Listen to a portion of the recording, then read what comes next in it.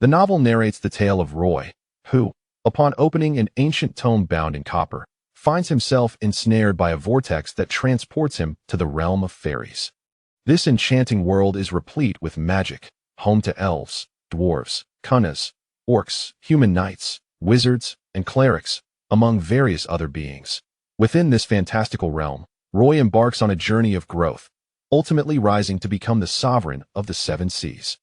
The fleet he commands is known as the Path of Light, revered wherever it sails. Throughout his adventures, Roy encounters numerous trials, including forging alliances with diverse races, navigating the conflicts of various factions, and delving into the mysteries of arcane powers that in this continuous struggle, he crafts his own legendary narrative. Chapter 1. The Moonlight in the City. Roy perched on the granite railing of a bridge, his legs dangling over the side, as the crystal-clear waters of the Darnay River flowed straight into the boundless ocean. The crescent silver moon hung in the night sky, casting a snowy glow over the quaint town. The streets appeared desolate, occasionally interrupted by the passage of horse-drawn carriages. This was Castleton Port, a natural harbor merely 200 kilometers from the Silver Moon Kingdom of Buenos Aires. In the distance, the resonant bell of a three-masted ship setting sail echoed, its chimes crisp and clear, perfectly timed with the rising tide. The departure of vessels from the docks was dictated by the ebb and flow of the tides. Having been in this world for over a year, Roy felt he was far from a competent traveler. He chuckled at his own predicament, reflecting on how others could transform their lives through simple means, such as crafting soap from sheep's fat, extracting olive oil, or harvesting salt from the seaside. While he remained stagnant, the level of civilization in this world surpassed Roy's wildest imaginings. Opulent carriages graced the streets, while 30-meter-long three-masted ships docked at the harbor.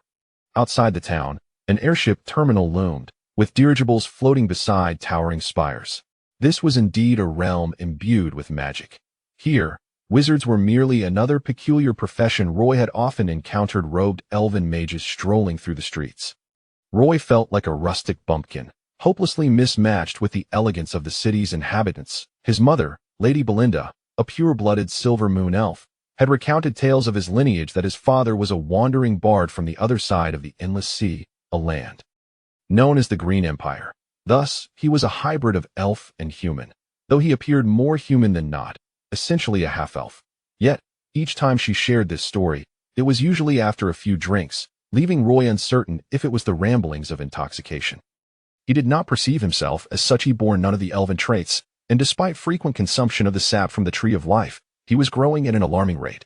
Roy's home lay along a lengthy street in Castleton Port, where the Darnay River flowed beneath the bridge at the street's entrance. This area was among the lowest in the city, a district primarily inhabited by commoners. Whenever heavy rains fell, the streets would transform into torrents as rainwater cascaded down from higher grounds. With a sigh, Roy pondered the mundane reality of life, even in this magical elven world. He found himself questioning whether this might all be a dream. He had attempted various methods to awaken himself, such as shouting in the bustling square or challenging Mrs. Winnie, the apothecary's pet shadow panther. Now, seated on the stone railing of the bridge, gazing at the relentless flow of the Darnay River, he closed his eyes and took a deep breath, extending his arms. "Awaken, Roy," he urged himself. Imagining himself as a seagull, he leapt into the frigid waters below. With a splash, as he plunged into the river, Roy felt his mind fall into a void. The cold water enveloped him, yet when he opened his eyes, he found himself still submerged. His feet touched the soft silt at the river's bottom, and he flailed desperately, swallowing several mouthfuls of water before finally clambering onto a stone step at the riverbank. This stone platform, usually a communal spot for neighbors to wash clothes and fetch water, was fortunately devoid of people at this hour. Otherwise, Roy would have faced considerable embarrassment. Gasping for breath, he lay exhausted on the stone, his damp clothes clinging uncomfortably to him. The chill of the stone was unsettling, yet it served to sharpen his senses. Despite his expectations, Roy felt a twinge of disappointment within. "Roy, is that you?" From beside the railing, a head emerged, a female elf with pointed ears, her hair wrapped in a silken scarf, gazing at him with a mixture of curiosity and concern. "Ah, good evening, Mrs. Gillian. Do you require assistance?" "Oh, no need. I merely wished to try night swimming," Roy replied, mustering a smile, though his Elvish was still somewhat clumsy. "Very well, As you wish. Seeing that Roy appeared lively and not in despair, Mrs. Jillian turned away, pushing her cart toward the dock. With the tide currently rising, fishing vessels returning from the sea would soon arrive, and she intended to collect some fresh fish. Mrs. Jillian was Roy's neighbor, a vendor at the fish market, specializing in mackerel. The fresh catch from the sea lacked any unpleasant odor. A simple salting, with a sprinkle of pepper and a dash of lemon juice, transformed it into a delectable dish. The elves here subsisted on fish and fruits, leading a remarkably healthy diet, and it was rare to see an overweight elf. Soaked to the skin, Roy walked along the street as the night breeze swept over him, involuntarily shivering. He felt the urge to dash a few steps to fend off the cold. His drenched attire weighed heavily upon him. Elves of Roy's age typically remained at home, engaged in their formative education. Yet, he appeared much like a 17 or 18-year-old human youth. Elves boasted lifespans of around 800 years, while half-elves like Roy were said to live up to 300 years with diligent care. Even 400 years might be a stretch. For Roy, the sudden realization that he could live up to 300 years felt akin to attaining immortality. Life stretched out before him in infinite possibilities. However, for Lady Belinda, the stark reality loomed. Roy's lifespan was barely half that of a typical elf, and he might very well perish before she did. Contemplating this often left her in a melancholic reverie. Belinda believed Roy to be precocious and decided to invest some of her earnings to further his education. The Elven Academy in Castleton celebrated freedom, allowing students to choose their courses. Roy could initially enroll in less critical electives, providing him with a sense of purpose. Elves cherished a life of leisure, indulging in fishing, gardening, singing, dancing, listening to music, and participating in various gatherings. Yet, residing in the city inevitably incurred expenses. The higher echelons of elves understood the art of enjoying life, while only those at the lower strata needed to toil. Lady Belinda worked as an assistant to a sculptor, spending her days in an art gallery. When idle, she found herself languid. When busy, she was nearly engulfed by her work, much like now. As she pushed open the door, moonlight streamed through the window, illuminating the otherwise dim corner. The living room's furnishings were discernible. A wooden square table against the wall, accompanied by 2 chairs, and a thick sheepskin rug covering the floor. The windowsill was adorned with an array of flower pots, bursting with delicate white baby's breath. To the left of the living room was Roy's chamber, while the kitchen occupied the right. Lady Belinda's room was upstairs, featuring a terrace that led to a steeply sloped roof, also brimming with potted plants. In the eyes of elves, cultivating flowers was akin to nurturing one's own taste. Kicking off his shoes, Roy padded barefoot across the creamy wool rug and stepped into the adjacent washroom. Roy changed into a clean outfit and soaked his wet clothes in a wooden basin for washing, before hanging them out to dry on the terrace of the second floor. As he ascended to the terrace, he caught sight of little Moira, the daughter of Mrs. Jillian from next door, sitting at the edge of the opposite terrace with her knees hugged to her chest, gazing up at the silvery moon in the night sky. She was a blend of silver moon elf and dark night elf, her skin slightly muted in hue. She had awakened early to the latent talent of concealment, a gift of the dark night elves, and like her kin, she was quiet and reserved, preferring solitude over social interaction. Yet, this was the realm of silver moon elves, where many harbored disdain for their dark night counterparts. Moira, still awake at this late hour? Roy casually greeted her while hanging his clothes on the line. Moira turned, revealing a delicate visage. I napped a bit too much during the day, and now I find it hard to sleep. Roy, I heard you're going to school next week. Yes, Belinda believes I should begin my studies at the academy sooner rather than later. Roy tugged at the wrinkled hem of his shirt and invited, would you like to join me? I think I'll wait a little longer. I'm afraid I might not adapt well, Moira replied, withdrawing slightly, her shyness evident. The snow-like moonlight cascaded over the white sheets as Roy sat on a bed thickly padded with herbs. He opened his right hand, staring at his palm, where a faint glow reminiscent of fireflies began to shimmer. He was uncertain of its purpose. He touched his withered wallet, having saved for a long time to accumulate 76 kolar, pondering to himself, just 24 kolar short of the fee for basic appraisal. Since this was either a dream from which he could not awaken, or perhaps not a dream at all, he resolved to meticulously plan his forthcoming endeavors.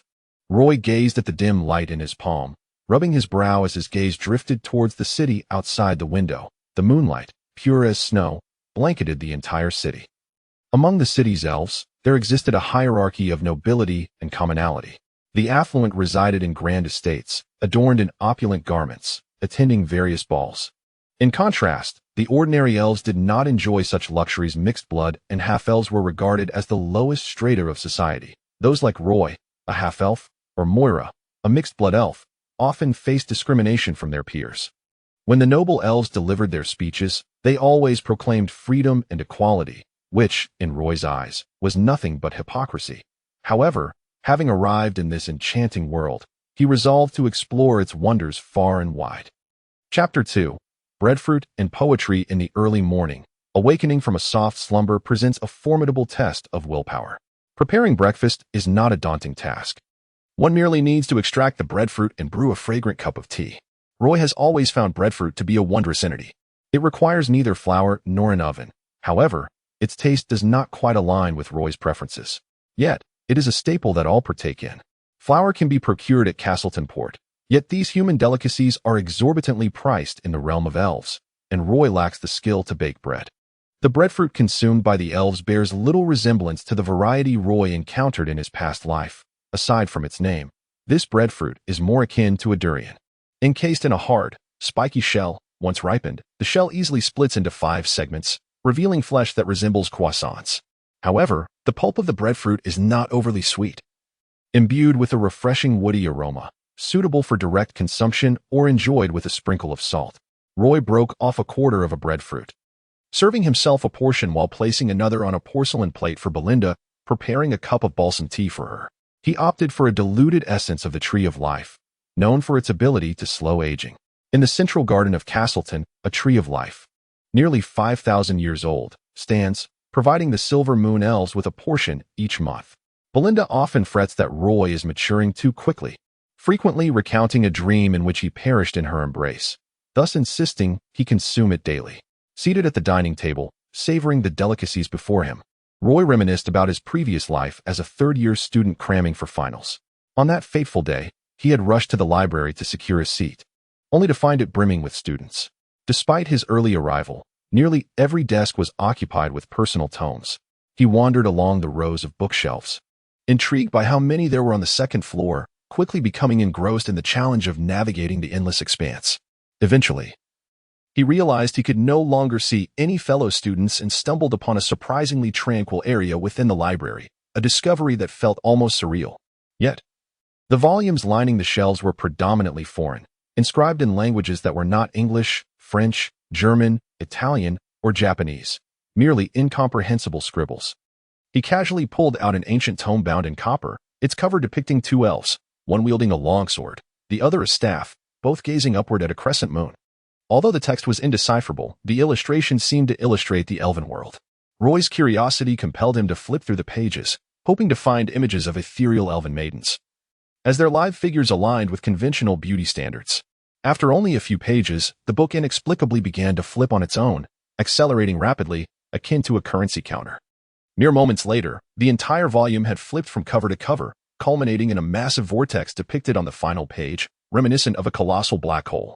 It swiftly engulfed Roy, offering no opportunity for him to struggle or call for help. He lost track of time in the void until he awoke to find himself in this elven realm, now the son of Lady Belinda, an elven mother with whom he bore no resemblance. She treated him kindly, though she embodied a somewhat bourgeois artistic spirit, dedicating nearly all her earnings to the pleasures of life. Perpetually sentimental, she sought both material and spiritual fulfillment, often donning exquisite garments to attend various balls. As a purebred Silver Moon elf, she effortlessly gained entry into numerous social gatherings, whereas Roy, despite Belinda's assurances of his half-elf lineage, faced rejection at the gates due to his human-like appearance. He would patiently wait by the flower bed at the ball's entrance, always assuring Belinda that he had no desire to dance. How could an elf dislike dancing? Belinda would undoubtedly see this as a form of consolation from Roy, leading to a gradual decline in their attendance at such events. Recently, Belinda secured a new position as an assistant to a sculptor in the city. Though her duties mostly entailed menial tasks, the artistic atmosphere suited her well. This morning, she descended from the upper floor, yawning and clad in a breezy nightgown, her alabaster arms almost entirely exposed. The nightgown clung to her slender frame, revealing her youthful figure, as she was still quite young for a Silver Moon elf, akin to a human in her late 20s. Her silver hair was casually styled in a bun atop her head, and her large blue eyes bore heavy bags, betraying her lack of rest. While she was not conventionally beautiful, she possessed a self-awareness and a knack for dressing that radiated intelligence. Seated at the dining table, she appraised Roy with a discerning gaze before sipping her honey tea and delicately scooping the breadfruit from the plate. The way she savored the breadfruit resembled the indulgence of ice cream. "How was your day yesterday?" Belinda inquired, reaching to pinch Roy's cheek, only for him to turn away to avoid her touch. "It was fine. I'm thinking of fishing by the seaside today," Roy replied, setting down his spoon to express his intentions. Belinda hesitated briefly before responding. "That's fine, but please refrain from collecting those barnacles from the rocks. They taste like slugs, and just the sight of them makes me queasy." Roy shrugged in response. "All right. They're actually quite delectable, especially with a bit of lemon juice." Soon, it was time for Belinda's familiar maternal admonitions. Like all mothers, she held various expectations for Roy. "You must learn to embody the ways and customs of elves. After all, you reside in an elven realm. I truly cannot fathom where you acquired these human habits. Has the human essence within you awakened?" Belinda expressed her exasperation. Reflecting on the task she had assigned him, she questioned, "Have you finished the poetry collection I asked you to read last week?" In truth, Roy had completely forgotten where the book lay within the room. The elven poetry, merely thinking about it, left him feeling overwhelmed. "This simply will not do. We Silver Moon elves would rather forego bread than poetry," Belinda chided. "I understand. Without bread, fish will suffice." Breakfast was a simple affair, requiring the washing of 2 plates and cups, tasks Roy primarily undertook. After their meal, Belinda donned a new dress adorned with maple leaf patterns for her work at the art gallery. Roy took the time to scrub his mud-stained shoes before leaving home with a fishing rod and bucket, making his way along the Darnay River downstream towards the seaside, where the river met the ocean, creating a prime fishing spot among the rocky outcrops.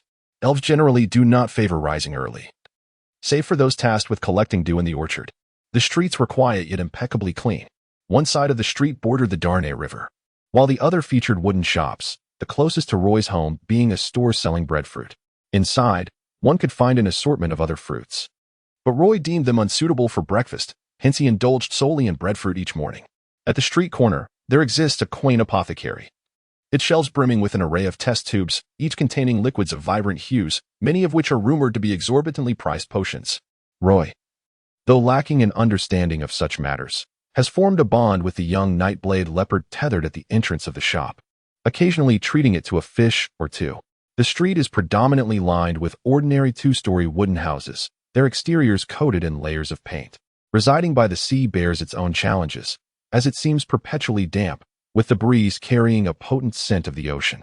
Proceeding further down the street, one encounters a slightly protruding rock face, upon which stands the Temple of the Statue of Liberty. It is said that every Sunday morning, a congregation gathers to pray, often joining together in song. The eldest daughter of their neighbor, Mrs. Gillian, named Sabrina, is a member of the temple choir. Roy has always harbored a desire to glimpse the interior, yet each time he passes the entrance, his steps falter as he gazes through the iron gate at the statue of the goddess, staff in hand, ensconced in the courtyard's flowerbed. From his vantage point, Roy catches sight of a hazy figure emerging from the corner of the temple's northern wall. The figure suddenly darts from the wall, tumbling into the wild grass beyond, thereafter vanishing from view. Roy pays little mind, speculating that a thief daring enough to scale the wall at such an early hour might be an elf clandestinely rendezvousing with a priestess within the temple.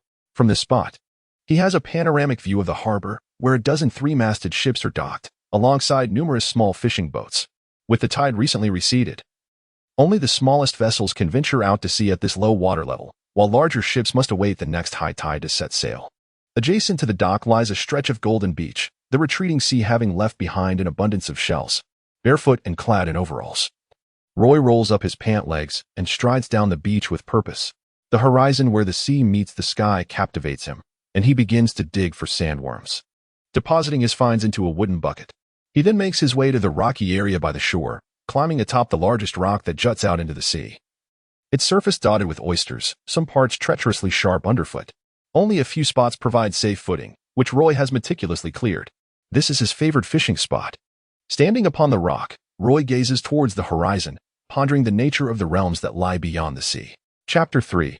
The bounty of the sea. Beneath the azure sky and amidst the white birds, the ethereal clouds linger only where the sea meets the sky. The rocky area here is nearly submerged during high tide, revealing its treasures only when the tide recedes. Consequently, the rocks are densely populated with oysters and clams, which the sprites tend to avoid, resulting in a near monopoly of oysters along the shore. Fishing here, while one must be cautious of snagging the hook on the sea floor, presents an almost idyllic opportunity. The wind is brisk, and though the tide has yet to rise, the waves crash against the rocks, creating a cascade of frothy spray that carries the scent of the ocean along the coastline. Roy deftly baited a sandworm onto his hook, casting his line into a narrow expanse of water beneath the rocks. Each wave surged through the rocky crevice, only to retreat moments later. During a high tide, one would discover a small, darkened pit encircled by rocks, where a few black sea bream lurked. The sprites favor culinary delights crafted from fish, often removing the skin and filleting the meat from the spine, seasoning it with salt and pepper before frying it in oil, then drizzling it with a specially prepared sauce. They tend to prefer fish with fewer bones, making the cooking process less cumbersome. The black sea bream, however, is somewhat troublesome to prepare and is only purchased by 2 fishmongers at the dock market. Occasionally, Roy would set up a water barrel at the entrance of the fish market to sell to the sprites seeking fresh fish, though they are quite discerning. Consequently, he often opts to sell directly to the fishmongers, ensuring a steady supply without the hassle. In just a short morning, Roy managed to catch half a barrel of fish, including a few black sea bream and a strikingly beautiful knife fish, which he planned to steam for dinner. As noon approached, the tide began to rise once again, with waves relentlessly battering the rocky outcrops, slowly engulfing the area. Understanding the folly of remaining here as the waters ascended, given the razor-sharp shells littering the shore, Roy decided to pack up his fishing rod. He carefully descended the rocks, lugging the heavy water barrel, and made his way towards the bustling fish market at the dock. Castle Dun Harbor is not particularly large. Along its less than 300 meters of dock, a variety of fishing vessels are moored, some wooden boats for nearshore fishing, while others are sailboats capable of venturing further into the sea. In stark contrast, the larger 3-masted ships, primarily merchant vessels, are anchored in the deep waters. These ships not only deliver myriad spices and gems from the south, but also bring magical herbs and delectable mushrooms from the northern Evernight forest. The entire Elven continent is dominated by 3 factions: the Wood Elves, who occupy vast southern territories and revere the offspring of nature, living predominantly in a colossal world tree, said to be crowned by a thriving city; the Silver Moon Elves, who claim the central region and consider themselves the true royal lineage of elves, despite lacking recognition from the other 2 factions; and the Dark Moon Elves, who inhabit the Evernight forest in the north, accustomed to the shadows and breeding many skilled assassins. Castle Dun Harbor, situated on the territory of the Silver Moon Elves, benefits from its 3-sided coastal exposure and proximity to the Gabsea Trench, rendering it a natural harbor. The lively fish market is bustling with local sprites selecting fresh fish, alongside merchants from Buenos City, who pack the freshly caught seafood into ice-filled wooden crates destined for their city. The sprites have established a non-aggression pact with the sea folk of Ghana, allowing Castle Dun Harbor to flourish from a secluded fishing village into a vibrant port over the past century. To the east of the dock lies a bustling fish market, once a barren stretch of beach that gradually transformed into a thriving trade hub as more sprites began to gather. Now, stone slabs pave the area, and small wooden shanties or sunshades have been erected in certain spots. Roy has his own sales channel. A restaurant owner who operates a stall in the market is eager to purchase his catch. The restaurant's signature dish is steamed sea bream, a recipe enhanced by Roy's subtle advice. Roy's black sea bream has found a stable market, albeit at a persistently low purchase price, 2 coins regardless of size. Fish smaller than the span of 2 hands are simply returned to the sea. As Roy navigates through the bustling fish market of Castle Dun Harbor, he greets familiar faces. The sprites here are common folk. The nobility would scarcely venture into such a smelly and dirty market, where many sprites are of mixed heritage. The Silver Moon Elves exhibit greater tolerance towards Roy, a half-elf who resembles humans more closely than some mixed-blood sprites. The sprites refer to mixed-blood individuals as blood sprites. And in the face of new relationships, love knows no boundaries. Roy has heard tales of many mixed-blood sprites who, unable to endure the discrimination on Elven soil, departed en masse by ship. Indeed, his neighbor, Ms. Gillian, has 2 daughters who embody this story. The elder, Sabrina, bears some Wood Elf lineage, while the younger, Moira, has a hint of Dark Moon Elf blood. Ms. Gillian, like her mother Belinda, is a Silver Moon Elf. The sprites in the market have long grown accustomed to Roy's presence, with some even greeting him warmly. Roy, Off to fish again? Yes, Jilu, how's business today? Don't even mention it. The Buenos fishmongers have driven the prices down too low. In such moments, Roy often finds himself at a loss for words. The fishmonger, dressed in waterproof leather pants, is unfazed. He merely seeks an outlet for his frustrations, and Roy is a willing listener. Jilla continues. Our market should unite against those outside fishmongers. Look over there. It seems another large ship is docking. Following Jilla's gaze, Roy indeed spots a sizable vessel approaching the deep water area of the dock, its unique design standing out. The sails, unlike the common white silk used by the elves, are a dark gray, prominently displaying embroidered designs of swords, shields, and griffins. Though the five-masted ship is several hundred meters away, Roy can clearly see that the sailors aboard are not the pointed-eared elves, but rather a group of humans who bear a slight resemblance to him. These human sailors, brimming with excitement, cheer and wave towards the shore. Soon, Roy arrives at a fish stall, distinct from the others with its varied selection of seafood. The customers here seem to be browsing without the presence of merchants. The stall owner is an elderly elf, although time rarely leaves a mark on elves. The sparse white hair atop his head and the faint wrinkles on his face reveal his advanced age. Elves typically possess a lifespan of approximately 8 centuries. However, this does not imply they are immortal. Time, indeed, claims their lives, yet an elder elf signifies a wealth of life experiences. Even if he merely operates a stall at the fish market. Have you been fishing again? The elder elf kindly inquired of Roy. In contrast to other youthful elves, Roy exhibited a more pragmatic and discerning understanding of life. The elves of Castleton Harbor resided in an environment of ample resources, where even the most impoverished among them could afford breadfruit. Their culinary desires were not particularly demanding. Most young elves pursued the elevation of their artistic sensibilities. While many would recite poetry by the sea, few, like Roy, dedicated themselves to fishing along the shoreline. Only 14 Kohler, Roy stated, placing the bucket at the feet of the elder elf. Pour it in. The elder elf replied without counting the catch.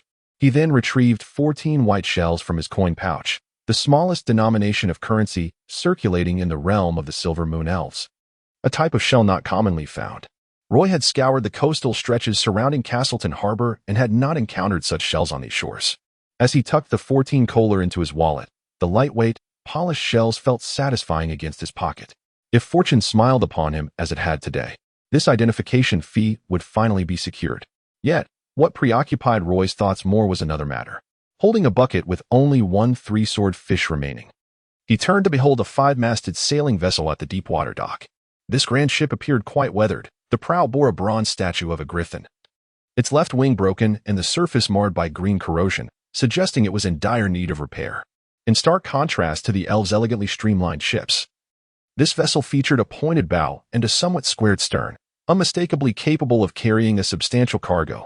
Chapter 4. The crew. As Roy approached the grand vessel at the harbor, he was truly struck by its towering stature.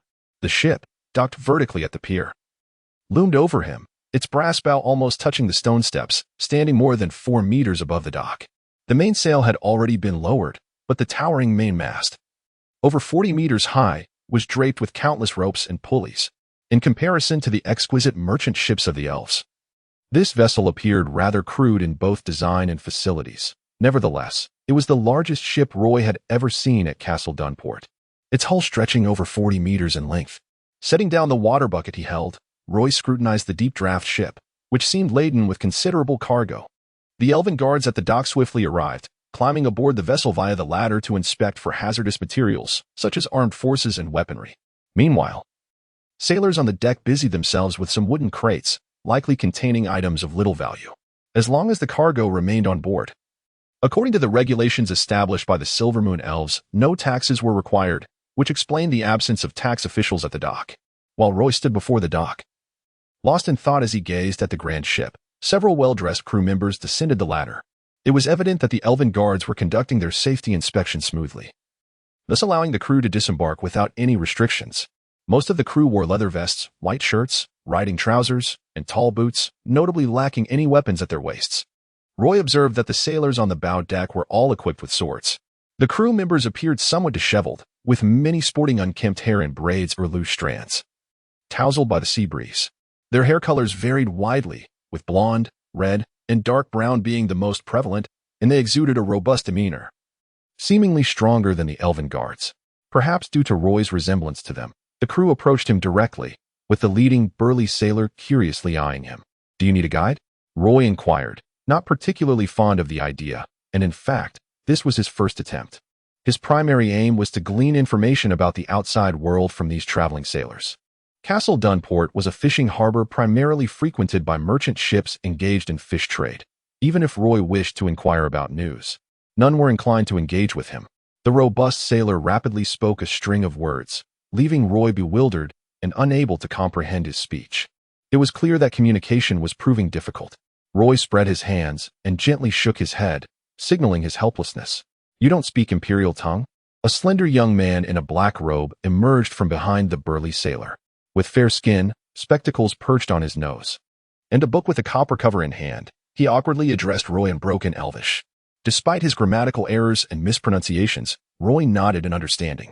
"I only speak Elvish. Do you need a guide?" he asked, noticing the young man's robe bore subtle patterns that suggested magical inscriptions. Roy suspected the young man might be a sorcerer. The sorcerer waited until Roy softened his tone and repeated himself before responding. "Take us to an inn. Once we're settled, guide us to a tavern with local flavor. We could use some relaxation. If possible, share with me some interesting tales from your travels. If you seek information about the outside world, let us exchange knowledge. We are equally eager to learn about this elven city." "This is Castle Dunport, part of the Silver Moon Elven realm," Roy replied candidly, noting that this was hardly a secret easily concealed. He then asked, "Where do you hail from?" "Not too far. What brings you here?" Roy inquired with curiosity, deliberately omitting the specific location of Buenos. The young sorcerer answered, "Of course, for trade. We intend to procure some elven delicacies." However, before he could finish, the burly sailor interrupted him. Clearly bewildered by the conversation between the sorcerer and Roy, the sorcerer patiently translated for him. Afterward, the burly sailor quickly relayed a few words to the sorcerer. The sorcerer hesitated for a moment, then carefully organized his thoughts before responding to Roy with an awkward smile. "We plan to purchase some elven biscuits and high-quality swords and shields." Roy discerned that they were not being entirely truthful, but chose not to press the matter further. After all, they were still strangers.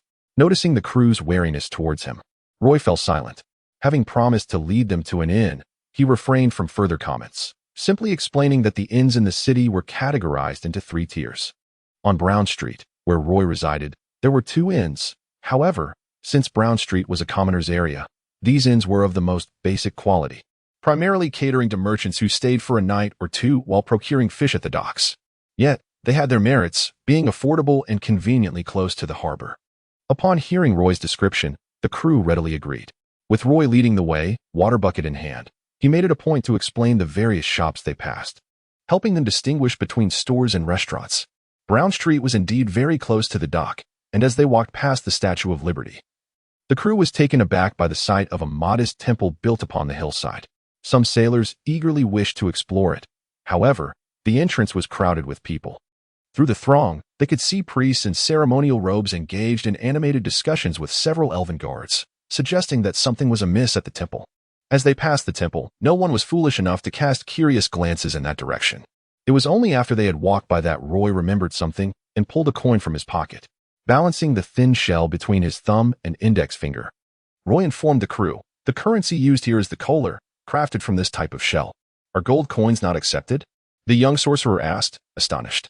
Roy cast an envious glance at the sorcerer, for he had no idea how gold coins would fare in local commerce, having never possessed one nor witnessed anyone using them. "You might give it a try. I believe some elves would appreciate it," Roy suggested. He led them to an inn, and indeed, this establishment did not accept gold coins. However, the young sorcerer produced a pale green gemstone from his pocket. The charming young elven receptionist at the inn, upon seeing the gem, immediately summoned the innkeeper.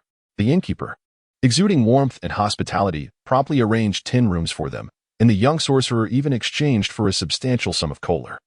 The young sorcerer casually counted out 50 kohler and handed it to Roy. Roy hesitated, reluctant to accept, for this was a considerable amount of money for him. "Take it. Later, I will need you to help us find a more reliable tavern," the young sorcerer insisted, playfully shoving the stack of kohler into Roy's hands with a smile. Chapter 5. The tavern. Roy led the group of sailors down Brown Street. The port city of the Elven realm was quite distinctive. With many exquisitely crafted buildings lining the streets, However, the gardens hidden behind these storefronts were invisible from the road. Even when elves possessed gardens, they seldom cultivated vegetables. They preferred to nurture flowers and plants, meticulously trimmed, and occasionally planted a tree or two for fruit. For them, gardening was an art form. The sailors, filled with curiosity, gazed around at the intricate architecture, their attention often drawn to the elven women. Regardless of their age, they would first scrutinize their faces before allowing their eyes to wander down their necks, chests, waists, and hips. Occasionally, they exchanged remarks in the imperial tongue, a language Roy could not comprehend. Perhaps due to the essence of the world tree, elven women, even those who had lived for 6 or 7 centuries, appeared remarkably youthful, with only subtle wrinkles marking their faces. To the sailors, it was impossible to discern that the elf tending to the flowers was 200 years older than his great-great-grandmother. As Roy introduced the shops along the street, the sailors became more attentive. They lingered for quite some time in front of Mrs. Winnie S. Apothecary, where shelves outside were adorned with flower pots containing various magical herbs, the likes of which Roy struggled to identify. According to Lady Belinda, such fundamental knowledge was something Roy would gradually learn at school. However, it was evident that the sailors had spent a bit too long outside the apothecary. Despite their attempts to appear restrained, Roy could see the desire in their eyes. A young mage introduced himself as Benjamin. Since Roy could not communicate with the other sailors, he felt no need to learn their names. In fact, he suspected that even the young mage's name was a fabrication. Each time Benjamin responded to his name, there was a slight delay, as if it were not an instinctive reaction. The explanation Benjamin offered was that it was the first time anyone had called him by name in Elvish. Given the sailor's generous nature, Roy chose not to dwell on these inconsistencies. "I know where a tavern is, although I have never been inside," Roy informed the young mage, Benjamin. The mage invited him, saying, "Then let us go inside and experience it together." Roy pointed towards a well-reputed tavern at the end of Brown Street.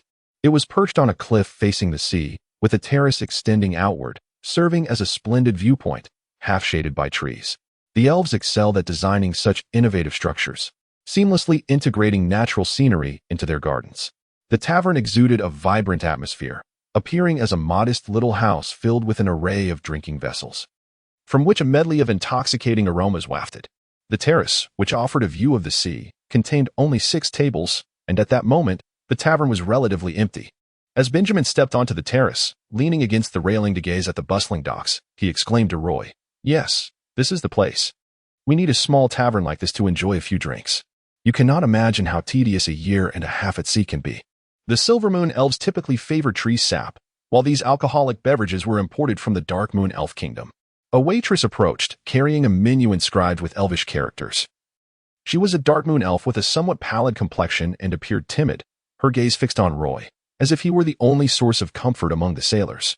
Roy had seen her on the street but was surprised to discover she worked in this tavern.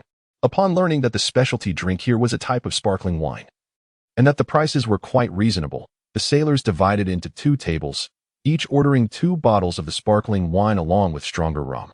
As for the accompaniments, they had only some dried fruits and fish jerky, no other food.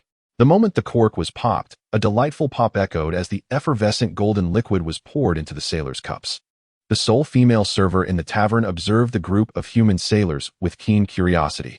She was quite attractive, her lips adorned with a hint of gloss, and when she sat beside the bar, there was no trace of disdain in her eyes.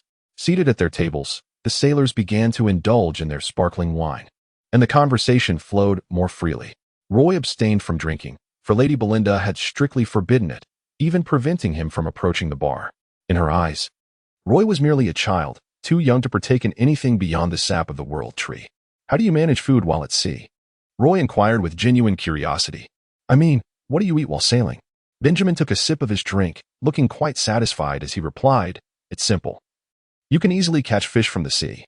Roy inwardly scoffed at the notion that it was common knowledge among sailors. "I meant, can you eat vegetables on the ship?" He pressed further. "Of course. My profession is that of a botanist, and we need to cultivate fast-growing vegetables on board.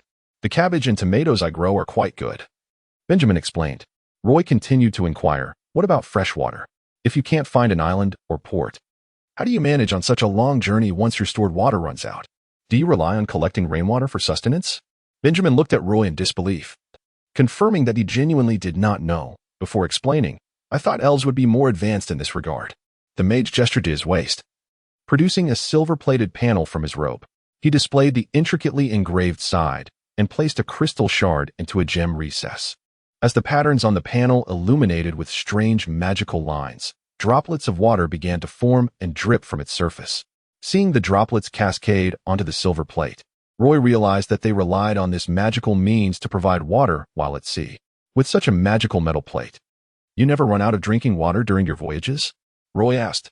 After carefully wiping the silver plate with a cloth, Benjamin replied, not only that. We often rely on it for bathing as well. Roy found these revelations fascinating, yet he felt a tinge of melancholy. This world was undeniably different from his own. How long have you been here? Benjamin asked, taking another sip of his drink. The sailors nearby were engrossed in their own conversations, their voices rising and disrupting the tavern's tranquil atmosphere, though thankfully, it was not crowded.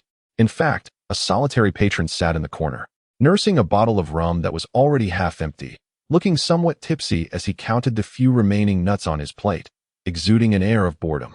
Roy found his profile vaguely familiar. I was born here and have lived here all my life, Roy replied casually. With envy, Benjamin pressed on. Did you grow up in the Elven Kingdom? Roy nodded, bewildered by the repeated inquiry. Have you ever been to Buenos Aires? Benjamin inquired. Roy immediately shook his head. The young sorcerer felt a twinge of disappointment and took another sip of sparkling wine. On the tavern's counter lay a conch shell, from which the haunting melodies of a siren could be heard.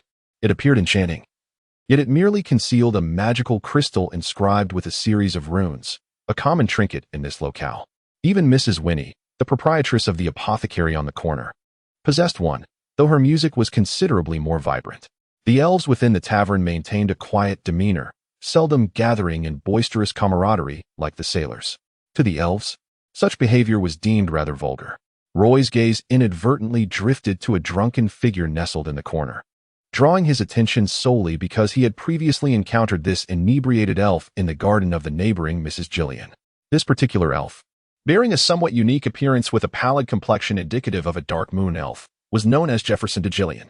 Jefferson donned a somewhat worn leather tunic, his hair unkempt and disheveled. He seemed to be waiting for someone, with a half-filled glass of rum before him, taking only shallow sips. Roy sensed that the last thing Jefferson desired at that moment was for him to approach and offer a greeting. The elf mumbled incoherently, lost in his intoxication. Upon finishing the last sip of his drink, he hazily scrutinized his empty glass, his left hand expertly snapping his fingers. The young waitress rushed over, clutching the drink menu, and leaned down to present it before him, awaiting his selection. In his inebriated state, Jefferson wrapped one arm around the waitress's slender waist while the other reached for her delicate hand, murmuring softly. The elven waitress shook her head repeatedly in refusal. Yet Jefferson persisted, his grip tightening around her wrist. Let go of that girl, bellowed a sailor from the adjacent table. His words were in imperial tongue, which Roy barely comprehended. However, he soon observed the man's face contorted with indignation as he rose abruptly and strode toward the corner table, firmly pressing his hand upon Jefferson's shoulder. Chapter 6. The fray. Jefferson struggled to rise, exhibiting a modicum of combat skills as he deftly drew the long dagger concealed within his boot. Roy surmised that he must possess the blood of the Dark Moon Elves, as his strikes were both fierce and swift, executed at angles that were exceptionally cunning. In a fluid motion, the dagger pierced the soft leather vest of a crew member at the left rib, slipping in just beside the 11th rib. The crew member, taken aback by the ferocity of this seemingly intoxicated elf, felt a sharp pain in his diaphragm, rendering his breaths labored. Gritting his teeth against the agony, he grasped the hilt of the dagger in a desperate attempt to kick Jefferson away. At that moment, Jefferson withdrew the bloodied dagger, rolling swiftly backward in preparation to leap off the railing of the suspended terrace and into the dense foliage below. The crew member, his hand now bloodied and missing several fingers, pressed his palm against the gushing wound. Other crew members, alerted to the scuffle, rushed towards Jefferson. Witnessing one of their own grievously wounded by the drunken elf, their demeanor shifted dramatically. With several shouts, their auras brimmed with visible hostility as they lunged at Jefferson in unison. Although Jefferson displayed commendable agility, he faced the daunting challenge of over 10 crew members, who coordinated their attack with remarkable synergy, effectively blocking all avenues of escape. In an instant, 4 crew members pounced upon him, pinning him firmly to the terrace floor. Grabbing his disheveled hair, they yanked his head upward before slamming it back down onto the floor, causing Jefferson to bleed profusely. His previously thrashing limbs now rendered weak and feeble. Amidst the throng of crew members, they dragged Jefferson into the alley behind the tavern. The blood streaming from his head formed a sporadic trail on the ground. Roy, standing beside the tavern's serving girl, was nearly paralyzed with shock. While the tavern owner rushed from his storeroom filled with barrels of liquor, the wizard Benjamin knelt beside the fallen crew member, reciting a brief incantation as he unfurled a magical scroll. Radiant glimmers cascaded down, intensifying the pain etched on the crew member's face. "How troublesome," Benjamin muttered, sorrowfully administering a vial of pale red potion to the injured crew member. Roy recognized this miraculous potion from Mrs. Winnie's apothecary. A robust crew member emerged hastily from the tavern's rear, speaking rapidly in imperial tongue to Benjamin, who paused in surprise and quickly inquired further, then began to tend to the wounded man's injuries. Their actions were swift, leaving no time to address Roy, who stood by. The apparent leader among the sturdy crew members, assisted by others, hoisted the injured crew member and swiftly departed, unimpeded by anyone in the tavern. Benjamin offered no further comment, merely patting Roy's shoulder before placing a stack of coins on the table and taking a few unfinished bottles of sparkling wine with him. He lingered at the rear, where the crew members awaited him. They ran at a brisk pace, opting not to head towards the city along Brown Street, but rather along the stone steps leading towards the sea, disappearing into the thick woods. At that moment, the serving girl, having summoned her courage to peek into the alley, let out a piercing scream. Roy felt a wave of anxiety. The situation seemed to worsen.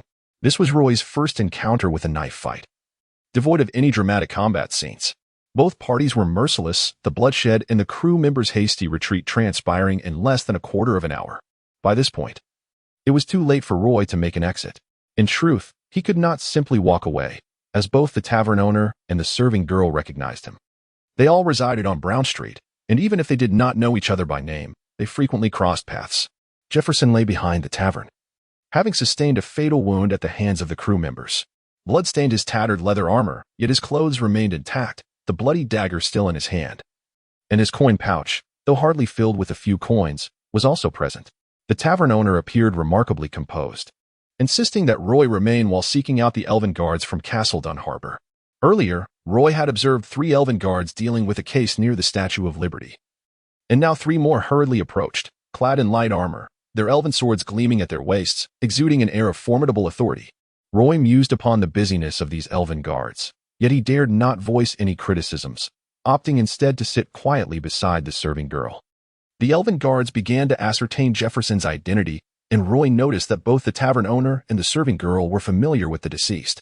The guards proceeded to investigate the incident's origins, with the tavern owner recounting how Jefferson had attempted to flirt with the serving girl, Lucy, and had become agitated when she refused to buy him a drink on credit, fearing he would not pay her back. The human warriors who clashed with Jefferson were merely coming to Lucy's aid.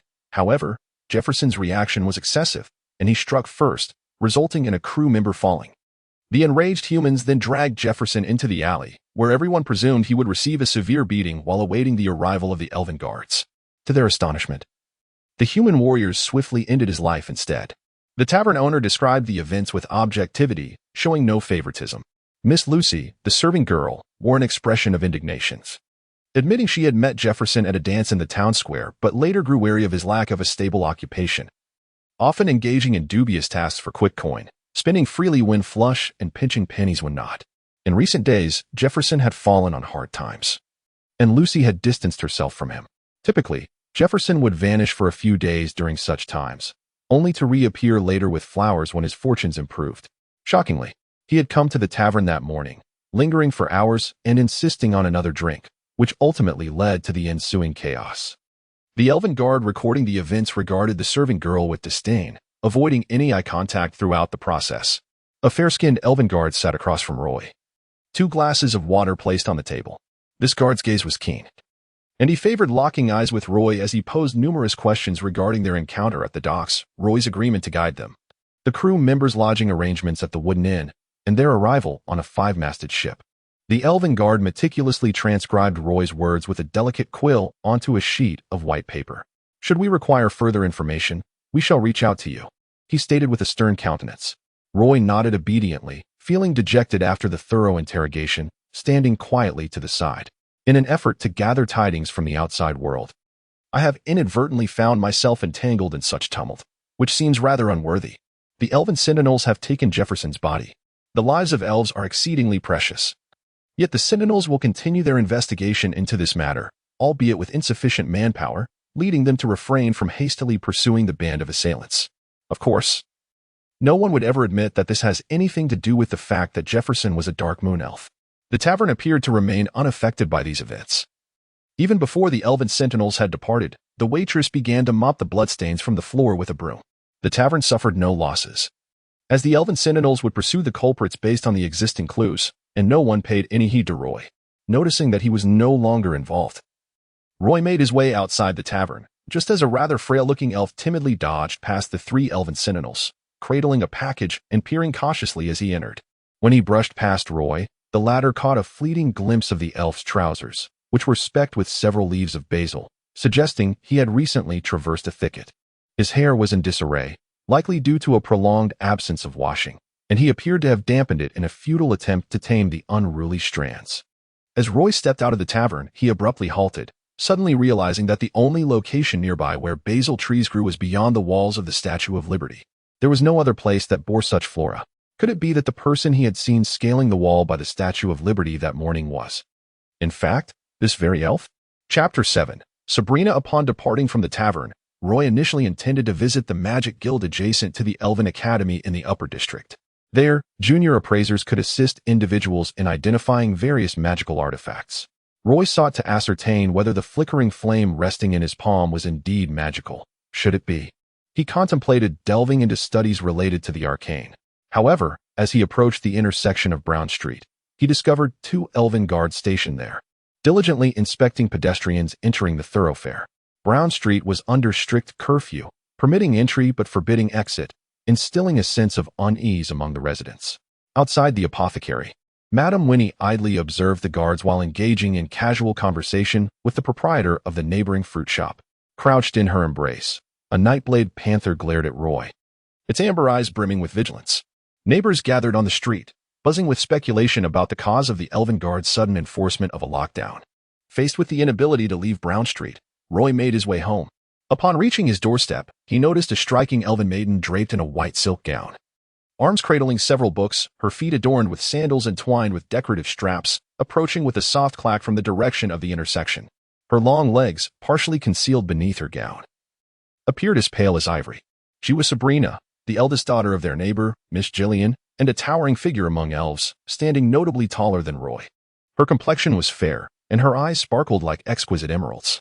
Among the elven kin, only the wood elves possessed such verdant eyes and lofty stature. Yet, Sabrina bore other features reminiscent of the silvery moon elves, such as her straight nose and translucent pointed ears.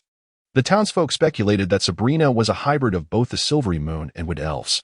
It was well known that her mother was Jillian, the fishmonger, while her father was presumed to be a wood elf.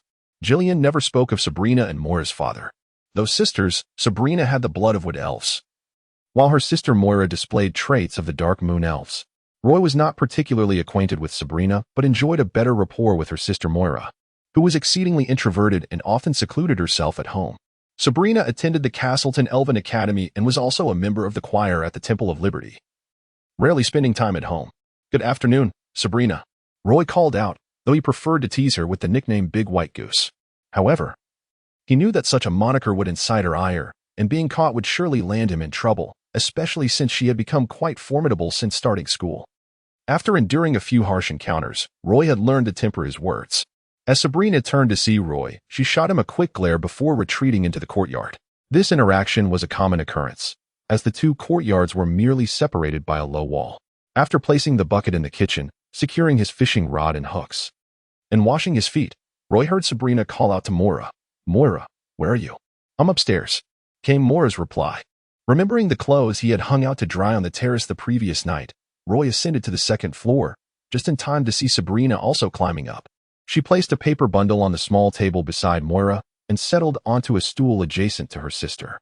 Noticing Roy on the opposite terrace, Moira glanced his way and set down her book to inquire, her voice slightly raspy, perhaps due to her preference for wearing dark clothing. "Did you hear about the holy chalice in front of the temple's sacred water pool?"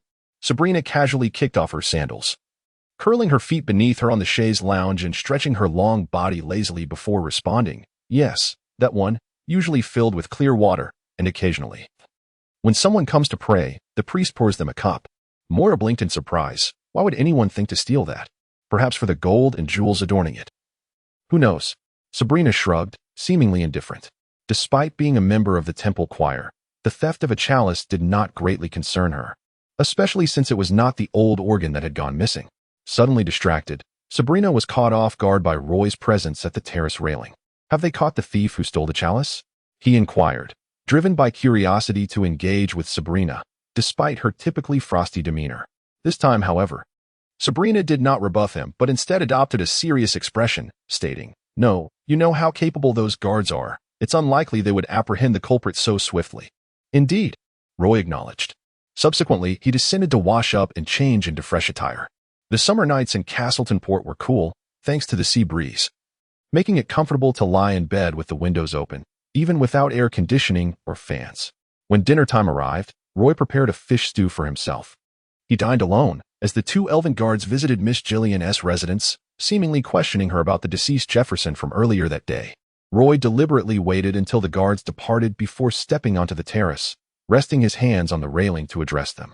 The guards, whom he had seen earlier at the tavern, paused as one casually asked, "Do you know Jefferson?"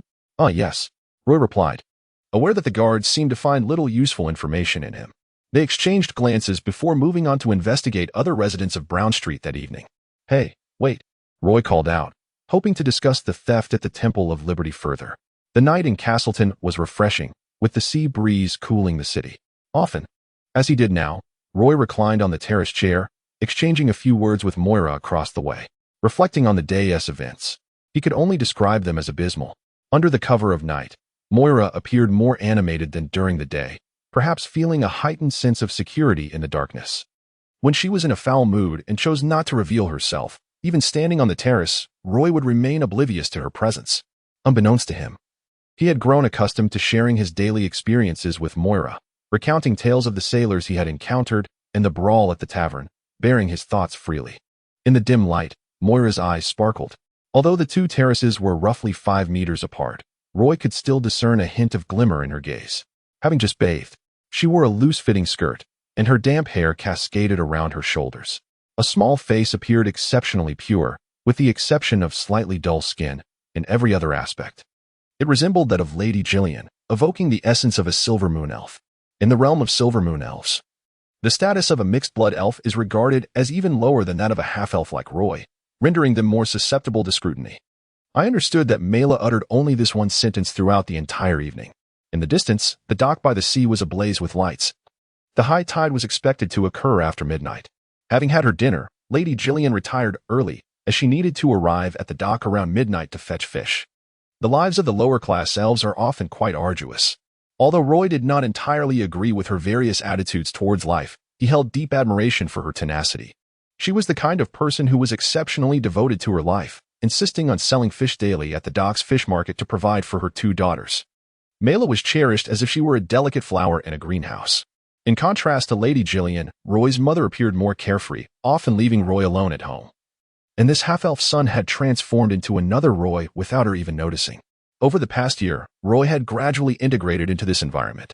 Contemplating the magical guild's assessment of the glowing ember that would appear in the palm of his hand tomorrow, Roy fell asleep with a heart full of anticipation. Chapter 8. Appraisal. The Magic Guild of Castleton is situated in the Upper District, adjacent to the Castleton Elven Academy, making it one of the most academically vibrant areas in the city. Young elves can be seen dashing through the streets, clutching books, while the main teaching building of the academy and the Mage Tower of the guild stand in harmonious contrast, serving as one of the most prominent landmarks on the western side of the Upper District. Typically, young elves attend the academy for their studies, regardless of whether they are Silver Moon elves or half-breeds. As long as they possess the desire to learn and pay the requisite tuition, they are welcomed. Ms. Belinda has decided to enroll Roy in this institution. Many elves, upon reaching adulthood, first secure employment to afford a semester's tuition before pursuing their studies at the academy. Some even manage to work while studying, provided they do not enroll in too many subjects each semester, allowing them to balance both commitments. Of course, those from affluent backgrounds, such as elven nobility, need not concern themselves with tuition fees. They are free to focus solely on their education, often pursuing a broader array of subjects. Initially, Roy was expected to follow the same path as other ordinary elves, finding work to save for his tuition before attending school. However, his mother, Belinda, believed that Roy, possessing only half the lifespan of a true elf, should not sacrifice precious time enjoying life in pursuit of studies. Thus, she intends to cover his tuition.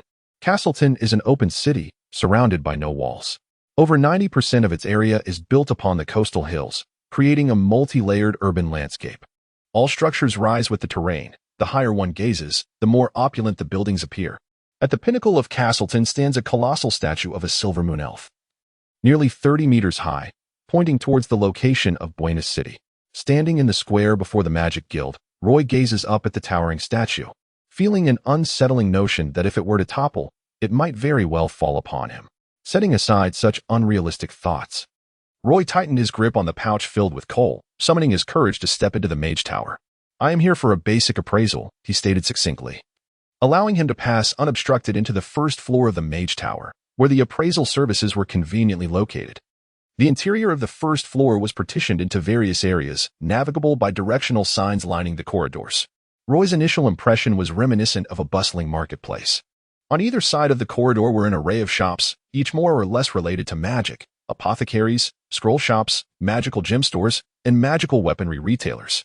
The clientele included not only elven nobles but also numerous students from the academy and several elegantly robed mages. Following the signs to the appraisal zone, Roy found the area quieter than the bustling shops. Among the numerous establishments, many specialized in the appraisal of magical artifacts, but after a brief exploration, he settled upon a modestly unassuming yet frequently visited basic appraisal shop. Roy quietly fell in line, each patron entering the shop alone, while others waited outside. There were 4 individuals ahead of him, each emerging with mixed expressions of joy and disappointment. Roy felt a twinge of anxiety as his turn approached. When it was finally his moment, he knocked gently on the door, and a voice from within beckoned, "Please, come in." Upon entering, Roy found the space modestly sized, filled with shelves lined with copper-bound tomes. The air was tinged with the musty scent of aged parchment. Near the back, a staircase led upwards, but Roy had no need to ascend. Immediately upon entering, he noticed a wooden table adorned with several magical crystals. Behind the table sat an elven mage, whose gaze was warm, yet imbued with an air of authority that discouraged any impropriety. He wore a deep green robe. Its intricate silver patterns subtly revealed only at certain angles, embodying understated elegance. Roy could not discern the mage's age, as time had left no apparent mark upon him. "Young one, how may I assist you?" the elven mage inquired in a calm tone. "I seek your help in determining whether I have grasped the essence of magic," Roy replied, taking a seat on a somewhat cold chair. He extended his right hand, palm upward, revealing a flicker of light akin to a firefly. Noticing Roy's anxious demeanor, the elven mage offered reassuring words. Silvermoon elves not only possess a natural talent for archery, but each is also attuned to the magical elements. With a little guidance, you can learn magic. It is evident that you are a half-elf, and if you wish to pursue magic, you may certainly enroll at the Elven Academy. Once you officially become an apprentice, you can register here at the Magic Guild. Am I truly able to? Roy asked, eager to ascertain his potential as a mage. His fixation on this possibility stemmed from memories of a boy marked with a lightning-shaped insignia upon his forehead. The thought of becoming a mage thrilled him. He envisioned himself wielding a staff of cedar, effortlessly conjuring fireballs with a mere flick of his wrist, a fantasy that seemed undeniably exhilarating. The elven mage subsequently retrieved a magical crystal, slowly bringing its tip closer to the faint glow in Roy's palm. To his surprise, as the crystal neared the light, it exhibited no reaction whatsoever. Typically, this crystal would illuminate at the slightest hint of magical energy, yet it remained unresponsive in the presence of Roy's glow. The mage, after a moment's hesitation, picked up another crystal designed to gauge magical intensity and brought it near the faint luminescence, but still, there was no response. After a moment of contemplation, he gently tapped his forehead. "This is not magic," the elven mage concluded. Roy's initial anticipation crumbled upon hearing the mage's words. However, the mage continued, "You might consider visiting the Moon Temple or the Temple of Liberty." He paused, realizing his initial suggestion favored the Moon Temple, which is exclusively accessible to Silver Moon elves. Half-elves like Roy were prohibited from entering, lest they defile the sacred altar of the moon. Thus, he amended his advice to suggest the Temple of Liberty instead. "The glow in your palm is neither fire nor light element. I suspect it may be divine in nature. While I cannot ascertain its nature here, I encourage you to inquire at the temple." I believe they would warmly welcome a young individual capable of accessing divine magic without the need for enlightenment, the elven mage advised Roy. Roy felt bewildered, never anticipating such an outcome. Even the appraisal fee at the end was waived by the elven mage, who stated that since he could not provide valuable assistance, Roy was not required to pay. As Roy stepped out of the junior appraisal office, his coin pouch still bulging, he found himself at a crossroads of emotions, uncertain whether to feel elated or disheartened. Upon witnessing Roy's emergence, a young elfin line seized the opportunity to enter. Within the Silvermoon Kingdom, the Moon Temple stands as the most grandiose and frequented sanctuary, with nearly all Silvermoon elves venerating the goddess of the moon, Elune. However, it is precisely due to the immense scale of the Moon Temple, dedicated to the symbol of purity, the moon goddess, that it only accommodates Silvermoon elf devotees. According to the elven mage, the flame in Roy's palm falls within the realm of divine magic, prompting him to seek answers within the temple. Yet, entry into the Moon Temple was beyond Roy's reach. He could only seek solace in the Freedom Temple. It is worth noting that the Freedom Temple was able to propagate its doctrines throughout the elven realm precisely because of the Moon Temple's exclusionary practices. The priests of the Moon Temple had cast half-blood elves aside, allowing the Freedom Temple to embrace this marginalized group, thus enabling its clergy to establish a modest sanctuary in the lower district of Castleton. Moreover, this temple was not far from Roy's home. Had I known this would be the case, it would have been better to go to the temple first, Roy silently lamented. After exiting the magic tower, the bright sunlight overhead dispelled his earlier gloom. Roy even treated himself to a slice of icy watermelon from a beverage shop across from the Magic Guild, strolling along the lengthy street while savoring his snack. Having resolved his lunch en route, he soon found himself standing before the grand entrance of the Freedom Temple. The memory of the wall-climbing thief he had witnessed the previous morning stirred an indescribable feeling within him. The main doors of the temple were closed, yet the side entrance stood ajar, unguarded by any clergy. Supporting himself against the iron railing of the side door, Roy stepped inside. This marked his first venture into the temple's front courtyard. Chapter 9. The Temple. Due to geographical constraints, the Temple of the Lady of Freedom is relatively modest in size. However, its ability to propagate the teachings of the Lady of Freedom in the Elven realm, where the Temple of the Moon prevails, is a testament to the exceptional diplomatic skills of the High Priest Felix Mitchell. The presence of the Temple of the Lady of Freedom in the Elven Kingdom can also be attributed, in part, to the practices of the Temple of the Moon. As the largest sect in the Elven realm, the Temple of the Moon exclusively accepts the worship of elves, consistently rejecting half-elves and other races who venture into the Elven domain. The lower district of Castleton is adjacent to the harbor, although it is merely a fishing port. Vessels from the Wood Elf and Dark Moon Elf realms still dock here, which is a fundamental reason for the diverse ethnic composition of the residents in the vicinity. The inhabitants have grown accustomed to this mixed way of life, making it a natural locale for the dissemination of the temple's doctrines. The regular congregants of the temple are predominantly half-elves and mixed-blood elves. Lady Belinda, a Silver Moon elf, is a devout follower of the Temple of the Moon. Thus Roy seldom steps into the temple. Almost daily, he passes by the temple's entrance, frequently catching sight of the statue of the Lady of Freedom at the center of the courtyard. Stepping through the temple's grand entrance, he notes that the courtyard, though small, is adorned with a neatly arranged hedge surrounding the central statue. The ground is paved with polished stone slabs, their seams filled with mortar. And at the entrance to the main hall stand two statues of priests, one wielding a staff in both hands, the other brandishing a flail and cradling a copper-bound book with a half-meter chain. The priest on the right, holding the staff, is clad in ceremonial robes, while the one on the left, wielding the flail, is donned in heavy armor, both exuding an imposing presence. Perhaps due to a recent theft, a priest is stationed at the entrance of the main hall. Upon seeing Roy approach, he pauses momentarily in the courtyard before ascending the steps to the main temple, promptly addressing Roy. Apologies, but there is no gathering today. The temple is temporarily closed to the public. The priest, dressed in a dark red robe, informs Roy. I have come to request the priest's assistance in determining whether I possess divine powers, Roy replies. The priest scrutinizes Roy, pausing for a moment before responding, then please follow me. Instead of leading Roy into the main hall, he guides him along the stone path to the rear courtyard. Surrounding the main hall are densely planted cypress trees, forming a veritable wall of greenery. The main hall towers above the cypress trees, its silhouette visible from outside, which is why Roy had seldom noticed this verdant barrier. As they traverse the thick cypress wall, Roy discovers a three-story bell tower nestled among the foliage, resembling an attic of the main hall. Upon closer inspection, He realizes that the two structures are indeed separate. Beneath the bell tower lies a well, though Roy is uncertain whether it contains fresh water. It appears to be the residence of the priests. Read, there is someone outside wishing to test for divinity. A voice calls from behind a wooden door that swings open. A priest clad in dark red robes trimmed with silver emerges, donning a silver crown and holding a scepter adorned with a gem at its tip. Standing before Roy. This priest, identified as Reed, possesses a smooth complexion devoid of wrinkles, leaving Roy unable to ascertain his age. To Roy's surprise, Reed is human, which makes him feel a sense of familiarity in a city predominantly inhabited by elves. Despite Lady Belinda's repeated assertions that Roy is a half-elf, he feels distinctly human. As Reed gazes at Roy, his expression is gentle, and he notices Roy's distinctly non-elven ears.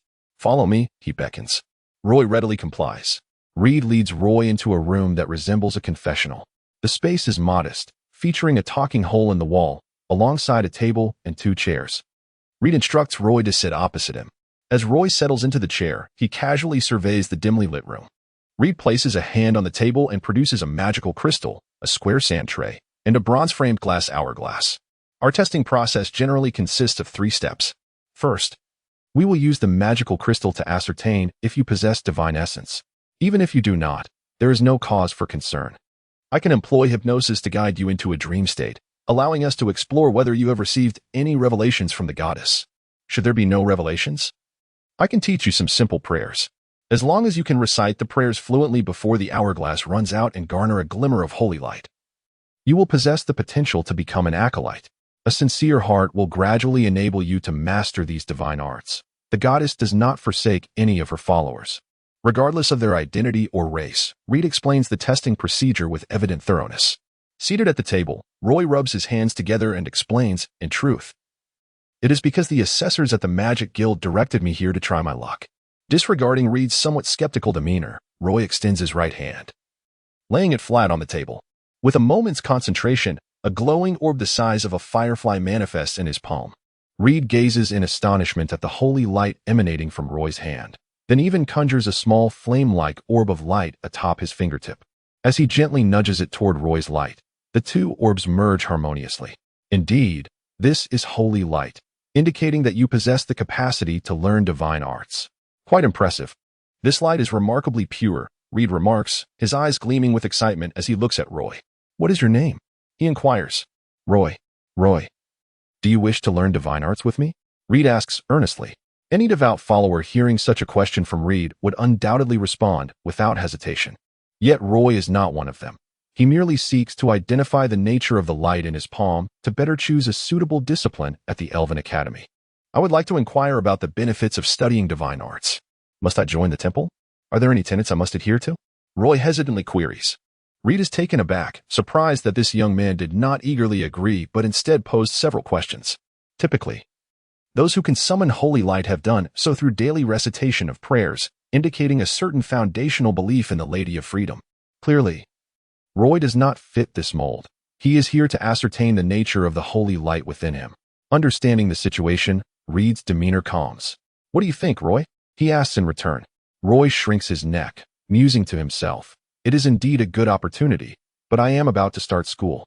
I cannot possibly pursue both paths simultaneously." Noticing Roy's downcast eyes fixed on the table in silence, Reed realizes that his words have failed to sway the young man. "Indeed, mastering the divine arts necessitates joining our Temple of Liberty, after which you shall become an acolyte within its sacred halls," as Priest Reed elaborated.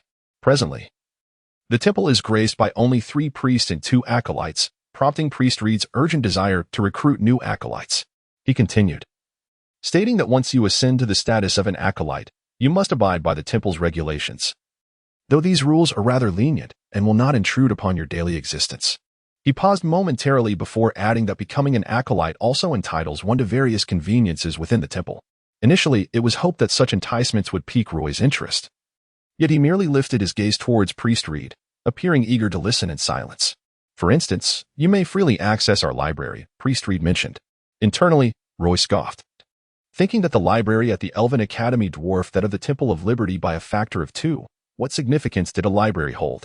"Studying the divine arts can enhance your inner strength," Priest Reed asserted. Sensing that his explanation lacked vibrancy, he raised his staff and recited an incantation directed at Roy. subsequently enveloping him in a radiant beam of light. Roy felt a refreshing sensation wash over him, akin to stepping out of a warm bath and lying on a terrace at night, with the ocean breeze gently caressing him. Could this be the essence of divine magic? He pondered whether, upon mastering these skills, he might establish a bathing center in the upper district of Castle Dawn. A wave of confusion washed over him, leading him to believe that it was unnecessary to squander his time in this manner. What do you think? Perhaps you should contemplate this opportunity? The presence of holy light within you signifies that you are, by nature, destined to be a priest, Priest Reed proclaimed with pride as he sat across from Roy. Chapter 10. The Apprentice Priest, however. I have already enrolled in the Elven Academy and am preparing to attend classes there next week. So I may not have time to come here, Roy said delicately. He then prepared to take his leave. At that moment, he hesitated whether to offer Priest Reed a fee of 1 gold crown or to compensate him through a donation. Priest Reed noticed Roy's disinterest in their conversation and pondered for a moment before saying, "Once you become an apprentice priest, you will have 2 half-days each week to read here, although you cannot take the books out of the library." With that, he stood up and beckoned Roy towards the door. Among these books, there are some on prayers, others detailing the history of the Temple of the Free Goddess, and several guides on divine magic. While they may not hold much value for outsiders, they are exceedingly precious to priests. Since Roy had yet to join the Temple of the Free Goddess, he could only stand at the door and peer inside, confirming that Priest Reed's words were indeed true. Nevertheless, Roy remained indifferent. The Temple of the Free Goddess had recently experienced 2 rounds of personnel reductions over the last 6 months, and even counting the apprentice priests, there were only 5 individuals remaining. Just the night before, a chalice had been stolen from the holy water pool in front of the temple. Had it not been for the severe shortage of staff, such an embarrassing incident would not have occurred. Priest Reed felt that the temple urgently needed to increase its personnel, and this young man before him was the ideal candidate. Having finally found a potential student, he was determined not to let Roy slip away easily. Roy's lack of enthusiasm indicated that the conditions offered were insufficient, prompting Priest Reed to continue. "You will only need to participate in prayers twice a week. Additionally, there are 3 half-days where you may learn divine magic under my guidance." Roy realized that his week was fully scheduled, leaving him no time for anything else, especially with his studies at the academy. "If you become an apprentice priest, you will also receive a stipend of 4 gold crowns each week," Priest Reed added. Looking up at the hopeful expression on Priest Reed's face, Roy readily agreed. "Very well. I believe I am indeed well suited for this role as an apprentice priest." Priest Reed was pleasantly surprised by Roy's quick change of heart and joyfully responded, "Then welcome to the Temple of the Free Goddess, Roy." Roy had initially expected some sort of ceremonial initiation upon joining the temple, but to his surprise, it merely involved adding his name to the roster of clergy, with apprentice preceding his title. Priest Reed then took Roy on a tour of the other buildings within the temple. Due to the ongoing theft investigation, the Elven Guards had requested that all items in the main hall remain undisturbed, which is why Priest Reed did not take Roy into the main hall. As the High Priest of the Castletown Temple of the Free Goddess, Priest Reed was accompanied by 2 deputy priests, and the 2 apprentice priests were students of these deputies. However, Priest Reed had no students of his own, so he was eager to introduce Roy to others. This temple was constructed under the auspices of His Grace, Felix Mitchell, and I am now the 17th in line, Priest Reed informed Roy. As they reached the steps of the main hall, Priest Reed pointed to a stone statue holding a double-headed staff and said, "This statue was created in the likeness of His Grace, Felix Mitchell." At that moment, Roy spotted the priest he had seen earlier at the main hall entrance approaching. Priest Reed quickly introduced him. "This is Priest Theodore, who primarily oversees the distribution of blessed water from the holy water pool." It was no wonder he was stationed at the main hall door. As the chalice from the pool had been lost, Roy promptly greeted the unfortunate Priest Theodore, contemplating whether to share what he knew with him. Had he known he would be joining the temple today, he would have had the Elven Guards apprehend the thief yesterday. Roy felt a twinge of regret. Priest Theodore greeted Roy with a warm smile, welcoming him. Subsequently, Priest Reed introduced Roy to Priest Anderson, as well as 2 apprentice priests, Jasper and Abet, who were busy with chores in the backyard. Priest Anderson was primarily responsible for the temple's bi-weekly gatherings, where he preached the tenets of the Temple of the Free Goddess and glorified the deeds of the Free Goddess. Both he and Priest Theodore were elves, possessing a handsomeness that surpassed that of Priest Reed. The other 2 apprentice priests, Jasper and Abet, were also elves, albeit of mixed heritage, which Roy discerned from their eyes and ears, noting some differences from the Silver Moon Elves. Perhaps due to their elven lineage, they did not choose Priest Reed as their mentor. The two apprentice priests wore white robes, adorned only at the collar, cuffs, and waist with dark red patterns, and they wore no hats. Finally, after a long wait, a newcomer had joined, bringing great joy to the two young elves. Priest Reed then presented Roy with a complete set of apprentice priest attire, which included a robe, belt, and boots, and even arranged for him to have a small room furnished with only a bed and a wardrobe. Although Roy was now an apprentice priest in the temple, he did not need to reside there since he would still be attending the Elven Academy. He was only required to come to the temple each afternoon and could leave before dinner. This arrangement was already quite lenient for an apprentice priest. Roy believed that this opportunity not only allowed him to learn but also provided him with a stable income, all while being conveniently close to home. It truly seemed like a splendid arrangement. Chapter 11. Investigation. Roy had grown accustomed to dining alone. The meals of the elves were quite simple, often consisting of a plate of fruit or a fish. Tonight, Roy had only an apple. The mischievous child dared not provoke Roy, for Roy had bested him in a scuffle on 2 occasions. His grandmother was a formidable elven woman. The last time she confronted Miss Belinda, Roy was punished by being made to scrub floors for an entire month. Pointed little ears peeked from the wall, spying on Moira, who was crouched in the yard collecting seashells.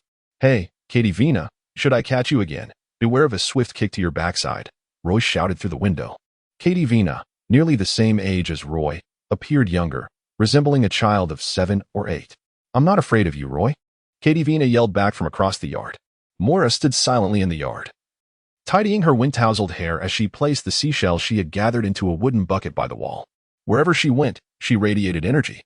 Upon seeing Roy seated on the living room sofa, munching on his apple, Miss Belinda quickly removed her crystal sandals and rushed to him, enveloping him in a warm embrace and planting a kiss on his forehead. She was a 300-year-old silver moon elf, still relatively young among her kind. It was only after having Roy that she began to adapt to the role of a mother. "Roy, how have you been these past few days? I heard there was a murder on Brown Street. The safety in the lower district is quite concerning." Roy closed his eyes and rested his forehead against Belinda's abdomen, seeking to alleviate his embarrassment. He relished this maternal affection. "Everything is fine. I just happened to be nearby when those crew members committed the murder. I was guiding them at the time, unaware they would clash with Jefferson." Roy recounted the events, causing Belinda's complexion to pale, her lake blue eyes brimming with worry. "You are to attend the Elven Academy next week. Perhaps we should rent a room in the upper district so you can move there and be closer to the academy," suggested Belinda, believing that residing in the upper district would at least ensure a degree of safety. Belinda had moved here not only because the cost of living was lower but also due to the presence of many half-blood elves, who would not discriminate against Roy's half-elven heritage. Had they lived in the upper district, Roy might have faced countless disdainful glances, potentially becoming as introverted and withdrawn as Moira, the daughter of Mrs. Gillian next door. Thinking of his work as an apprentice priest at the Statue of Liberty, Roy resolutely shook his head and replied to Belinda, "Living here is perfectly fine. I can take care of myself." Not wishing to dwell on this topic, he swiftly changed the subject. "How's the work at the art gallery coming along?" Upon mentioning work, Belinda's attention was instantly diverted. She leaned back on the sofa, lightly massaging her sore shoulders. "If you're busy, I can report to the Elven Academy myself on Monday," Roy offered. Looking at the young man before her, Belinda felt as though he had suddenly matured. She affectionately ruffled Roy's hair and said, "My Roy has grown up, not only forming his own opinions, but also becoming more independent." While Belinda took a shower downstairs, Roy made his way to the terrace. Each evening after dinner, he would come up here whenever he had the time. It had become a habit.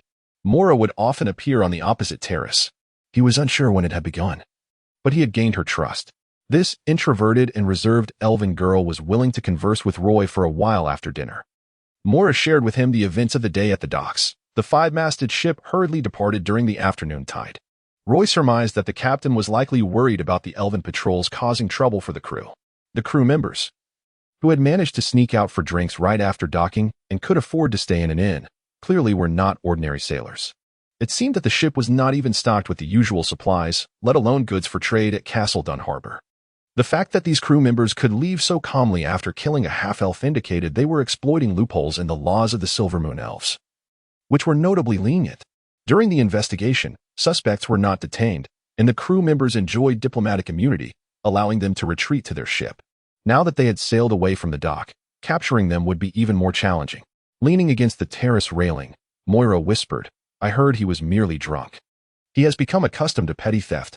He need not live such a miserable life. My mother said he wants tea always like this. He was a banished noble of the Dark Moon Elves in Castle Dun, initially hopeful for a pardon from the north. Perhaps the lengthy wait eroded his hope, leading him to alcoholism, transforming him into a different person when inebriated. Roy felt somewhat speechless, listening to Moira's words. He couldn't shake the feeling that Jefferson was indeed Moira's father, albeit an inadequate one. He then recalled that Miss Belinda had also raised herself alone, leaving Roy pondering whether all men in the elven world were like this. Moira often sought him out to confide her thoughts. Sometimes, on moonless nights, she would secretly invite him to the beach, leaving delicate footprints in the sand, only to be washed away by the incoming tide. It was only at night that Moira found the courage to be bolder. Sabrina always believed Roy was deceiving Moira, never granting him a kind word. Roy suddenly regretted not stepping forward at that crucial moment. Perhaps he could have prevented that entirely unnecessary conflict. That night, Roy experienced a series of bizarre dreams, resulting in a restless night. When morning came, he awoke with dark circles under his eyes. Before leaving, Belinda had prepared breakfast for him. Upon entering the Statue of Liberty, he sensed the lingering effects of a theft that had yet to be resolved, leaving the entire temple feeling rather desolate. Typically, there would have been a gathering this morning, but it seemed to have been cancelled at the last moment. Apprentice priest Jasper stood by the pool in front of the statue, wielding a hand net to scoop leaves from the water. The courtyard had already been tidied up. Spotting Roy's entrance, Jasper greeted him with a smile. "Good morning, Roy." "Good morning, Jasper. Do you need any help?" Roy inquired as he approached. No. This is but a small task. Besides, I have no pressing matters today. Making it easy to get a bit of exercise before my prayer class, Jasper replied, winking at Roy to discourage his kind offer, clearly enjoying his work. Seeing that help was genuinely unnecessary, Roy proceeded to his resting room to don the long robe of an apprentice priest. The priest on duty at the main hall was Anderson, and Roy approached him to say hello. The priest Anderson gestured towards the second floor of the row of small buildings behind the clock tower and informed Roy that Priest Reed would be conducting a prayer lesson in that room today. "Roy, you may go directly to find him." Given that a cluster of holy light could ignite in his palm, Roy was filled with anticipation for learning divine magic. He stood at the door and knocked gently. "Knock, knock, knock." "Come in," Priest Reed's voice echoed back. Roy opened the door and entered the room. Priest Reed stood before a desk, while the apprentice priest sat opposite him, engrossed in a thick tome, his head nearly buried in its pages as he diligently recited the sacred incantations. Upon noticing Roy's entrance, Abbot peeked up from behind the book and winked at him. Priest Reed pointed to the empty seat beside Abbot, signaling for Roy to take a seat. Having just become an apprentice priest yesterday, Roy's eagerness to learn brought a sense of satisfaction to Priest Reed. "Roy, you have arrived at an opportune time. I was just about to teach these two some prayers, and you can listen in as well. Of course, as a beginner, these prayers may be somewhat advanced for you, so you can start with a few simpler ones," Priest Reed said to Roy. After sipping a cup of red tea, he continued, "While mages gather their magical energy through meditation, we priests attain the power of holy light through devout prayer. Consequently, prayers are an indispensable part of our daily lives. Your mental strength is still quite weak and you are not yet ready to learn divine magic. You need to focus on strengthening your mental training. Reciting this sacred prayer book should be of great assistance to you." Roy took the heavy copper-bound book, which bore an image of the Statue of Liberty on its cover, titled Sacred Prayers. He thought to himself that this must be the introductory book for apprentice priests. In truth, Priest Reed was also uncertain. Recently, he too had been unable to establish a connection with the goddess through prayer or receive her revelations and prophecies, which significantly affected his ability to perform divine magic. Is it truly possible to strengthen one's mental capacity by gathering this holy light? Roy inquired. Indeed, it is. However, each individual chooses different prayers to recite. You need not be confined to any specific incantation. Feel free to try reciting a few simple ones. As long as you can gather holy light, it is a good sign that the prayer resonates with you, Priest Reed explained. Noticing Roy's earnest attention, he added, "When you recite prayers, they transform into minute orbs of light and are stored within your body, typically dispersed throughout. When you cast divine magic, you will draw upon this holy light. When the light within your body is depleted, you will no longer be able to perform these spells. In the future, I will elaborate on how to apply divine magic. For now, your task is to gather and accumulate this holy light. Only when your body becomes a vessel for holy light can you wield more powerful divine magic. The amount of holy light you have in your hand is insufficient.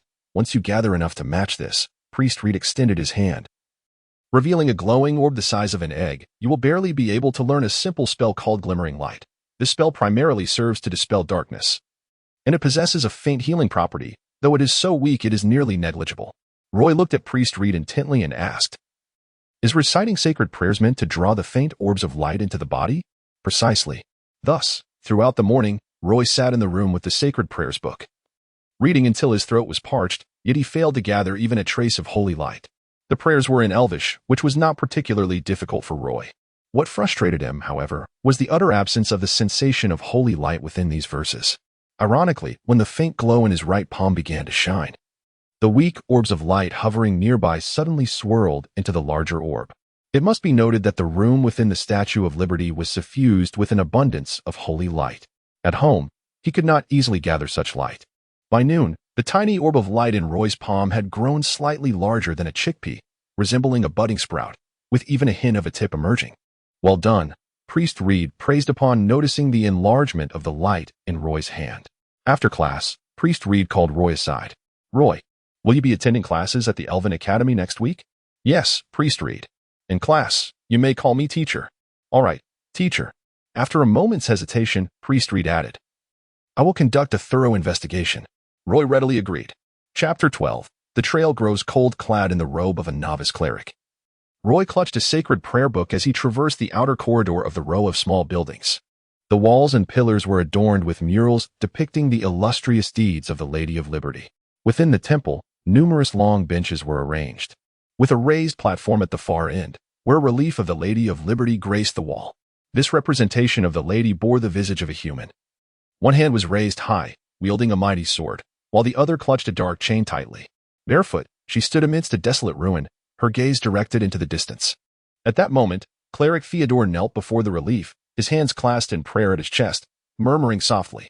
However, his voice was barely audible, leaving Roy uncertain of the prayers being uttered.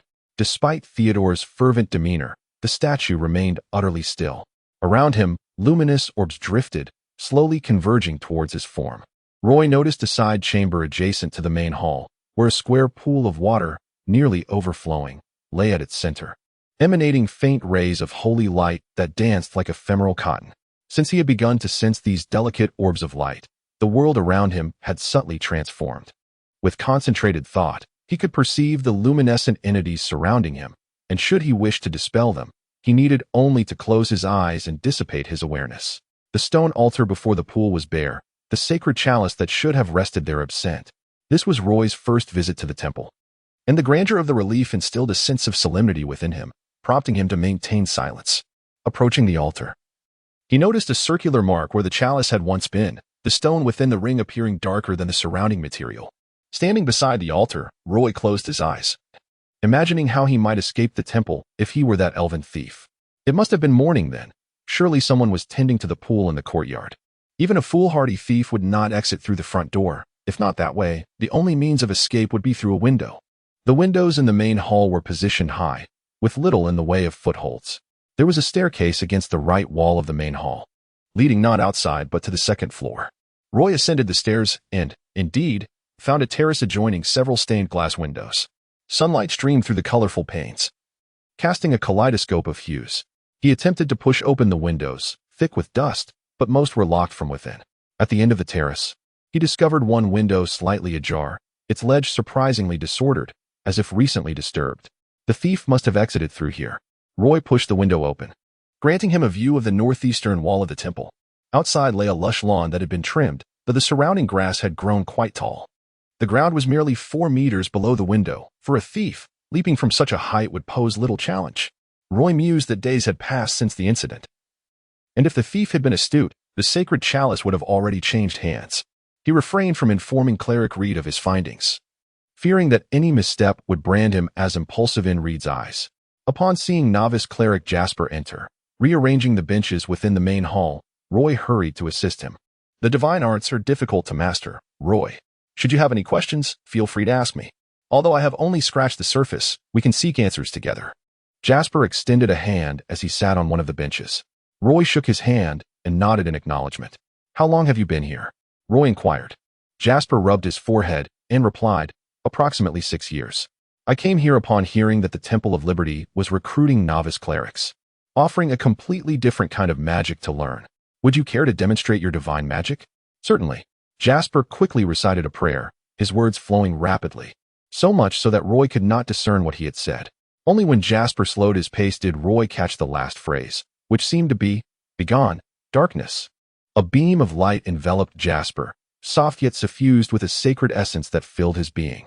In his palm, a small orb of light materialized, about the size of a snowball, just as Cleric Reed had described for learning spells. As the orb approached Roy, he felt a warmth, as if some shadowy despair within him was being dispelled. "I can feel the warmth. It truly is delightful," Roy exclaimed. It seemed the elven sentinels had also uncovered clues, for the lawn in the temple's rear was strewn with chaotic footprints. Roy could no longer find any useful information. He even discovered clear signs of climbing at the northeastern corner of the wall.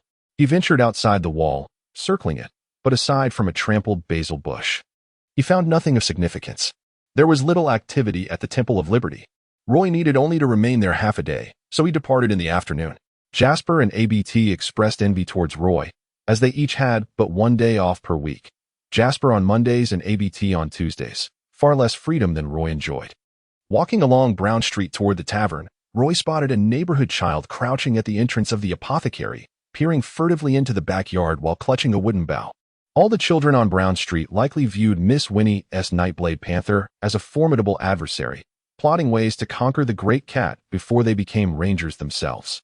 Upon noticing Roy approaching, the child quickly stood, brushed off his pants, and fled, perceiving Roy as far more fearsome than the panther. The tavern remained eerily quiet, with several tables devoid of patrons. It would likely only come alive later in the evening when the dockworkers finished their shifts.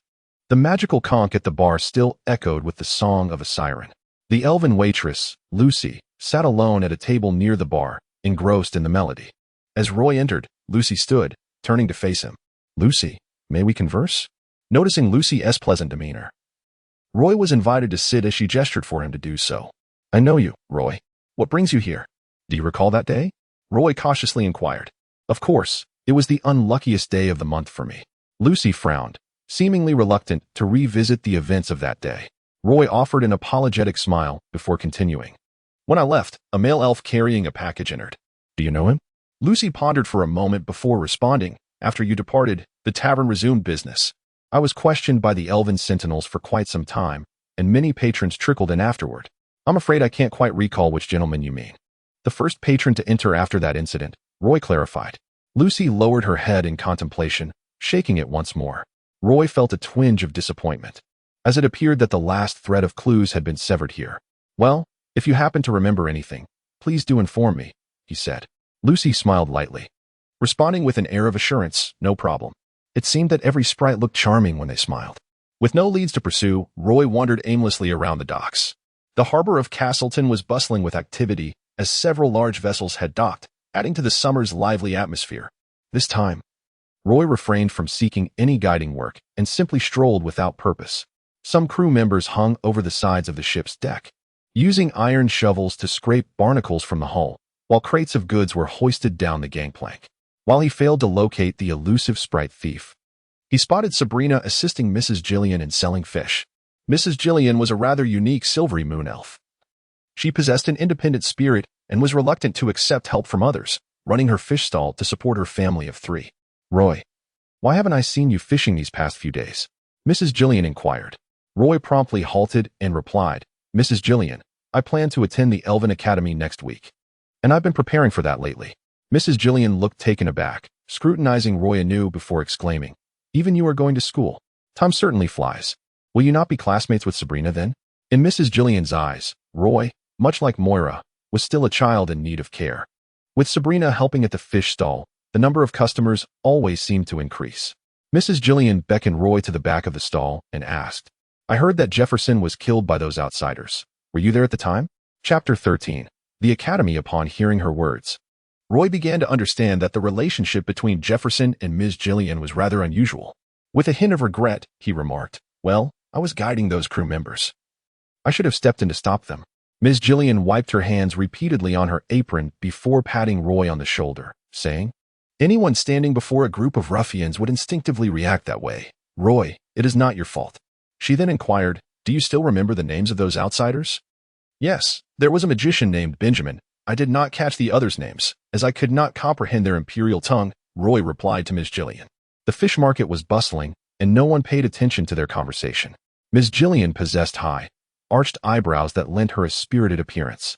Clad in a weathered leather apron, she often braved the elements, and the faint freckles dusting her cheekbones complemented her roughened hands. In her grip was a short dagger meant for fish slaughtering, and the hefty tuna, weighing over 100 pounds, was nearly sold out. Miss Gillian wiped the sweat from her forehead and turned to her eldest daughter, asking, "Sabrina, did you take the elective course in fine arts and sculpture at the academy?" The summer heat was oppressive, and it was evident that her fair complexion had reddened under the sun.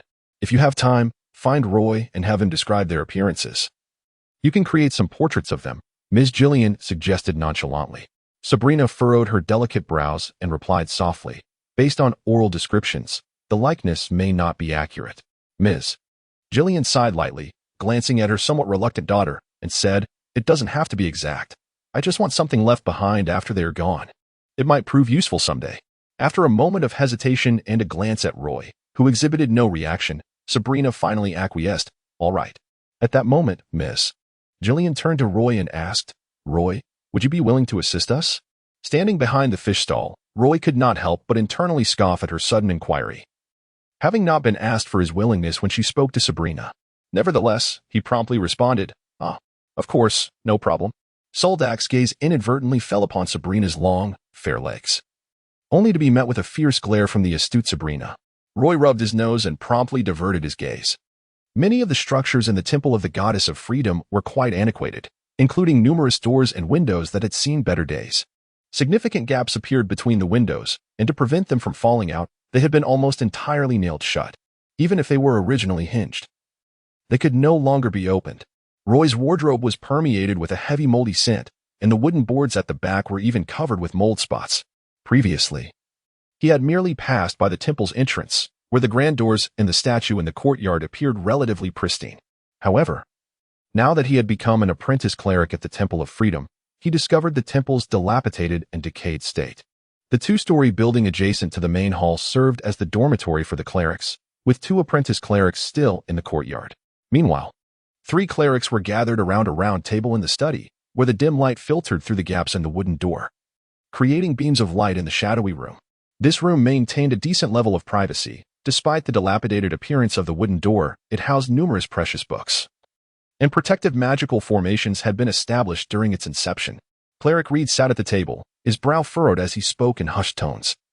Since Cleric Felix Mitchell entered the Divine Realm, the number of temples in the Elven world has been steadily decreasing. The temples in various regions of the Elven world are now facing dire straits. Could it be a funding issue? The young Cleric Anderson inquired, perplexed. Reed slightly shook his head, saying, "Our Temple of Freedom primarily derives its funding from the production of certain territories. Funding is not our primary concern." Cleric Theodore, who was privy to some internal matters, interjected, "The Moon Temple may hold respect for Lord Mitchell, but they harbor no goodwill toward us clerics. In some areas, the Elven nobility has long collectively shunned the followers of the Goddess of Freedom, refusing to employ them.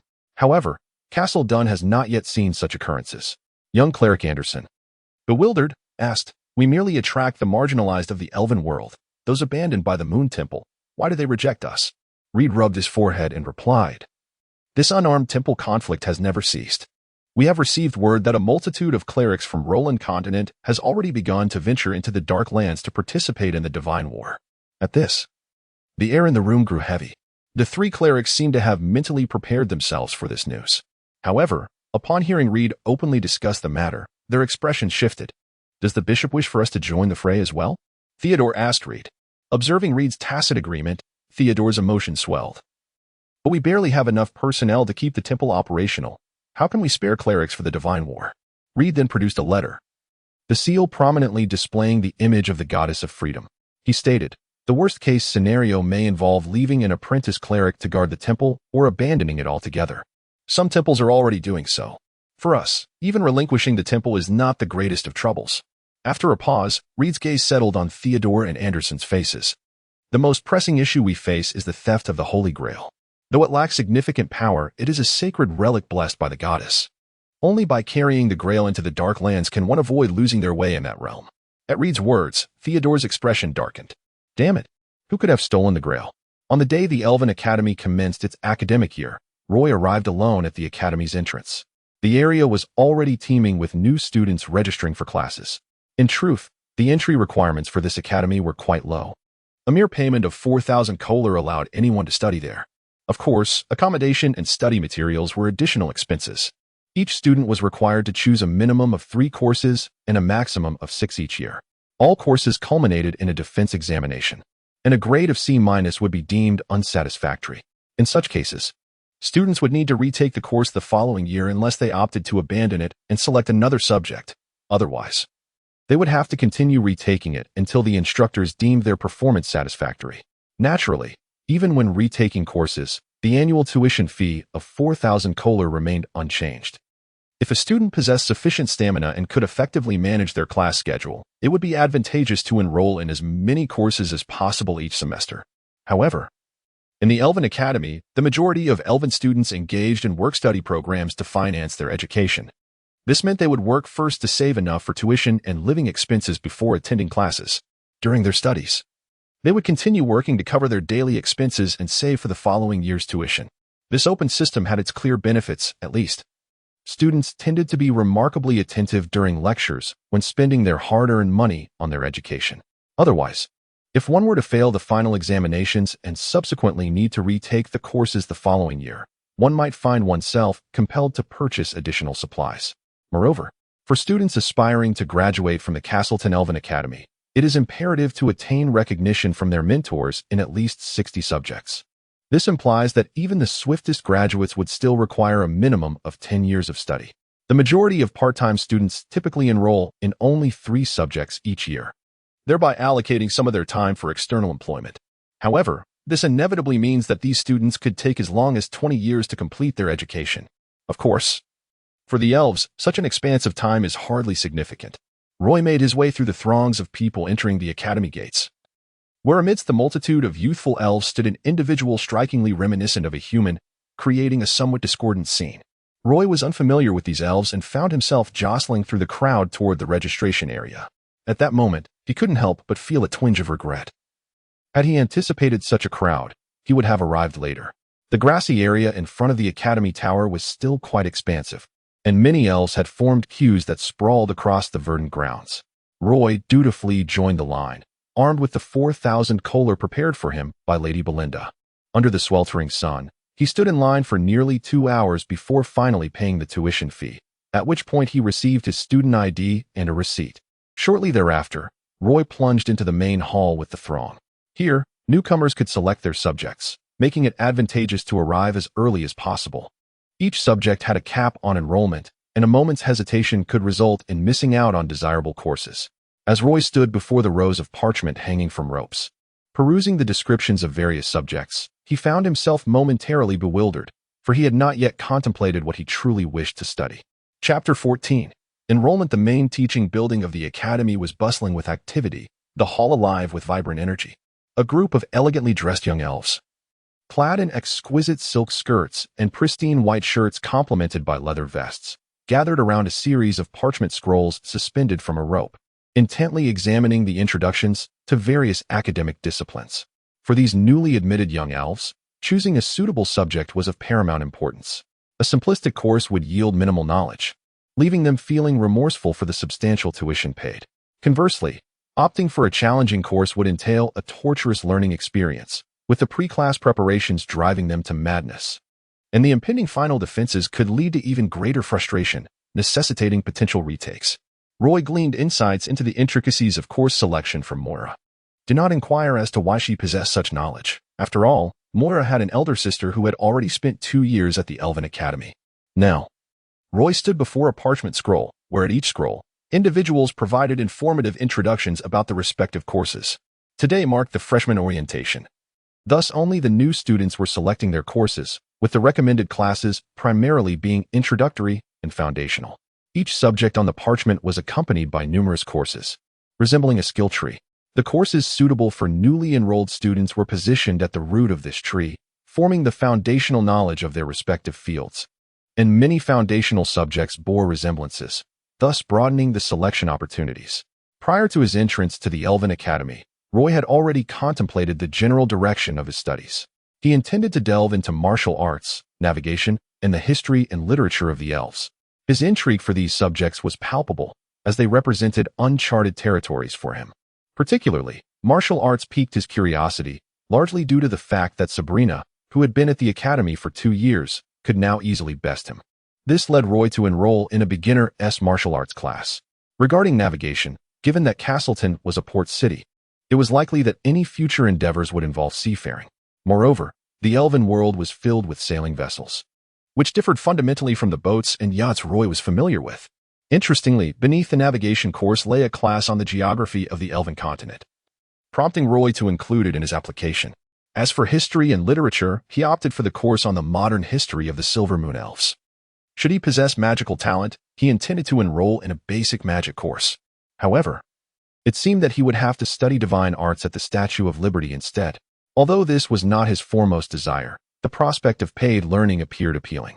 Amidst the crowd, Roy listened to the upperclassmen expounding on various subjects, finally selecting 3 courses. Had it not been for scheduling conflicts, he would have considered a 4th. His mornings were exclusively reserved for study at the Elven Academy, while afternoons were dedicated to learning divine arts at the Statue of Liberty. The hall was teeming with youthful elves, and at one side of the wall, Roy completed his form and submitted it to a scholarly instructor clad in academic robes. Upon seeing Roy, the instructor expressed surprise. "Are you human?" he queried, his elven tongue fluent and tinged with the Castleton accent. The instructor sought to converse with Roy in Elven, as both courses he had applied for required a solid foundation in the language. Typically, those who struggled with Elven would be mandated to take a language course in their first year. Well, these 3 courses still have open slots, so your applications are successful. Remember to come to the Academy training grounds tomorrow morning for a physical assessment, the instructor remarked leisurely, jotting down Roy's name in a thick directory. The Elven Academy held a commendable principle: knowledge knows no borders. They imposed no restrictions on half-elves or mixed-blood elves. Even humans were welcome to study here, provided they paid the requisite tuition. Upon hearing the instructor's words, Roy respectfully bowed and stepped aside, for there was a queue of new elven students behind him. Exiting the teaching building, Roy encountered a long flight of steps, flanked by lush laurel trees. The glaring sunlight struck his face, and after enduring the searing rays for a brief moment, he dutifully retreated into the shade along a gravel path. Many new students sought refuge from the sun beneath the trees, as elves were quite sensitive to prolonged exposure, which could alter their skin tone. Young elves often perched on low walls by the roadside, with the males occasionally casting flirtatious glances at passing beauties. Some exceptionally striking elven maidens would saunter by, prompting younger elves to leap from the walls and dash over to engage in conversation. Roy found this phenomenon quite normal. What surprised him was when someone approached him to initiate a conversation.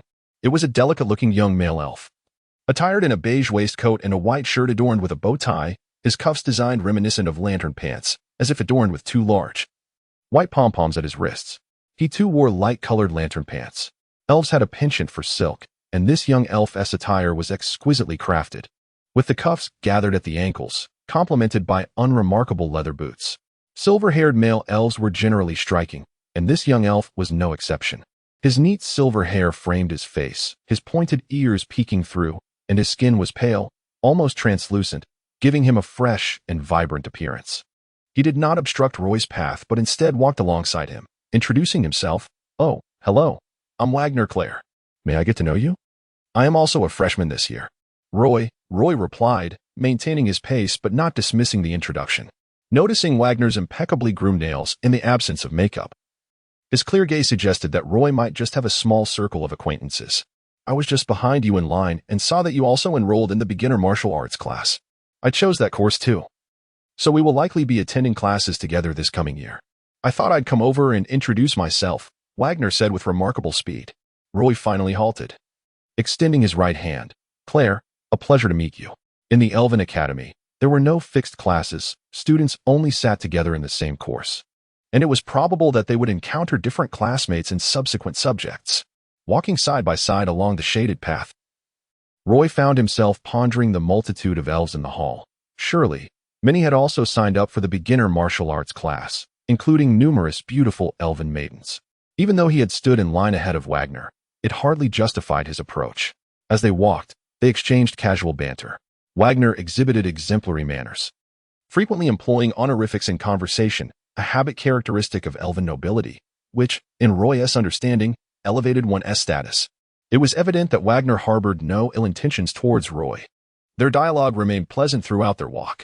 Regarding the textbooks required for their courses, the academy instructors had provided Roy with two recommendations. First, he could borrow them from the library, although the availability of such textbooks was limited, and many would inevitably show signs of wear and tear. The second volume can be purchased as new at the bookstore. However, these parchment-bound tomes tend to be somewhat pricey. Roy perceived that those pristine volumes were favored by the affluent elven nobles who were not lacking in choler. He actually intended to preemptively borrow a couple of books from the library, even if they were a bit worn and missing a few pages. When Roy mentioned his plan to Claire, she replied, "Why bother borrowing from the library? Would you like to join me in the back street to buy used textbooks from the seniors? Many of those books even come with neatly written class notes, and key concepts are highlighted. Once they have completed their studies, they find them useless and sell them at stalls in the back street at the beginning of each new semester. Why don't we go take a look?" "All right." Roy readily agreed. Following Claire, Roy traversed the Elven Academy and soon realized that this institution was indeed extraordinary, occupying a grand three-tiered terrace on the hillside of Castleton. The tallest teaching buildings within resembled ancient trees soaring several meters high, their canopies adorned with lush foliage. As Roy walked through the campus, he discovered that these towering structures were, in fact, architectural imitations of trees, with verdant plants flourishing atop them. Vines adorned the main bodies of the buildings, lending them the appearance of colossal trees. The academy lacked a cafeteria and dormitories. All external students were required to rent accommodations nearby. As for lunch, this posed no challenge for the elves, as their preferred sustenance comprised solely of fish and fruit. A simple apple tucked into a pocket sufficed for a meal. The academy was also devoid of traditional walls, as an expansive lawn separated it from the streets. Along the paths of this lawn stood numerous artistic sculptures, many of which reflected an appreciation for the aesthetic curves of the body, leaving Roy quite enlightened. The back street was bustling with various shops and workshops, as well as a modest market where second-hand books were laid out on stalls, manned by youthful elves, just as Claire had described. Some of them even wore the academy's robes. Indeed, the prices of textbooks sold here were nearly half that of new ones at the bookstore. The older the book, the cheaper it became, with many volumes bearing dense inscriptions in Elvish. Naturally, not all the writings were class notes. There were also musings, romantic poetry, and a plethora of jumbled thoughts. It seemed that these elven students had cultivated a unique culture around the sharing of old books. However, Roy found it a bit hard to accept.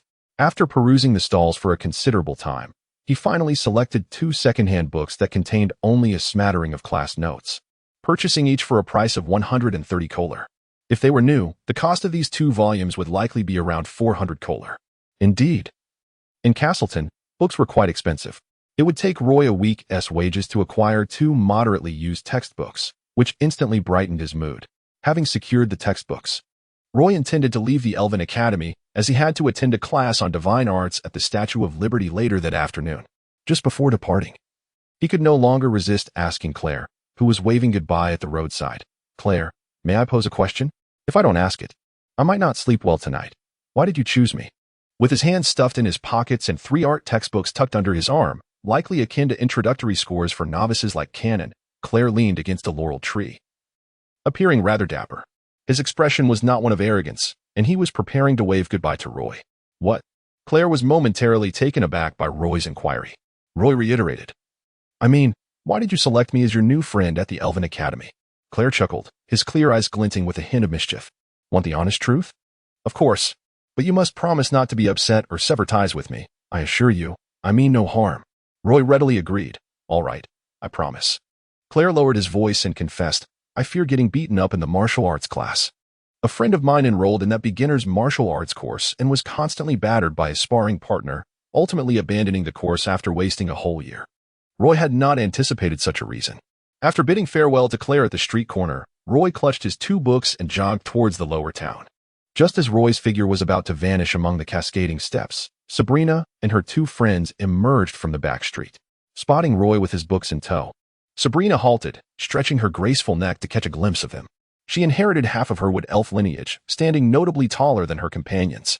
Her friends, curious, inquired, Sabrina, who are you looking at? No one, she replied. One friend nudged Sabrina's back, urging, let us go. The other friend, burdened with a thick stack of books, lamented. What a nuisance. I have to retake a course this year. Chapter 15. The Blessing Ceremony. Under the glaring sun, Roy sprinted along the cobblestone streets. Passers-by cast their gazes upon him, leaving only the impression of a vibrant silhouette in his wake. After traversing several cross streets, he finally entered the lower district. As he dashed into the narrow alleys of this area, he failed to notice a frail elf concealed in a nearby alley, his hair greasy and his eyes bloodshot. Watchfully observing the pedestrians as if he were a homeless wanderer, a dagger was tucked between his belt and abdomen, fixating on Roy's retreating figure. In stark contrast to the bustling upper district, the buildings here appeared more dilapidated, and the streets narrowed considerably. Even the drainage ditches along the sides had merged into a single line, with some places devoid of the cobblestones that once covered them, revealing the unsightly filth within. Especially on rainy days, the water pooling in the upper district cascaded down the slope, flooding the streets with foul, oily sludge. The buildings were tightly packed, with clothes of various hues hung out to dry on every rooftop. This was the living quarter of the common elves. Far worse than the environment along Brown Street by the port. Brown Street marked the edge of Castleton, adjacent to the docks, where the structures were not nearly as congested as here. Among the elves, poverty existed, and the numbers were significant. Many young elves would leave their hometowns after graduating from the academy. The journey from the Elf Academy to the Temple of Liberty took nearly an hour, leaving Roy's legs weak and the air he breathed salty. Upon arriving at the temple's entrance, he noticed the large iron gates were wide open, with several worshippers streaming into the courtyard. Roy followed the flow of people into the temple grounds. He spotted the novice priest but standing at the main entrance, who promptly called out, Roy, Priest Reed said if you arrived, you should go find him in the study. Understood, Roy replied, navigating around a row of cypress trees to enter his resting room. He opened the wardrobe and removed his sweat-soaked garments, hanging them on a rack. After wiping away some perspiration and taking a moment to catch his breath, he donned the novice priest's robe before heading to the study to meet High Priest Reed. Knocking gently on the door, he heard a voice from within say, Come in. Upon entering, he found High Priest Reed poring over a thick tome at a round table, with a pile of letters beside him. Upon noticing Roy, he nodded and said, Roy, please assist Priest Osido in the main hall first. He may struggle to manage alone. Once he finishes there, you can return to me. In front of Reed was an unusual map, and as Roy gazed at it, he noted that over 90% of the irregularly shaped parchment was blank, save for a small section in the lower left corner depicting rudimentary symbols of mountains and rivers, with a striking red dotted line prominently displayed among them. Reed was also examining a volume of maps, leaving Roy perplexed about his purpose. After bowing and expressing his understanding, Roy departed. Crossing the threshold of the main hall, he was taken aback to find the Temple of Liberty bustling with worshippers, all seated on benches with hands clasped, fervently reciting prayers. The unified sound of their recitations resonated throughout the hall, evoking a sensation reminiscent of stepping into a classroom filled with the harmonious voices of students. Standing on a raised platform was Priest Anderson, hands together and expression solemn, his eyes closed in earnest prayer. Worshippers below followed suit, while others continued to trickle in from outside, seeking empty seats to join the congregation. The prayer's soothing effect was palpable. Yet Roy had yet to memorize even the simplest invocation. While he could read from a book, it would hinder his ability to recite with closed eyes. Roy resolved to practice more in the future, aspiring to appear more professional. The temple had also established a choir, but this time, he noticed neither its members nor heard any singing. Instead of proceeding down the central aisle, he quietly made his way along the hall's periphery toward the room housing the holy water basin. Novice Priest Abut stood near the platform, closest to Priest Anderson, reciting prayers alongside the congregation. Roy did not see Jasper. It was said that during prayers, the temple would be suffused with divine light. Yet Roy observed that aside from the brilliant aura surrounding Priest Anderson, Abut emitted only a faint glow, while the other worshippers seemed devoid of any divine illumination. Though they prayed earnestly, it appeared to bear little fruit. Priest Osido was responsible for overseeing the holy water basin in the west side of the temple, where a few worshippers awaited their turn. Upon entering, Roy found Osido standing alone at a stone altar, which held a deep silver basin filled with clear water. Kneeling before Osido was an elf with a pallid visage, as Osido dipped his hand into the basin and sprinkled water upon the worshipper's forehead. Noticing Roy's arrival, he gestured for him to assist.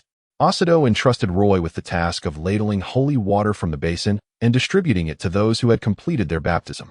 The holy water indeed floated with particles of divine light. Upon closer inspection, Roy could see glimmers of golden light resembling fish scales drifting atop the surface. This water, drawn from the well by him and Jasper the previous morning, had its divine essence gradually dissipating, necessitating Osido's continuous magical reinforcements.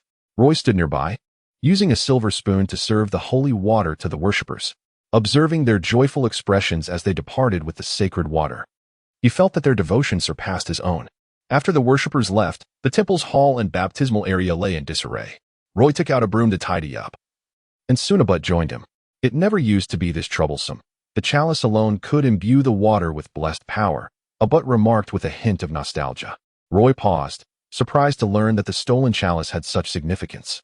Why does Priest Osido need to enhance the water with divine power? Roy pondered, struggling to comprehend. The holy water is a benefit for everyone after our gatherings and prayers. Wouldn't it be better to drink the sap of the world tree? Roy inquired. Abut, somewhat indignantly, retorted, of course, the sap of the world tree is superior. But do you not understand that all world trees are under the control of the Moon Temple? Only the Silver Moon Elves can obtain the sap. Others do not share this privilege. A diluted cup of world tree sap sells for 500 kales on the black market. Roy stood in stunned silence, having never considered the value of world tree sap. He reflected that if it were not for the care he received, allowing him to live in an environment free from discrimination by other elves, perhaps Belinda could have enjoyed a rather comfortable life in the upper district. Meanwhile, Abut had shifted the topic, perhaps feeling a kinship due to Roy's status as a novice priest, and began to vent his frustrations. I don't know what has happened, but the time spent in prayer has multiplied several times over, yet the divine power we receive barely reaches half of what it used to. It feels as though the goddess is drifting further away from us. Roy, how have you been feeling lately? Roy was momentarily taken aback before replying to ABT. I have only just begun to sense the power of the holy light. I have yet to memorize those sacred prayers. Then you must strive harder, ABT responded, slightly lifting his chin, a sense of superiority evident on his face. He grasped the broom and turned to stride towards the opposite side of the hall, walking on tiptoes, as if he derived joy from his very movement, reveling in his perceived elevation over Roy. The sorcerers gather magical energy through meditation, while we accumulate the holy light through prayer, remarked Priest Reed, pausing to gaze at Roy. Thus, you must dedicate time to prayer. Diligence will yield rewards. For little by little, great things are achieved. Upon hearing Priest Reed's persistent emphasis on prayer, Roy inquired, Master, is our prayer solely for the purpose of channeling the holy light? Priest Reed swiftly covered Roy's mouth, speaking in a firm and urgent tone. Chapter 16. Divine Art. The High Priest Reed's tone softened slightly before he spoke. There will always be corners of this world untouched by sunlight. We are not only the bearers of faith but also its guardians, tasked with dispelling all darkness with the holy light. He fixed his gaze on Roy until the latter nodded repeatedly, prompting him to sit properly once more. At that moment, it was not Reed's words that captivated Roy's attention, but rather his right hand, which lay flat on the table. In the palm of his hand emerged a spherical orb of divine light, resembling a seed of light. This luminous sphere was as large as an egg, significantly larger than the firefly-like glow he had shown Reed a few days prior. Roy could distinctly sense its presence, akin to seaweed swaying beneath the waves, undulating at the root of that luminous seed. The movement was fluid and aggressive, as the particles of holy light that hovered near Roy's palm rapidly merged into the orb. This was in stark contrast to Reed's description, leaving Roy momentarily dazed. Reed could also clearly see the seed-like orb in Roy's palm. You must be diligently praying at home. Otherwise, this orb could not have grown so swiftly. It appears quite promising. In fact, you can integrate it into your body using the methods I have taught you. Reed praised Roy. Roy's eyes widened. He did not withdraw the orb from his palm, but allowed the invisible tendrils to engulf the surrounding particles of holy light. Master, is there a way to gather holy light without prayer? Reed gently explained. As I mentioned, the particles of holy light floating around your body almost settle onto your garments before gradually disappearing and merging with your being. Unbeknownst to him, Roy could see the surrounding particles of holy light clearly. Master, does the holy light gathered within us ever extend a tendril to capture those drifting particles? That is unlikely. As he spoke, the orb in Roy's palm devoured several particles of holy light, and Roy noticed the seed of light had slightly enlarged, taking on the semblance of a seed on the verge of sprouting. Noticing Roy's dazed expression, Reed wondered if his previous words had discouraged the young acolyte and contemplated how to retain this promising trainee for the temple. Observing that the orb of holy light in Roy's palm had grown to the size of an egg, he remarked, "This substantial amount of holy light is sufficient to perform the simplest divine art. The radiant illumination spell is the most basic introductory divine art." Seeing he had successfully captured Roy's attention, he continued, "This spell possesses the power to dispel darkness and offers a slight healing effect. Are you interested in learning it?" "I am," Roy replied eagerly. His curiosity about the magic and divine arts of this enchanting world was palpable. Rising, Reed retrieved a book from the shelf behind him. The volume was not thick. It resembled a copper box, its cover fashioned from a finely patterned copper plate, complete with a clasp and a delicate hinge. After unlocking the clasp, he casually flipped it open to reveal several thick parchment pages. After flipping through a few pages, he nodded in satisfaction, saying, "This book contains detailed annotations for the radiant illumination spell. You can study it carefully, and if you have any questions, feel free to ask me." "Understood, Master." Roy moved the somewhat heavy copper box closer and did not immediately examine the illustrated pages of the divine art, but instead raised his head to inquire further. "Master, if acolytes aspire to become priests, what lies beyond the priesthood?" "The priest possesses formidable divine arts, and upon receiving divine enlightenment, they may ascend to the rank of high priest. This title not only denotes a position within the temple, but also signifies the rank of clergy." Roy, ever curious, pressed on, "And what exists above the high priest?" Reed squinted slightly, contemplating before responding. "According to my mentor, when the shadow of the goddess merges with the soul, and the body becomes one with the holy light, then, upon reaching a certain threshold of holy light power, the high priest can promote. I cannot elaborate further, as I have not attained such a level myself. In truth, there are two paths beyond the high priest, the priest and the battle priest." Roy had little interest in the priesthood. He did not wish to become a reclusive ascetic draped in tattered robes. Hence, he asked, "Master, could you tell me about the battle priest?" Reed queried, "Do you wish to become a battle priest?" Roy had not contemplated this deeply, but could only nod in agreement at that moment. Reed continued, "The divine arts practiced by battle priests differ fundamentally from those of priests. While priests primarily focus on healing powers, the divine arts of battle priests include spells that bestow blessings. They can enhance themselves and their companions in strength, speed, endurance, and armor. Therefore, a battle priest must possess unwavering faith and a robust physique. Otherwise, even with divine power, a frail body would merely become prey on the battlefield." "And what comes after a battle priest?" "Upon promotion, a battle priest becomes a chief judge, while a priest ascends to the rank of bishop. It is said that bishops wield powerful divine arts, including the greater resurrection spell. However, my mentor never detailed how such promotions occur." After explaining this to Roy, Reed encouraged him to study the radiant illumination spell in the room. He then departed, clutching a geography atlas, soon hearing the voice of Priest Theodore echoing through the corridor. Seated in the study, Roy meticulously read the annotations, his other hand cradling the orb of holy light. The invisible tendrils continued to capture the drifting particles, solidifying the seed of holy light in his grasp. The process of learning divine arts was exceedingly tedious, despite not comprehending the meanings of the symbols. He had to memorize them. Not only did he need to remember, but he also had to learn to draw them by hand, adhering to stringent requirements for every stroke and its connection to the prayers. The process was indeed intricate. Fortunately, Roy's curiosity about divine arts kept him diligently engaged throughout the afternoon. Initially, his attempts at drawing the symbols were clumsy and uneven. However, this level of study posed little challenge for Roy, who had attended various tutoring sessions since childhood, learning English for exams and self-studying Japanese for personal interest. When his symbols turned out poorly, Roy dipped his finger in water and practiced on the round table.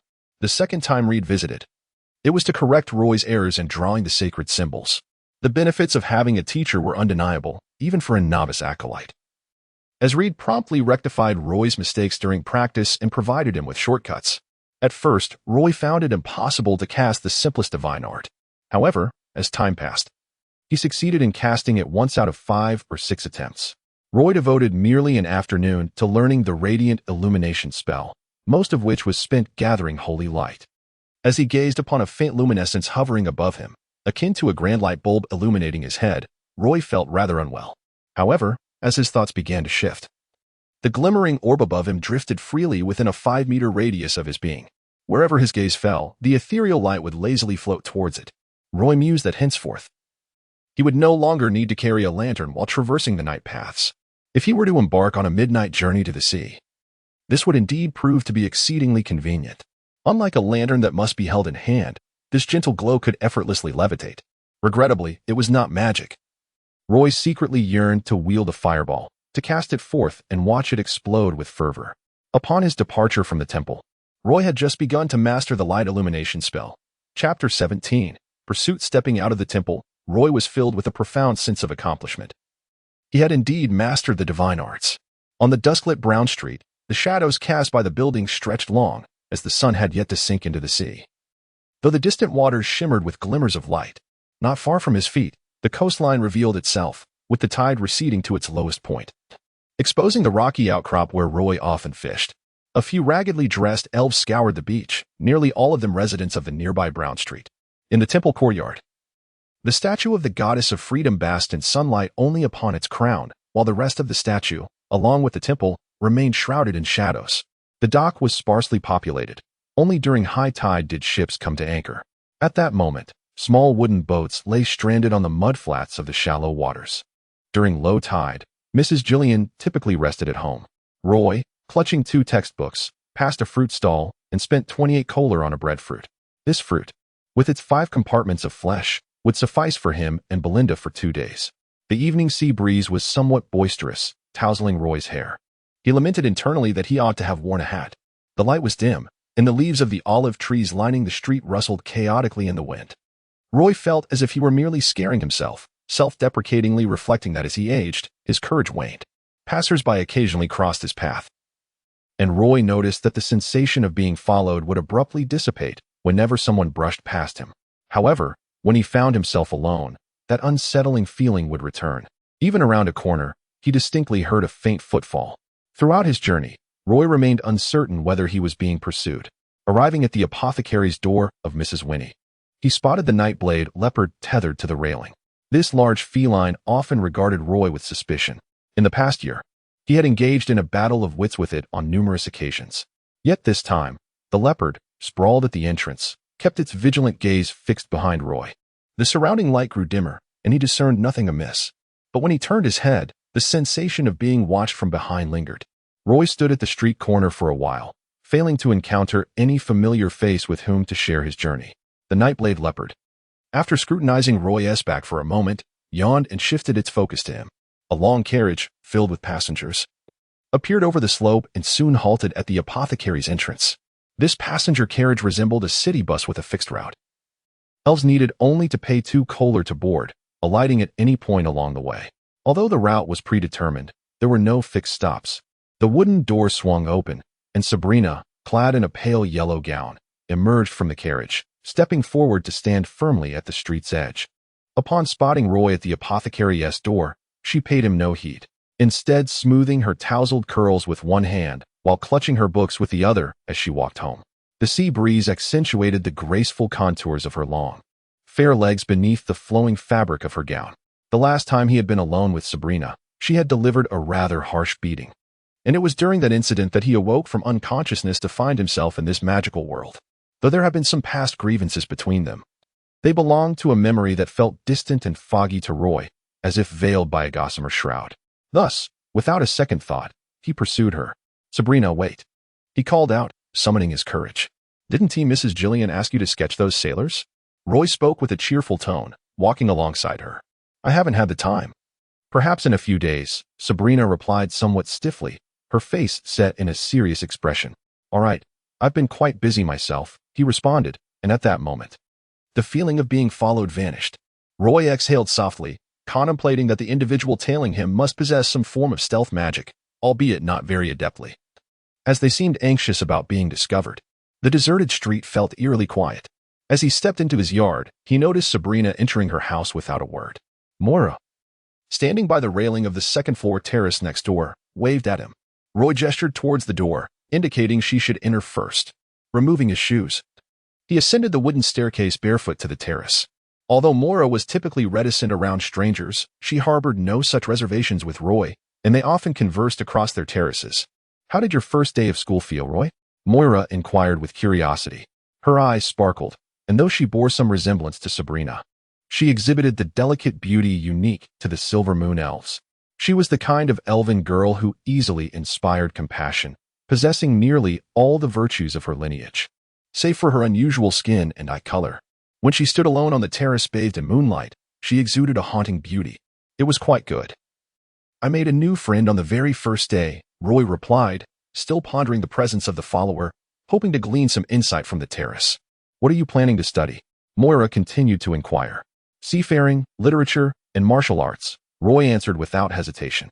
Not yet, he quickly added, recalling Sabrina's stern countenance. Feeling the need to clarify. At that moment, he glanced around, missing Moira's subsequent words. What? Nothing, she replied, and in an instant, she vanished from view. At the entrance to Roy's home, Mrs. Belinda emerged, cradling a large paper bag, using the heel of her shoe to nudge the gate open.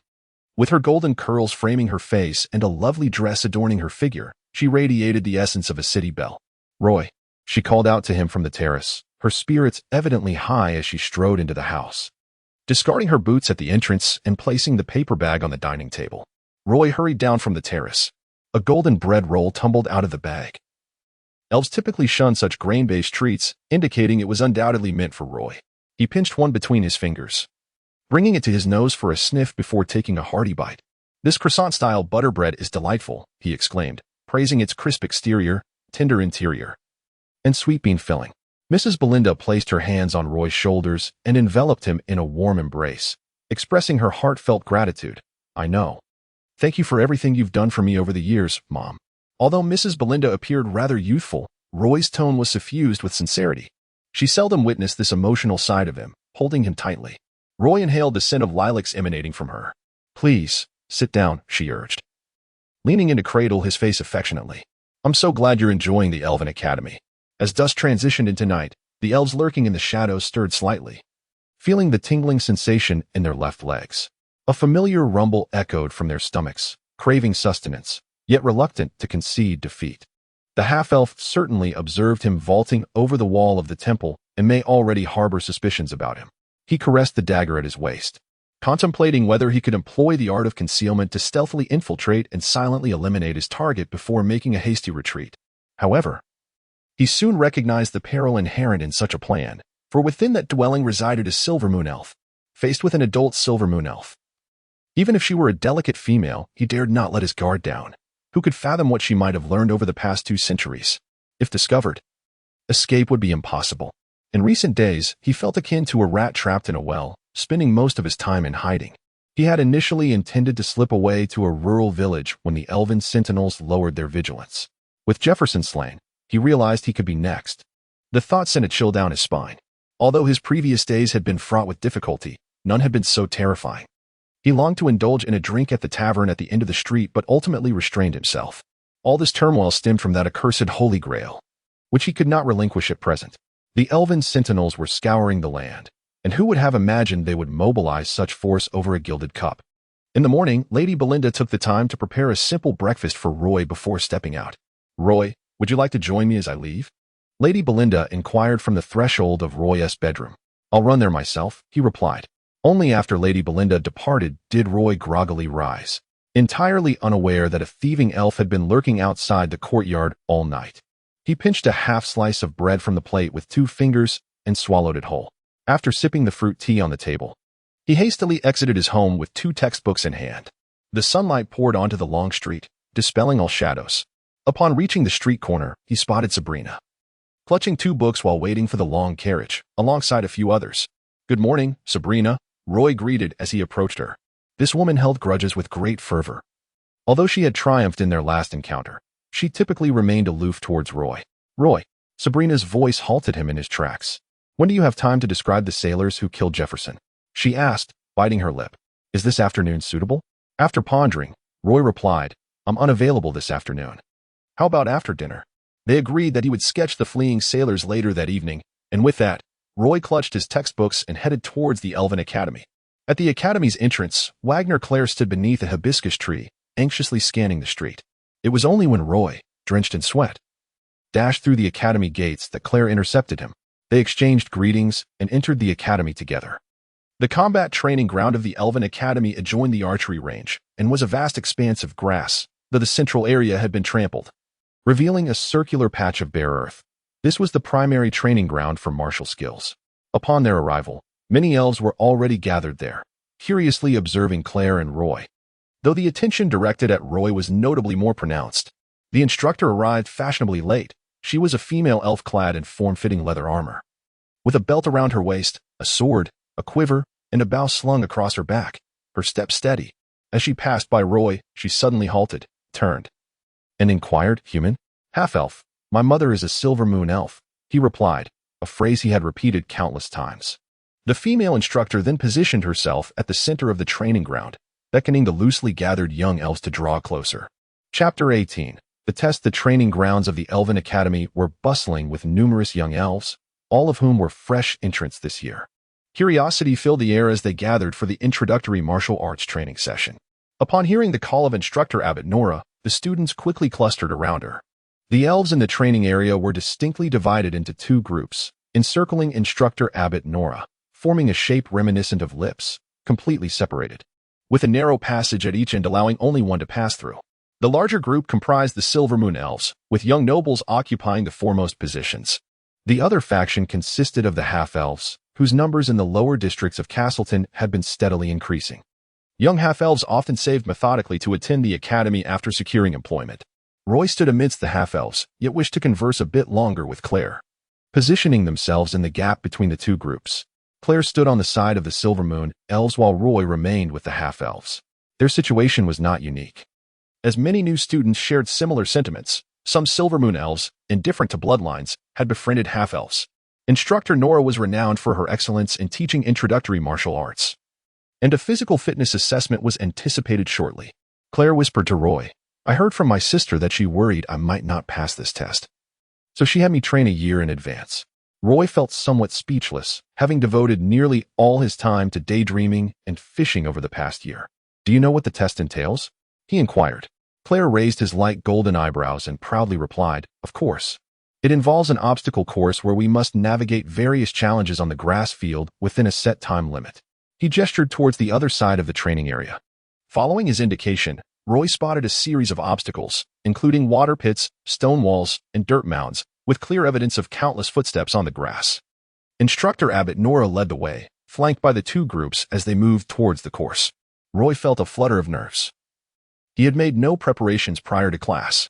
He noticed a cliff several meters high in the woods, with a path extending from the opposite side, connecting to a narrow wall that curved back to the starting point. As instructor Abbot Nora explained the rules, Roy intended to squeeze forward for a better view.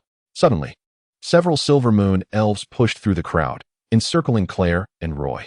Among these students were several small factions, and Roy had not observed any prior conflicts between them, so he was taken aback by the trouble he now faced. Two elves clad in light leather armor approached Claire, their expressions filled with mischief. "Claire, what a coincidence to see you in the martial arts class." One of the silver-haired elves, equipped with a finely crafted dagger at his waist, greeted him, a hint of menace in his tone. He patted Claire's shoulder and leaned closer, mockingly whispering, "When it comes time to form groups, don't rush to team up with others. Given our close ties, we should naturally look out for each other." The elf named Steve raised an eyebrow and chuckled, "Your words are quite disheartening. If it weren't for your sister's influence, I wouldn't be here today." His gaze swept over Roy, a smirk playing on his lips. And who might this be? Roy. He wished to remain undisturbed in his studies at the academy, avoiding conflict. However, having befriended Claire, he felt compelled to stand his ground. Retreating now might earn him a reputation as a coward, a label he was keen to avoid so early in his academy life. Though slightly overwhelmed, Roy resolutely chose to remain by Claire's side, both casting cold glances at the group of Silver Moon Elves. Claire shot Roy a grateful look. While Roy was uncertain about the campus culture at the academy, he didn't believe these elves would dare to cause trouble in a classroom setting. Indeed, after a brief standoff, their presence drew the attention of surrounding elves. Steve, the young elf, merely chuckled and remarked, "Claire, has your taste changed? Enjoying the company of half-elves now? Mind your language." Claire chided in a low voice. "Attention everyone, the test is about to commence. Please prepare, and those at the back, refrain from clustering together." Instructor Abbot Nora's voice rang out, cutting through the tension. The elves surrounding them quickly dispersed, not daring to confront one another in the presence of Abbot Nora. "Apologies for dragging you into this," Claire said, his expression sheepish. What could Roy say? He couldn't very well declare, "Let's sever our friendship." He simply patted Claire's shoulder and reassured him, "Regardless of what happens, I will stand by your side." Claire appeared touched and replied, "That fellow is Steve. He's not a newcomer this year. He intentionally failed the introductory martial arts exam to confront me." "Why would he want to confront you?" Roy asked. Claire chuckled lightly. "It's a family feud. My sister often confronted members of his family during her time at the academy. Steve endured a month of beatings from her last year. She would leave him looking like a pig after every class. So he's here to settle the score with you?" Roy was at a loss for words. Claire, also feeling troubled, tapped his forehead in frustration. "I didn't expect my sister to engage in any academy exchange activities at such a time." Roy shot him a sidelong glance, bluntly countering. Even if she didn't participate in exchange activities, she wouldn't choose to retake the introductory martial arts class, would she? Claire chuckled sheepishly. "That's true. Regardless, you're the one meant to be on the receiving end of the blows," Roy concluded. Claire laughed heartily. "That's not quite fair. The practice partners in class are usually fixed, which is why I chose you." Faced with Claire's candid explanation, Roy found himself at a loss for words. "What if I fail this test?" Claire shuddered dramatically, clutching Roy's shoulder with a pleading expression. "We're friends, right?" Roy nodded. "Have you never taken such a test before?" Claire suddenly asked. Without a moment's hesitation, Roy nodded again. "Good." The two individuals advanced forward, where some elves had already begun to run, just as Claire had predicted. It was indeed a group of two engaged in simultaneous testing. There were Silvermoon elves as well as half-blooded elves, with Roy and Claire positioned within the lineup. This training class comprised nearly 200 students, and it was evident that it would take a considerable amount of time for everyone to complete the course. Finally, it was Roy and Claire's turn. Standing at the starting line, Claire appeared quite at ease, while Roy exhibited signs of considerable nervousness, even perspiring in his palms. "Ready, set, go." The command did not come from instructor Abbot Nora, who had taken her place on a raised platform in the middle of the track to observe the students' performances. Roy followed Claire's lead, commencing with a slow jog. Their pace was not particularly swift, and the first obstacle was a water pit, spanned by two logs serving as bridges. To successfully navigate the pit, one had to traverse the logs. Claire dashed across the logs without any noticeable reduction in speed, her arms outstretched, gliding effortlessly past. It appeared deceptively simple. Although Claire traversed the logs with grace, Roy found himself in a precarious situation. As he approached the first wooden wall, Roy miscalculated his leap, landing too high on the plank, which caused him to falter on the second step.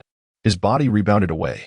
But fortunately, he managed to grasp the top edge of the wall just in time, narrowly flipping over. It was clear that merely gripping the wall's edge and making a strong upward thrust would suffice to clear it. Yet Roy's execution appeared clumsy in comparison. Claire, running alongside him, offered quiet reminders, urging him not to focus on speed, for it was not the primary criterion for scoring. "Remember, you must step on the wall at least twice to reach the top edge. Aim for the center and grasp the most worn spot. There will always be a place to gain leverage." It took some effort for Roy to clear the first stone wall. At the second wall, he nearly faltered again, but Claire lent him a helping hand. When they encountered the highest stone wall, Roy surprisingly managed to scale it in one attempt, his movements becoming far more fluid. Roy felt that running was his forte, often engaging in morning runs along the beach. He rarely observed elves in motion. They typically maintained an elegant demeanor, walking gracefully, even in haste. However, witnessing the elves adeptly vault over wooden walls instilled a sense of defeat within him. After a series of stumbles, Roy and Claire finally stood before instructor Abbot Nora. The elven instructor held a parchment book made of sheepskin, locating Claire's name and marking it with the word pass. Upon seeing Roy, she regarded him with a penetrating gaze and remarked, "Your speed is acceptable, but your agility leaves much to be desired." This was her initial assessment of Roy, who nodded sheepishly in acknowledgement. Instructor Abbot Nora continued, "Your coordination is lacking.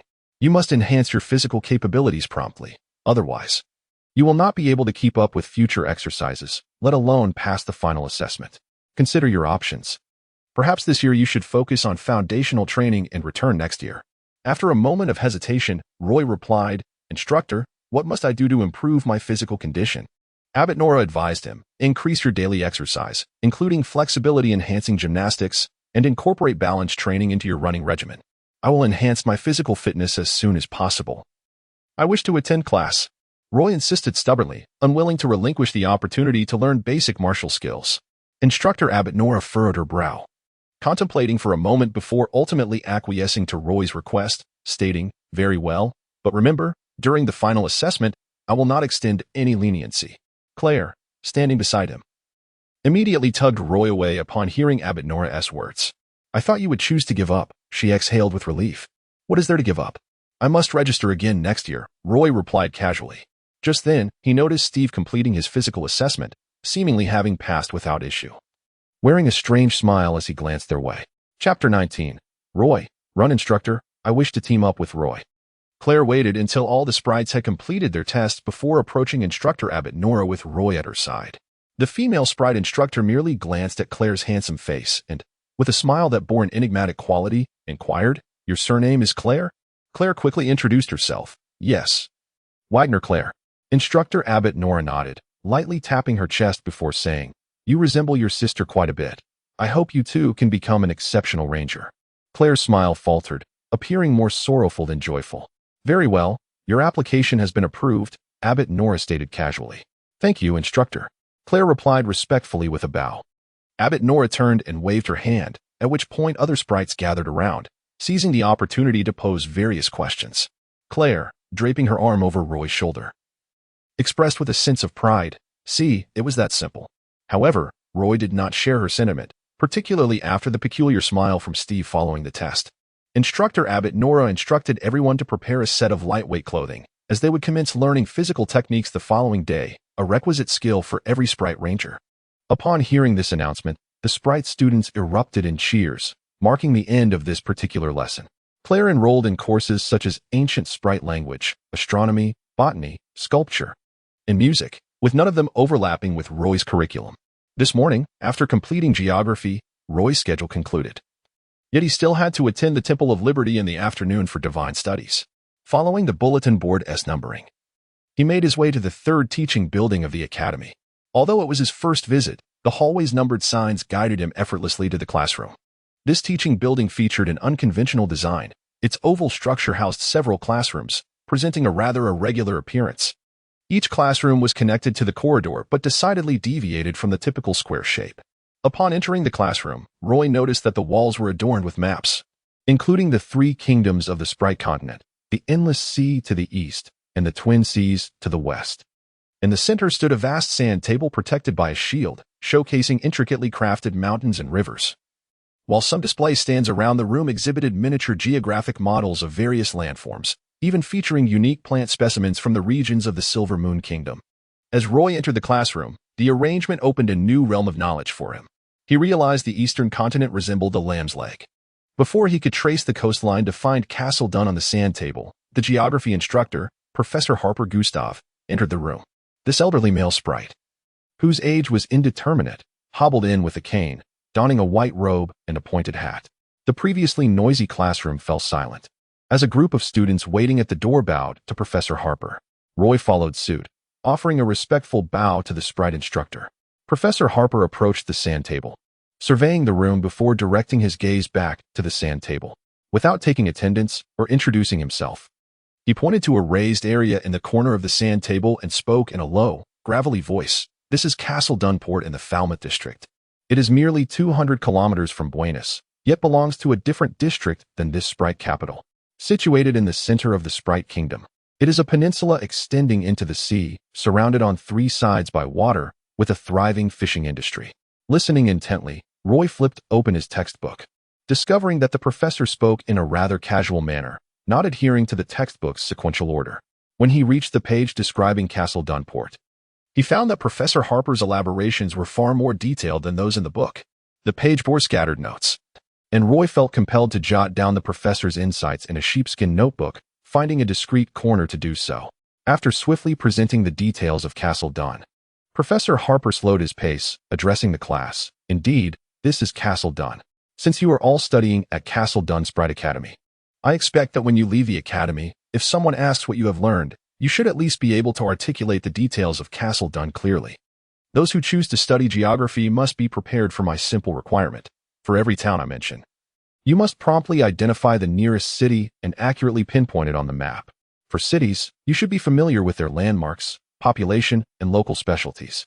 My geography class does not allow for creative freedom. Simply commit all the knowledge to memory, and you shall be deemed competent. He gestured to his head, spinning in place to survey the students. His voice, though not loud, commanded attention. Do you understand? Understood. Roy, somewhat astonished, noted that this seemingly unremarkable old man possessed a remarkable presence. At that moment, he overheard whispers from the crowd. Don't listen to him. His exam questions are notoriously the most difficult. Last year, he posed the question, when the eastern coastline is completely blocked, how many days does it take for the Silver Moon Kingdom's Sprite Guard to depart from Buenos and reach the Evernight Forest St. Marguerite Forest in Inno House? This single question caused a third of the students to retake the course. Roy felt a chill run down his spine. It appeared that geography would not be an easy subject after all. Following Professor Harper's declaration, the students around him indeed began to focus, their expressions turning serious. He realized that the notes he had written were rather chaotic, after all. A good memory is not as valuable as a poor pen. The content was interspersed with many of Professor Harper's personal viewpoints, none of which were found in the textbook. In this classroom, few students, like Roy, actively took notes. Most merely underlined key points in their textbooks and wrote brief annotations beneath them. There were no chairs in the classroom. All students stood to listen, including Professor Harper, who completed his lecture on his feet. At noon, the sky unexpectedly opened up, and rain began to fall. The droplets formed a curtain of water on the steps at the entrance of the teaching building. Roy stood beneath the eaves, feeling somewhat troubled as he had not brought an umbrella. In fact, umbrellas were not widely used in the Sprite Kingdom. They were more often seen as one of the essential items carried by Sprite women. Sprites generally did not mind light rain. Many preferred to wear lightweight leather armor, which was naturally water-resistant, or donned rain cloaks. Roy had to hurry to the Temple of Liberty. For lunch, Mrs. Belinda had prepared a croissant filled with jam, fragrant with the scent of milk. Roy quickly stuffed the pastry into his mouth and wrapped his 2 textbooks in the oiled paper that enveloped the croissant, hoping to protect them from the rain. With his textbook perched atop his head, Roy took a deep breath and dashed into the rain. When Steve arrived at the entrance of the teaching building with a group of friends, all they could see was Roy's figure, book held high, racing towards the downpour.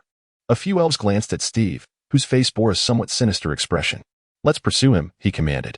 Without hesitation, the elves rushed out into the rain, their cloaks billowing behind them, and swiftly hopped into a carriage awaiting them at the entrance.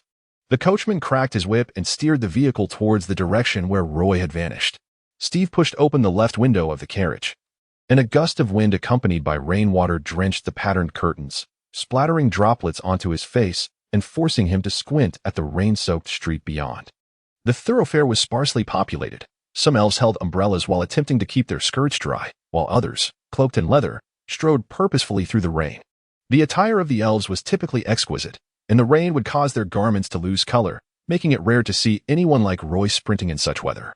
Vendors hastily retreated with their wares to escape the downpour, leaving the street eerily vacant. Elves without rain gear sought refuge in nearby storefronts. Suddenly, a carriage burst forth from the curtain of rain, its horses whinnying as it came to a halt beside the road in front of Roy. The carriage door swung open, and several young Silver Moon elves leaped out, striding purposefully towards him. Roy paused, momentarily taken aback. The rain intensified, soaking his clothing, with cold droplets streaming down his legs and into his shoes. At that moment, he finally discerned through the rain that the foremost figure in the crowd was Steve. The group moved quickly, and upon noticing Roy, some elves instinctively parted ways. Roy understood that their approach was not an invitation for lunch nor a casual stroll in the rain. The only plausible intention was to seek trouble. Faced with such a multitude, Roy unhesitatingly turned and slipped into the alley on his right. Chapter 20. The thief. The elven rogue concealed himself in an alleyway of the lower district, a passageway that served as a crucial route from the upper district to the seaside docks. While there were alternative streets leading to Castledun's docks, this particular path was significantly shorter.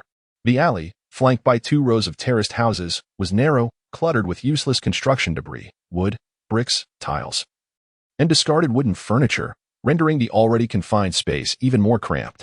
The clouds above transformed into a scaly pattern, and gusts of wind carried the briny, frigid scent of the sea. He adjusted the half-cloak draped over his shoulders. The weather was rather dismal, threatening rain. It had been incessantly raining of late.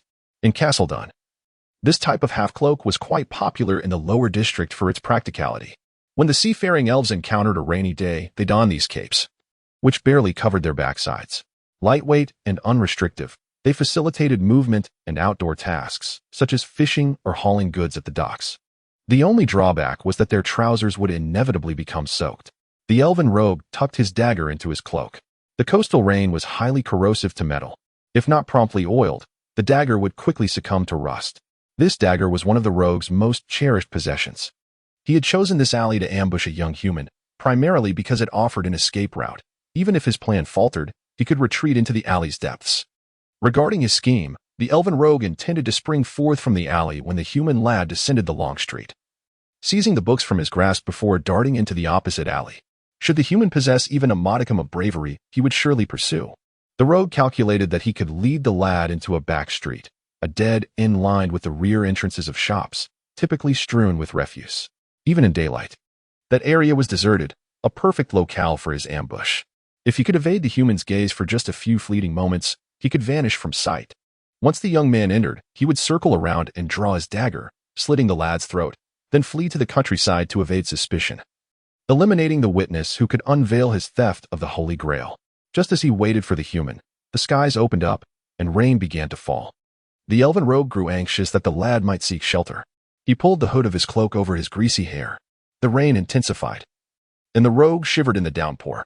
He had begun to doubt the boy would arrive and considered finding a place to wait out the storm when, through the curtain of rain, he spotted the lad sprinting towards him.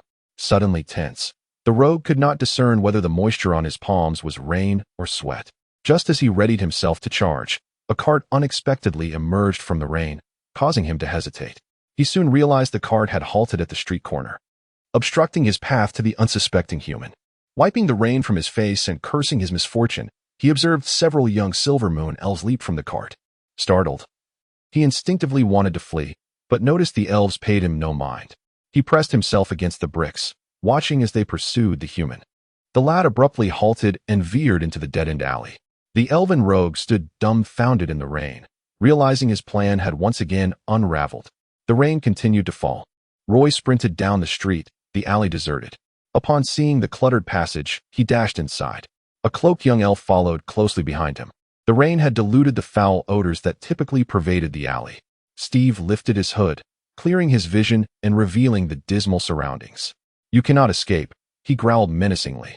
The alley was littered with refuse, with shop back doors adjacent, piled high with domestic waste, emitting a rancid stench. Some heaps even overflowed with sewage. Such a wretched environment felt like hell's end to the pampered young elves. The rain had left the ground slick, floating decaying fruit peels upon puddles, making the street appear even more chaotic. As Steve stepped forward, the heel of his finely crafted lambskin boot landed on a fruit pit, the revolting sensation causing a wave of nausea to wash over him. The young elves pursued Roy for several dozen meters before the appalling conditions forced them to halt. Seeing his friends unwilling to proceed, Steve begrudgingly raised his hand, signaling an end to the chase. Roy reached the alley's end, only to discover it was indeed a dead end. Unsure of where to turn, he hesitated, when suddenly a door nearby swung open. A shop assistant emerged, cradling a box of refuse. Ignoring the nature of the shop, Roy dashed forward and bolted inside, soaking wet, startling the assistant into nearly dropping his cargo. Upon entering, Roy realized he had stumbled into a tea restaurant. Elven cities lacked true restaurants, as their diet consisted primarily of fruits and fish. For elves, food was bland and monotonous. Consequently, tea restaurants flourished in Castle Dun, where tea paired with various fruit platters became a favorite among the young elves. However, due to the rain, the establishment was nearly empty, with a few elves sheltering under the eaves outside, showing no intent of entering for tea. As Roy rushed in, the staff initially mistook him for a thief. A female elf server called out, "Hey, how did you get in here? What do you want? Is he a thief? Stop him. Don't let him escape." The other staff shouted in response. Unwilling to be detained, Roy protested, "I'm not a thief. I'm a student from the Elven Academy, just lost my way. Let me through." His outburst caused the staff to hesitate, having seen no theft and noting his drenched, disheveled appearance. They were less inclined to pursue him. With chaos trailing behind him, Roy pushed through the front door and dashed back into the rain. This was no longer the same street. The cart had vanished from sight. He ran until reaching the street corner, pausing to glance in every direction.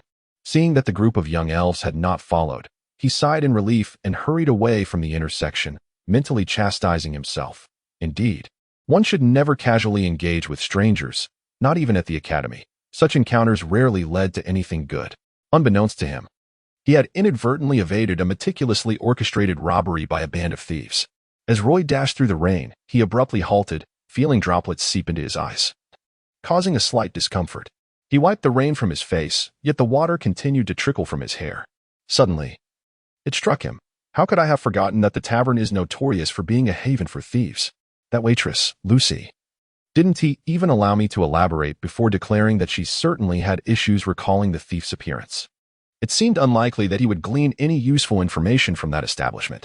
In truth, he could inquire at other taverns, though such inquiries typically required a monetary incentive, often necessitating the purchase of a drink for someone. Reflecting on the 4 gold coins he received weekly from the temple, he concluded that parting with a few coins to gather information was feasible. However, if he were to seek news of the thief elsewhere, it would be prudent to enlist Sabrina's assistance in crafting a likeness, which would facilitate his inquiries. After all, she would be occupied with sketching portraits of the fleeing crew members that evening. Yes, that was the plan. Unexpectedly, the dilemma that had plagued him for 2 days was resolved amidst his sprint through the rain. It appears that physical exertion indeed stimulates cognitive function, a notion that holds considerable merit. With this thought in mind, Roy resumed his run through the downpour. In the distance, through the veil of rain, the blurred silhouette of the Temple of Liberty began to emerge. The outlines of the harbor and docks gradually materialized as well. However, the horizon remained shrouded in a gray mist, obscuring the boundary between sea and sky. Not far away, several ships awaited their turn to dock amidst the waters. Chapter 21. Blessing of Strength. On days devoid of gatherings, the temple appeared rather desolate. In the vast courtyard, only 5 priests occupied the space, while 2 apprentice priests busied themselves with tasks typically assigned to attendants, such as cleaning the courtyard, taking turns guarding the temple's entrance, and tending to the greenery within. However, the distinction between Jasper and ABT and the attendants lay in the fact that they also dedicated time each day to learning divine arts from the priests. Regardless of the hour, be it morning or evening, the 2 would earnestly offer their prayers before the Statue of Liberty. Roy dashed into the temple's rear lounge, drenched by the rain, wringing out his sodden garments and hanging them in the cramped room. After drying off and changing into the robe of an apprentice priest, he hurriedly made his way to the study on the 2nd floor. Every afternoon, High Priest Reed would impart teachings on divine arts to the 3 apprentice priests. Perhaps due to the passage of time and the waning novelty of the divine arts, Jasper and ABT often sought excuses to skip classes. In contrast, Roy, having just attended 3 days of lessons, remained wholly engrossed, especially after mastering the luminous illumination spell the day prior, leaving him eager to demonstrate his newfound skill. Upon entering the study, he knocked softly. Jasper and ABT were seated at a round table, poring over a thick tome, presumably a text on divine arts. Upon noticing Roy's entrance, they exchanged glances and winked, relieved to have someone join them in facing High Priest Reed. Yet, Reed's demeanor today was unusually somber, marked by a rare display of worry, and he seemed burdened with thoughts. Consequently, he was somewhat stricter with their assessments. As soon as Roy settled into his seat, Reed addressed him. "Roy, let me see the fruits of your labor from yesterday." "Certainly, master," Roy replied calmly, rising from his seat, adjusting his breath slightly before reciting the incantation for the luminous illumination spell. A slender beam of holy light emanated from his fingertips, weaving intricate patterns before him. Surrounding his body, countless particles of divine light began to rise, coalescing at the tip of his finger. A soft, albeit not overly bright, orb of light ascended, exuding an exceptionally pure sacred essence. Both Jasper and ABT wore expressions of astonishment. It was remarkable that Roy, in merely his 3rd day at the temple, had acquired an introductory level divine art at such speed. They exchanged incredulous looks and whispered to Roy, "How did you manage to grasp the luminous illumination spell so swiftly? It's simply unbelievable. What are we supposed to do?" High Priest Reed nodded slightly, clearly pleased with Roy's rapid mastery of the spell. He then instructed Roy to condense the holy light in his palm. In truth, this orb of holy light had already taken the shape of a seed within Roy's being, with an invisible tendril extending from him. Like the tentacles of a sea anemone, this tendril would grasp any particles of holy light drifting nearby. Regardless of whether Roy was awake or asleep, engaged in martial arts practice, or attending geography lessons, This intangible appendage tirelessly sought out surrounding particles of holy light.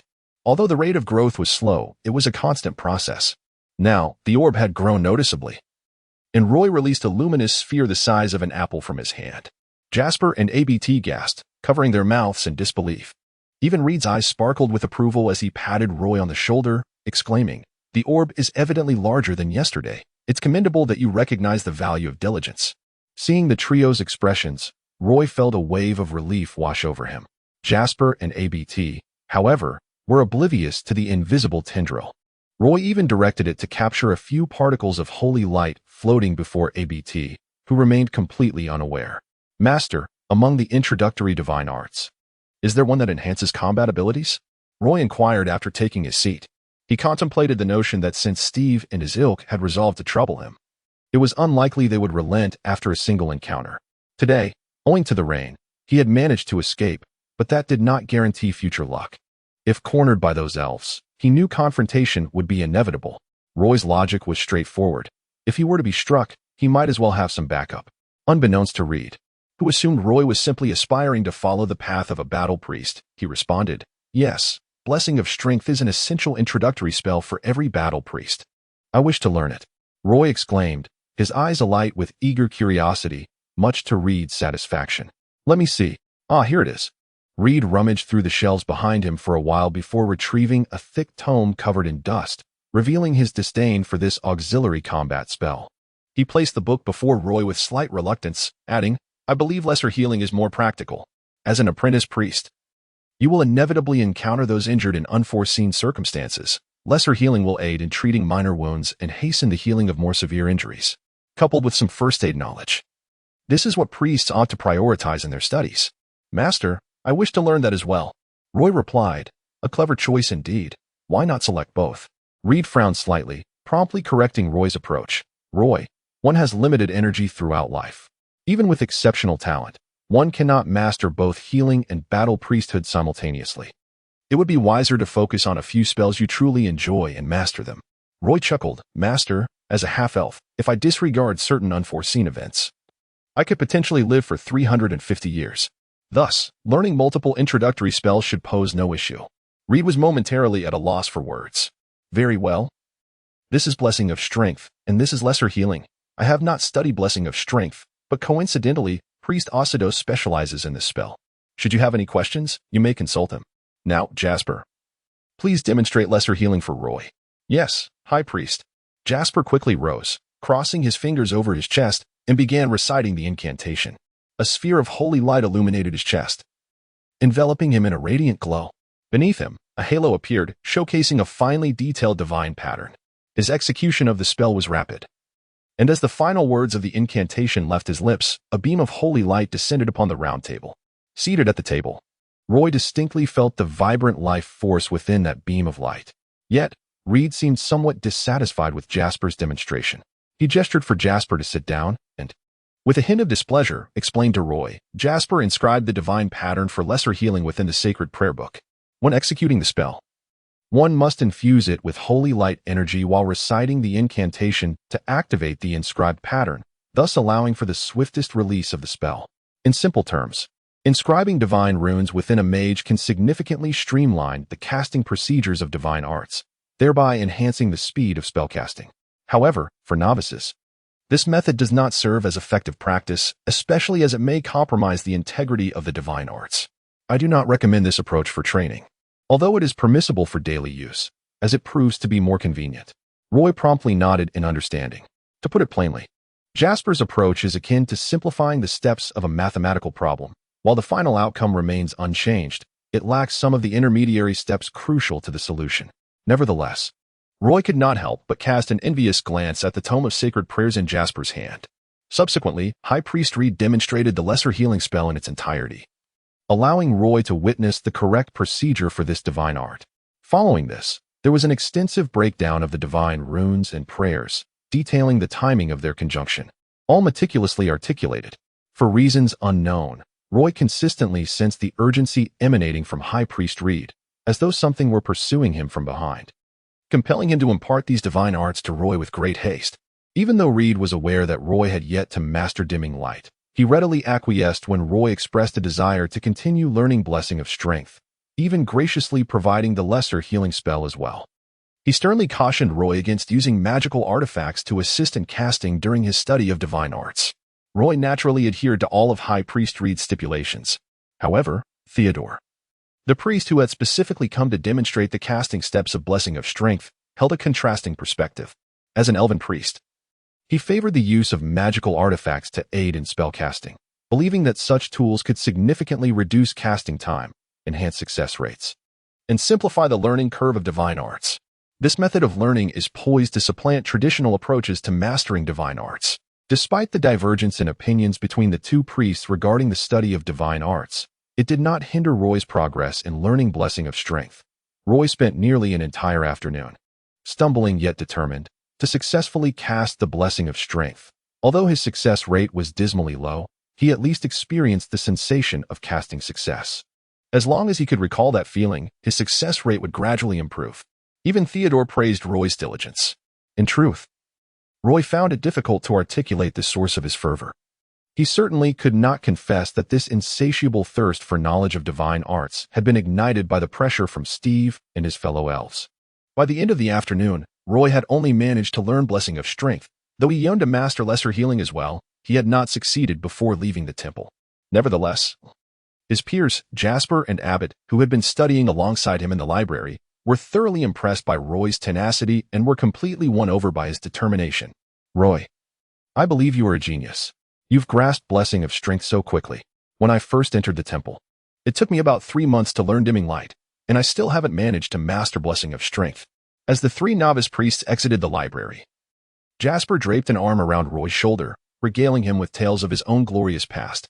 Abbott, curious, inquired, Roy, don't you find practicing these divine arts to be tedious?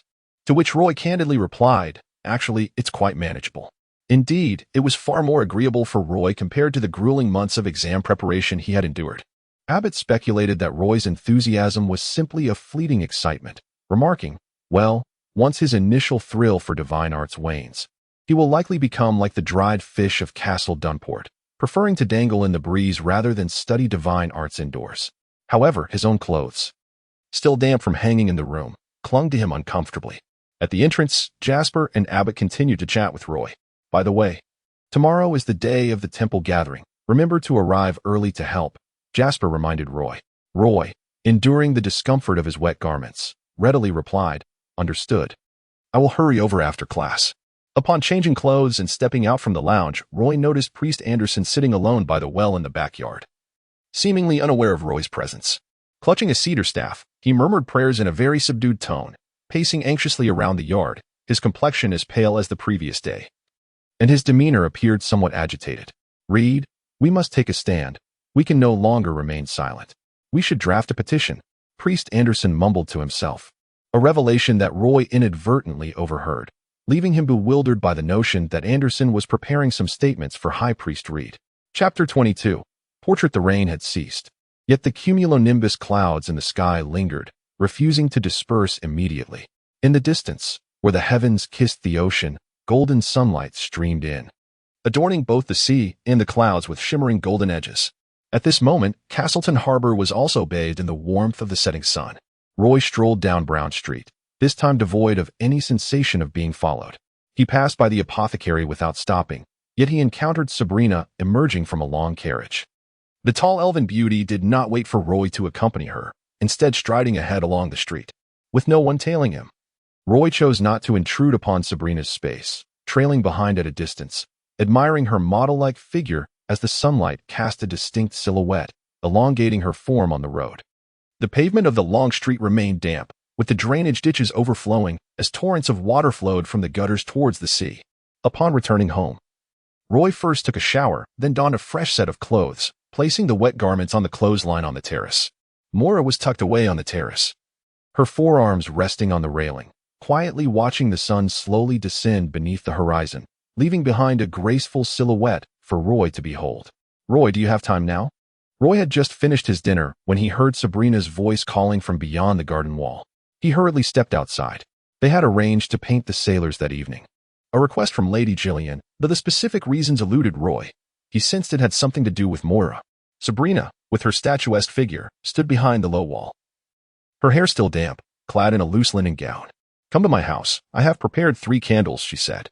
"Very well," Roy replied, striding towards the low wall and effortlessly vaulting over it into Lady Gillian's garden. Lady Gillian was absent, likely at the docks awaiting the fishing boats. As the fish market had long since closed for the day, Roy seldom visited, and thus felt a twinge of curiosity regarding the room's decor. The house was akin to his own, featuring a ground floor with a living room, a bedroom, and a kitchen, while the upper floor housed the bedrooms and terrace. The bedroom on the ground floor likely belonged to Lady Gillian, while Moira and Sabrina resided on the second floor. Moira awaited in the living room, seated on a single armchair beside an easel, which bore a sheet of parchment, with a palette of dyes resting on the coffee table. Next to the easel stood a tin bucket filled with clear water, housing several paintbrushes.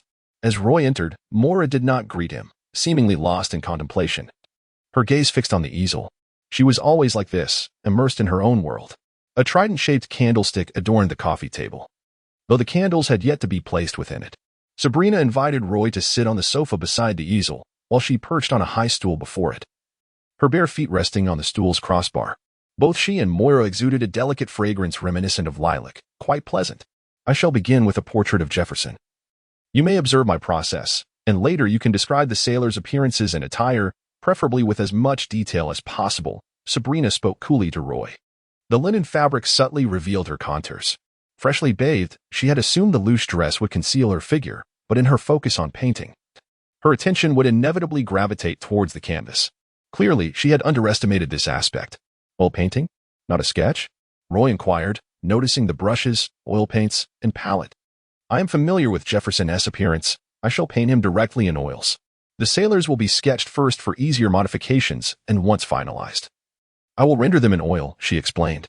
It was Roy's first time witnessing Sabrina paint. In her hands, the brush became akin to a small brush. As she held the palette in one hand, the brush dancing among the dyes before liberally applying broad strokes onto the canvas. She initially laid down a thick layer for the background, neglecting to outline any lines or contours. Instead, she continuously applied layers of color, gradually revealing a blurred figure within the accumulation of hues. The figure began to sharpen, the colors infusing it with vibrancy. Jefferson's visage emerged on the canvas, slightly flushed, a wine glass clutched in his hand, his gaze betraying a hint of inebriation. The dusky skin of the dark elf and the shadows in his eyes were vividly captured. The colors on the palette mingled as Sabrina's brush remained in constant motion, Jefferson's portrait crystallizing upon the canvas. This live painting experience provided Roy with a profound sensory delight, akin to a high-definition camera gradually coming into focus, transforming the hazy into clarity, ultimately springing to life upon the paper. Perhaps it was witnessing Jefferson's likeness materialize that caused the flickering candlelight to render Moira's eyes hazy. With a tremor in her voice, she murmured, "He always says I have a talent for becoming an assassin." Moira, the delicate and fragile elf, possessed a beautiful collarbone, and as she sat on the sofa wiping away tears, it evoked a sense of compassion. Had he not insisted on your accepting training in the Elven Shadow Palace? Gillian likely would not have fallen out with him. Sabrina sighed from her perch on the stool. "Sister, do you think I was born solely to enter the Shadow Palace?" Moira whispered softly. "Do not dwell on such thoughts. You are who you are. We are all striving tirelessly for our ideals, and you should too." Sabrina gently caressed Moira's forehead and dabbed at the tears on her cheeks. "Are you also like this, Roy?" Moira cast a pitiful glance at him. "As long as one's basic needs are met, having a few small dreams is not a bad thing," Roy replied, wiping his nose. "All right, cease thinking about this. He has long since exited our lives." Sabrina tenderly brushed Moira's golden hair. Moira nodded and sat silently. Sabrina removed the painting from the easel, laying down another sheet of paper, this time wielding a quill dipped in ink. Roy promptly began describing the attire and appearances of the sailors, as his purpose for visiting that evening was to articulate the distinct features of the crew members. It must be said that Sabrina's artistic prowess approached that of a master. Her eyes would deftly shift under her quill's guidance, pausing only when Roy felt the likeness was sufficiently captured. As she painted these sailors, the atmosphere in the room gradually lightened. Moira's spirits also began to lift, and she even engaged Roy in conversation. "Is the Elven Academy enjoyable?" "It's quite all right. Though my day has been rather eventful. This morning I was chased through the streets by a group of Silver Moon elves." Roy's tone was somewhat exaggerated. Moira widened her sparkling eyes, curiously asking, Did you get into a conflict right at the start of the term? I did not wish for such a thing. I was dragged into it by a troublesome friend, but there was nothing to be done. Roy lamented helplessly.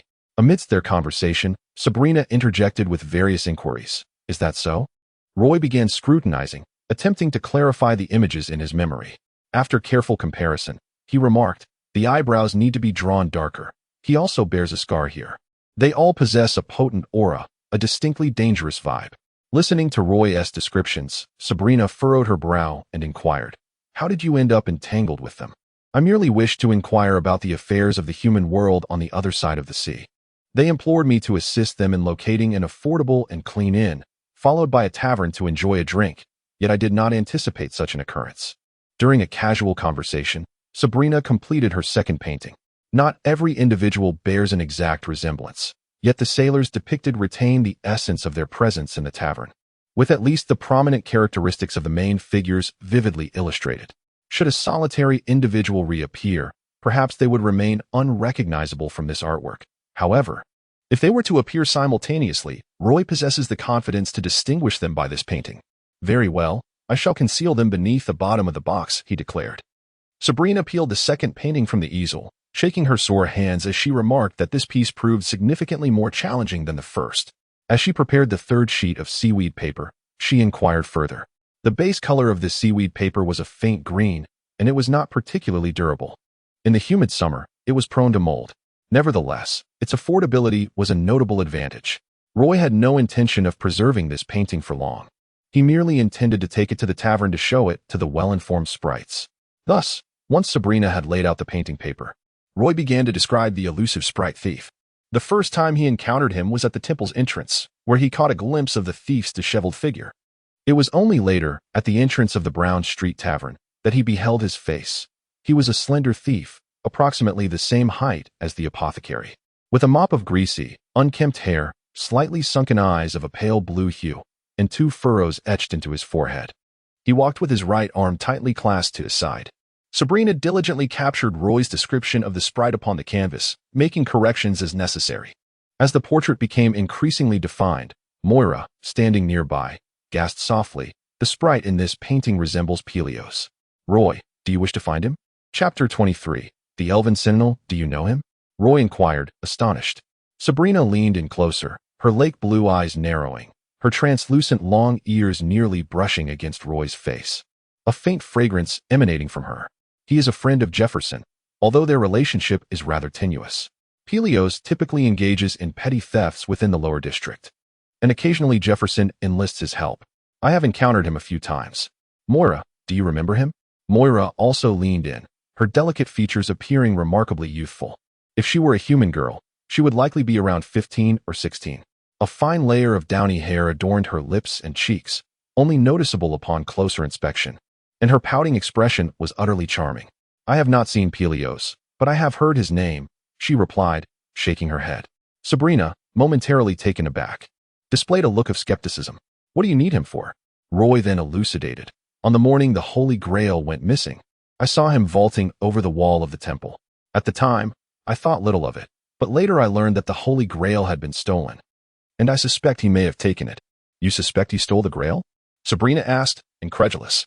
Yet, she soon found herself somewhat convinced, as Pelios was indeed a dark moon elf with 3 hands.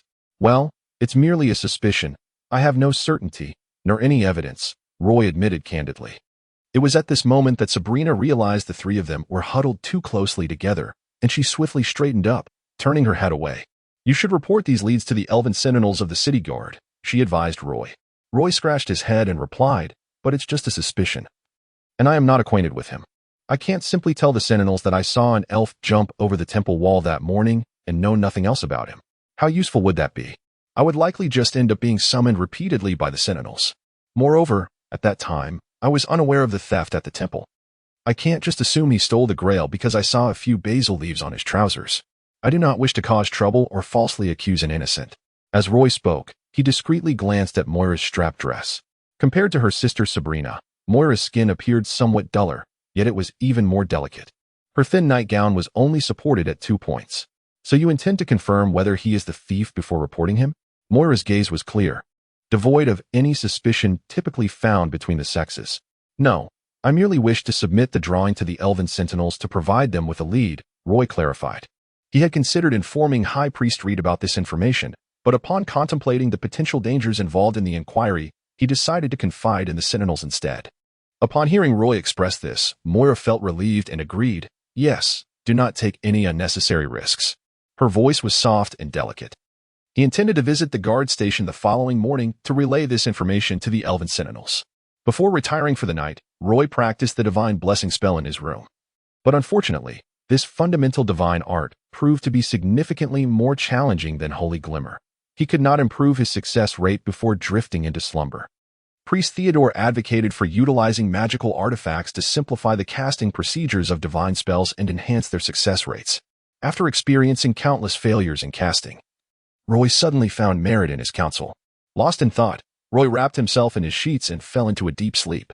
However, the sacred light particles that lingered around him were swiftly captured by an invisible tendril, merging rapidly with his being. A ray of sunlight filtered through the window, illuminating a patch on the wooden wall adjacent to the door. The sea breeze fluttered the gauze curtains of the small room, accompanied by the cries of seabirds. As Roy struggled to rise from his bed, on clear days, Castle Dun Harbor resembled a magnificent sapphire. Upon entering the living room, Roy noticed Lady Belinda clad in her nightgown, seated at the dining table, sipping a cup of flower tea brewed with dew. "Why are you up so early?" "You could have slept a while longer," Lady Belinda remarked to Roy. "I couldn't sleep and decided to head out early," Roy replied. Gazing at the cup filled with the essence of the Tree of Life, he felt as though it contained not just a nutritious liquid, but also Lady Belinda's profound love. "What are you staring at? Why don't you drink it all in one go?" Lady Belinda asked with a tender smile. "This essence of the Tree of Life is rightfully yours. I have been consuming what belongs to you," Roy stated. "Oh, I thought it was something serious." "The essence merely gives elves the appearance of staving off aging but does not actually prolong life. I could drink as much as I want and still look youthful. But you are different. You are maturing rapidly, nearly reaching adulthood in half the time of other children. I do not wish for your childhood to pass by in a blur. You still need to pursue knowledge at the Elven Academy and cannot appear more mature than your peers," Lady Belinda explained softly, her tone gentle and soothing. As Lady Belinda articulated, if they were to stroll through the streets now, people would easily believe she was Roy's sister, although she was already an elven mother. Her sweet visage belied her status. Roy raised the cup filled with the essence of the Tree of Life to his lips and drank it down in one swift motion. Leaving home, Roy dashed out onto Brown Street. There was no garrison stationed on this side of Brown Street. The nearest guard station was located at the docks of Castle Dun Harbor. Thus, Roy needed to take a detour to the docks to submit the drawing that Sabrina had created to the Elven Sentinels there. The morning docks were bustling with activity, teeming with voices. Hundreds of boats, varying in size, were moored here. Some large three-masted ships were anchored in the deep water, while many others floated in the anchorage. As the harbor could not accommodate them all, the guard station was situated on the side of the deep-water harbor, likely to deter unruly sailors from causing disturbances once again. On the opposite side of the docks, the fish market featured several small fish stalls, indicating that the tide had yet to come in. As Roy approached the entrance of the guard station, a wave of nervousness washed over him. The building was a two-story structure adjacent to the dock warehouses and general stores. Upon entering, he was greeted by a tall reception desk, complete with a wooden railing. It seemed there were rooms upstairs. A female elf clad in leather armor stood behind the reception desk and addressed Roy. "How may I assist you?" Roy approached the desk, settling onto a round stool. After taking a moment to steady his breath, he introduced himself. "I am Roy, residing at 57 Brown Street. Last Saturday morning, I went fishing by the sea and happened to pass by the temple. Later, I learned that the Holy Grail had been stolen, and I suspect that the elf who jumped over the wall was involved. I can vividly recall his appearance, so I asked my neighbor's sister to create a drawing." Roy recounted the events in considerable detail. At that moment, several elven sentinels entered from outside, casting curious glances at Roy.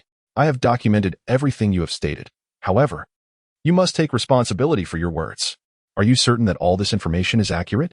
the elven lady queried. "I am certain," Roy affirmed, placing his right hand over his heart. This gesture was a vow among elves. However, it did not carry the binding effect of a magical contract, which required the use of a contract circle or scroll.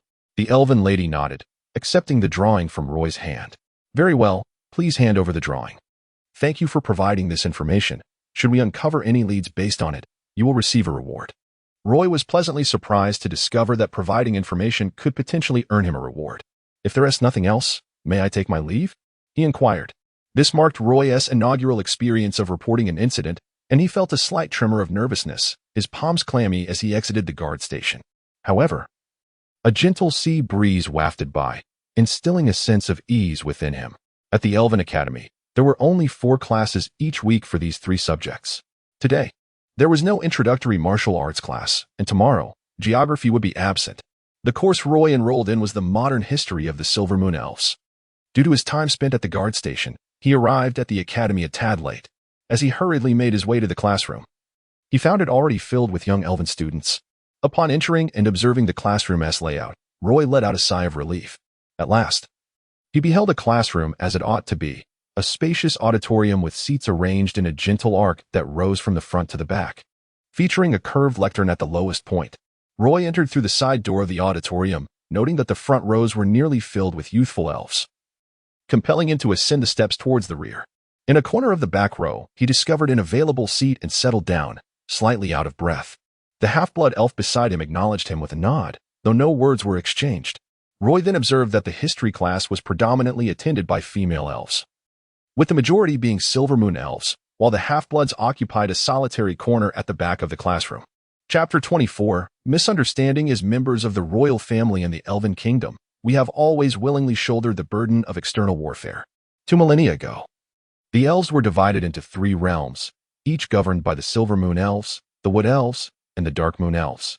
In truth, following the fragmentation of the Elven dynasty into these 3 kingdoms, our Silvermoon Elven Kingdom did not flourish, as we were engaged in relentless battles with the Nagasea tribe of the Endless Sea for nearly 1,500 years. Since that time, we have maintained a treaty of non-aggression in coastal regions with the Nagasea tribe, a pact that endures to this day. Therefore, the contemporary history we study primarily encompasses the period from the division of the Elven dynasty 2,000 years ago to the conclusion of our war with the Nagasea tribe 700 years ago. The enchanting elven teacher standing at the podium, a noble of the Silvermoon Elves, captivated the gaze of nearly every male student in the classroom. Adorned in an exquisitely tailored white gauze gown, she began the first lesson by outlining the curriculum for the upcoming semester. Yet she did not introduce herself. Instead, she launched directly into the lecture, speaking until the class concluded before tossing her silvery hair and departing. Roy exited the grand classroom through a side door, blending into the crowd of elven students who engaged in lively discussions about the beautiful teacher. He did not join the mixed-blood elves, but chose to walk alone. Navigating through the bustling corridor, Roy had to be cautious to avoid the hurried young elves. The recess was brief, and some students needed to traverse the entire teaching building to reach classrooms on the opposite side, prompting a hurried pace among them. Roy had only to ascend to the 3rd floor and enter a geography classroom devoid of chairs, so he was not pressed for time. One side of the corridor was lined with arched pillars, while the other was adorned with portraits of the most renowned Silvermoon Elven kings. As he ambled with his textbook, he casually admired the illustrious depictions of these historical figures. It was only when he noticed a row of sheepskin boots obstructing his path that he became aware of his surroundings. He saw Steve and several young elves blocking the way and approached them willingly. Fighting within the academy resulted in immediate expulsion, so he felt no trepidation regarding Steve's intentions. "Yesterday you were fortunate to escape. Today, such luck will not be repeated," Steve spoke, his gaze fixed on Roy. The bravado he exhibited felt somewhat absurd to Roy. Clad in a refined noble attire, intricately designed with filigree patterns, his outfit featured buttons fashioned from polished gemstones, indicating his noble lineage from a prominent family in Castletown. "Very well, then, bring it on. I shall entertain you thoroughly," Roy replied, his tone unwavering.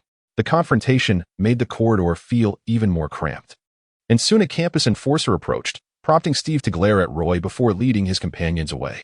Roy had not anticipated that Steve would seize the opportunity to issue threats during the break. Reflecting on the trouble caused by Claire, he sighed in exasperation, realizing that complaints were futile at this juncture. In geography class, Professor Harper stood before a large sand table, elucidating several plateau cities within the Silvermoon Elven Kingdom. It was yet another lesson requiring them to stand, and when it concluded, Roy bent down to relieve his aching legs, only to notice that some elves had brought their own stools. He swiftly exited the teaching building, eager to avoid being cornered by Steve's group at the academy entrance. After class, the corridors were thronged with students streaming outside, and Roy mingled with the crowd. As he neared the entrance, he spotted Claire waving to him from the steps. He could only manage a brief wave and shout, "Let's discuss it another day. I'm in a hurry." Unsure if Claire heard him, he resolved to follow the throng out. Upon reaching the academy's entrance, Roy caught sight of Steve and his entourage squeezing through the crowd towards him. He felt exasperated at their relentless pursuit. Without waiting for Steve to catch up, Roy successfully boarded a long carriage heading to the lower city, even securing a window seat.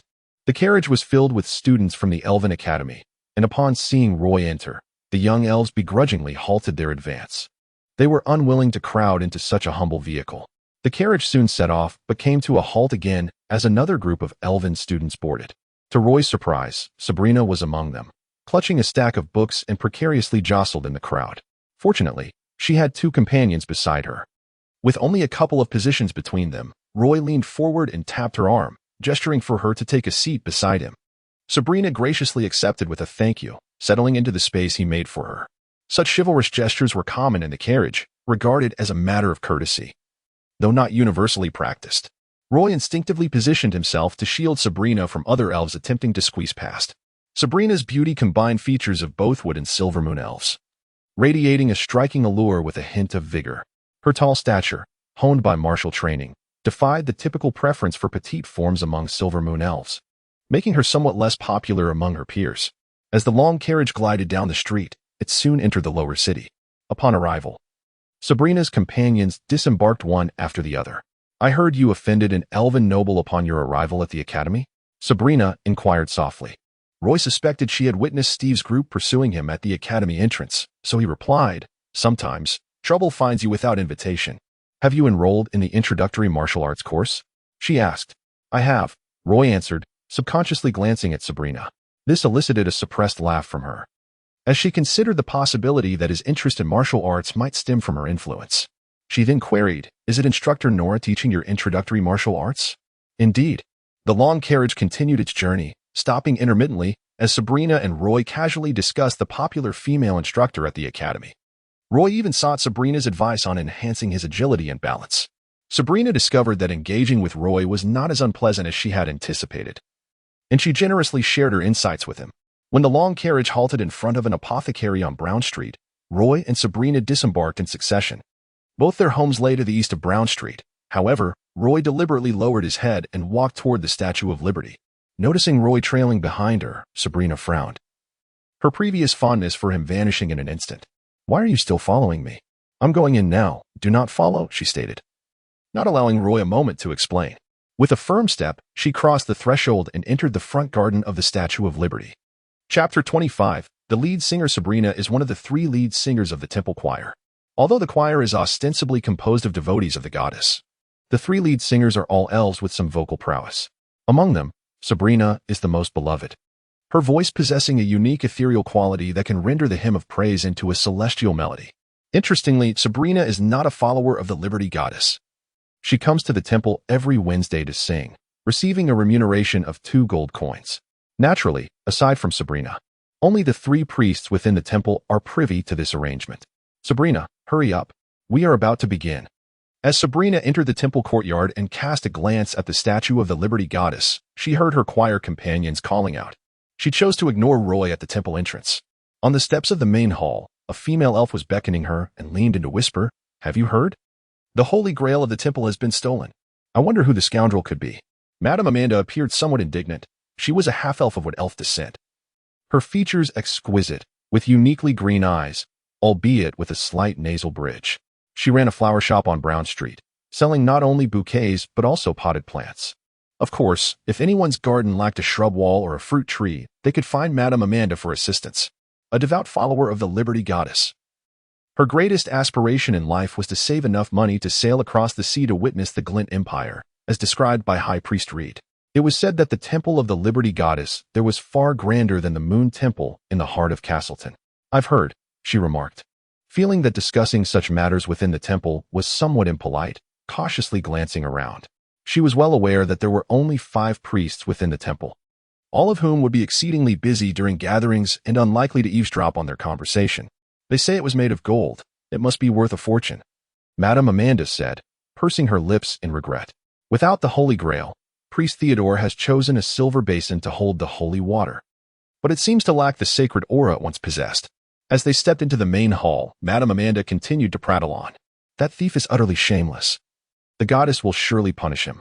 Sabrina proceeded to greet the other two lead singers, and they quickly established the order in which they would sing, urging everyone to take their designated positions. The main hall was already filled with devotees of the goddess, with even the second floor crowded with followers. This time, High Priest Reed would lead the worship alongside the devotees. Priest Anderson and the apprentice Priest Abbott stood on either side. Priest Anderson's face bore an ashen hue, his eyes sunken, resembling a vampire count from a haunted mansion, clearly in poor condition. As the singing commenced, all the devotees rose to their feet, and High Priest Reed began to recite the prayers. However, the beam of light only lasted a moment before vanishing. Amidst the praises sung to the goddess, the congregation completed their ritual of prayer. The hall fell silent as the devotees clasped their hands before their chests. The choir members began to file out. Sabrina attended the choir as a lead singer every week. Once the prayer ritual concluded, she would join the others in receiving a portion of the holy water. Initially, she did not believe the holy water had any real significance. It simply seemed odd to refuse it when everyone else accepted theirs, so she always took her share. Sabrina eventually discovered that the holy water did possess a slight healing effect. For her, this cup of holy water was akin to the life sap given to the silver moon elves by the Moon Temple. However, this time the situation was somewhat different. As she approached the holy water basin in the side hall with her companions, she was surprised to find Roy, clad in the robes of an apprentice priest, serving holy water to the waiting devotees, while Priest Theodore was busy cleansing souls. Upon catching Sabrina's gaze, Roy awkwardly smiled at her. He raised the silver spoon in his hand, continuing his task without interruption. Sabrina's eyes widened in disbelief, her mind momentarily boggled by the sight of Roy, dressed as an apprentice priest, distributing holy water with such propriety. When it was her turn to receive the holy water, she quietly inquired of Roy, "How did you end up here?" "I am a priest here," he replied. Sabrina, somewhat incredulous, pressed, "How come I have never seen you before?" Roy shrugged in mild exasperation. "I officially became an apprentice priest just last Saturday." With others waiting in line, Sabrina felt it inappropriate to chat further and took her holy water, departing the side hall. However, Madame Amanda, following closely behind, overheard their conversation and later remarked to Sabrina outside the temple, "I saw him assisting in the temple the day before yesterday." Recalling the conversation they had at the temple entrance, her fair cheeks flushed slightly.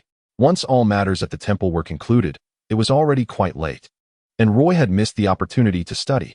While wiping chairs alongside Abbott, he sought guidance on the glyphs for lesser healing. Both Abbott and Jasper focused on priestly magic, still struggling with Blessing of Strength, yet were proficient in lesser healing. Abbott discreetly mentioned to Roy that he and Jasper occasionally utilized lesser healing for extra income, sneaking out to heal the elves in the lower districts. He advised Roy to practice this spell, as it proved far more practical than Blessing of Strength. Meanwhile, Jasper suggested that Roy learn purification, explaining that captains would often request priests to perform purification on their vessels upon docking at Castleton Port. Why would they invite someone to purify their ships? Roy queried with curiosity. Because there are unclean spirits aboard, Abbott interjected. Jasper explained, some crew members die on board, and although their bodies are cast into the sea, their souls linger, making the ship prone to becoming a ghost ship. He added, but one must be cautious. I once went to purify a 5-masted ship only to hear the whispers of a sea witch on board, which frightened me so much that I slipped off the ladder as soon as I climbed aboard. That ship was cursed by a sea witch. And later I heard from dock workers that there were many Naga slaves imprisoned in the ship's lower hold. It belonged to a slave ship of the Ethia Alliance Kingdom. Abbott echoed, I have heard that many slave ships from the Glint Empire also dock here. Such matters were rarely discussed with Roy. Don't the dock's elven guards take care of these issues? He asked. They surely handle the visible ones, but what can be done about the invisible? Both apprentice priests displayed a disdainful expression towards the elven guards, clearly questioning their capabilities. Upon returning home, Roy hurried to the terrace to retrieve the garments hanging on the line to dry. Lady Belinda was surprisingly at home, engaged in her artistic endeavors within the studio on the second floor, a room cluttered with various stones and unfinished sculptures. Roy greeted her briefly before preparing to descend the terrace. At that moment, Sabrina appeared on the adjacent terrace, carrying a basin of clothes she intended to dry. She donned a breezy camisole dress, her fair skin gleaming like ivory in the twilight, and Roy's gaze inevitably lingered on her long, shapely legs. He was aware that this would incite Sabrina's ire, yet his rebellious eyes could not avert their attention.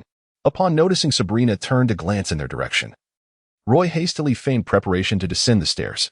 "My apologies. I misjudged you earlier today," came an unexpected voice from across the way.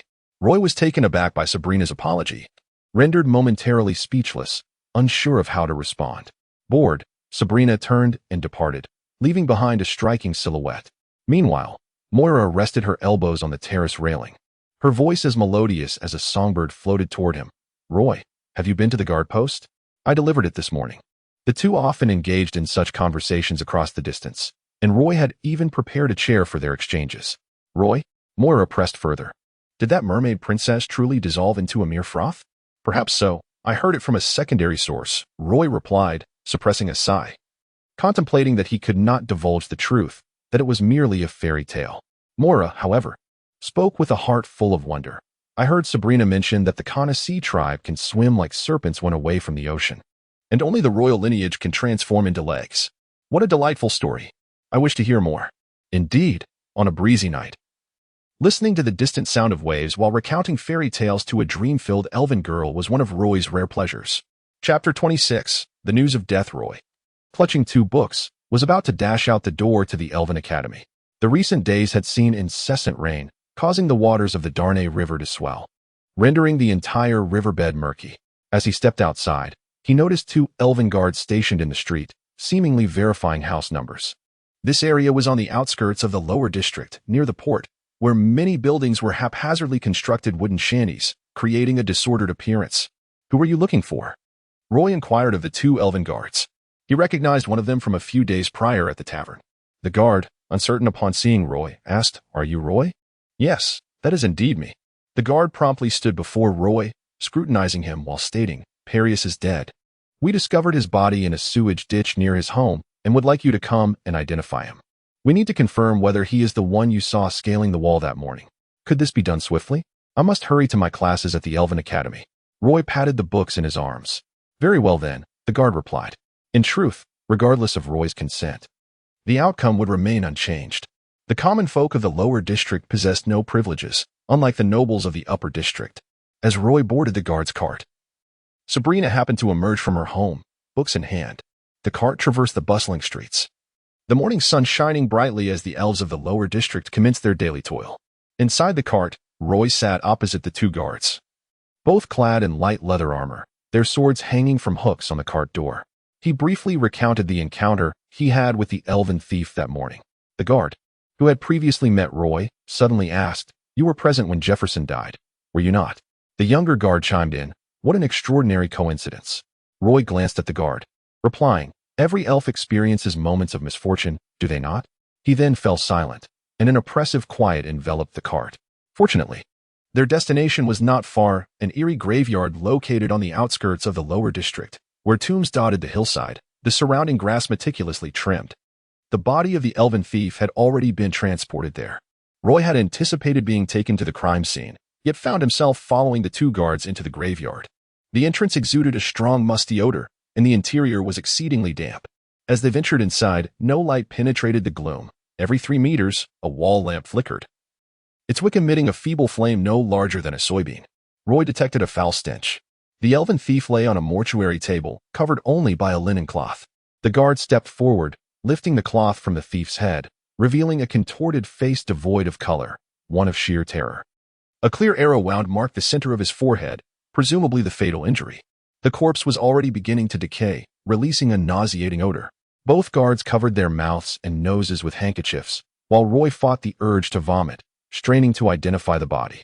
Despite the grotesque distortion, Roy was certain that the elf on the table was indeed the thief, for his appearance was quite ordinary, almost unremarkable among mixed-blood elves. "I am quite certain that it is him," Roy declared resolutely. The guard nodded and draped the linen cloth back over the body. The trio did not linger in the mortuary and turned to leave. "Have you found the Holy Grail?" Roy curiously inquired. "Not yet. By the time we arrived at his home, it had already been thoroughly searched," the guard replied. Roy glanced at the sky. The morning's coolness was dissipating. He then asked, "May I now attend my classes?" The distance to the Elven Academy in the upper district was considerable. The guard told him, "If you discover any leads, you may come directly to the guard station to find me. I am responsible for maintaining order in this area." Roy's thoughts were occupied with the rewards promised for providing information, yet the guards did not mention it. The academy was eerily quiet, save for the training grounds filled with students. In the Elven Academy, tardiness was not deemed a grave offense. Many teachers were indifferent to the number of absent students. As the academy's management was notably lenient, admission was easy, but graduation was challenging. Students who failed their final assessments and defenses were destined to retake their courses the following year. However, should a student recklessly burst into class, they would likely be dismissed by the instructor. The introductory martial arts course was conducted outdoors in the training area. Roy seized the opportunity to blend into the running group. Claire, who was part of the group, noticed Roy's arrival and intentionally slowed down to approach him, cheerfully saying, "I thought you wouldn't come. Steve has been looking for trouble with you these past few days. I was worried he scared you off." Claire chuckled. Roy shot him an exasperated glance. After running a couple of laps around the training ground, they began to practice some basic martial techniques. At that moment, Instructor Abbot Nola, standing at the front of the line with his hands on his hips, called out, "Roy, step forward." Roy knew there was no escaping this time and reluctantly stepped out of the line. "Continue running," Instructor Nola commanded. Without hesitation, Roy resumed running around the training area. The other students had started learning the breakdown of martial techniques while he was still running. "If you are late again, you will run until class is over," Instructor Nola said sternly. "Understood. Return to the line." Roy diligently practiced the basic breakdown of these martial techniques. However, he found himself disheartened to realize that many of the movements that seemed effortless for the other elves were exceedingly challenging for him. Either he misaligned his movements or his limbs lacked coordination. No matter how hard he practiced, his actions remained clumsy and rigid. During a break, Claire commented beside him, "You truly have no foundation whatsoever." Roy remained silent, lying exhausted on the grass. Claire asked, "Besides the introductory martial arts course, what else have you enrolled in?" "Geography and modern elven history." Claire sat on the grass, propping himself up with his hands, somewhat exasperated. "You really have chosen courses that completely diverge from mine. How did you select them?" Chapter 27. The clash. Fluffy clouds resembling cotton candy drifted across the sky, while the sea breeze caressed the verdant grass of the training ground on campus. A group of students sat haphazardly on the edge of the grassy area. Castleton, a city perched on the southern slope of the coastline, is where the mountains stretch from the interior all the way to the sea, marking the easternmost end of this range. The Elven Academy lies to the southeast of the upper town, and from the grass, one can gaze upon the horizon where the sky meets the sea. As the sea breeze swept by, Claire's soft silver hair and pointed ears danced in the wind. Roy lay on the grass, observing Claire, who donned a leather vest over a white shirt, and voiced his grievances. "I can never comprehend why. If this is a feud between you and Steve, he doesn't simply confront you directly, corner you somewhere, and deliver a thorough beating, preferably one that would keep you bedridden for 3 months." Claire turned her head, her eyes filled with disbelief. "Is your resentment towards me truly so profound?" It must be said, the young Silvermoon elf could undoubtedly be deemed a paragon of beauty, though his delicate features lacked any semblance of menace. "It's because he fears my sister. Both Steve and I are nobles of Castleton, and I suppose he is reluctant to breach the decorum among aristocrats. Resorting to violence against me in private would surely incite my sister's wrath. So he has opted to discipline me during our introductory martial arts class, just as my sister did to him last year." Roy chuckled. "This Steve is a coward. Unwilling to seek vengeance against your sister, opting instead to vent his fury upon you, and inadvertently dragging me into this mess. Apologies. I didn't anticipate he would disregard the dignity of nobility and resort to violence alongside his friends against you." Roy stood up from the grass, gazing out at the distant sea, and asked the Silvermoon elf Claire, "Claire, would you like to experience a summer unlike any other?" "What?" Claire inquired, intrigued. "Some matters become more inescapable the more we attempt to evade them. At times, what we lack is merely a modicum of courage, the kind that compels us to draw our swords and confront our adversaries. When paths collide, the brave shall prevail." With that, Roy mimicked the motion of unsheathing a sword from his waist, exuding an air of determination despite not actually wielding one. Claire continued to gaze at Roy. Roy turned to face the grassy expanse several dozen meters away, where Steve was engaged in laughter with a few young elves. "Since they are causing us trouble, we must retaliate. Otherwise, we shall forever remain on the defensive," Roy declared.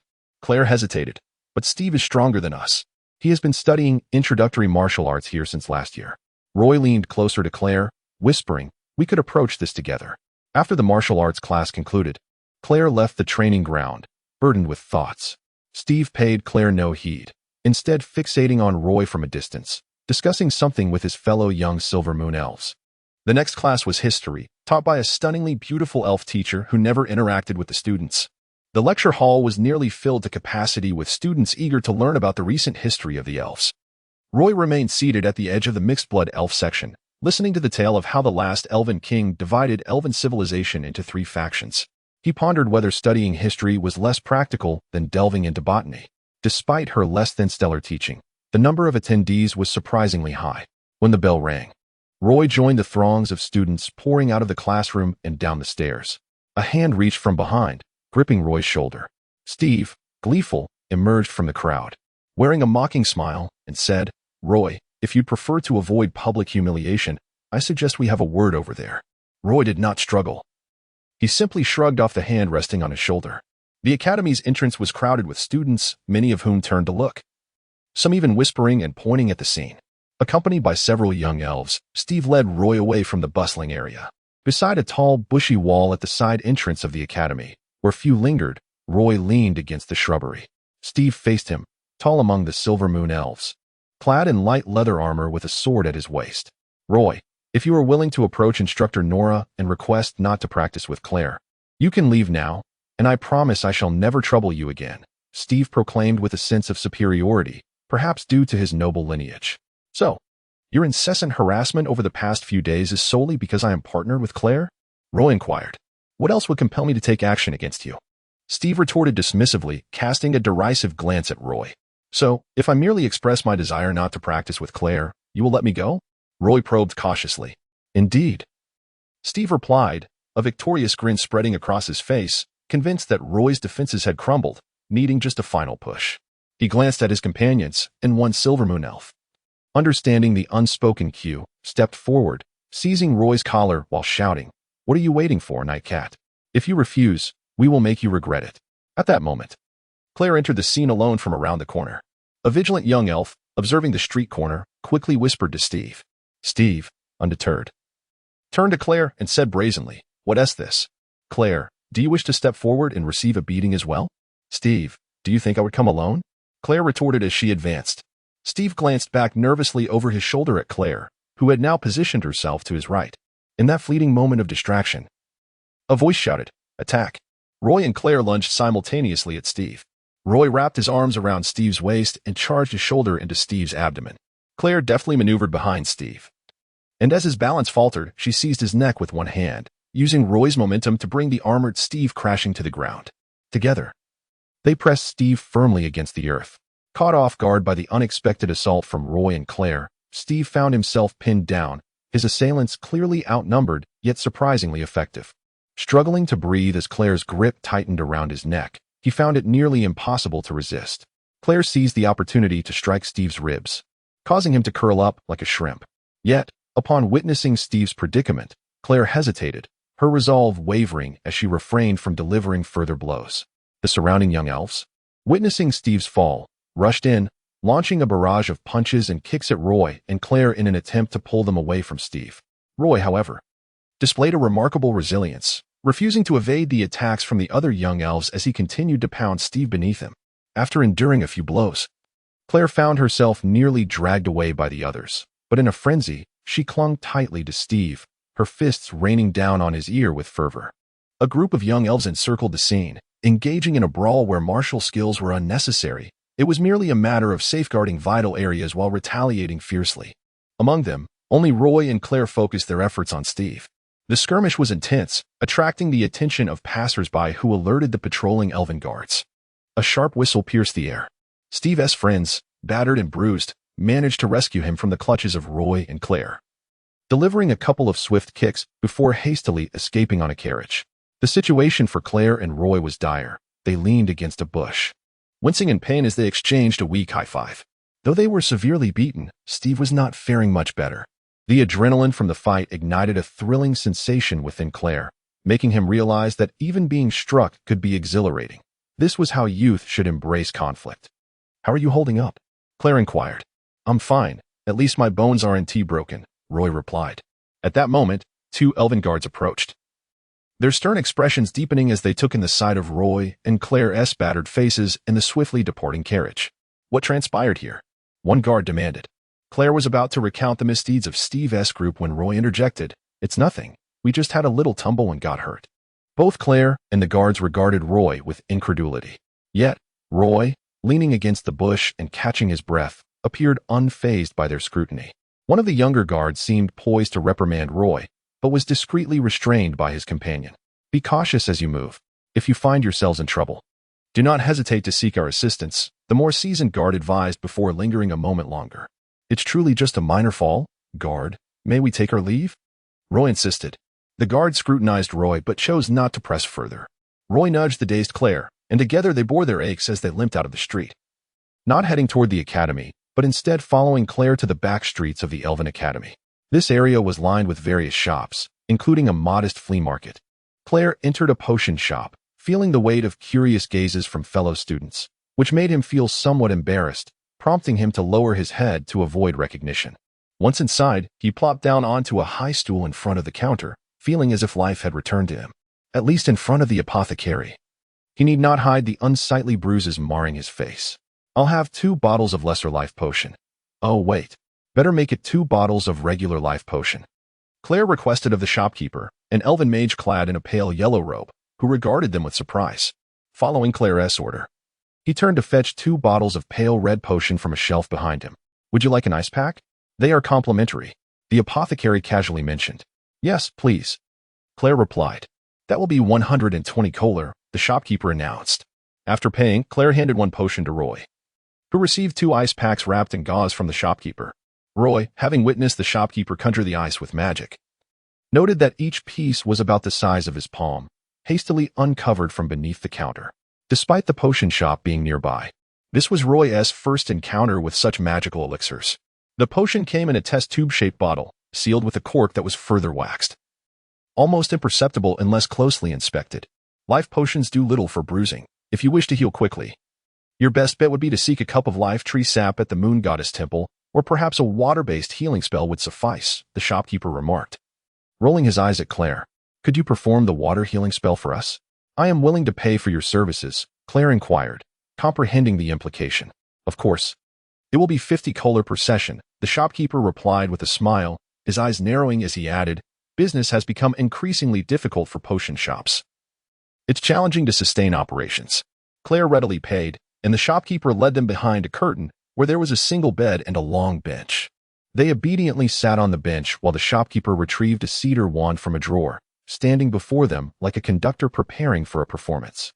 As he raised the wand, the previously unremarkable shopkeeper transformed, exuding an enigmatic aura. Roy sensed an unseen energy flowing from the wand's tip, though he could not perceive it. As the shopkeeper uttered a fluid incantation, a bright, shimmering light enveloped Claire. Ouch! What is this? It hurts, Claire cried out, while Roy watched as a cascade of silver bubbles sparkled around Claire before vanishing moments later. The water healing spell seemed to inflict considerable pain upon Claire. But to Roy's astonishment, Claire's bruises visibly faded at an astonishing pace. See? I dare say no magic is better suited for alleviating swelling than the water healing spell, the shopkeeper declared proudly before directing the wand towards Roy. Is it very painful? Roy nervously asked Claire. Before Claire could respond, a flurry of tiny bubbles descended upon Roy, the spell casting instantly. Roy felt as if countless hands were mercilessly squeezing his body. The pain acutely centered within his flesh, an agonizing sensation that was almost unbearable. Damn! Roy and Claire, united in their discomfort, exited the potion shop. At that moment, Roy contemplated that if he mastered the lesser healing spell, he might not need to spend money on potions after a fight, perhaps even avoiding the need for water healing. He wondered if the lesser healing spell would be as painful as the water healing spell. Upon returning to the temple, he could inquire with Jasper and ABT. However, it was evident that the bruises and swelling on both their faces and bodies were rapidly diminishing. Aside from the pain, the results were quite satisfactory. Upon leaving the potion shop, Claire sat on a bench by the street, grimacing as he complained. Is this what you call a fair fight? Roy, clutching the life potion, replied matter-of-factly. Roy winced as he moved, the strain in his arm causing him to grimace. Hearing Roy's words, Claire, who had felt wronged, perked up and excitedly exclaimed, Before Claire could finish his sentence, he noticed Roy clutching his books and hastily making his way towards the street. "Hey, Roy, where are you going?" Claire called out. Trailing behind him, Roy turned and said, "I have something to attend to this afternoon. I must leave now." With that, he quickened his pace towards a long carriage approaching from across the street. Gasping for breath, he managed to board the halted carriage, then poked his head out from the cabin, vigorously waving at Claire. Claire stood still, reflecting on the past when Steve, who was slightly older than her, seemed to be a formidable figure among their younger peers. However, upon reconsideration, she found that Steve was not quite as intimidating as she once thought. Observing the torn sleeve of her leather armor stained with blood, Claire realized she ought to replenish her strength with some essence from the Tree of Life. Meanwhile, inside the carriage, Roy gazed blankly at the scenery rushing by as they passed through the lower town. The gravity of the situation dawned on him. The elven thief, Peleus, had rushed to the tavern that fateful noon, presumably to meet Jefferson. Roy was convinced that the package he carried at the time likely contained the Holy Grail. Yet now, both the elven thief and Jefferson were dead, and the whereabouts of the Holy Grail remained a mystery. Thus, the trail to the Grail had vanished. The long carriage halted at the corner of Brown Street by the Darnay River Bridge. Upon alighting, Roy made his way along Brown Street towards the Temple of the Lady Liberty. The afternoon at the temple was usually quiet, as he intended to study divine arts in the library. Upon arriving at the grand entrance, he discovered the temple's massive iron gate securely shut. To his surprise, a lavish carriage adorned with intricate gold and silver patterns stood at the entrance, its wheels encased in a thick layer of gel-like resin. Pushing open a small side door, Roy entered the temple's forecourt. As he passed the main hall, he faintly heard voices echoing within. "This cannot continue." The voice of Priest Anderson startled Roy. It was hoarse and urgent. Soon after, Priest Theodore's voice emerged. "The messenger will not arrive so soon. We may have to wait several days. Anderson, you must rest more. Your condition appears unstable." Anderson's voice followed. "Performing miracles comes with a price. Do not worry. A few days of rest will suffice. I must hurry. Farewell." Theodore's voice rang out. At that moment, Roy stood by the well, catching sight of Theodore in his red and white clerical robes, hastily making his way to the carriage at the temple's entrance. Roy entered the lounge, where his apprentice priest robes from yesterday had dried. He donned the robes and proceeded to the library. Inside, Jasper and Abbott were quietly reciting prayers. Upon his entrance, they opened their eyes in unison. Unable to conceal his thoughts, Jasper greeted Roy. Abbott interjected at that moment. "Really? Are there any new leads on the Holy Grail?" Roy inquired curiously. "Not yet. The guards seem inclined to shelve this case," Jasper murmured, feeling disheartened by the lack of divine light generated during their prayers. He then retrieved a book from the shelf. Coincidentally, the one Roy had studied yesterday, titled Blessing of Strength. "I've discovered this divine art is rather impressive. Why hadn't I noticed it before?" Jasper lamented. "Are you aspiring to be a battle priest like Roy?" Abbott asked, surprised. Jasper chuckled, his grin somewhat mischievous, far from the demeanor expected of an apprentice priest. "I don't wish to overexert myself. Merely becoming a priest suffices. If I could take it a step further, I would aspire to be a high priest," Jasper declared. Abbott, perplexed, questioned, "Then why learn Blessing of Strength?" Jasper pushed the book towards Abbott, flipping to the annotation page, and proudly replied, "Haven't you realized? This divine art can enhance one's overall strength. Although 20 minutes is a bit short, it is still quite sufficient." Chapter 29. Promotion. High Priest Reed entered the study, where Jasper and Abbott sat quietly in their chairs, hands clasped in prayer. Reed glanced at the two, a hint of helplessness flickering in his eyes. He approached Roy, who was practicing the Blessing of Strength rune, and inquired, "Roy, how's your progress with this divine art?" "I haven't mastered it yet. The rune is somewhat challenging," Roy replied. Seeing Roy struggle with the Blessing of Strength, Reed merely encouraged him, saying, "Practice diligently. Once you become adept, it will come easily. I too spent nearly a week replicating it before I could draw the rune accurately. Even when reciting prayers, I still made mistakes. When learning such divine arts, do not rush, take your time." Roy shook his slightly sore wrist and asked, "Teacher, have you ever been to the Green Empire?" He was curious about life in the Green Empire, as the soul inhabiting his body was human and held a yearning for human experiences. "There are 2 elven sentinels outside who wish to see you," Reed replied promptly. "Very well, I will attend to them shortly." He stood from the round table, but paused, turning to Roy, who was diligently practicing the rune. "Only with sufficient holy light power can one learn more advanced divine arts. All divine arts are rooted in prayer. Roy, You must memorize the prayers so that the goddess may sense your devotion and grant you greater holy light power. Understood, teacher, Roy responded. Reed opened the door to the study and left in haste. Once the heavy wooden door closed behind him, Jasper and Abbott, who had been praying with hands clasped, opened their eyes and exhaled deeply. They felt a wave of relief wash over them after Reed's departure. Observing Roy attempt to recite the prayer, Jasper whispered, Even if we pray all day, we cannot gather much holy light.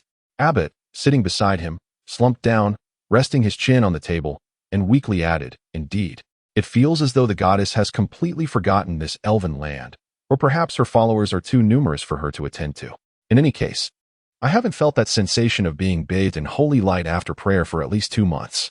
With his naturally wavy golden hair, he lifted his eyelids to glance at Roy and asked, Roy, when you pray recently, have you felt that beam of holy light shining down upon you, enveloping your entire being, as if your body becomes translucent under its glow, with countless rays cleansing your soul?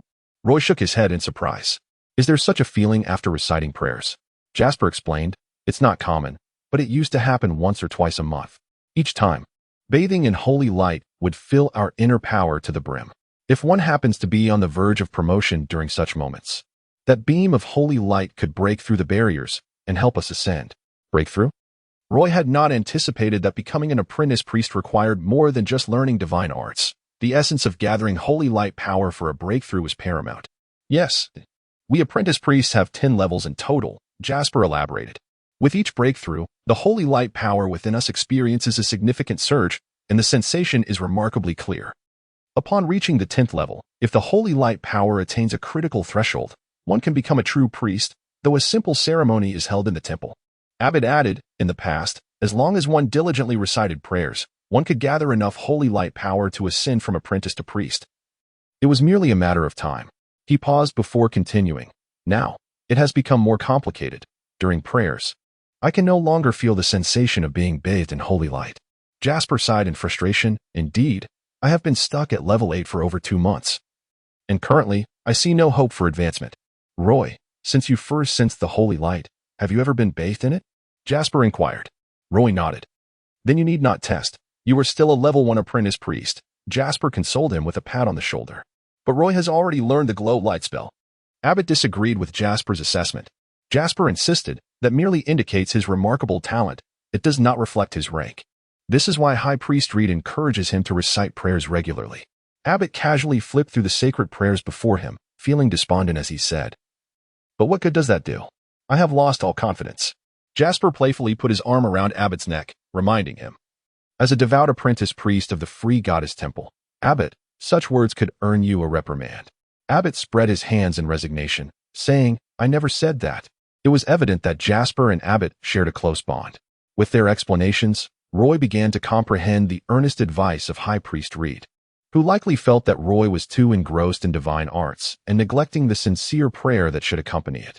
Thus, he set aside the blessing of strength and began to memorize the lengthy and intricate prayers.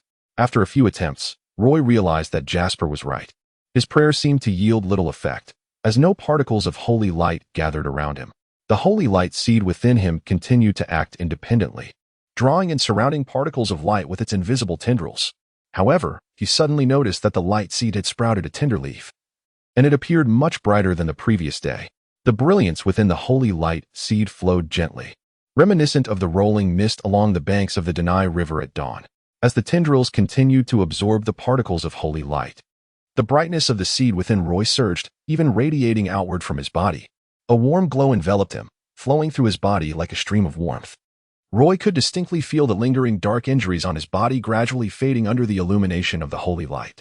The light seed extended another invisible tendril, now possessing 2 that danced and reached out to the particles of holy light surrounding Roy, drawing them into the seed. As the brilliance emanating from the light seed had not yet completely dissipated, Jasper, noticing Roy had opened his eyes, grabbed Roy's arm and exclaimed, Roy, how did you achieve this? I told you, Roy has a great talent for becoming a priest. It seems the goddess has not entirely forgotten this place. She has only overlooked the 2 of us, Abbott remarked, but his words were cut short as Jasper covered his mouth. Do not speak carelessly. The goddess is watching. Jasper admonished, his expression shifting. Abbott brushed aside Jasper's hand and turned to Roy, saying, Roy, Congratulations on successfully advancing to level 2 apprentice priest. Roy sat in his chair, feeling somewhat bewildered. ABT observed the bewildered expression on Roy's face, recognizing him as a novice with limited understanding. He advised, as someone who has traversed this path, I recommend you take a moment to acclimate yourself and attune to the subtle shifts within your body. This divine light will not only enhance your physical constitution, but primarily bolster your mental fortitude, allowing you to enter a state of prayer more swiftly. In essence, your body has grown stronger. Roy rose from his seat, extending his right hand with the palm facing upward. As he focused his thoughts, a radiant orb of light materialized within his grasp. Although the luminous sphere was merely the size of an apple, it shone far more brilliantly than anything Roy had conjured before. This, he realized, was the sensation of advancement. He attempted to inscribe the blessing of strength sigil using the holy light in his palm, perhaps due to the abundance of divine energy. This attempt was far more fluid than his previous endeavors. Thus, the afternoon passed in the study, where Roy's successful ascension rekindled confidence in both Jasper and ABT, who recited their prayers with utmost seriousness. On his way home, Roy contemplated his visit to the Elven Academy the following day. The Elven noble Steve, having been humiliated, would undoubtedly seek retribution, potentially ambushing him on the streets. Roy was no fool. He understood that in Castleton, a Silver Moon Elven noble would hardly concern himself with the fate of a half-elf lacking any significant lineage. This was also the reason behind his desire to involve Claire in the ongoing feud between her and Steve. With Claire's presence, he felt reassured that their adversaries would refrain from crossing the line. Otherwise, given his half-elf status, he could easily find himself cornered in an alley, meeting a grim fate akin to that of an elven thief, perhaps even suffering broken limbs in a clandestine assault. He had already tested the boundaries of their hostility, and perhaps due to Claire's involvement, the young elves had shown restraint. During their brawls, they had not unleashed their full fury. After some contemplation, Roy resolved to practice the disassembly techniques he had learned in his introductory martial arts class that evening. Who knew? He might find them useful the very next day. Roy, it seems you have grown paler, mocked Katie Vinyl, the neighborhood troublemaker, as she perched upon her garden wall, taunting him from the street below. Roy bent down to pick up a stone from the roadside, startling the mischievous child, who promptly scrambled down from the wall and sought refuge among the nearby rose bushes. Chapter 30. Martial arts. The terrace at home became Roy's training ground for martial arts. However, even when those fluid movements were deconstructed into a series of simple actions, they remained exceedingly challenging for him. Under the fading glow of the setting sun, Roy practiced these fragmented movements on the terrace, panting heavily as he slowed each motion down to an arduous pace, yet the stiffness persisted. Before long, beads of sweat dampened his golden hair, making it cling uncomfortably to his forehead. Roy hurried downstairs to fetch a towel to wipe away the sweat, and upon returning to the terrace, he was surprised to find Moira standing on the adjacent terrace. She rarely wore such fitted attire, and the straps at her sides were not yet tied into neat knots. However, this did not detract from her serene beauty reminiscent of a dark moon elf. She had even tied her hair back into a ponytail. Moira effortlessly mimicked Roy's deconstructed movements. Noticing Roy peeking at her from across the terrace, she leaned against the railing with a playful smile. Is this how it's done? I couldn't help but watch you practice so intently. Indeed, you're doing wonderfully. I just can't seem to replicate it. My attempts always go awry, Roy admitted. Feeling somewhat foolish that something Moira could learn in mere glances eluded him after a day of practice. Don't be disheartened. Let's practice together. We can correct each other's mistakes. Moira encouraged, her cheeks flushed, perhaps from the exertion. All right. Roy suddenly felt that this tedious practice was not so burdensome after all. Moira began to try her hand at the less than perfect movements Roy had been practicing. Sabrina, having taken a refreshing shower and changed into a looser dress, ascended to the terrace once more. She crossed her arms and leaned against the terrace entrance, addressing Moira. None of your deconstructed movements are standard. I suggest you pause and correct your form. Really? Moira glanced at Sabrina, humbly inquiring, Sister, where exactly am I going wrong? Could you please point it out? With Sabrina's guidance, Roy suddenly recalled several areas in which he had indeed faltered. However, those movements were primarily due to the limitations of his arms and thighs. To accomplish these actions, he had lowered his standards, resulting in flawed execution. With Sabrina's assistance, Moira swiftly corrected her movements, yet Roy found himself unable to achieve the same. Unable to resist, Sabrina teased from the adjacent terrace, Your arms and thighs are simply too stiff. Didn't instructor Nora tell you that your body is ill-suited for learning elven martial arts? Roy stood awkwardly on the terrace, flexing his rigid arms, but to no avail. Sabrina, observing him, candidly remarked, your ligaments have yet to fully stretch, leading to improper form. If you can't execute these deconstructed movements correctly, when you attempt to combine them into a fluid sequence, there will be a noticeable stiffness, and as you progress, it will become increasingly difficult to adjust, ultimately distorting your movements significantly. You truly are not suited for martial arts. You might as well give up before you begin. Please, sister, Moira protested softly. Sabrina shot her a glare, preparing to turn and descend, but Moira grasped the hem of her skirt. Sister, she implored once more. I don't have the time, but I'll help him this once, Sabrina replied, almost as if convincing herself. As Roy struggled to straighten his arms, he suddenly felt a delicate, cool hand grasp his wrist. Turning, he discovered that Sabrina had silently approached him on his terrace. Despite the 5-meter gap between their terraces, he had not noticed her blushing face. Without hesitation, Sabrina forcefully adjusted Roy's arm, the stretch causing him pain, eliciting an involuntary yelp. Stay still, maintain that position, she instructed, personally guiding him through the deconstructed movements while Moira watched with keen interest. Once the deconstructed movements were mastered, linking them together proved to be a greater challenge. As each movement followed a specific trajectory, Roy fully grasped the truth in instructor Abbot Nora's initial lesson. It was no exaggeration. This was merely the simplest of the technique's fluid movements, and Roy hesitated to consider the complexity that lay ahead. Fortunately, Sabrina demonstrated the technique repeatedly, executing it with ease. Her tall figure, performing these basic martial arts in slow motion, resembled a dance. Unlike Moira's grace, Sabrina's movements exuded strength, each action imbued with a palpable sense of pressure. Roy realized that the previous beating he received from Sabrina had not been a matter of luck. However, since instructor Nora had not yet begun teaching fluid movements, Roy still had time to continue practicing. After concluding this arduous session, Roy lay sprawled on the terrace floor, utterly devoid of dignity. Are the Silvermoon elves still troubling you? Sabrina inquired, choosing not to leave just yet, as she sat on a nearby chair. Yes, we even had a scuffle today, Roy replied. After a moment's hesitation, Sabrina suggested, the Elven Academy has a mixed blood elf support association. You might consider discussing your situation with them. Roy shook his head, asserting, I can handle it myself, in our own way. Thank you for your concern. A voice from behind interrupted, thanks for the compliment. Sabrina suppressed the urge to shoot him a glare and quickly exited Roy's yard. The moonlight outside shimmered across the distant sea. On the table by the window lay 2 books and a vial of life potion. Roy had a strong desire to consume the potion to test its effects. However, since the apothecary had mentioned that the life potion was not particularly effective for bruises and swelling, he resisted that temptation. Instead, he contemplated the lesser healing spell, but regrettably, he had yet to master it. Had it not been too late, he would have considered rushing to the temple to ask Jasper for a simple treatment. Oh, but I did learn minor light illumination, didn't I? Lord Reed mentioned that this divine spell offers a slight healing effect as well. Roy smacked his forehead, suddenly enlightened. Once everything was prepared, Roy stood in his room, first drawing the curtains, then shutting the door. Silently, he harnessed the power of holy light to inscribe a divine pattern while reciting a few sacred prayers. As the divine pattern materialized into a rune woven from holy light. Upon uttering the final prayer, the floating rune appeared to activate. Before Roy, the holy light coalesced into a slightly warm sphere, hovering above his left shoulder. It was a soft ball of light, illuminating Roy's room with a gentle glow. He attempted to control the dim light to rise, but it passed effortlessly through the wooden ceiling. Belinda was sleeping upstairs. If he disturbed her, it would certainly not end well, especially since she was a devotee of the moon goddess. Keeping the light obediently before him, Roy reached out a finger to touch it.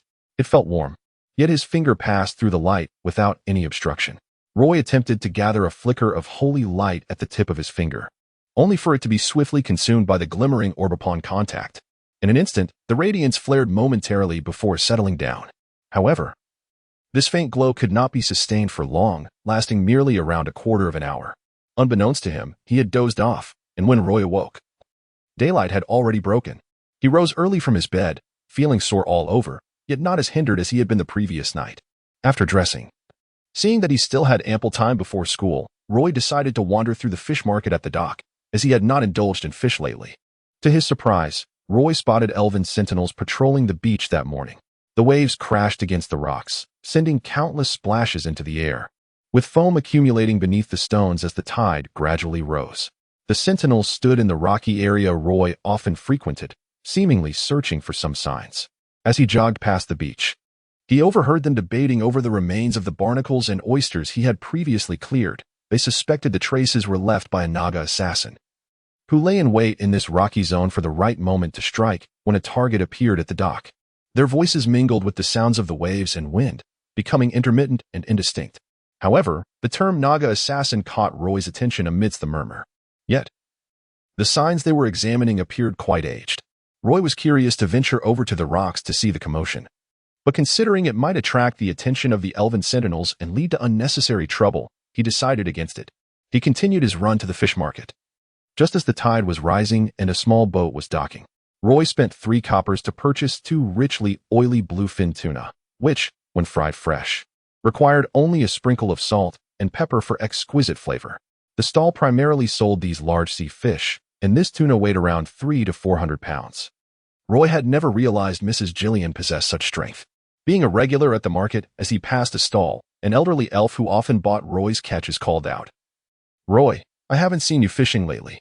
"Oh, you should really learn a thing or two." Nodding in agreement, the old elf continued, "I was just worried you might go fishing by the sea. A Naga assassin has recently been spotted on the beaches around here, always appearing on rainy days.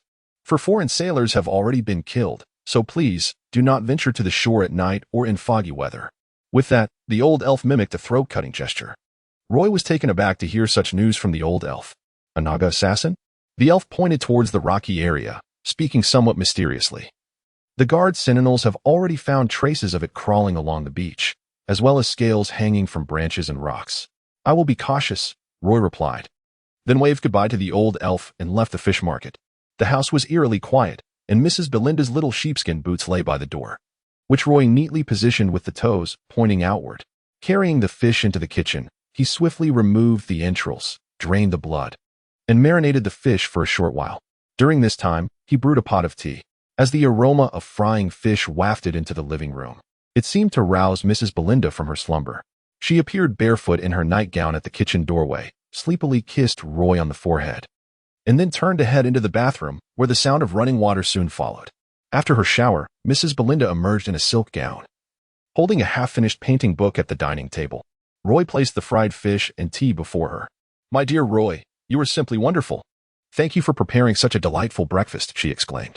Sitting across from her, Roy picked at the fish bones while saying, "I heard that staying up late can lead to wrinkles. You should take care of your health." "Is that so?" Mrs. Belinda stood up anxiously, rushing to the mirror in the washroom to check her reflection. Seeing her radiant face, she sighed in relief. Returning to the dining table, Mrs. Belinda inquired, "Shall we go out together later?" Roy promptly declined. "I'm going for a run. It's impossible for me to accompany you." The neighbors on Brown Street would often tease them, suggesting they appeared more like siblings. Once outside Brown Street, those unfamiliar with Roy would naturally regard him as Mrs. Belinda's attendant. Roy had rushed out of the house with a book in hand, and due to the incessant rain in recent days, the water level of the Darnay River had risen considerably. At the street corner, he spotted Sabrina waiting for a long carriage among the crowd, her tall figure standing out. Roy waved at her, but as usual, Sabrina acknowledged him without responding. As he traversed the lower town, the bustling life of the day had commenced. With most shops already open and street vendors crowded together, many carts were overflowing with an array of fruits. But the most eye-catching were those that formed pyramids of fresh produce, enticing Roy with their vibrant colors. Upon entering the Elven Academy, Roy ran breathlessly, feeling completely free of any soreness. In the training grounds, he encountered Claire, whose facial bruises had healed remarkably well, barely visible now. They huddled together at the edge of the training field, discussing their plans for the afternoon after class. Claire hesitantly asked, "Roy, if Steve and the others come looking for us again at noon, should we still confront them?" "Of course, until we subdue him." Upon noticing Claire's hesitation, Roy quickly encouraged him. "If we back down now, Steve will always have the upper hand in the academy. Just think, we've only just begun our studies. How long will we be here?" Claire pondered seriously before responding, "Probably about 20 years, Roy. You're absolutely right. Are you really planning to stay at the Elven Academy for 20 years before graduating?" Roy asked, astonished. "Yes, after graduating. I intend to pursue further studies at the prestigious Elven Academy in Buenos. Well, your life plan is indeed quite long-term. Claire found nothing amiss in this. He then pulled out a vial of green potion from his pocket and handed it to Roy, saying, "Roy, I brought you some Tree of Life sap this time. Take it." Roy attempted to refuse, knowing it was far more valuable than ordinary life potions. "I haven't even consumed yesterday's life potion yet." But Claire waved his hand dismissively. The class bell is about to ring. Instructor Abbot Nora approached from the direction of the teaching building, clad in light leather armor. Bow and quiver slung over her shoulder, with a long sword at her waist, her long hair flowing gracefully, exuding an air of elegance. Just as the bell tolled, Steve rushed onto the training field, his face unmarred by any bruises, running without a limp, indicating his injuries had healed. However, when he glanced at Roy and Claire, the fury in his eyes seemed ready to erupt. Claire glanced at Roy nervously. In the martial arts training class, the students continued to practice the disassembly movements learned the previous day. This time, Roy managed to barely complete a set of actions, though he still struggled to connect them fluidly. This left instructor Abbot Nora, who had intended to have a serious discussion with Roy, pausing to observe further. While Roy's innate talent was lacking, his diligence was commendable. After school, Roy and Claire hurried to a narrow alley on the western side of the academy. Noticing that Steve and his group had yet to arrive, Claire felt a twinge of anxiety and considered retreating. "Roy, perhaps we should leave. They haven't shown up yet," she suggested. At that moment, Roy stood before Claire with an earnest expression, beginning to regulate his breathing. When a sphere of light ignited in his palm, Claire was rendered speechless, captivated by the gentle glow as Roy began inscribing runes before her. His movements were somewhat awkward. After much effort, he managed to create half of a divine pattern. However, due to a lapse in maintaining the holy light at the turning point, the intricate design slipped away like grains of sand through his fingers. With a sigh, Roy lamented, "It seems I am still unable to succeed. With my current abilities, I can only attempt this 3 times. Regardless of the outcome, I must try again." With that, the holy light flared again in his hand, and this time, his focus sharpened, perhaps due to the urgency of the moment. To his astonishment, the divine pattern was successfully inscribed in its entirety, though his prayer was somewhat stammered. When the final words were uttered, the divine pattern before him did not dissipate, but transformed into a fist imbued with sacred energy, which instantly merged with Claire's body. "What is this?" Claire inquired, her eyes wide with wonder. "It's a blessing of strength. How does it feel? Are you filled with power?" Roy asked eagerly. "It feels all right. Is this magic?" Claire responded. Roy quickly corrected her, saying, "It is divine art. I have only just mastered it. I had not succeeded before, but fortune smiled upon me this time. I still have one more chance." With a successful experience behind him, Roy attempted to inscribe the divine pattern once more, achieving considerable success. However, he rushed through the recitation of the prayer, resulting in failure, as the divine pattern before him scattered like countless grains of sand in the wind. Roy could only sigh in silence. Just then, Steve and his entourage arrived, having followed closely behind. This time, Steve had brought along 5 more young elves than the previous day. Seeing Roy and Claire standing beneath the high walls of the bushes in the alley, Steve shouted with indignation, "So it's truly you 2 reckless fools." His fury was palpable, as he recalled how he had been soundly beaten by the pair the day before. Despite his companions having also dealt severe blows to Roy and Claire, Steve had not forgotten his own humiliation, determined to ambush them at the academy's entrance. He was taken aback that they dared to wait in the very alley where they had fought the day before. Outside the narrow alley, 2 carriages stood at the street corner, their drivers patiently seated on the benches. Although the carriages appeared similar, the family crests on their exteriors indicated they belonged to different families. They effectively blocked the alley, leaving little room for pedestrians to peer inside. Inside the alley, Roy and Claire stood together, facing Steve and the dozen young elves. Claire gazed at Steve, her delicate features curling into a subtle smirk of disdain. Irritated, Steve raised a hand to halt the few newly joined friends, signaling them not to act just yet. However, as he did so, the others charged forward. A brawl erupted on the street, with Roy and Claire focusing on the first young elf to rush in. Steve, distracted by trying to restrain his new companions, was unable to engage immediately, allowing Roy and Claire to tackle the golden-haired elf. They gave him no opportunity to demonstrate his skills, knocking him down and delivering blows to his face. Claire, in particular, struck the handsome young elf with such force that he was sent sprawling, while Roy tightly held onto his waist, causing him to lose his balance and crash onto the ground. Soon after, Steve and the other elves joined the fray, with the young elves rolling into a chaotic melee. Both sides, in a tacit agreement, refrained from using weapons. Even sticks were left untouched. Amidst the onslaught from the surrounding young elves, Roy and Claire endured the blows raining down upon them, fiercely retaliating against the unfortunate elf beneath them. This time, the skirmish stretched longer, as the two carriages at the street corner shielded most pedestrians from witnessing the commotion. By the time the elven guards arrived, both parties were nearly exhausted.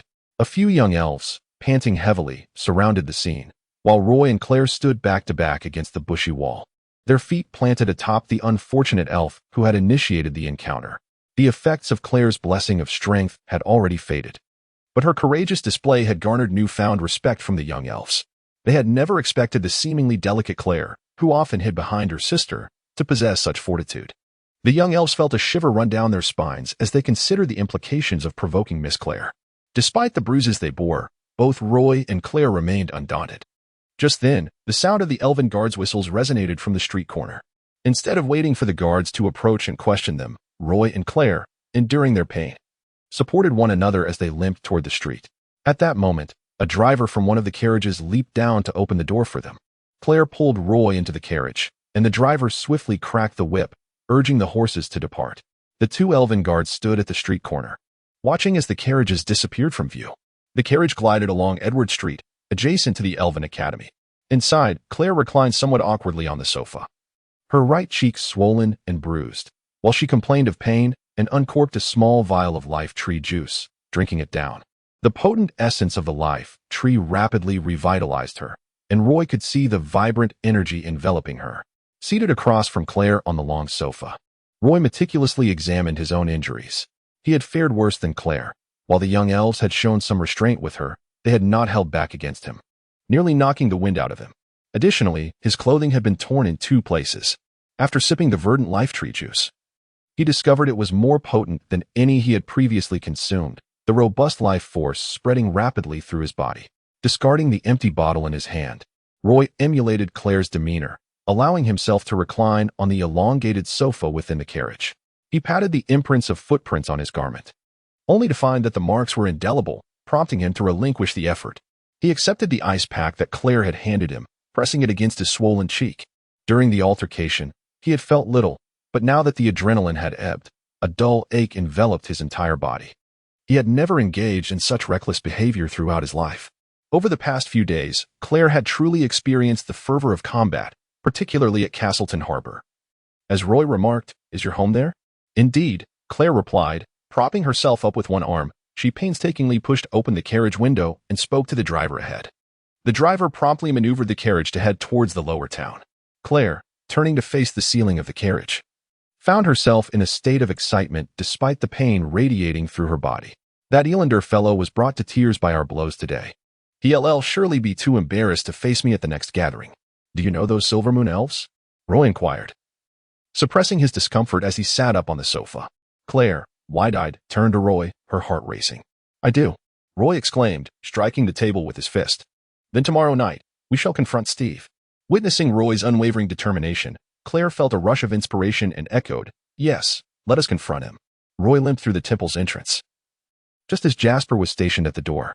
Noticing Roy's disheveled state, Jasper hurried out to assist him into the courtyard, asking, "Roy, what happened to you?" Jasper was aware of the skirmish Roy had with the Silvermoon elves at the academy the previous day and was taken aback by his current disarray. As a half-elf himself, Jasper often faced ostracism from the Silvermoon elves in Castleton, prompting him to mutter an expletive under his breath. He helped Roy to the lounge, where Roy changed into the robes of an apprentice cleric. The bruises on his body had faded significantly. The elixir of the Tree of Life had proven remarkably effective, and it was far less painful than the water treatment. "Roy, shall I assist you with lesser healing?" Jasper offered, standing at the door. "Its effectiveness may not rival that of the 3 clerics, but it will alleviate your pain." "That would be wonderful. Thank you, Jasper," Roy gratefully replied. This was Roy's first experience with divine healing. Amidst a series of complex prayers, a warm holy light transformed into sacred symbols and surged into his body. He felt the invigorating power of the holy light, which swiftly dispelled his pain. To his astonishment, his bruises visibly healed under the radiance. The lesser healing was indeed far superior to the water treatment and far less agonizing. As a half-elf, Roy's healing from the Tree of Life was halved. making lesser healing much more effective for him. I feel much better, Jasper. This lesser healing is truly remarkable. I intend to learn it as my third divine art, Roy exclaimed, raising his hands and testing his arm movements as he walked 2 laps around the lounge, filled with joy. You should first master Blessing of Strength. One cannot indulge in too much at once when it comes to divine arts, Jasper advised Roy. He then inquired, have those Silvermoon elves become so brazen lately? Isn't there a mixed-blood elf mutual aid society at the academy? I dealt them a heavy blow as well, Roy replied, adjusting his attire as he spoke to Jasper. The two emerged from the lounge. Do you need our assistance? Roy grinned, saying, no need for that. I can handle this matter. I would be grateful if you could assist me with healing when I'm injured. In the temple library, apprentice cleric ABT sat at a round table, clasping his hands in prayer with closed eyes. Perhaps it was due to Roy's recent elevation to his second-tier apprentice cleric that ABT felt a renewed sense of hope, prompting his prayers to become increasingly devout. Jasper stood guard at the door, leaving only he and Roy in the room. Roy sat beside ABT, with 2 tomes of divine arts before him, Blessing of Strength and Lesser Healing. He had grasped the fundamentals of Blessing of Strength and successfully inscribed 2 sacred symbols that afternoon. Although he had encountered a setback due to his lack of fluency in the prayers, he had nonetheless internalized the sensation of drawing the sacred symbols. Indeed, such insights were priceless. Generally, the symbols and prayers within divine texts could be recorded with clarity. Yet clerics often struggle to articulate the profound sensations experienced during the inscribing process. Currently, Roy's only shortcoming lay in his familiarity with reciting the prayers. He recited the prayer for Blessing of Strength repeatedly. ABT reminded him to dedicate more time daily to prayer. Otherwise, the accumulation of holy light would slow considerably. Roy nodded in agreement. However, the 2 tomes of divine arts on the table clearly indicated that he was wholly absorbed in his studies. Blessing of Strength and Lesser Healing were the 2 most practical divine arts for an apprentice cleric. Yet, as a second-tier apprentice cleric, Roy found that mastering these arts, which demanded substantial holy light, was far less pragmatic than focusing on prayer to gather holy light. In truth, High Cleric Reed had also noticed Roy's growing fascination with the study of divine arts, which overshadowed his interest in prayer. He seldom observed Roy engaging in prayer. Each time he entered the library, he found Roy immersed in the study of divine arts, causing Reed to harbor a subtle concern. For a cleric, the holy light garnered through prayer served as the foundation for all divine arts. The arts themselves were merely the blossoms upon a tree, without sufficient accumulation of holy light. Even the most advanced divine arts would prove futile. Reed worried that Roy's obsession with divine arts might lead him to neglect the essential practice of gathering holy light through prayer. Roy, do not expend too much energy on studying divine arts. Your primary focus should be on gathering holy light, Reed would earnestly admonish Roy each time they met, regardless of whether Roy adhered to his counsel. Teacher, why do I never feel the holy light during my prayers? Roy posed a question that had been on Jasper's and ABT's minds, but remained unvoiced until now. Reed's expression darkened, and his voice took on a somber tone as he replied, that is why we must approach our prayers with utmost sincerity.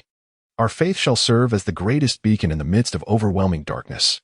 I firmly believe that one day, the goddess's holy radiance will pierce through the endless darkness, illuminating every corner of this continent, as long as we are prepared for its arrival. Roy had not anticipated such a response. Jasper and ABT had often lamented their inability to receive the holy light during prayer, only to discover that the goddess's radiance had not extended to the elven continent. ABT, taken aback, sat there muttering, so the rumors outside were indeed true. He then addressed High Cleric Reed. High Cleric Reed, I've heard that the situation in the Divine War is rather grim, and the dark forces opposing us are exceedingly formidable. The High Priest Reed shook his head slightly and remarked, these rumors lack any foundation. The matters above will surely draw the attention of the esteemed bishop, and all we need to do is remain calm and pray devoutly. At this juncture, the high priest wished to share some encouraging words. Patting the shoulders of the 2 individuals, in truth, the radiant light of the goddess does not completely evade this place. It is merely that it is so faint that we struggle to perceive it. Otherwise, Roy would not have advanced so smoothly within just a week. When I first encountered Roy, the divine light in his palm was scarcely larger than this. Reed gestured with his thumb and index finger, mimicking a heart shape. And now, Roy, unleash your holy light for a but to behold. Roy promptly concentrated a seed-shaped luminescence in his palm. Amidst the gentle glow, the seed of light resembled a large, inquisitive question mark, defiantly lifting its head. Observing the light in Roy's palm, the high priest nodded in approval of Roy's efforts. When Reed first met Roy, the divine light in his hand was as dim as a firefly. In less than a week, Roy's mastery of the holy light had burgeoned to the size of an apple, clearly demonstrating his diligence. But, too, seemed to resonate with High Priest Reed's sentiments, nodding repeatedly. As the luminescent orb in his palm gradually diminished, and as the last flicker of light dissipated, Roy gently inquired once more, "Teacher, can the holy light within us capture the stray particles of divine light surrounding us?" In fact, 2 days prior, Roy had broached this subject, only to receive a negative response. Now, he sought clarification, believing his previous description had been somewhat imprecise. How could the holy light within our bodies possibly absorb stray particles of divine light? High Priest Reed furrowed his brow, promptly offering a definitive answer. He perceived Roy, having just embarked on his journey as an apprentice priest, as grappling with many concepts, and it was only natural for him to be ensnared in such unreasonable fantasies. In Reed's view, it was imperative to guide Roy with care. You wonder why you cannot attain divine light through prayer. Yet you can sense the changes within your inner light, do you not? Roy nodded in affirmation. That is because the holy light within you is still too feeble. Even the slightest change is easily discernible, Reed explained. After pausing for a moment, he continued, the holy light within our bodies naturally grows stronger, primarily due to the invisible particles of divine light that surround us. These particles, drawn to our holy light, integrate into our being. However, this does not imply that an increase in nearby particles or the contact with divine light while riding in a carriage will hasten their assimilation into our bodies. Only through sincere prayer can we invite the divine radiance that the goddess casts upon this continent into our very souls. Roy, you are merely at the threshold of your journey with holy light and divine arts as an apprentice priest. Thus, encountering perplexing questions at this stage can lead to profound confusion, which is entirely normal. You can always use prayer to fortify your spirit. As High Priest Reed's gentle guidance resonated in his ears, Roy suddenly found himself enveloped in self-doubt.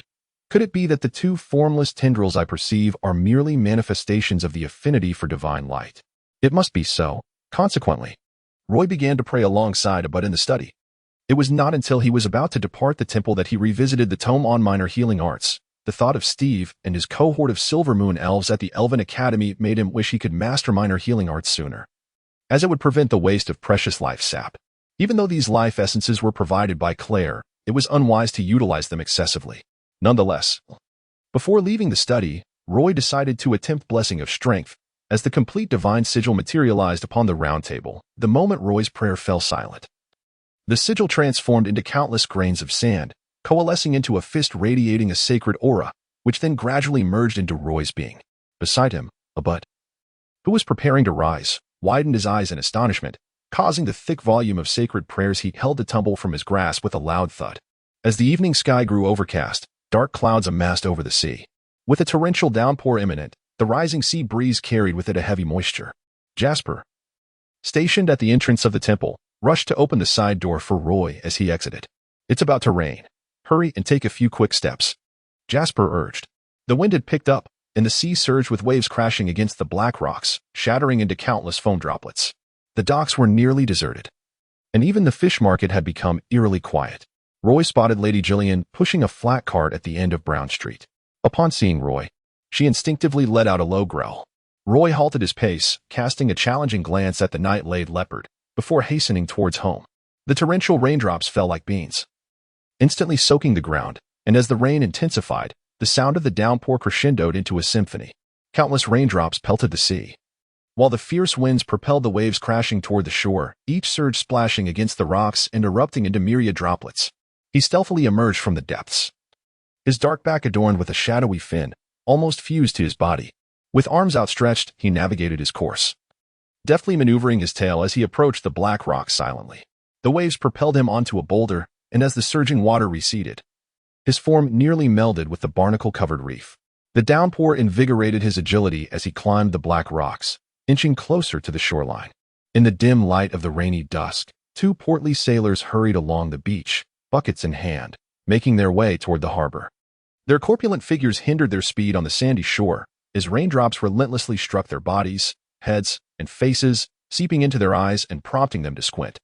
The two sailors puffed and panted as they raced along the coastline, leaving behind clear footprints in the sand. Ahead lay a cluster of black rocks. A few hundred meters beyond them would lead to the dock's edge. The sailors were already drenched, and the waves lapped at their ankles. A fish flopped out of one of the buckets with a splash, vanishing into the depths as a fleeting shadow. One of the rotund sailors cursed, glancing at the remaining 2 fish in the bucket, reluctantly slowing his pace. If the last 2 fish were to leap out as well, he would likely be left with nothing but black bread and cabbage for dinner. He attempted to call out to his companion ahead, but as he opened his mouth, rainwater rushed in. He quickly spat out a mouthful and continued his jog, head down. He lay in wait upon the rocks, eyes glinting with malice. His greenish cheeks bore strange gills, and his head was adorned with several small braids. His ears pressed against the sides of his skull, and his face was almost grotesque in its malevolence. His arms stretched over a meter long, covered in green scales, while black fins adorned his back. The upper half of his body resembled that of a human, yet below the waist, he bore a fishtail extending over 2 meters in length. Upon spotting the 2 human sailors on the shoreline, his eyes, flecked with golden threads, widened in surprise. Even the sound of his breathing had grown heavy. He stealthily retrieved a sharp dagger from his waist, biting it between his teeth, and silently slipped into the sea from the rocky outcrop. He skillfully navigated through the cluster of rocks, submerged in water up to his waist. He was now perilously close to the shore, the figures of 2 human sailors becoming increasingly discernible through the torrential rain. A great wave surged forth, propelling his body swiftly towards the land. He vigorously flicked his powerful tail, the combined force of the wave and his swimming speed launching him from the water like a dart. In an instant, he spread his arms wide, tail thrashing behind him, aiming for the human sailor lagging behind. This sailor was bald, standing at a height of 185 centimeters, with an anchor tattoo behind his ear. His beard was neatly trimmed, and his arms were thick. His protruding belly distorted his spine into an exaggerated shape, making each step feel as if he might expel his lungs. He dared not breathe heavily, fearing the rain might choke him. Just a simple cook aboard the ship, his greatest pleasure lay in indulging in the exotic women of the ports. On this rare day off, he found himself unfortunate, having lost his last copper coin the night before, thus opting to fish at the seaside to pass the time. A shadow, reeking of fish, pounced upon his back, a cold, clammy arm tightening around his neck, if one could still call it a neck. The human sailor caught sight of a scaled azure arm, while the other hand, adorned with fins, gripped a razor-sharp dagger. The blade pierced through the thick layer of fat beneath his neck, finding the trachea beneath. A flash of light cut through the air, and blood gushed forth from his throat. He could not utter a sound, hands clutching his neck as he sank into the water, the blood instantly staining the surrounding sea crimson. His strength ebbed rapidly, and he struggled to rise, to call out to his companions ahead. Yet the roaring waves and the rain drowned all sounds until he lost the last vestige of strength, collapsing softly into the sea. His corpulent body was carried by the waves, washed ashore. The torrential rain washed the blood from his body. The sailor ahead, running, soon realized the silence behind him. He cursed under his breath, "Damn this wretched weather." As the waves receded, they took with them the fine sand beneath his feet, nearly causing him to stumble into the water. The beach was devoid of any figures, the rain rendering the surroundings utterly indistinct. Upon reaching his companion, he found his face buried in the sand, a trickle of blood seeping from his neck. Cautiously, he knelt down, turning his companion over to find a gash across his throat, blood bubbles forming at the wound. Overcome with horror, he instinctively sought to flee. A wave crashed over him, splashing against his legs, and he felt as if a hand had seized his ankle, destabilizing him, and he fell backward into the shallow water. Another wave surged forth, and he struggled to crawl towards the shore, but the grip on his ankle felt like shackles, pulling him back into the sea. Fear and pain drove him to scream desperately. He flailed his arms against the water, sending sprays flying in the downpour. The rain fell in torrents, obscuring all sounds. The waves continued to drag the sailor's body deeper into the ocean as he attempted to grasp a protruding rock, only to meet the sharp edge of a shell, lacerating his palm. In the midst of his frantic struggle, the sailor was ultimately consumed by the sea. Time passed, and the rain began to relent. The sailor, pallid and devoid of blood, leaned against a black rock, his legs submerged in the water, scored by knife-like wounds, all devoid of blood. In despair, he opened his eyes, trembling fingers pointing towards the Darnay River at the shore, exhaling his last breath. The morning after the deluge should have brought forth a brilliant sun. However, Castleton Port's climate was peculiar. A frigid northern front had descended, causing a sharp drop in temperature following the rain, enveloping the port in thick fog. Growing denser as one approached the shoreline. Brown Street was the closest to the sea, and with the Darnay River flowing through, the fog nearly shrouded the entire street. Roy dashed out, clutching 2 books, plunging into the enveloping mist. As he navigated along the street, the Darnay River gurgled alongside him. Scaled fingers gripped the stone railing. Sharp nails embedded within, his body dangling precariously over the rushing river below. Sensing a hint of human scent, he cautiously peered out. In the thick fog, even the view across the street was rendered hazy, but he could distinguish the scent. The aromas of Naga, humans, and elves were distinctly different. Detecting a faint trace of human scent, he ventured forth to observe. Thus, the Naga assassin spotted Roy traversing Brown Street, having just passed the apothecary. This intersection marked where the Darnay River flowed into the sea, and the elves had constructed a stone bridge here. With consecutive days of rain, the river's water level had risen, its current swift. Roy, hurrying to the Elven Academy, paid little heed to his surroundings. If a long wagon passed by the intersection, he might even have considered hitching a ride. However, in the pervasive fog, the street appeared desolate. Roy routinely halted beside Mrs. Winnie S. Apothecary, curious to see the state of the night-laid panther tethered at the door. He bent down to glance into its den. Today, however, the night-laid panther seemed particularly subdued. Its vigilant gaze darting around, an expression of unease in its eyes, constantly licking its paws. Roy was taken aback, if not for an unexplainable sense of danger. The panther would have certainly bared its teeth at him, as their rivalry was far from new. Observing his surroundings, Roy noted the street was eerily quiet. Following the previous day's rain and the morning's dense fog, no vendors had yet set up shop. In fact, not a single passerby was in sight. And an inexplicable sense of oppression washed over him. Simultaneously, the night-laid panther withdrew its head into its den. A shadow emerged from the bridge, positioned directly behind Roy, its body coiling like a serpent, silently encroaching upon him. Roy remained blissfully unaware of the impending danger, yet noticed the Nightblade Panther's pupils had dilated, its fur bristling at the nape of its neck. Recognizing the Panther's alarm, a sense of foreboding gripped Roy. The approaching Naga assassin failed to land a decisive blow, instead merely slicing through the linen of Roy's shirt, leaving 3 long gashes across his back. Seizing the opportunity, Roy leapt forward. While the Nightblade Panther sprang out of its den, its iron chain snapping, paws landing on the wooden railing as it launched itself towards the Naga assassin. In a flash, the Nightblade Panther pounced, its sharp claws sinking into the scaled back of the Naga assassin, fangs poised to bite into the back of the assassin's neck. Perhaps due to being away from the sea, the assassin's movements were sluggish, lacking the swift grace of his aquatic home. The Nightblade Panther's claws scraped against the hardened scales, sending sparks flying. However, the Naga assassin reacted with remarkable swiftness. Without the time to wield his dagger, he dared not allow the night-laid leopard to sink its fangs into his nape. Instead, he twisted his body, bending his arm to swing his elbow backward, where a half-foot-long fin-like barb protruded, thrusting fiercely toward the leopard's left eye. The night-laid leopard suddenly tilted its head, evading the deadly jab, and clamped its jaws onto the Naga assassin's shoulder. The leopard's fangs, measuring 2 inches in length, penetrated the scales with a sharp crack, leaving 4 bloody punctures in the assassin's shoulder. Letting out a piercing shriek, the Naga assassin twisted his body at an acute angle. This wail resonated through the long street. Grasping the thick fur on the back of the Nightblade leopard, his powerful, agile arms, covered in hard scales, aided by a bony spur accompanying the fin, dug in. 5 sharp claws nearly pierced through the leopard's fur. With sheer strength, he yanked the leopard off his shoulder and hurled it against the wall opposite the street. The Naga assassin, towering over 3 meters in length, wielded immense strength, and as he swung, the leopard attempted to bite his wrist in a desperate struggle. Yet, the inertia from being thrown caused the leopard to lose control, crashing against the wall. Blood oozed from the 5 deep punctures on the leopard's satin-like fur, testament to the assassin's razor-sharp claws. In agony, the leopard emitted a sorrowful cry, its 4 paws gripping the wall firmly. Then, like a spring, it coiled its body, launching itself into a bolt of lightning that ensnared the Naga assassin.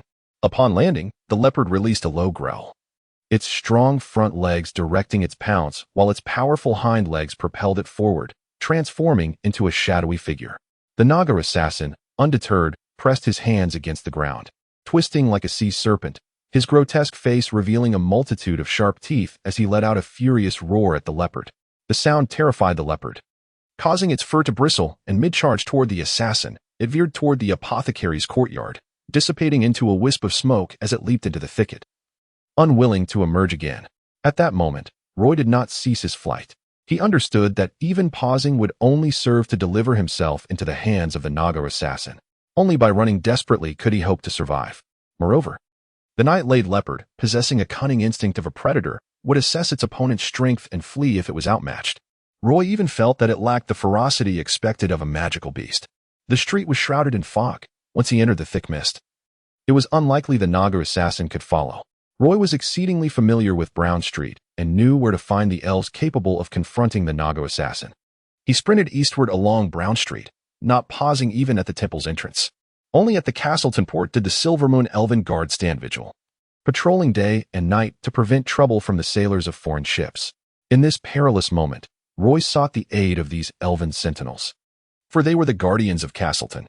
The Naga assassin, witnessing the night-laid leopard plunge into the thicket, chose not to pursue despite his shoulder wound. Instead, he fixated on Roy, who was racing eastward down Brown Street, about to vanish into the fog, and pursued him relentlessly. He thrashed his fishtail powerfully on the fog-laden street, his upper body nearly parallel to the ground, as his long, emaciated arms alternated in clutching the surface, propelling him forward. The friction between his hard scales and the cobblestone emitted a series of sharp sounds, initially faint, but soon growing alarmingly clear. Roy was taken aback by the assassin's rapid approach and unyielding pursuit. The distance between them diminished swiftly, and in the blink of an eye, the Naga assassin caught up, extending his bony, scaled hand toward Roy's shoulder. Terrified, Roy leaped to the right, rolling twice on the ground, colliding painfully against the stone railing of the street. As he stood, his head spun dizzily. Without waiting for the Naga assassin to close in, he scrambled to leap over the railing down the steep slope, where bare white rocks lay below, often used by neighbors to dry small fish. Sliding down would lead him to the seashore, and a short sprint would bring him to the port. Just as the Naga assassin lunged again, sharp claws seized Roy's arm in the instant he jumped.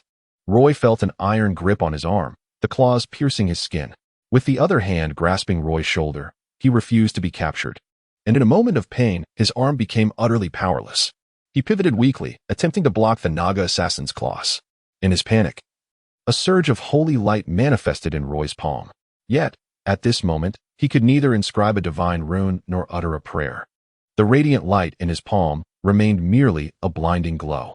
The approaching Naga assassin, unaware that this light bore no offensive capability, trembled at the sight of it. Roy managed to break free from the grip and leaped again toward the railing. The commotion had already disturbed the neighborhood, and some residents emerged from their homes. However, the dense fog obscured visibility. Many elves could only hear the sounds of the struggle without seeing the combatants. The Naga assassin, seeing Roy slide down the rocks, leaped after him, his massive fishtail thrashing as he pursued Roy closely. Nearby at the port, the ringing of bells echoed, a signal often sounded when ships docked or set sail. This noise caused the Naga assassin to hesitate for a brief moment, glancing toward the dock. Yet, the fog was so thick that not even the ships less than 100 meters away were visible. His grotesque visage twisted in hatred, his expression turning vicious as he reached for Roy once more. Roy had reached the bottom of the rocks, now standing on a beach scattered with debris. Before he could move forward, he felt a sharp pain in his back as a tremendous force knocked him off balance, sending him sprawling onto the stony beach.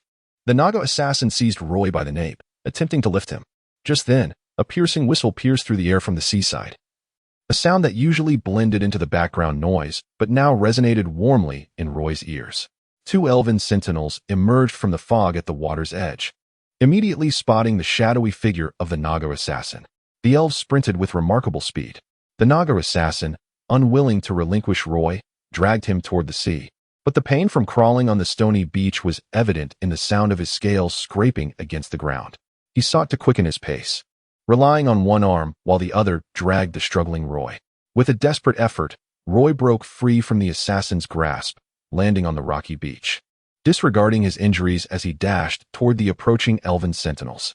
The Naga slayer, upon spotting two lightly armored elven sentinels wielding long swords, dared not linger by the shore any longer.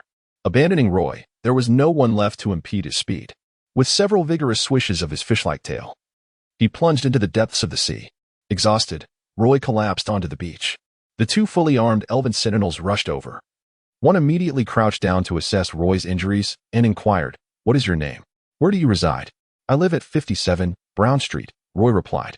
The sentinel, momentarily taken aback, noticed 4 bloody scratches on the back of Roy's neck and promptly retrieved a hemostatic ointment to apply to the wounds. Observing additional half-foot-long claw marks on Roy's back, he advised, I recommend you seek professional treatment for those injuries later. As he tended to Roy's wounds, the sentinel noted the evident claw marks on Roy's arms. Meanwhile, the other sentinel dashed towards the sea to investigate the Naga Slayer's hiding place. Upon seeing Roy awkwardly seated on a rock, he lifted the visor of his helmet in surprise and exclaimed, What? It's you again. Recognizing the familiar face of the sentinel, Roy could only muster a wry smile and replied, I wish it were not so, but trouble seems to find me relentlessly. Regardless, I must express my gratitude. Had I not encountered you here, that creature might have dragged me into the sea to become fertilizer. Enveloped in fog, the distant sound of waves made Roy uneasy, as he felt the Naga Slayer lurking nearby. Did you catch a glimpse of the Naga Slayer? The sentinel pressed. What did he look like? Roy hesitated. He resembles a male of the Naga race. Don't they all look somewhat alike? It's truly indescribable, scales covering his body, a grotesque visage, a human torso with a fishtail.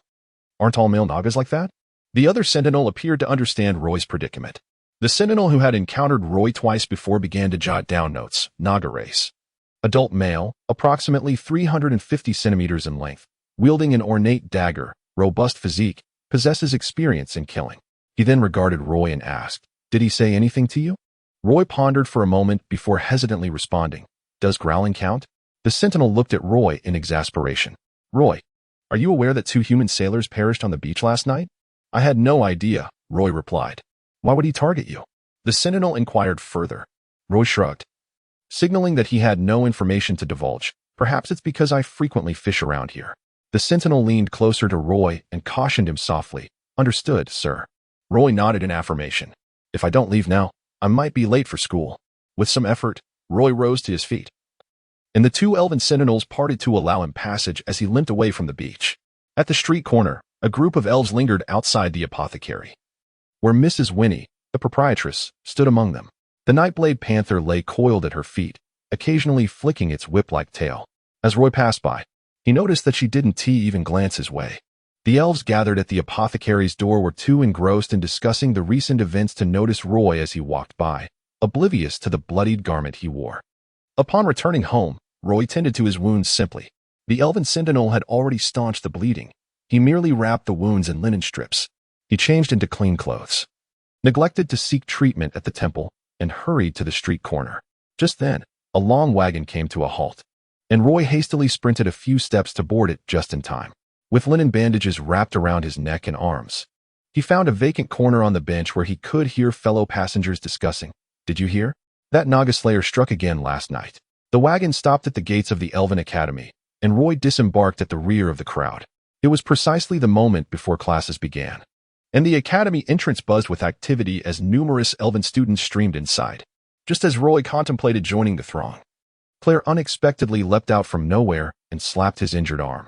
Roy, you stood me up, Claire exclaimed with a hint of annoyance. I waited for you all morning, and you show up just as class is about to start. Roy nearly cried out in pain, but swiftly cradled his injured arm, replying, Had I not been fortunate this morning, you might never have seen me again. Nevertheless, I must apologize for my tardiness. Only then did Claire notice the bandages around Roy's neck and arms, which were stained with blood. Immediately, she thought of their mutual adversary, Steve, and furiously demanded, Did that scoundrel Steve lay a hand on you? Roy observed the elves at the academy entrance hurrying into the campus, deducing that class was about to begin. Last time he was late, Instructor Abbot Nora had made him run laps around the training ground. This time, he might be forced to run until class ended. He gestured for Claire to accompany him inside, while explaining, I'm fine, really. But what about the Naga race? Are you sure you're all right? Claire asked, concerned. If I were in trouble, I wouldn't be rushing to class, Roy responded casually. Claire seemed to recall something and rummaged at his waist, producing 2 vials of life tree sap. Heaven knows how he managed to conceal full vials in his belt, Roy thought. Here, I brought you 2 vials of life tree sap, Claire declared generously. Roy examined the 2 vials, still a pale green, although diluted. This life tree sap was not the same as the kind he usually consumed. It must have been a special provision for nobles and undoubtedly expensive. You should keep them for yourself. As a half-elf, the effects of the life tree sap are only half as potent for me. I have other remedies, Roy declined. Claire glanced at the life tree sap in his hands, surprised by Roy's refusal, but refraining from pressing him further. Would you like a potion of life instead? I have more. Roy then pulled a cork test tube from his pocket, shaking the faintly pink liquid inside. By then, they had already entered the academy. Crossing a grassy expanse, they arrived at the training ground, where the school bell had yet to toll, and many students were gathered, awaiting class. Groups formed. Some engaged in conversation, while others discussed martial techniques. Just as Roy and Claire settled into a corner of the training ground, Steve, accompanied by several friends, approached from behind. They had spotted Roy and Claire at the academy gates. Since they were inside the campus, Steve had no intention of acknowledging them initially. But upon noticing Claire retrieving 2 vials of life tree sap and conversing animatedly with Roy, then Roy producing a potion of life, he couldn't help but wonder what was unfolding. It is evident that the two of them are engaged in a study regarding their midday altercation, having even prepared restorative potions in advance. Steve followed the pair until they settled on the grass in a corner of the training ground, at which point he approached them with his friends and remarked to Claire with a hint of sarcasm, "You truly are quite something to confront me. You've even readied the essence of the tree of life and healing potions." Before he could finish his sentence, Steve noticed the bandages on Roy, even catching a glimpse of the linen wrappings around his neck. Claire stood up without hesitation and addressed Steve. "Steve, if you wish to fight, let us meet at our usual spot. Consider it. I'll grant you a few days to recuperate." Steve turned to leave with his friends. But after taking a couple of steps, he abruptly halted and turned back to Claire, saying, "As an elegant, noble, and refined Silvermoon elf, I vehemently oppose such street brawls. Claire, since our grievances seem irreconcilable, would you dare to choose a time to resolve them in the arena? Only the victor shall walk away. What is there to fear? I will surely bring you down," Claire retorted defiantly. The past few days had seen Claire embroiled in conflicts, and Steve's words ignited his fighting spirit. Although Claire's body trembled slightly as he spoke, his resolve remained unyielding. Then it settled, Steve replied, a triumphant smile gracing his face. This was precisely what he desired. Among the young nobility of the Elves, disputes often arose over trivial matters, and the arena served as a venue to resolve those irreconcilable conflicts. Of course, the lives of Elves are immensely precious. In the arena, one typically fights until the opponent is rendered unable to rise. Initially, Steve had intended to merely tease Claire in the introductory martial arts class, unaware that this seemingly delicate Wagner had such tenacity within him. Standing before Claire, he remarked with a smile, "Claire, to be honest, I am rather surprised. I never imagined the timid little rabbit from the Claire family would possess the courage to fight." Claire had not even mastered the continuous motions of the first martial technique, and his injuries had hindered his learning of the second set of moves. Instructor Nora had begun to offer him special attention. This caused some concern for Roy, but his greatest worry lay with the Naga assassin. After Instructor Nora concluded the second set of disassembly movements, Roy managed to approach her before class ended, earnestly seeking her guidance. He inquired about how to counterattack and escape if someone larger and stronger than him seized him by the throat. After some contemplation, she imparted 2 simple yet effective counterattack methods to him. All the corridors and passageways were bustling with students. Young elves gathered, engaged in endless conversation. As they walked and chatted, Roy's movements were somewhat awkward. The scratches on his back pulsed with pain, making him a mere observer during the martial arts class, affecting even his ability to walk. Claire mentioned that the healing potion had a certain analgesic effect, suggesting it would alleviate some discomfort. But Roy preferred to save the potion for later. He intended to attend his modern history class and then take a long carriage to the temple, seeking treatment from Jasper or Abbott. Even Claire found Roy somewhat reckless, having been targeted by a Naga. He chose not to hide away, but instead attended classes at the academy. Observing the numerous bandages adorning his body, Claire frowned, feeling that he was unwilling to accept her good intentions, especially when he refused the healing potion. "Roy, are you not concerned that the Naga assassin will come after you again? As long as I avoid the seaside, I am confident in my safety," Roy replied with assurance. He did not specify what he was confident about, but Claire interpreted it as confidence in his ability to escape. Holding the thick volume of modern history under one arm, Roy paused to adjust the book. "I plan to set some traps," he declared. He envisioned spikes, recalling that the Naga assassin's tail resembled that of an eel, covered in resilient scales the size of eggs, with a dark gray, scissor-shaped tail fin, moving like a serpent and leaving a trail of moisture behind. He had read about hunters who captured large pythons by placing blades at the entrances of snake holes and along their paths. When the serpent slithered over these blades, its soft underbelly would be cut open. Roy resolved to lay a similar trap at his doorstep. Should the Naga assassin dare to approach, he would lead it directly into the spike trap. The fog at the seaside was thick, while the Elven Academy, situated halfway up the mountain, basked under the bright sunshine that illuminated the entire campus. From this vantage point, gazing out at the distant sea, one felt as though they were in a realm of enchantment. The warm sunlight enveloped him, instilling a sense of languor. Ignoring the scratches on his body, Roy stood on the steps, stretched out his arms, and yawned nonchalantly, saying, "Claire, your perspective eludes my understanding." Claire stood behind him, observing. Every Silver Moon elf's life is immensely precious, and their love and respect for life are profound. Roy smiled, but chose not to elaborate. These sentiments had never been shared with other elves. Initially, when he agreed to be in a group with Claire to avoid partnering with Steve, fearing being bested, the situation had escalated to the point of needing to confront Steve in the arena. "Claire, are you truly prepared to face Steve in the arena?" Roy asked, feeling a hint of embarrassment. The conflict between Claire and Steve had inadvertently drawn him in. Upon first meeting Claire, Roy sensed that despite his gentle demeanor, there was a certain fragility to his countenance, lacking the courage and audacity one might expect. It was precisely because Claire had inexplicably involved him in the grievances between Claire and Steve that Roy wished to inspire him to become more courageous. Thus, he had dragged him to the streets to tussle like street thugs. To his surprise, Claire exhibited considerable resilience. Walking alongside Roy, Claire chuckled nonchalantly and remarked, "When we were on the street, we faced numerous opponents together. Now that we are in the arena, it will still be just the two of us." Roy paused for a moment before acquiescing. "All right." Claire observed Roy ahead of him. Although Roy's personality and approach seemed somewhat eccentric and out of sync with the Silver Moon elves, his indomitable spirit was infectious, subtly influencing those around him. He hurried to catch up, asking, "Roy, I recall you were studying history?" Roy patted the hefty tome in his arms and replied candidly, "Indeed, it is the modern history of the Silver Moon elves." Claire's curiosity piqued. He inquired, "Have you ever met Princess Janna Ophelia?" Roy glanced at Claire, noticing that he had no intention of explaining who Princess Janna Ophelia was, and asked, "Is this princess also a student at the academy this year?" Claire paused, casting a peculiar glance at Roy. "Isn't the princess here your teacher? Have you never heard her name?" Roy displayed an expression that seemed to suggest, "How could I possibly know?" Only after receiving a confirming look from Claire did he awkwardly respond. Claire nodded eagerly. "She is the most beautiful Silver Moon elf in Castleton.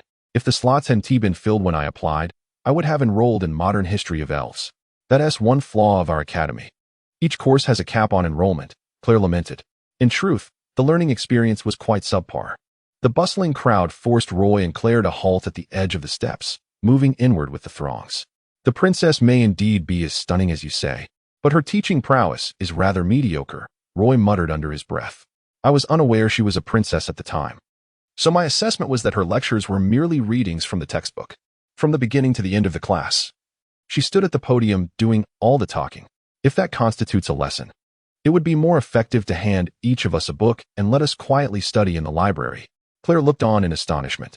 The area cordoned off like a small garden not only shielded them from the majority of the noise, but also served as an excellent resting spot before class. Princess Janna Ophelia stood nearby, accompanied by a sword-wielding guard. "Halt," she commanded, her gaze seemingly fixed on the pages of the book she held. Yet her tone brooked no dissent.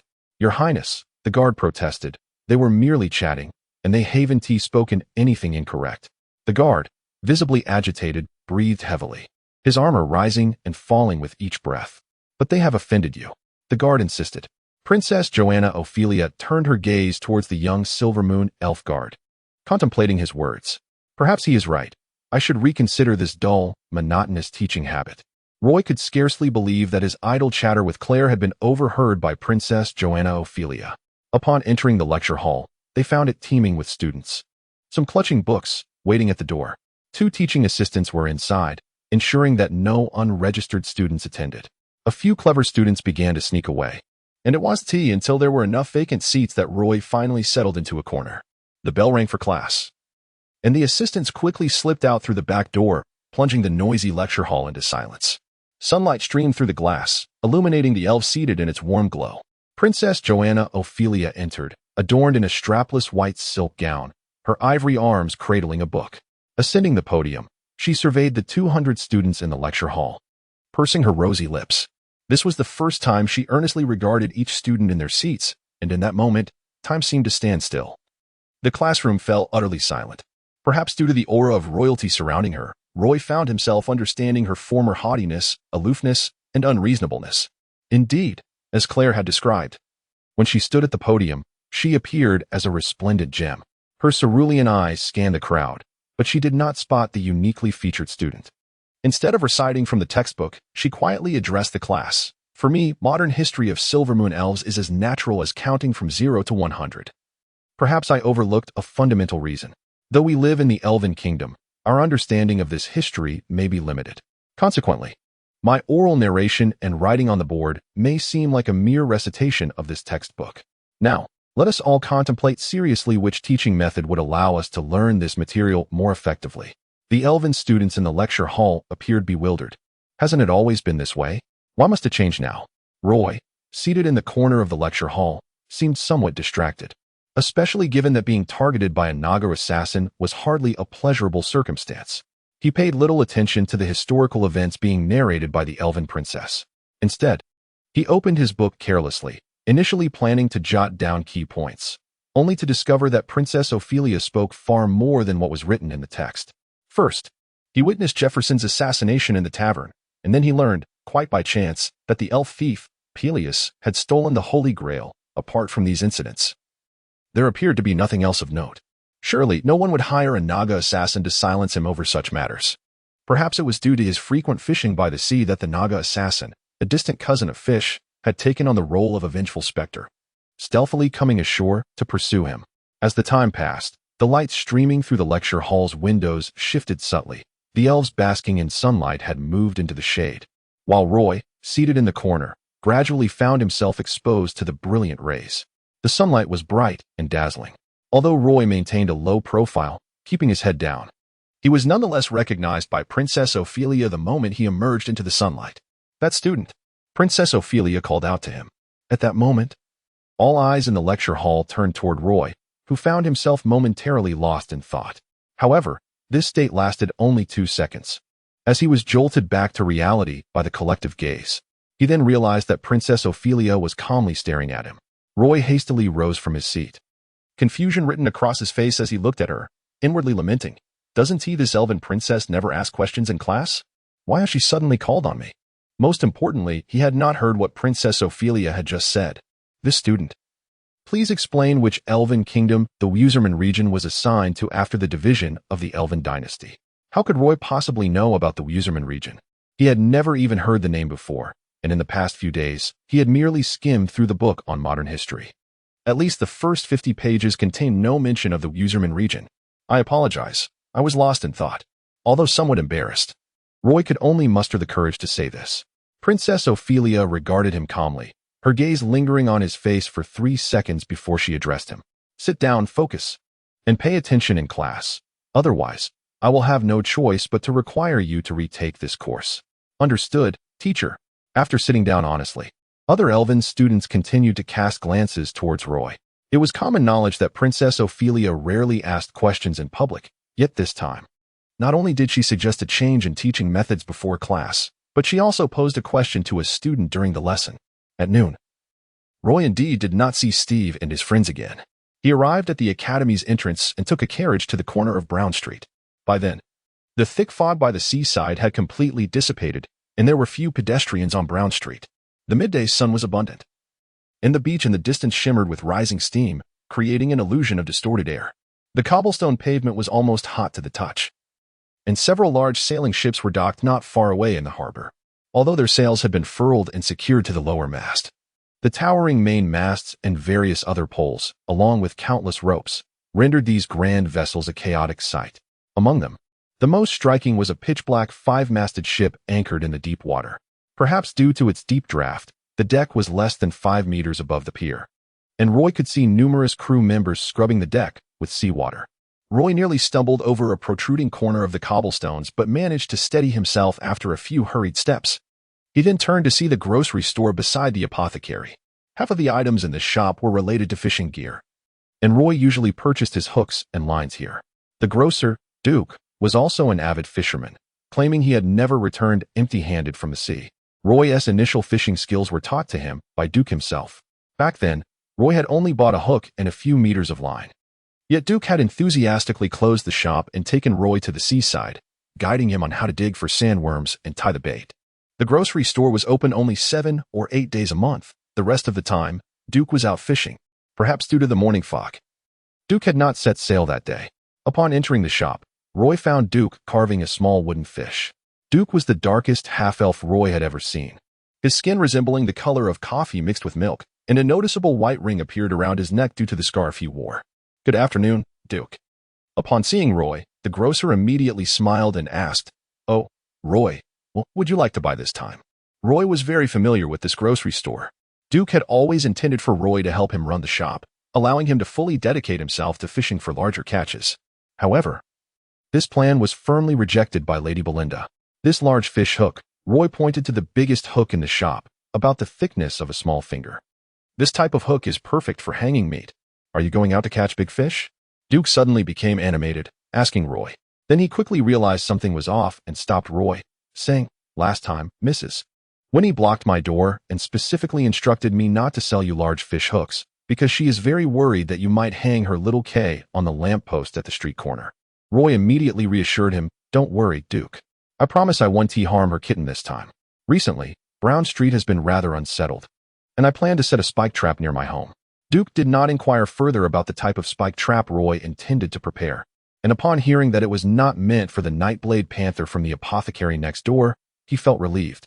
"Oh, that's good, that's good. I've also heard that a Naga killer has appeared by the seaside. I often go out to sea, so I might encounter some Naga there. The ones I've seen are usually warm and gentle." Roy had no interest in hearing his stories about splashing water with Naga mermaids on the reef islands. He grabbed the large fish hook and turned to leave. Duke quickly called out, Hey, Roy, it's so sunny outside, and you can't go fishing right now. Sit down and chat with me, and let us have some refreshing grapefruit tea. I have things to do this afternoon. Let us do it another day." After stepping out of the grocery store, Roy walked directly to the Temple's entrance. Yesterday, Jasper had been on duty at the entrance, and today it was ABT's turn. Through the open wooden door of the lodge, Roy saw ABT praying inside. Ever since he witnessed Roy being promoted to a second-level apprentice priest, he had become quite diligent. Roy did not disturb him and instead pushed open the side door to enter the Temple's courtyard. In the center of the courtyard's pond stood the statue of the Goddess of Liberty, though sadly, the holy light of the goddess could not illuminate the elven continent. Upon seeing Priest Anderson, Roy noticed that his complexion was no longer as pale as before.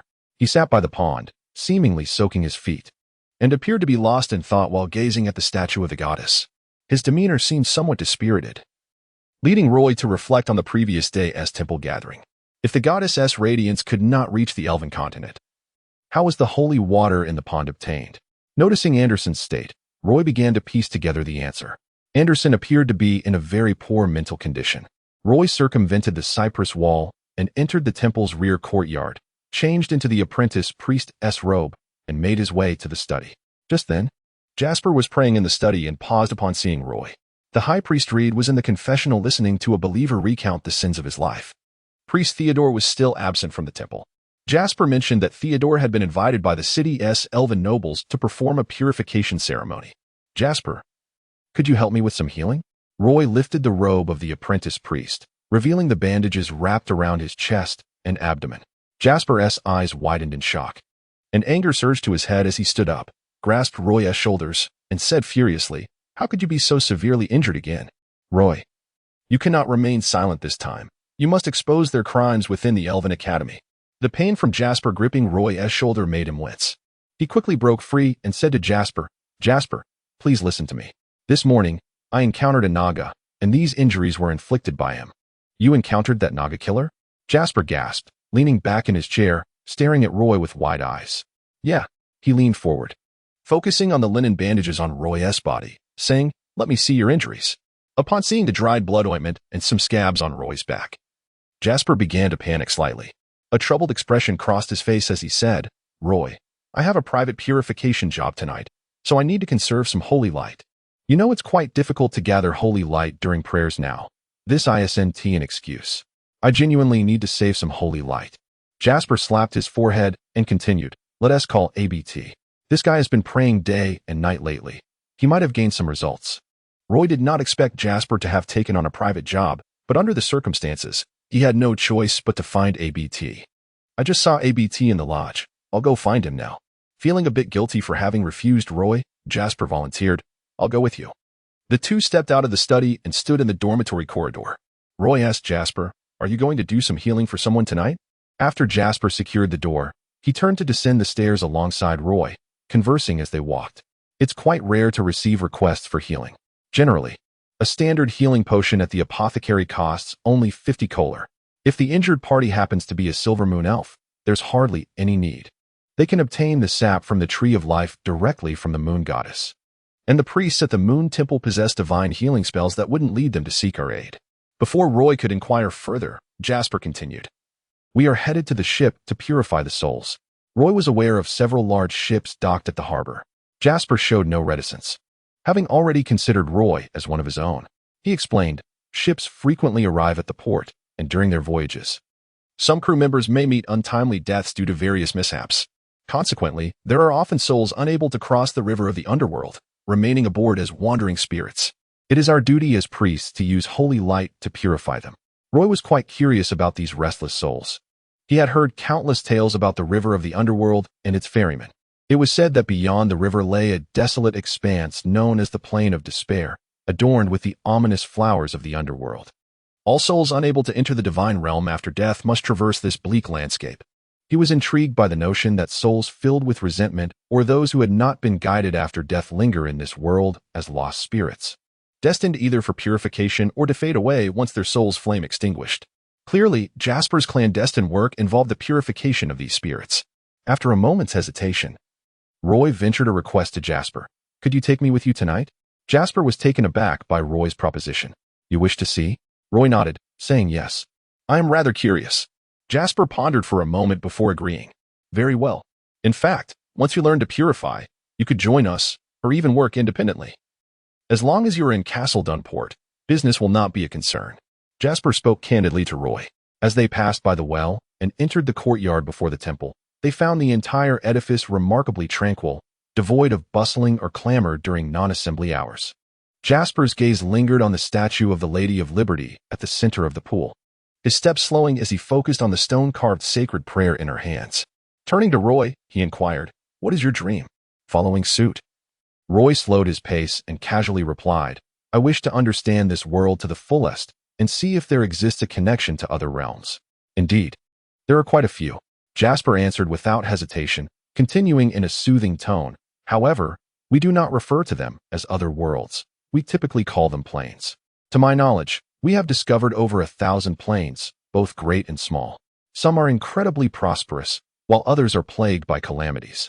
Even when we discover new planes, we seldom alter their environments, usually opting only to transplant the tree of life. Following Jasper closely, Roy couldn't resist asking, do you know where one might learn about these planes? Jasper shook his head, patting Roy's shoulder in a comforting gesture. Such knowledge is generally reserved for the upper echelons of society, elite elves. For hybrids like us, gaining entry into that circle is quite challenging. Even if we were to gain entry, comprehending all the intricacies of each plane is unrealistic, as information about them is highly coveted, and the nobility is reluctant to share. Ah, I see. This was the first time someone had discussed such topics with Roy, and he found it exceedingly fascinating. Upon reaching the entrance of the temple, they found ABT still engaged in earnest prayer inside. Jasper knocked gently on the ajar door. Upon seeing Jasper, ABT's eyes widened in confusion. Jasper, have they changed their minds? Wasn't the appointment for the evening? The agreement remains unchanged, Jasper replied as he stepped inside. ABT, I need your assistance. Roy sustained a minor injury this morning, and given my current circumstances, I must rely on you. Oh, why didn't you say so earlier? Is my lesser healing spell inferior to Jasper's? ABT jested with a smile directed at Roy. Roy stood at the threshold, feeling slightly awkward as he explained, I saw you praying and didn't want to interrupt. ABT invited Roy to sit within the cramped confines of the doorway. The space could barely accommodate three, leaving Jasper to stand outside. ABT retrieved a prayer book from the side, examining Roy's wound as he grumbled, lately, it has become increasingly difficult to concentrate holy light. no matter how fervently I pray. It seems ineffective. Roy, how is it that you managed to advance under such conditions?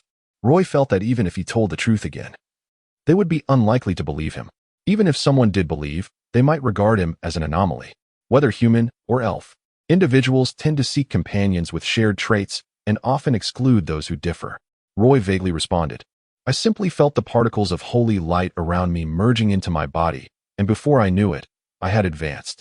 ABT slammed his palm on the table, exclaiming, just as I suspected, it is indeed the natural infusion of holy light into your body that caused your advancement. Such an occurrence is typical only among low-level apprentice priests. If we were to rely on this for our own advancement, it would likely take us decades. Jasper was equally astonished.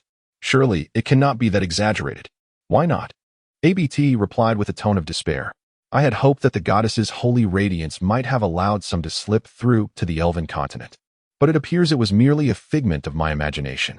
Noticing ABT's gloom, Jasper quickly interjected, Hey, be careful. Failure is the greatest waste. ABT, with renewed confidence, tapped the prayer book and asserted, with this, failure is impossible. As the three conversed in the narrow doorway of the temple, ABT completed the healing process for Roy. As the lesser healing spell took effect, Roy distinctly felt the scabbed wounds beginning to heal rapidly. Just as he stood to test his mobility, Jasper advised, Roy, in the future, try to avoid asking the High Priest Reed for such matters. Roy looked at Jasper, perplexed. Why not? Jasper explained, if you approach High Priest Reed, I suspect he would not refuse you. However, the next gathering at the temple will require him to infuse holy light into the pool to maintain the sanctity of the water. ABT, settling back into the doorway, lowered his voice to inquire, has Teacher Anderson's holy light still not recovered? Jasper, being a student of Priest Anderson, was more attuned to Anderson's situation, and a look of concern crossed his face as he replied, Indeed. ABT sighed softly, muttering, If only the Holy Grail were still around, our lives wouldn't be so arduous. Suddenly, Roy recalled that there were 3 priests in total within the temple and asked, What about Priest Theodore? ABT smiled and casually remarked, He is now the emblem of the temple. Whenever the elven nobility in the city has such needs, it is invariably he who steps forth to address them. Consequently, the teacher is often preoccupied outside, and even if you manage to encounter him within the temple, he is likely to decline your request. Even I, when I beseeched him, found him unwilling to squander his divine light. Just the other day, he had a quarrel with Teacher Anderson over this matter. Jasper draped his arm around Roy's shoulder, waved to ABT, and together they strolled toward the back courtyard, conversing as they walked. Thus, for matters of this nature, it is best to seek us. We will certainly assist you if we can. Of course, it would be ideal if you could also learn minor healing. The basic divine arts are not particularly challenging. With regular practice, you will excel. As evening descended, the clouds in the sky appeared as if set ablaze. The crimson sun gradually sank into the ocean. The port echoed with the clanging of bells, accompanied by seabirds as small boats docked, perhaps hoping to snatch a few fish from the holds. Jasper took leave from High Priest Reed and departed the Statue of Liberty Temple. Upon Roy's exit from the temple, Jasper awaited him at the street corner. Roy hurried over, and they proceeded together toward the port. The nearby fish market was nearly deserted, with a few seabirds pecking at the offal emanating a foul odor from a refuse bin. A strong scent of fish wafted through the docks. In the deep water dock area, some crew members departed in small groups, heading toward the brightly lit lower town, a place where one could procure not only liquor but various other delights. Naturally, to ensure a memorable night, one must not forget to carry some core. At the harbor, a colossal 5-masted ship lay anchored. 2 sailors stood beneath the ship's gangplank, a second mate and a common crew member. Upon seeing Jasper and Roy approach, they quickly made their way to greet them. Jasper nodded in acknowledgement to the bald second mate. Has the introducer clarified what you will be doing aboard? The second mate inquired, squinting. He was impressively built, with bulging muscles, clad in a sleeveless fitted vest and lantern-legged trousers, his feet bare and rusty. A curved knife and a bundle of rope hung at his waist. As he turned, Roy noticed a large blue anchor tattooed on the back of his neck and skull. Jasper nodded affirmatively. The common crew member wore a long knife at his side, a black scarf wrapped around his head, and was dressed in leather armor and trousers, his face obscured by a thick beard. Roy could even catch a whiff of the blood lingering on the long knife. Then let us not waste time. Let us aim to conclude this promptly, the second mate instructed Jasper before stepping onto the gangplank, with Jasper and Roy following behind, the common crew member bringing up the rear. As they traversed the swaying gangplank onto the ship, Roy was taken aback by its sheer size. The deck alone stretched nearly 40 meters, with a dark cabin featuring numerous small windows at the rear. At the front loomed a massive bronze ram, shaped like a half-giant with arms outstretched and head raised, its crown adorned with a sharp copper horn over 3 meters long. A slanted mast, measuring 15 meters, rose from the back of the giant statue, bearing a triangular sail. The central deck housed 5 masts, each towering over 20 meters, spaced approximately 7 or 8 meters apart, with thick sails bound to the lower and horizontal masts, alongside pulleys and ropes. The rear deck abruptly elevated, resembling 2 stories, and atop it was the captain's cabin. The ship, entirely black, appeared somewhat weathered, but as Roy stepped aboard, he realized the darkness was due to the timber being treated for pest and fire resistance. Crew members occupied various spots on the deck, enjoying their evening meal, dressed almost entirely in light leather armor. With long knives at their waists and short daggers strapped to their legs, their feet bare. Some even sported moss growing on their ankles, their hair a wild tangle or completely shorn. Upon noticing Jasper and Roy, the crew's eyes flitted over them, their conversations unrestrained, yet Roy could not comprehend their words, as they spoke in a tongue foreign to him. However, the second mate, resembling a dark tower, spoke Elven with a peculiar accent that Roy could at least understand. Roy did not see the captain or the first mate aboard the ship. Jasper merely indicated that the muscular figure was the second mate, who guided them across the deck directly to the captain's cabin situated at the highest point of the vessel. This space, entirely dedicated to the captain, was partitioned into several spacious rooms, each adorned with exquisite furnishings featuring intricately carved surfaces. The area where Roy and Jasper found themselves appeared to be the captain's office, where a large table sat at its center, covered with a 2x2 meter nautical map. Roy quickly recognized that the map depicted the endless sea, as Castleton Harbor was marked in the farthest corner of the upper right. Unfortunately, the inscriptions were entirely unfamiliar to him, rendering him incapable of deciphering their meaning. A monocular telescope hung on the wall, and it was then that Roy noticed various specimens adorning the walls, simple skeletal remains, teeth, and animal horns, each seemingly imbued with a unique essence. "There is a spirit causing disturbances in this room. Help me locate and purify it," the second mate declared. Reclining in a set of genuine leather sofas, hands resting on the backrest, head tilted back, eyes closed, the ordinary crew member stood at the doorway, his gaze fixed unwaveringly on Roy and Jasper. Jasper glanced at Roy, as if struck by a thought, and said, "Roy, didn't you learn Light of Guidance? You can try it now. I will explain how to utilize this divine art. It not only provides illumination, but possesses a slight healing ability and can reveal hidden entities lurking in the darkness, including spirits." Without hesitation, Roy began to inscribe the divine glyphs and recite the incantation. "Roy, in the future, you should acquire a spellbook like mine to record commonly used glyphs. My book contains the glyphs for 2 divine arts. When casting these spells, one simply infuses them with divine light and recites the incantation. It's quite convenient," Jasper remarked as a soft glow appeared above Roy's head. Roy nodded in understanding. High Priest Reed had been somewhat opposed to him engaging with such spellbooks prematurely, and he certainly lacked the core, as such items were not inexpensive. A gentle glow floated above Roy's shoulder, radiating a soft, golden light. "Feel free to explore the room," Jasper instructed Roy. He proceeded to wander about, the glowing orb hovering beside him, while Jasper followed closely behind, carefully observing their surroundings. The gentle light danced around Roy like a candle flame illuminating the night.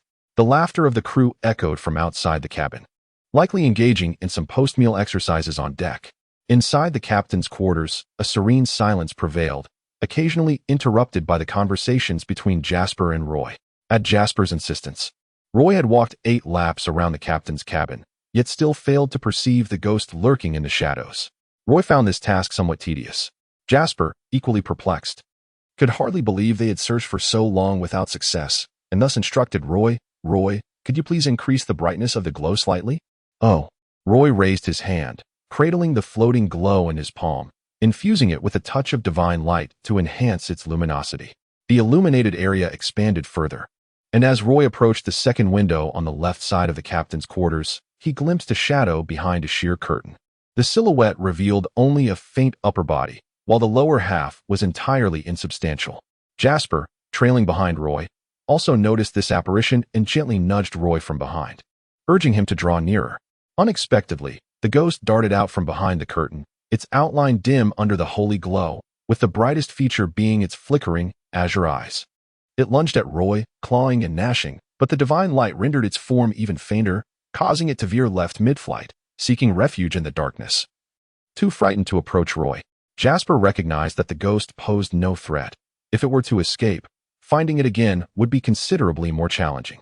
Jasper unfurled his spellbook, and with a brief, fluid incantation, a beam of radiant light cascaded from the ceiling, precisely ensnaring the ghost within its confines. Under the sanctified illumination, the ghost's form began to dissipate like wisps of smoke, its already indistinct outline fading further.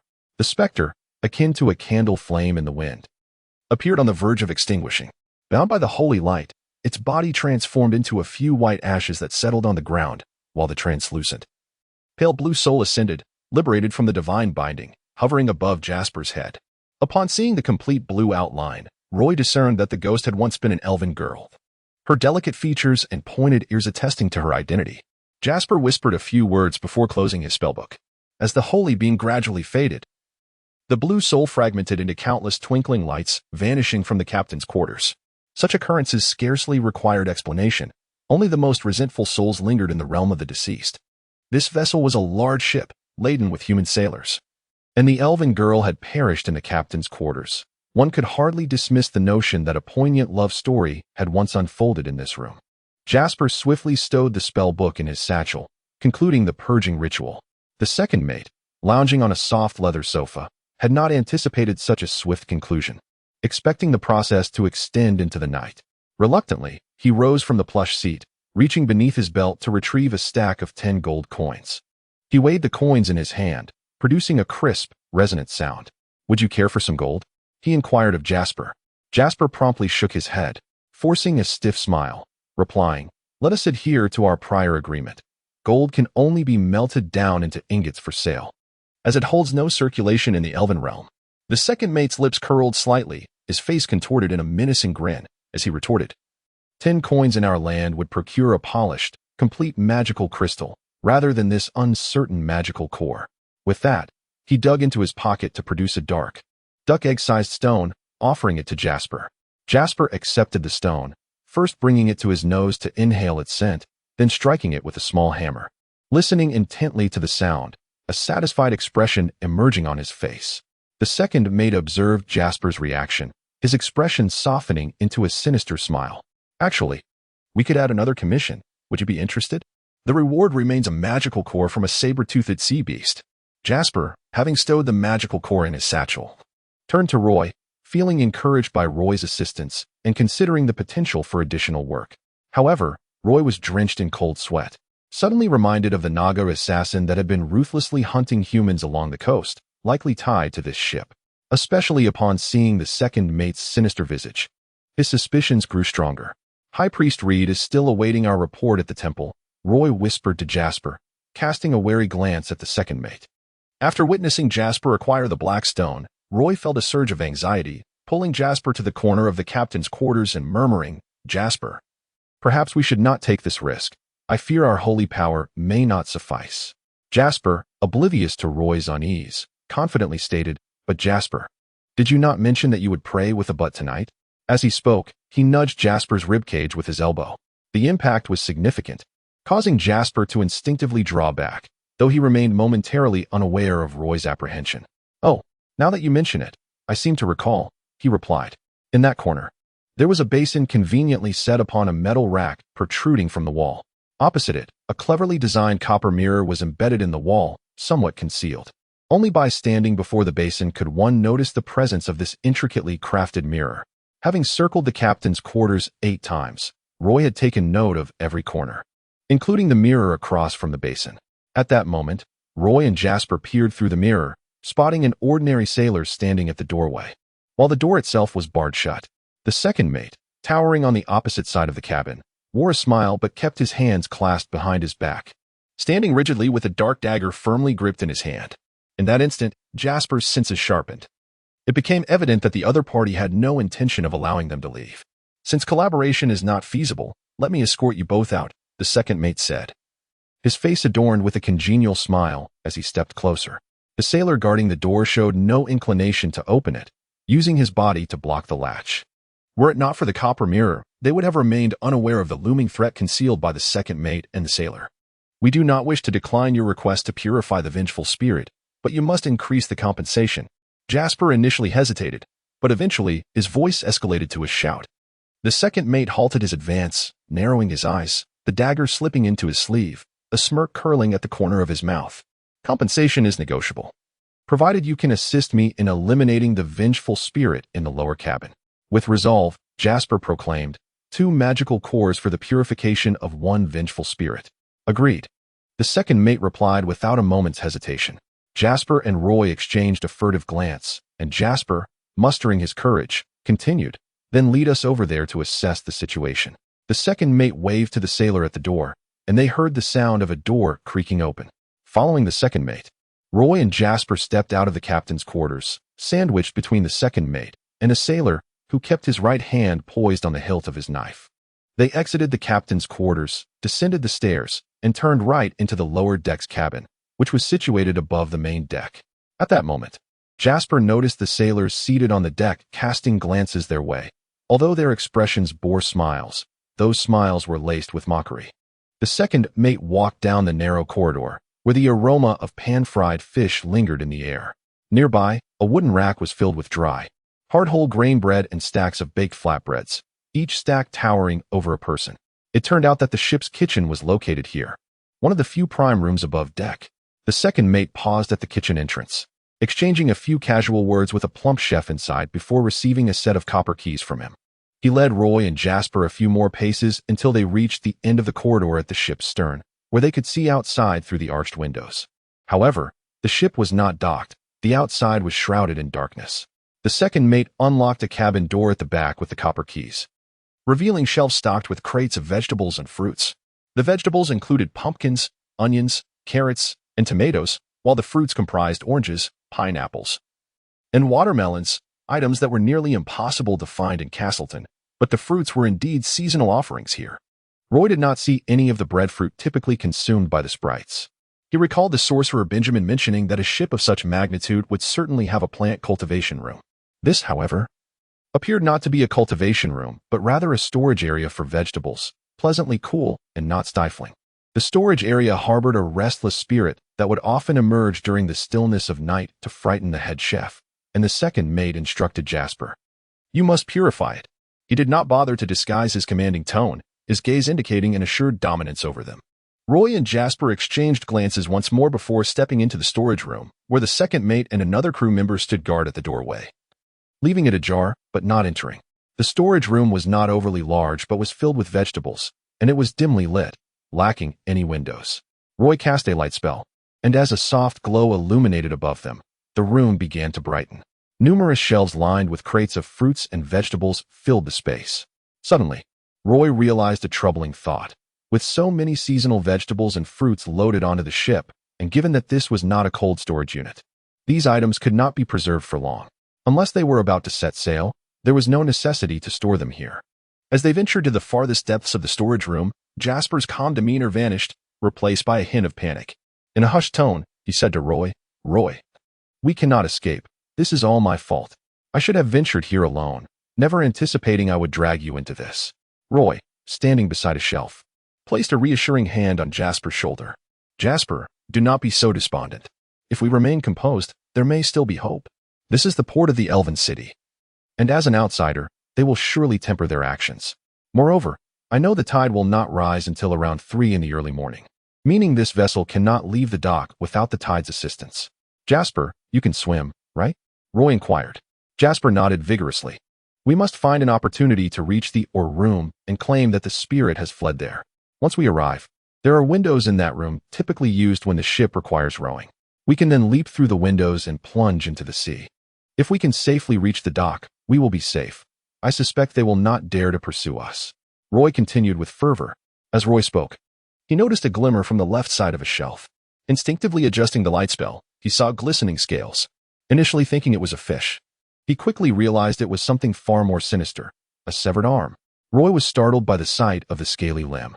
He approached cautiously, attempting to push aside some celery leaves to discern what lay hidden beneath. However, as he did, he abruptly halted and forced himself to turn away.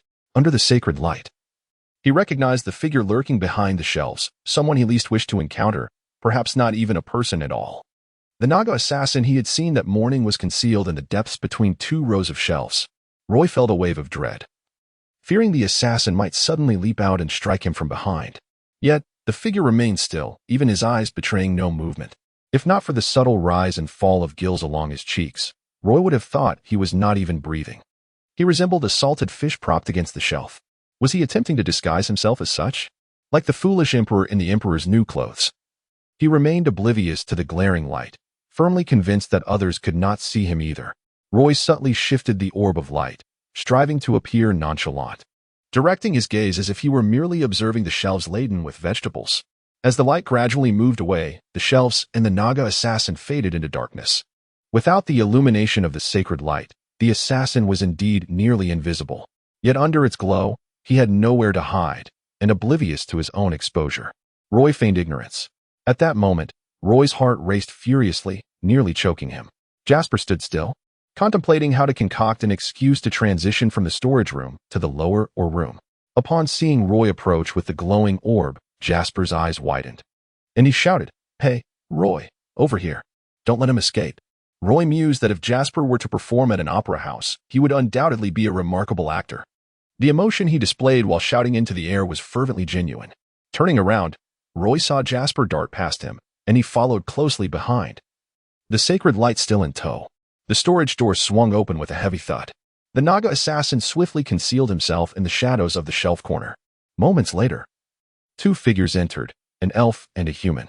Roy recognized the young human from earlier that morning, the one who had narrowly escaped capture. It seemed he had indeed been right to target him. The Naga assassin fixated on Roy, realizing he was a member of the ship's crew, albeit the weakest among them. He had long suspected Roy was no ally and lamented not having been more ruthless during their earlier encounter. Observing the two converse, the Naga assassin deemed it unwise to act against them. Once discovered, his infiltration plan would be rendered utterly futile. Furthermore, two sailors were stationed at the entrance, and he could distinctly sense the metallic scent of blood emanating from them. This made him hesitate, concealed within the storage room, too fearful to make any rash movements. Soon after, he observed Roy approaching with a lantern, only for him to suddenly pivot away just as he was about to reach him. If Roy took one more step closer, even if the Naga assassin lurked in the shadows, his foot would inevitably land upon the coiled tail of the Naga, leaving no room for concealment. At that moment, the assassin would be poised to plunge a dagger directly into his chest. To him, in such a precarious situation, eliminating one would be a gain. His elven companion appeared rather bewildered, having entered looking like a simpleton. Yet now, he was inexplicably dashing about the cramped storage room, shouting in a frenzy. Inside the storage room, Roy and Jasper rushed out one after the other. Just as they neared the doorway, Jasper suddenly halted, clutching a spellbook and reciting a brief prayer. Instantly, a beam of holy light descended from the ceiling, illuminating the wooden floor like a conical pillar. The second mate, stationed at the storage room door, turned to glance inside and, upon witnessing the emanating aura of the light, failed to see the spirit enveloped by it. At that moment, Jasper knelt on one knee, pressing a hand to the floor, and inquired of Roy, "How did it go below? Should we pursue it? Are there stairs here?" The second mate, his imposing figure nearly blocking the entrance, leaned in and asked, "What trouble have you encountered?" Jasper pointed towards the lingering beam of light and replied, "We just saw a vengeful spirit, but it has gained sentience and fled swiftly upon seeing us, escaping below deck." The second mate cast a skeptical glance at the two before saying, "Follow me." He stepped aside, allowing them passage into the narrow corridor. A sailor accompanying the second mate positioned himself in front of them, effectively trapping them in the middle. Roy surmised that he likely wished to avoid damaging the vegetables in the storage room during a potential skirmish, which is why he consented to Jasper's suggestion of pursuing the spirit below. As they passed through the kitchen, the head chef, who had been directing his subordinates, emerged to block the corridor, inquiring brusquely of the second mate. Roy could not comprehend their conversation but noticed the second mate, despite his robust stature, displaying considerable politeness in the chef's presence. It seemed the chef was in high spirits upon hearing of the spirit's flight, offering commendations to the second mate. The stairs leading to the lower deck were located centrally on the ship's first level. They sloped down without encroaching significantly upon the kitchen space. The stairs appeared rather dilapidated, marked by scratches, and the walls bore signs of corrosion, the paint chipped and even moldy in places. The walls on either side were mottled, obscuring any discernible color. Cloaked in darkness, with some areas even coated in a layer of black grime from frequent contact. Descending the stairs, they arrived at the crew's quarters. A series of cramped cabins closely situated together. The corridor here was dimly lit, devoid of lamps. Roy illuminated the space with a small orb of light, revealing not only a few bits of clutter, but also several foul-smelling shoes scattered about, making it challenging to navigate. Pushing open a door led them to the paddle room on the left side of the crew's living quarters. The paddle room on the right faced the dock, and had Roy been able to access that room, he would have considered leaping from the window onto the dock below, a mere 4 meters down, which posed minimal risk of serious injury. However, they were led into the left paddle room by the second mate, which faced the open sea. Roy found the thought daunting. The room was long and narrow, resembling a large dormitory, with wooden paddles, each several meters long, suspended from the ceiling alongside designated rowing positions. Each paddle had approximately 8 seating spots, indicating it could accommodate 8 crew members. Strangely, some personal belongings were strewn about, suggesting that crew members had once resided there. Yet now, the room was completely empty. Illuminated by the sacred glow in Roy's hand, the room was filled with a dozen vengeful spirits, adrift and seemingly lost, motionless in the air. Their soul flames flickered in varying intensities. As Roy passed through, merely the radiance of his holy light extinguished the flame of one lost soul, which dissipated like a wisp of smoke into the ether, its ethereal form liberated from the shackles of resentment, revealing itself under the sanctified illumination. This soul, devoid of all memories, soared skyward without a hint of attachment, swiftly vanishing beyond the cabin's ceiling. Many more spirits roamed the room, and Roy and Jasper carefully discerned among them, recognizing some as deceased crew members, along with others from the Odyssey tribe and Elves. Upon witnessing such a multitude of vengeful spirits, Jasper's complexion paled. He realized that with his holy power, he could not hope to purify so many souls. His panic stemmed not solely from fear of the apparitions, but from the disconcerting realization that this ship resembled a graveyard. Roy's greatest concern was that the vessel had been docked in Castleton for 3 or 4 days, suggesting they would not linger long at the port.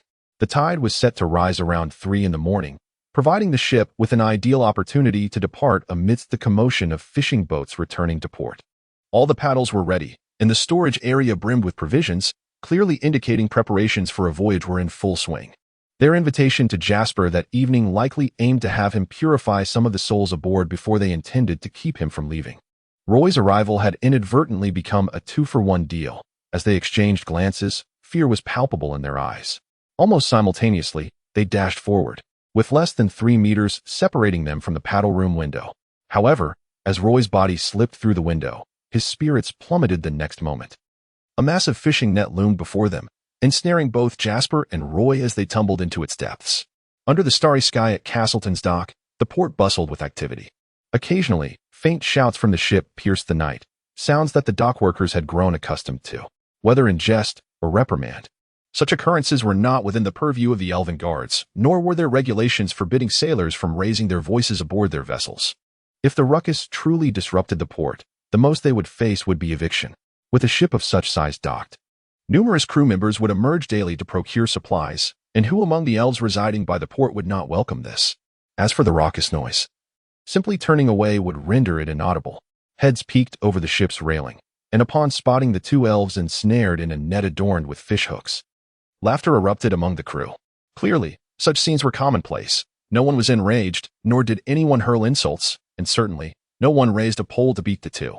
The crew hurriedly hoisted Jasper and Roy from the fishing net onto the deck, and as long as the 2 did not scream for help, the sailors had no intention of resorting to violence. Roy was ensnared in a fishing net, with countless small fish caught within its tangled threads. As he struggled restlessly, numerous hooks pierced through his clothing and into his flesh, causing sharp pangs of pain with every movement. Despite the agony that made him moan softly, he endeavored to keep his mouth shut, refraining from screaming. In stark contrast, Jasper, who had just lain down in the net, began to cry out for help, only to be silenced when a crew member jabbed a long wooden pole into his abdomen. Now he was hunched over like a shrimp, drenched in cold sweat. Some crew members came to their aid, but they showed no concern for their pain, yanking the small fish from the net with expert precision, which drew more cries of distress from Jasper. Fortunately, Jasper had not been foolish enough to continue shouting for help on deck. Had he done so, both of them would likely have been swiftly dealt with by these merciless pirates. Roy, bloodied and seated on the deck, watched helplessly as the crew stripped him of all his belongings after freeing him from the net, binding his hands and feet with coarse rope. The realization that he had fallen into the hands of these ruthless pirates filled him with dread, leaving him weak and unable to stand, his heart racing and breath quickening. He lamented the fleeting moments of life he had yet to savor, now facing the grim prospect of death at the hands of these marauders, steeped in regret and sorrow. Lights flickered to life at Castleton Harbor. He cast a distant glance at Brown Street, regretting that he would not have the chance for a proper farewell to Lady Belinda. The thought of being cast into the depths of the ocean while the opulent seaside estate nearby glimmered with vibrant lights and faint melodies filled him with a sense of despair. Roy regretted coming to this world. He had not even had the opportunity to stroll hand in hand with the gentle elven maiden. The burly second mate blocked the ship's lantern light as he squatted before them, casting a massive shadow over the two. He glanced at Roy and then seized Jasper by the chin, lifting his head. "I warned you not to wander about carelessly. Now look where this has landed you.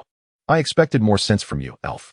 The second mate regarded Roy as little more than a lackey, too disinterested to even spare him a glance as he lay quietly on the deck. With their limbs securely bound, Roy feared the worst, a blade across his throat, stones tied to his feet, and a swift plunge into the sea. However, the second mate instead ordered, "Lock them in the hold and bind them tightly. Be careful not to let them escape." For burly crew members grabbed them by the head and feet, hauling them down the stairs to the deck below. Roy counted carefully. The ship's hold indeed had 3 levels. The lowest level likely concealed a sealed compartment, but the corridor of the second hold was already flooded with water up to their thighs, forcing the crew to wade through it. Upon opening the hold door, they found it filled with waist-deep water, shrouded in darkness, with a pungent fishy odor permeating the air. Before Roy could take in his surroundings, 2 crew members unceremoniously tossed him into the water. His body, covered in small wounds from the hooks, screamed in agony as he hit the water. The crew quickly fished him out. One of them, with arms as thick as Roy's thigh, raised his hand to strike, but was restrained by his companion. They exchanged words in a language Roy couldn't comprehend. "Don't hit his mouth. We need them alive for the sea voyage. Nearelf requires them to purify the spirits aboard. Then gag him." Came the laughter, with their socks. Thus, the unfortunate Jasper and Roy found themselves stripped of their boots, their socks twisted into makeshift gags, and bound with a strip torn from Roy's own arm to prevent them from spitting it out. They were then hoisted by iron hooks from the ship's main keel, left dangling in the hold, their thighs submerged in the brackish water. After confirming that their bindings were secure, the 4 crew members waded through the hold, surveying the water before departing. The sound of the door slamming shut echoed ominously, plunging the hold back into darkness. In that moment of suspension, Roy realized he was not alone in the hold. Faint breaths, gasps, moans, and cries filled the air. The closing of that door seemed to signal the awakening of all these sounds. Roy even heard the splashes of water. Despite the pain, he struggled to turn his body, which hung from the hook. Though the hold was devoid of light, he summoned a sacred glow in his palm, illuminating the space with a warm radiance. Jasper hung nearby, their bindings tightening as the hook pulled at the rope between their hands, making escape nearly impossible. Both of their legs dangled in the foul-smelling water, and Jasper, having been roughly handled on deck, bore the marks of abuse, his right eye swollen and streaked with blood. As Roy peered into the depths of the hold, he was astonished to see numerous Naga mermaids also suspended in similar torment. Their elongated bodies, enhanced by beautiful tails, were bound at the wrists and hung from iron hooks, their lower halves submerged to stave off dehydration. The hold housed at least 100 such mermaids, nearly all young and adorned with delicate, pale scales, their features possessing an enchanting purity that contrasted sharply with the grotesque forms of Naga males. The air was thick with decay and the stench of fish, accompanied by the gentle splashes of water. The mermaids, upon seeing Roy and Jasper, were taken aback. However, Roy soon noticed their dire condition. Some were unconscious, others barely clinging to life, while a few regarded the newcomers warily. When Roy's palm emitted a sacred light, it caused a few mermaids to shyly submerge their heads beneath the water, while others gazed at the glow with a mixture of awe and trepidation. In a moment of shock, Roy hastily dimmed the light in his hand. Until this moment, Jasper and Roy had come to understand that this ship was indeed a slave trader. However, there were no elves aboard, only a collection of Naga merfolk. Thus, it was hardly surprising that the Naga assassin had appeared on the beach of Castleton Harbor, specifically targeting human sailors. Suddenly, Roy recalled that the Naga assassin had now infiltrated the ship, concealed in the storage room behind the kitchen on the main deck. The sock stuffed into his mouth made breathing laborious. Every part of his body ached, and his hands were suspended by iron hooks. Initially, he felt little discomfort. But after a quarter of an hour, Roy realized the torment of his situation. He felt as if the ligaments in his arms had been completely strained. If he was not freed from the iron hooks soon, his arms would be rendered useless. Roy attempted to struggle, but alas, he could not break free. Just then, a series of clicking sounds echoed from the bottom cabin door, as if someone were prying open the heavy lock. Soon, a loud splash followed, and the iron lock and chains tumbled into the water.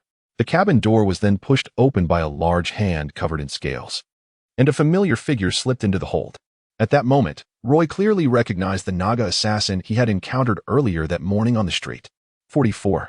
Ophelia. The Ophelia Manor, located on a solitary cliff over 30 meters high on the western side of Castleton Harbor, envelopes the entire cliff within its castle-like structure.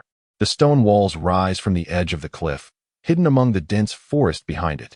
This Baroque-style edifice is adorned with frescoes and bas-reliefs, with its main body constructed of white granite. Due to its proximity to Castleton Harbor, the fish market and the bustling boats render this place rather noisy during the day, which does not appeal to the members of the Ophelia family. The manor is typically locked up tight, only occasionally receiving visitors during the summer. The only activity involves the gardener tending to the lawns and greenery. The summer winds from the Seance, traversing the frozen sea and reaching the endless ocean, sweep across the entire elven continent. Influenced by the winds from the frozen sea, Castleton Harbor experiences a prolonged rainy season, causing the surrounding waters to swell magnificently. At this moment, a grand ball was taking place within the manor, themed a youthful summer, inviting nearly all the young noble elves of Castleton. The manor was ablaze with light, and melodious music wafted from the edges of the dance floor. The enchanting melodies could even be faintly heard from the harbor docks. Miss Bailey Clare, donned in a low-cut evening gown of pale blue magic-patterned fabric, with matching long silk gloves and blue crystal shoes, stood by the fountain in the garden, holding a cup of honey water mixed with a touch of apple cider. Beyond the fountain lay a spacious open-air dance floor, an ideal locale for conversation due to its perfect acoustics, allowing the melodious tunes to be heard while muffling the surrounding clamor. Numerous tables and chairs were arranged by the fountain, where young elves often gathered in small groups to chat. The cool summer night breeze carried the distant sound of crashing waves. At that moment, Miss Bailey Clare smiled at a fair-faced silver moon elf before her and said, "Wagner, I heard you've been at odds with Steve at the Elven Academy? Really, sister, you know?" Wagner raised his delicate eyebrows in surprise.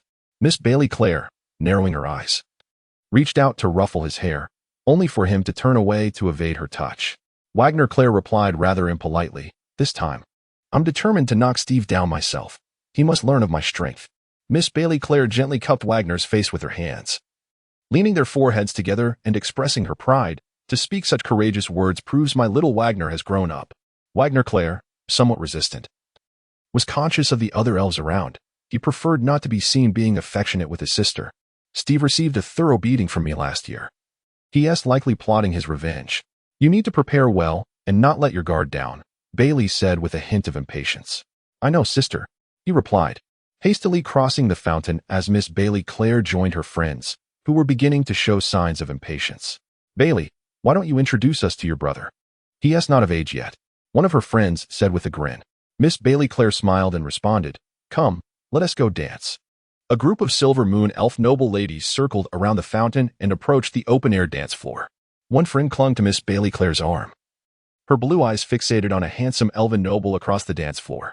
Miss Bailey Clare leaned closer to her friend and whispered, "That is Wolf Galkos, the leader of the Castleton Exchange Group.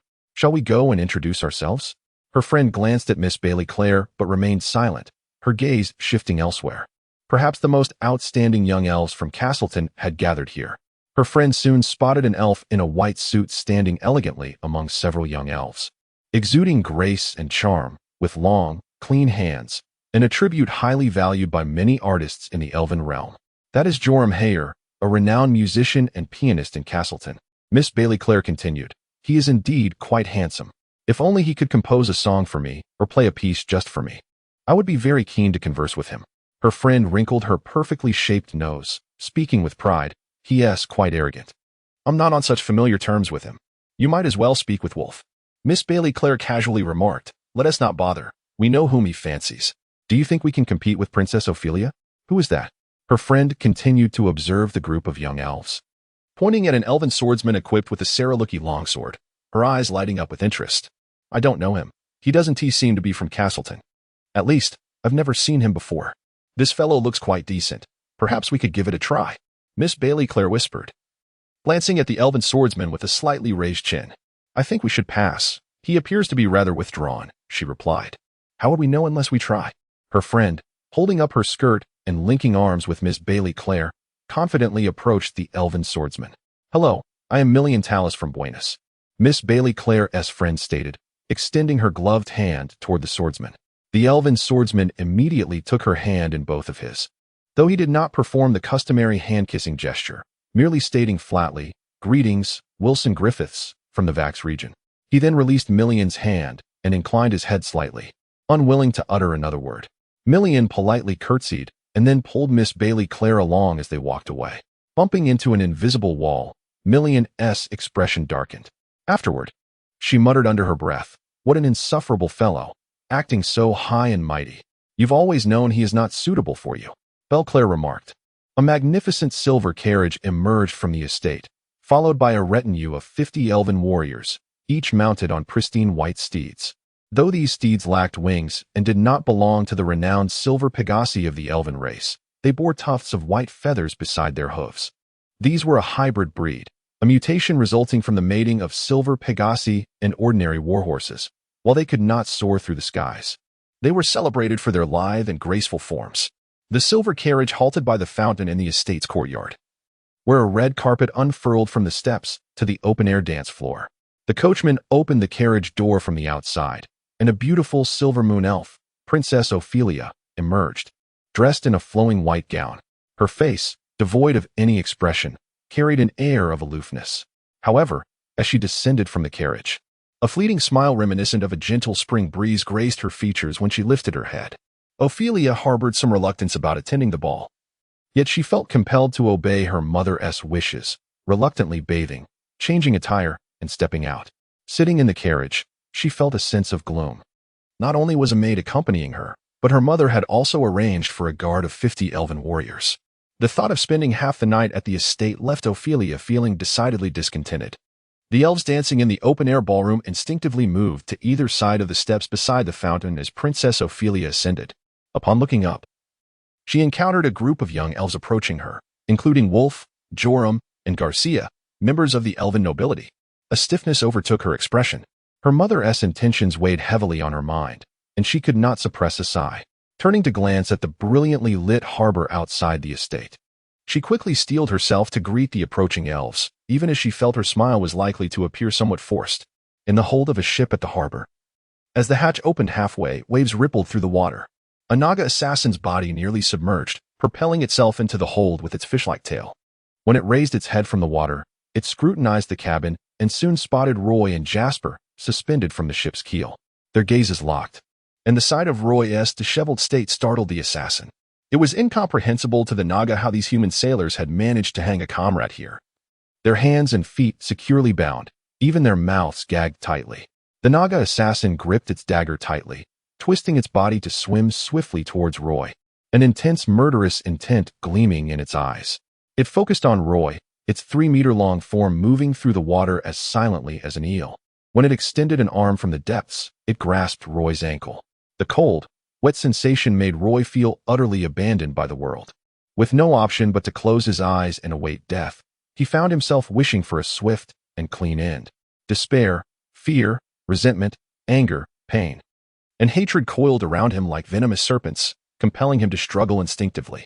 Unfortunately, the ropes binding his hands and feet rendered even the slightest movement a Herculean effort, exacerbated by the tiny wounds caused by fish hooks, which felt as if a swarm of ants were gnawing at him. Nearby, Jasper was also straining against his bonds. having recognized the hostility emanating from the Naga assassin. However, his condition was even worse than Roy's, leaving him unable to provide any assistance.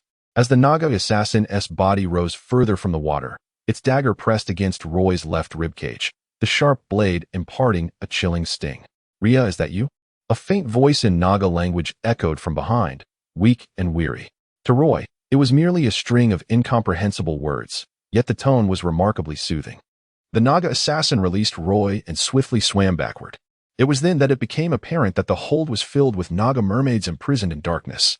Suppressing a roar of anger, the assassin darted forward, using its dagger to sever the ropes binding the mermaid's hands. Once the ropes fell into the water, a mermaid grasped the assassin's strong arm, her long fishtail undulating as she trembled and inquired, "Rhea, how many Nagas came this time?" The other imprisoned mermaids, stirred by the commotion, quickly awakened, their spirits lifting upon realizing that kin had infiltrated the hold. Some were so overwhelmed with emotion that they began to weep softly, splashes echoing in the cabin. However, the assassin's subsequent words plunged the hopeful mermaids into despair. "For now, it is only me. I became separated from the rescue team. They have continued southward. I happened to swim into this bay of the Elven realm, uncertain if they would resupply here, and sought to capture a few human sailors for information. Unfortunately, I could not comprehend their speech." One of the sailors pointed toward the city. "I suspected he was deceiving me, so I ventured into the harbor, hoping for luck, and here I am." The Naga assassin spoke at length in Naga, words that Roy could not grasp. The assassin's agitation was palpable as it continued to cut the ropes binding the hands of the other mermaids. One mermaid, her upper body above the surface and fully alert, addressed the assassin, "But you alone cannot rescue us. Once these chains are severed, the pirates above will quickly notice. You cannot contend with them. Your priority should be to gather the others and lead them to lie in wait in the waters outside the harbor. Once the ship departs, we can launch an attack.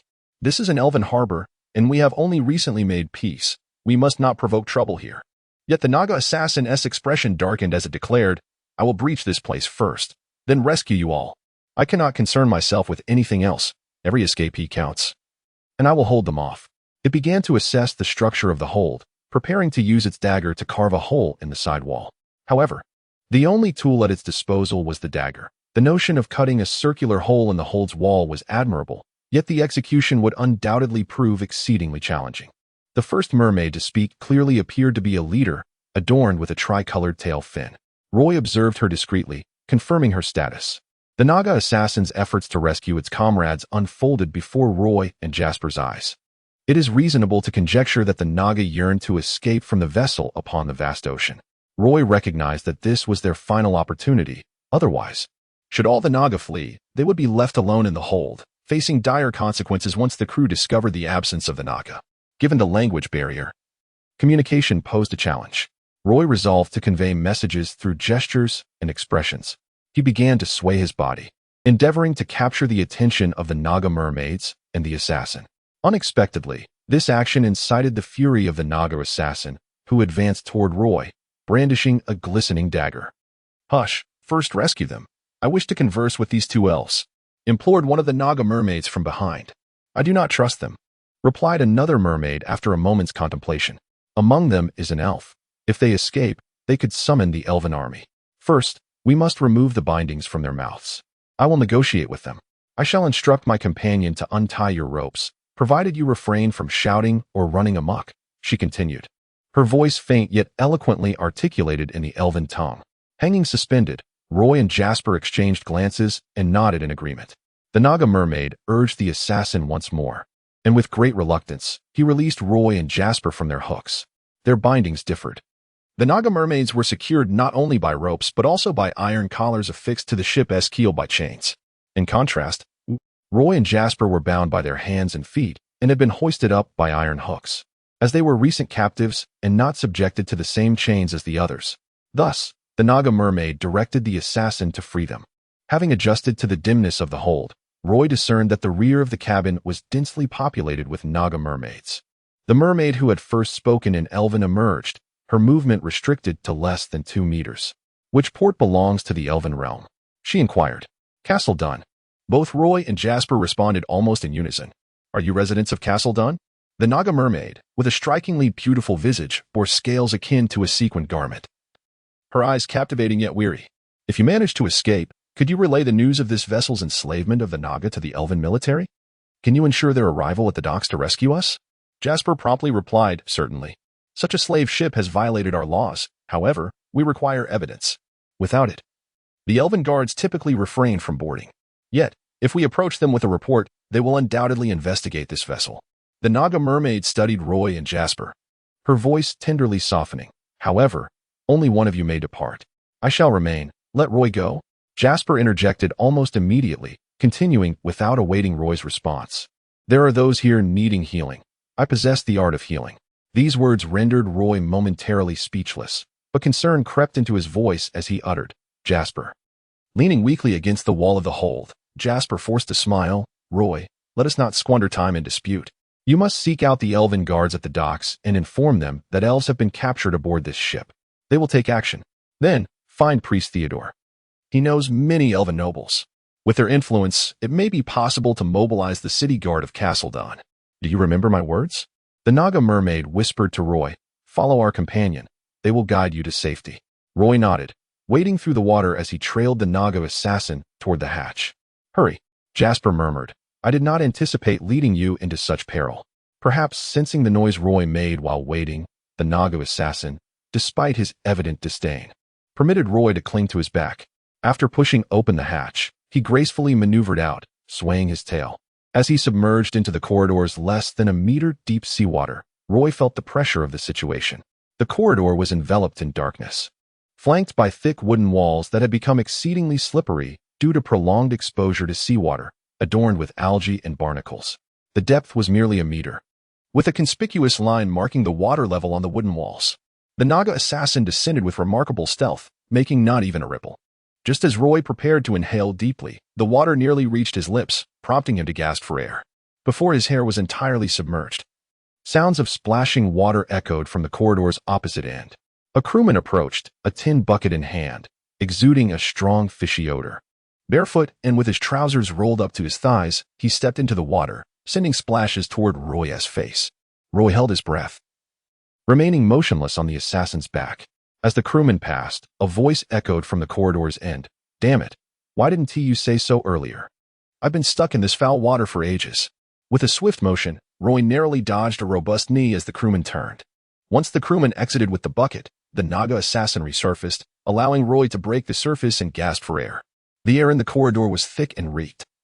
Yet Roy paid it no mind. At the corridor's end lay the staircase leading to the main deck, the door firmly shut, accompanied by the sounds of hurried footsteps. Instead of proceeding to the stairs, the Naga assassin stealthily maneuvered halfway, then squeezed Roy into a storage room. This chamber had also succumbed to seawater, leaving behind only empty shelves and a few wooden crates atop. The air was heavy with mildew. Upon entering, the Naga assassin swiftly reached the corner, extending his arms, his sharp claws sinking into the crevices of the wooden wall, and with sheer strength, he scaled the wall. Roy clung tightly to the assassin's neck to avoid slipping off. The room was dimly lit, with the ceiling low enough to touch with an outstretched hand. The Naga assassin soon found a round opening, exerting force to squeeze his body through. The passage was narrow, allowing only one to pass at a time, and Roy, enveloped by the Naga assassin's tail, followed him into the lower deck. This is a habitable cabin aboard a ship, featuring a bed against the wall, remarkably not a bunk bed, but rather a spacious 2-meter-long, 1.3-meter-wide bed. The cabin also contains a half table, and the walls are adorned with some leather armor and a curved dagger with a gilded hilt. Although the room is modest in size, it is impeccably arranged. One glance suffices to reveal that the occupant of this chamber undoubtedly holds a certain status aboard the vessel. Roy yearned to examine the surroundings further, yet the Naga assassin beside him abruptly pulled aside the curtain at the half table, allowing the vistas of Castleton, the night sky, and the ocean to flood Roy's vision through the small glass window. The circular window, with a diameter of less than 50 centimeters, was easily traversed by the Naga assassin, whose 3-meter-long, slender form effortlessly slipped through. Roy closely followed, concerned that a splash upon entering the sea might attract the crew's attention. Thus, he clung tightly to the Naga assassin's back as they descended along the outer hull of the ship, finally submerging silently into the ocean. When the long ascent and coolness of the sea enveloped Roy, he trembled with excitement, struggling to contain the emotions that surged within him. With the Naga assassin carrying him, they swiftly swam to the shallow waters of the dock. The Castleton dock at night lay less than 200 meters from the deepwater dock.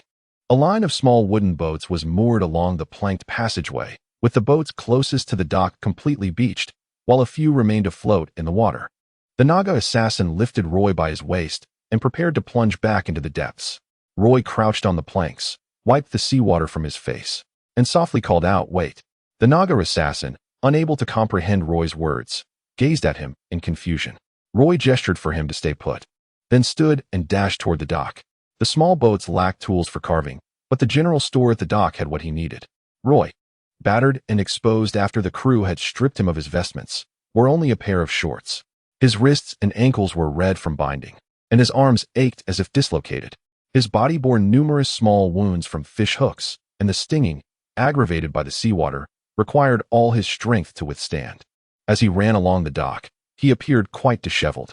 Fortunately, the shallow water dock was nearly deserted at night. An elderly elf guarding the dock entrance, taken aback by Roy's woeful appearance, dropped his teacup to the floor beneath the table. To the old elf, Roy appeared human, and although he stared intently, he seemed disinclined to cause trouble. Upon reaching the dock, Roy did not call out for help. The ship was less than 200 meters away. Despite the night obscuring visibility, a shout could alert the crew to his predicament. At this late hour, the general store had closed. But Roy knew that the proprietor typically slept in the store, catering to the needs of seafarers. He hurried to the window at the back of the shop and knocked vehemently on the window of the small bedroom. Inside, the shopkeeper's voice erupted with anger. "What are you doing knocking at this hour? The store is closed." After a brief grumbling, he reluctantly opened the window, only to halt his complaints upon seeing the injured young man clad only in shorts. Roy grasped the window frame, speaking rapidly. "Please, I need an axe and a chisel. I am Roy from 57, Brown Street. I will repay you tomorrow. Just help me." The shopkeeper's eyes narrowed with suspicion, but then recognition dawned upon him. "I know you. You are that elf lad who resembles a human. Goodness, what have you gotten into? Did you fall into a fishing net?" As he spoke, he opened the door to the adjoining store and stepped inside. Faced with trouble and in need of an axe and chisel, Roy had no time to explain. "Seek out the elven guards for assistance. Do not attempt to handle this alone," the shopkeeper cautioned as he handed the tools to Roy. "I will seek them out immediately. This is a serious matter. One of my companions is trapped aboard the ship," Roy replied, racing toward the shallow water dock. Before he could reach the wooden platform of the dock, he spotted the Naga assassin emerging from the water, pressed against the stone wall of the dock. He remained there, observing Roy discreetly. Without hesitation, Roy tossed the axe and chisel to him, knowing he would not comprehend elven speech. He pointed towards the Naga assassin, then to the ship, before gesturing to himself in the direction of the guards, mimicking a sword and shield in a chopping motion. He then sprinted toward the guard station. The port guards maintained a presence at night, merely a warehouse away from the general store. Two magical lanterns illuminated the entrance, standing out vividly in the darkness. Gasping for breath, Roy pushed open the door and approached the reception desk, encountering the same elven lady as before. This time, however, she was clad not in leather armor, but in a loose gown resembling a nightdress, her chair draped with a soft blanket, appearing ready to rest. Roy's sudden entrance startled her. Standing at the reception desk, Roy quickly articulated his situation. Captain! The elven lady instinctively covered her neckline and hurried to the staircase, calling out to those upstairs. Seizing the moment, Roy took a breath and surveyed the guard station's layout, suddenly realizing that the guards were primarily responsible for maintaining order at the dock. It seemed implausible that such a small force could confront an entire ship of pirates. Several elven guards, alerted by the commotion, rushed down the stairs. The foremost guard, clad in light armor and holding a helmet, immediately inquired, "What is happening?" The elven lady rushed to provide a report, and as the guards gathered, Roy once again found himself under scrutiny. The captain, assessing Roy with a discerning gaze, finally declared, "Roy, we currently possess only 25 elven guards. Such a force is utterly inadequate to seize a 60-meter-long ship, even if they were unprepared. Therefore, I require time to gather reinforcements. I assure you I will do everything within my power to rescue your companion." Listening intently, he added, "Young man, should this matter become public, it will be no trifling affair. If this is merely a prank of yours, I advise you to cease while you still can." His gaze pierced Roy's with the intensity of a sword. "Captain, He is the same lad who delivered the portrait of the thief who stole the sacred chalice. An elven guard interjected. The captain blinked in surprise, re-evaluating Roy with a softened tone. Ah, so it is you. Truly, you are a most unfortunate soul. He then instructed the elven lady beside him, fetch him a towel, some antiseptic, bandages, and a change of clothes. You need to wash up and tend to your wounds. Roy had no desire for any hemostatic ointment or bandages. He stepped forward and grasped the arm of the elven guard captain, saying, They will set sail tonight with the tide. Please act swiftly. The captain nodded slightly and called out, Loia, go inform the station troops north of the Walnut Grove. Find a way to persuade their commander to dispatch a squad of archers and swordsmen for support. Yes, Captain, came the reply. Ziath. You are to head straight to the inner city and report the situation to the Grand Commander. Understood, Captain. Polini, gather everyone. We must keep a close watch on that ship. This battle must be resolved in the harbor. The elven guards immediately sprang into action. Some rushed to monitor the ship at the port. Others reported to the Castle Dun Upper City Guard headquarters, while some sought assistance from the coastal garrison. Meanwhile, Roy had obtained a pair of trousers and a shirt, still clutching a blanket that had originally been draped over a chair. He declined the elven lady's offer to apply the hemostatic ointment and stood wrapped in the blanket at the guard's entrance, gazing at the line of ships in the deep water at the dock, pondering what the Naga assassin might be doing at that moment and whether the crew had discovered their escape. If they noticed the unusual activity of the elven guards, would they deduce anything? Roy felt both anxious and troubled. His gaze shifted to the eastern side of the port, intending to return the blanket to the elven lady at the front desk before delivering a message to the temple. A bold idea quickly took root in his mind. He knew that manor had been uninhabited for years. Since a ball was being held there, it must be a gathering of elven nobility. He had initially thought to tend to his wounds, but now felt the moment was not right. Even if he were to inform High Priest Reed, the priest would likely only be left in a state of agitation, if only he were a battle priest. Thus, it seemed wiser to take a gamble. The elven lady at the front desk procured a pair of shoes for Roy, wooden clogs. Though they felt somewhat uncomfortable, they were certainly better than going barefoot. There was but one road leading to the manor. The elves at the docks typically gazed longingly at the white castle hidden within the verdant sea of trees, never daring to approach it. This sloping path connected to a small square beside the dock, where the manor was ablaze with light. A row of carriages stood neatly in the square beneath the castle, and some elves from the seaside would stroll here, occasionally joined by bards who painted portraits or played melodies on their violins, harps, and accordions. Every summer night, as long as it wasn't rainy, a crowd gathered. Roy, clad in ill-fitting trousers and a shirt, gasped for breath as he reached the small square, which was now entirely occupied by the carriages of elven nobility.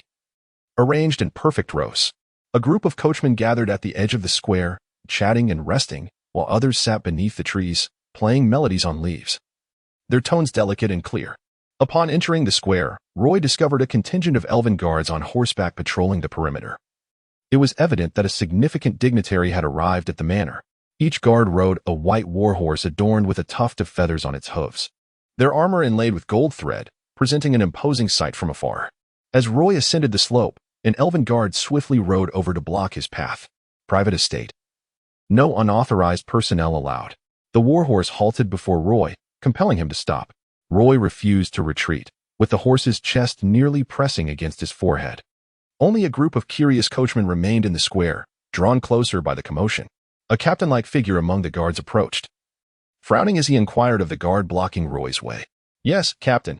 The guard, chastised by the captain, grew flustered and leaped from his horse, barking at Roy. Leave at once. Seeing the guard captain, Roy hurried forward, grasping the reins of the captain's horse, exclaiming, Captain, please wait. The warhorse bucked and stomped, shaking its head violently, trying to dislodge the reins from Roy's grasp and nearly toppling him to the ground. The captain gently patted the horse's neck, calming its agitation, and frowned as he asked, What is your business? The guard drew closer, attempting to pull Roy away. Yet, Roy clung tightly to the reins, speaking quickly. The coachmen surrounding us erupted into a clamor upon hearing Roy's words. Someone shouted, Where? Roy pointed to a large black ship at the dock, declaring, That one. The captain, however, maintained his composure, scrutinizing Roy's expression for any sign of deceit. Yet, the visible wounds on Roy's face, wrists, and ankles told their own story. After a moment's contemplation, the captain replied, I am Captain Dancel Simpson of the 1st Squad of the 2nd Brigade of the 7th Night Order of Ophelia. Our duty is to ensure the safety of Princess Ophelia. Without her command, we have no authority to act in this matter." After stating this, he could not help but glance toward the manor perched on the cliff in the distance. From Captain Simpson's eyes, Roy sensed the answer regarding the handling of this situation. Thus, he hesitated not, nor did he rely on the righteous indignation of the coachman to assault the ship. Instead, he dashed up the slope toward the castle. "Keep an eye on him," Captain Simpson shouted, not to hinder or capture, but merely to observe, indicating his position on the matter. Over the years, due to the enchanting beauty of elves and nagas, they had become prime targets for slave traders, who would transport captured elves in ships to the human realms. Though the elves loathed this practice, they had been unable to eradicate it completely. Roy sprinted up the slope, nearly losing his voice in the effort, until he reached the manor's entrance. 2 elven guards on horseback pursued him closely. Upon arriving at the manor's grand entrance, Roy was again blocked by the guards. "You cannot enter."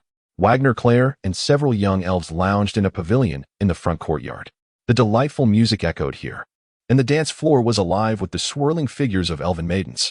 No one preferred to dance with young male elves, for they often appeared awkward during the dance, unsure of where to place their hands. Sometimes, their embrace would leave red imprints on the maidens' delicate waists, and their stiff movements and missteps could lead to genuine trouble. Their conversation lacked sophistication, their humor fell flat, and they occasionally uttered immature remarks. No one came here to entertain children. Thus, the handsome Claire sat quietly at the edge of the dance floor, chatting with a group of equally disregarded young elves, stealing glances at Princess Ophelia in the midst of the dance. Her grace was unparalleled, each movement a textbook standard. She was the focal point of the gathering, her exquisite face perpetually adorned with a gentle smile, leaving Claire regretting not having enrolled in her literature and history class sooner. At that moment, Claire seemed to hear the crisp sound of hooves striking the cobblestone ground, echoing clop, clop, clop, clop. He turned his gaze towards the grand entrance of the estate. There, a shadowy figure appeared at the gate, engaged in some form of negotiation with the elven guards stationed there. Instantly, he felt a surge of energy. At such a late hour, it was unusual for someone to rush in, especially with the guards in pursuit. Something significant must have occurred. This commotion warranted investigation. With this thought, Claire sprang to his feet, neglecting to bid farewell to his companions, and dashed toward the entrance. Upon arrival, he was momentarily taken aback, for he beheld Roy. Roy stood at the gate, clad in ill-fitting garments, his body marked with severe injuries, clearly in a dire state. The elven guards had barred his entry, and despite Roy's earnest attempts to explain his predicament, they remained resolute in their refusal to let him pass. Claire's mind raced with concern and anger. "Damn that Steve," he thought, attributing the blame for Roy's condition directly to him. "Is it Steve who sent someone after you? Open the gate." Claire shook the large iron gate furiously, shouting at the guards outside. The young elves who had been conversing with him quickly joined his side, astonished to witness this seemingly gentle and somewhat effeminate Claire exhibit such ferocity. The gate was finally pushed open by the guards, and Claire rushed out. "Claire, what are you doing here?" Roy exclaimed, surprised to see Claire, and proceeded to step inside. The guards at the entrance sought to intervene, but Claire interjected. "He is my friend." The 2 guards following closely behind dared not to relax their vigilance and continued to shadow Roy. They refrained from obstructing him, somewhat relieved to see a noble elf acquainted with Roy. Roy, eager not to linger at the entrance, strode forward. Claire pursued, exclaiming, "Of course, I came for the ball. Steve is here too. I just saw him. Let us go find him together." The group of young elven nobles trailing Claire remained perplexed. Yet Claire's words ignited a fervent excitement within them, for they had never before witnessed this violent side of Claire. Roy felt a mix of exasperation and exhaustion, his body aching and breathless. Yet he paused, placing his hands on Claire's shoulders. "Please, listen carefully, Claire. This isn't Steve's doing. To be precise, I've encountered some trouble. My friend is being held captive by a band of slavers on a ship, and I need to see Princess Ophelia. I hope she can assist me. The princess is inside, dancing at the estate. Follow me," Claire exclaimed, gripping Roy's arm as they raced into the estate. The young elves following them were filled with indignation upon hearing of the slavers and the elves held captive on the ship, and they charged after them with fervor. Castle Dun Harbor had not seen noteworthy news in quite some time. Roy arrived breathlessly at the edge of the dance floor, where a gathering of elven nobles swayed gracefully to the soothing music, adorned in exquisite attire, while others chatted in small clusters along the periphery. The sight of the battered Roy piqued the curiosity of those standing nearby. They wondered how this human had managed to intrude upon the estate. Some noble maidens recoiled in fear. Immediately, several young elves approached, intent on stopping this uninvited guest. Standing at the edge of the dazzling dance floor, Roy struggled to locate the Princess Ophelia, as mentioned by Captain Simpson. At that moment, the two elven guards trailing behind him moved closer, sharing the concern that Roy's tale might be a ruse, aimed at causing chaos. Claire, perceiving Roy's discomfort, took the initiative and grasped his arm, saying, "Follow me. The princess is over there." As the commotion drew the attention of more elven nobles, even Steve, who had been chatting in a corner, craned his neck to see what was happening. "Baelier, Claire," exclaimed Miss Baelier, taken aback to see her brother leading an injured human into the dance floor toward Princess Ophelia. Her friend, Miss Million Talus, tugged at Baelier's arm, whispering with surprise, "Baelier, what is your brother doing?" Baelier shook her head and navigated through the crowd, anxious about her brother's potential to act irrationally at the ball. A tall young elf stepped forward from the crowd, obstructing Roy and Claire's path. His demeanor unfriendly as he fixed his gaze on Roy. "Who are you, sir? Do you possess an invitation to this ball?" "Wolf, this is my friend Roy. He seeks an audience with Princess Ophelia. He has encountered trouble at the harbor," Claire proclaimed loudly to the obstructing elf. At this juncture, the music of the ball ceased, and all eyes turned towards the unfolding scene, bewildered by the sight of an injured human at the gathering. Princess Ophelia, hearing the commotion, maneuvered past the Earl Wilson Griffiths, who attempted to shield her with his body, and approached the gathering crowd. As she drew near, the elves blocking her path respectfully parted ways. Upon reaching Claire and Roy, she did not recognize Claire, but upon seeing Roy, her eyes widened in recognition. He was the half-elf who had dared to question her teaching methods at the academy. The record indicated he was a half-elf named Roy, a detail she recalled vividly. Yet, the sight of him in his current state, clearly injured, was alarming. Without Claire's support, he might have faltered. "Roy, this is Princess Ophelia," Claire whispered to Roy, before assisting his friend in bowing to the princess. At that moment, Roy was somewhat dumbfounded, realizing that the very princess he had come to see was actually his history instructor at the academy. Although he was aware that the academy teacher shared the same name as the princess, he had not connected the dots. "Princess Ophelia," Roy stammered, slightly flustered. If he had merely greeted her as the princess, it would not have raised any eyebrows.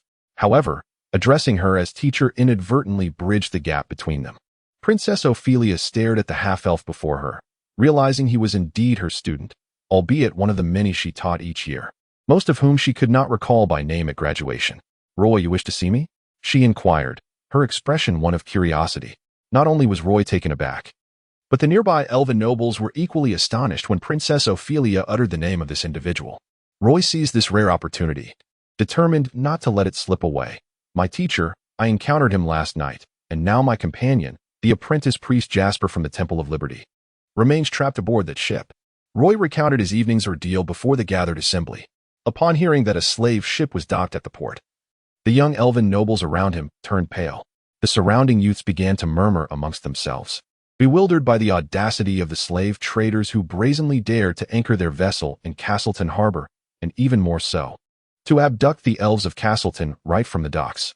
At that moment, Princess Ophelia finally comprehended how this student managed to breach the manor's defenses. She calmly inquired of the elven guards, "Where is your captain?" before her words had fully escaped her lips. Captain Simpson emerged from the crowd and bowed deeply to Princess Ophelia. "Denzel Simpson is at your service, Your Highness." Ophelia nodded and, with remarkable composure, commanded, "Captain Simpson, take your men immediately to Castleton Harbor." "At once, Your Highness," Captain Simpson replied promptly. Accompanying Princess Ophelia to the seaside manor were 50 elven guards, each mounted on mutated warhorses. At Captain Simpson's command, the elven warriors swiftly assembled. Meanwhile, Princess Ophelia stood on a raised platform, lifting her gown, as a throng of elven nobles gathered around her. With a serious expression, she declared, "I do not know from whence those slave traders come, but their presence in Castleton Harbor tramples upon the decrees of the Silvermoon Elven Kingdom and represents a flagrant insult to all elven warriors of Castleton. I implore the elves of Castleton to unite. I call upon all young and capable elven warriors to defend our inviolable freedom with their weapons.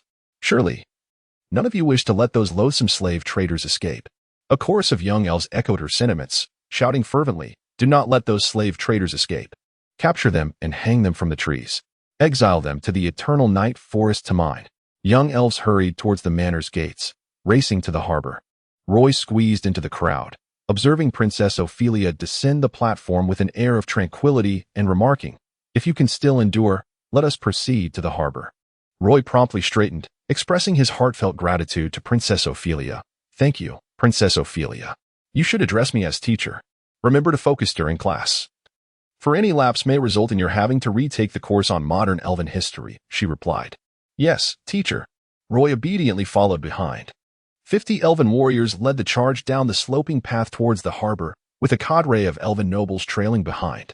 In the square, the coachman observed a group of elven guards mounted on war horses emerging from the manor, mistakenly believing that Princess Ophelia was departing early, signaling the imminent conclusion of the grand ball. After all, many young elven nobles had attended the gala primarily for the sake of Princess Ophelia. As the young nobles prepared to leave, the coachman dashed towards their carriages. However, they noted the absence of the royal carriage adorned with the royal crest trailing behind the elven guards. It was only as they saw the throng of young elven nobles converge on the harbor that the coachman began to realize that the situation might be different from their expectations. Seeing the crowd surge towards the harbor, the coachmen stood up from their seats. They leaped down from their carriages, retrieving weapons from beneath the seats, and pursued the young elven nobles. These coachmen, who served the upper-class elven nobles, not only managed the carriages but also ensured the safety of their charges. With ample experience in both driving and combat, a great throng of elves suddenly poured out of the seaside manor towards the distant harbor. At the deepwater dock, 2 elven sentinels lay in wait at the bow and stern of the Sea Wolf ship, patiently anticipating the arrival of reinforcements from the troops stationed in the Walnut Grove. Otherwise, with only 20-some elven sentinels, capturing the entire crew of a 60-meter vessel would be quite unrealistic. The 2 sentinels strolled boldly along the stone path of the dock, approaching the Sea Wolf's dinghy. At that moment, some crew members were still transferring supplies onto the ship. The sentinels, under the pretense of apprehending thieves, requested to board the ship for inspection, but were promptly met with refusal from the crew members. The sentinels had no choice but to retreat. After the sentinels departed, one of the sailors hoisted a wooden barrel and boarded the ship. Second Officer Reneve stood on the deck, gripping the ship's railing, and asked the sailor with a furrowed brow, "Why are sentinels coming out at this hour?" "What did they say?" "They claimed they were here to catch thieves. I told them that no one can board without the captain's permission. They asked if the captain was aboard, and I informed them that he had gone to the tavern. They then left, saying they would check the nearby vessel." Second Officer Reneve stroked his stubbled chin, squinting at the indistinct figures of the sentinels in the darkness, feeling an unsettling sense of foreboding. "Go check the lower hold," he instructed one sailor. "I'm on it." The sailor promptly set down the rope and made his way to the stairway leading to the deck. Second Officer Reneve, gripping the iron railing of the ship, turned to gaze towards the seaside manor. The elven ball was indeed a sight to behold, even from afar. The radiant lights and intermittent music emanating from the manor filled one with a sense of enchantment. These elves truly know how to savor life, he mused inwardly. Suddenly, he spotted a contingent of elven guards riding white horses emerging from the manor, thinking that perhaps they were part of some noble entourage. However, as he watched them continue past the small square outside the manor without stopping to regroup, but instead heading straight towards the harbor, an unsettling feeling began to take hold. Second Officer Reneve turned to the sailor responsible for monitoring the tides and inquired, "How long until the tide rises?" "About 3 or 4 hours," the sailor reported from the bow. "Reneve, the elven guards are approaching the dock," a lookout shouted from the watchtower. Reneve's foreboding grew stronger, and he furrowed his brow, watching the group of mounted elven guards, feeling beads of cold sweat trickle down his forehead as he anxiously wiped them away. On a typical night at the harbor, the elven sentinels are seldom seen. However, this evening they have unexpectedly emerged to apprehend thieves. The elven guard squad appears somewhat unusual. The first mate, Narev, fixates on the sentinels until they come to a halt before the Sea Wolf, dismounting and advancing towards the vessel.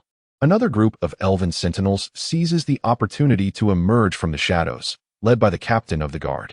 He stands on the dock, blocking the path of Captain Simpson, raising his chin and loudly inquiring, "Gentlemen, what brings you to the dock at such a late hour?" "Captain Dancel Simpson of the 1st Squadron of the 2nd Brigade of the 7th Knights has been dispatched to rescue our elven kin trapped aboard this black ship." Swiftly dismounting, Captain Simpson declares loudly, The captain of the sentinels, taken aback by the arrival of reinforcements at such a critical moment, promptly bows to Captain Simpson. In truth, the captain is uncertain whether the garrison from the Walnut Grove to the north can arrive at the harbor before the tide rises. If they fail to arrive on time, it would be an impossible task for just 20 or so elven sentinels to prevent the ship from departing. Now, with so many reinforcements, he can at least conduct a preliminary investigation into the Sea Wolf. Currently, our guard at Castleton Harbor is investigating this matter. However, the crew of the Sea Wolf has refused our request to board and search the vessel. I hope Captain Simpson will cooperate with us to accomplish this rescue mission. The captain of the Sentinels says to Captain Simpson. Captain Simpson gazes at the imposing 60-meter vessel. In the stillness of the night, even at dock, the massive hull resembles a formidable fortress. A ship of such magnitude likely requires a crew of at least 100. Captain Simpson shakes hands with the captain of the Sentinels, affirming, "Very well. I shall do my utmost to assist you." The two parties quickly reach a cooperative agreement. According to the captain of the Sentinels' plan, the next step involves exerting pressure on the Sea Wolf.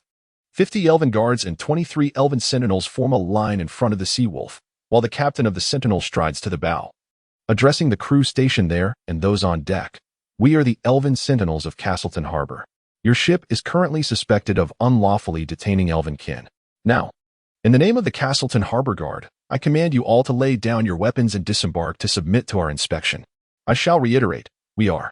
A group of elven nobles trailing behind, upon seeing the massive black ship, are equally taken aback. Such large vessels, specifically built for long voyages, are a rarity in the elven realm. Particularly, this black-painted ship, which in the night resembles a beast lurking in the shadows. The young elven nobles, usually prone to impulsiveness, had just contemplated storming aboard the ship, but now, upon realizing the enormity of the vessel, they become sobered. Many elven nobles slow their pace, glancing around, and when their attendants and drivers catch up, they begin to murmur amongst themselves. The crew on board did not anticipate such a swift arrival of elven forces. Having received no prior warning, the elven guards form a tight perimeter around the vessel, not rushing to assault the Sea Wolf. The crew of the neighboring ship, witnessing the surge of elven warriors at the dock, hasten to the railings to observe.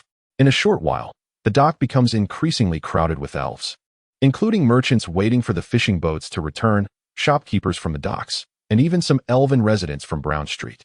They crowd the dock, not venturing too close to the Sea Wolf. Someone hidden in the throng shouts, "Let us go and unload the harpoons from the fishing boats. We can shoot them down with the harpoons." Leading the front line of the elven guards, Captain Simpson draws his sword, rallying the 50 guards along the plank, preparing to board the Sea Wolf. The captain of the Sentinels gestures to the other Sentinels, signaling them to gather closely. The dock before the Sea Wolf becomes tense, with each Sentinel drawing a short bow, swiftly stringing arrows under the captain's command. Waves of arrows rain down upon the dock, forcing the elven guards, who had intended to board and fight, to retreat. Several elven warriors are even struck by arrows. As these sentinels are primarily protectors, they are not equipped with longbows or quivers, and for a moment, they are unable to retaliate with arrows, only able to raise their round shields and withdraw from the shortbow's range. Meanwhile, the Sea Wolf's stern anchor is gradually being raised. A row of long poles extends from the oar windows on the dockside, pressing firmly against the stone platform. With the sailors' combined efforts, the massive ship begins to move. The thick ropes connecting the ship's bow and stern to the dock's stone posts are severed by the crew, dropping into the sea without hesitation. Although the tide has yet to rise, under the direction of the second mate Narev, the ship intends to depart forcefully. Narev, brandishing a two-handed axe, stands at the bow, looking down at the elven sentinels who cannot board, letting out a gleeful laugh and instructing a nearby crew member, "Quickly, summon the captain and the first mate." At this hour, even if they were in their coffins, they wouldn't be able to sleep peacefully. "Narev, you should go. If we wake them, we might get killed." "Only you can handle their wrath when they awaken," a crew member suggests. Narev, gripping the axe with one hand, shouts, "All right, I'll wake the captain. You lot hold this position and ensure these elves don't board." The other crew members chime in, "Narev, don't worry, we'll stand guard here." As Narev heads towards the ship's stairway, he stops just as he reaches the railing. Turning to his fellow crew members, "Send 2 men to bring those 2 elves from the hold up here. If those people down at the port cause trouble, kill one to make them stop." At this moment, the great ship, propelled by more than 20 long poles, has already moved about 3 meters from the shore, and the bow continues to shift slowly. A row of oars extends again from the ship's hull, and with the crew's rallying cries, they begin to paddle through the water. The sailcloth of the main mast gradually rises. The alarm bells of Castleton Harbor begin to toll, their deep sound resonating far and wide. The Sea Wolf has raised its anchor, and the crew has severed the mooring lines, as long as they adjust the direction towards the open sea on the dock. They can hoist the sails and catch the north wind to burst forth from the bay. However, before the tide rises, the channel of the deep-water harbor is not very deep, and the crew is unfamiliar with the passage, while small fishing boats can navigate through. The large vessel is at great risk of grounding in the mud, especially on such a dark night. Dong, dong, dong. The bell of the Sea Wolf tolls in preparation for departure. The sailors have barely hoisted the sails of the main mast halfway when a flurry of arrows begins to rain down upon the ship from all directions. The arrows, emerging from the darkness, are tethered to ropes, and the massive projectiles are driven deep into the ship's side, followed by the sound of heavy objects splashing into the water. A dozen fishing boats, cloaked by the night, encircle the Sea Wolf, launching harpoons with ropes from various angles, securing the vessel firmly in place. The sounds of heavy objects hitting the water signify their binding of the ropes to heavy stones, which they have cast into the sea. In an effort to prevent the Sea Wolf from departing, a plan was devised to utilize harpoons and ropes from a fishing vessel to restrain it. The mainsail of the Sea Wolf gradually filled with air, producing a series of sharp cracking sounds from the mast as over 40 oarsmen exerted themselves. Yet the ship remained sluggishly anchored. Crew members rushed to the sides of the vessel, observing the harpoons and ropes tethered to the hull, and swiftly secured themselves with harnesses to descend from the deck and take the perilous risk of severing the lines. Meanwhile, a group of elves transported 3 harpoon guns to the dock, and upon securing their bases with stones, they fired several grappling lines, striking the aft of the Sea Wolf's hull. The elves then tied these ropes to the dock's pilings. Suddenly, a barrage of arrows flew from the ship's side, injuring several elves, who were promptly dragged out of bow range by their companions. At that moment, Captain Simpson and 50 elf guards stealthily boarded the Sea Wolf from the left side. After futile attempts to reason with the captain, 2 elf guards pressed their swords against his neck, gaining temporary control of the vessel. A group of crew members swiftly removed the tarpaulin covering the harpoon at the bow and replaced it with a massive whaling harpoon, launching it towards the hull of the Sea Wolf. The harpoon, with its 1.5-meter-long, thumb-thick barbed prongs, was firmly embedded in the ship's structure. To their astonishment, the vessel was equipped with a winch specifically designed for whaling, with ropes soaked in tung oil, impervious to even the strongest blades. 3 ropes were secured near the bow's impact zone, and Captain Simpson commanded 20 crew members to work the winch, pulling the vessel closer to the Sea Wolf, which remained steadfastly docked. Despite being significantly smaller than the Sea Wolf, the ship tilted precariously under the strain of the winch, inching closer to its target.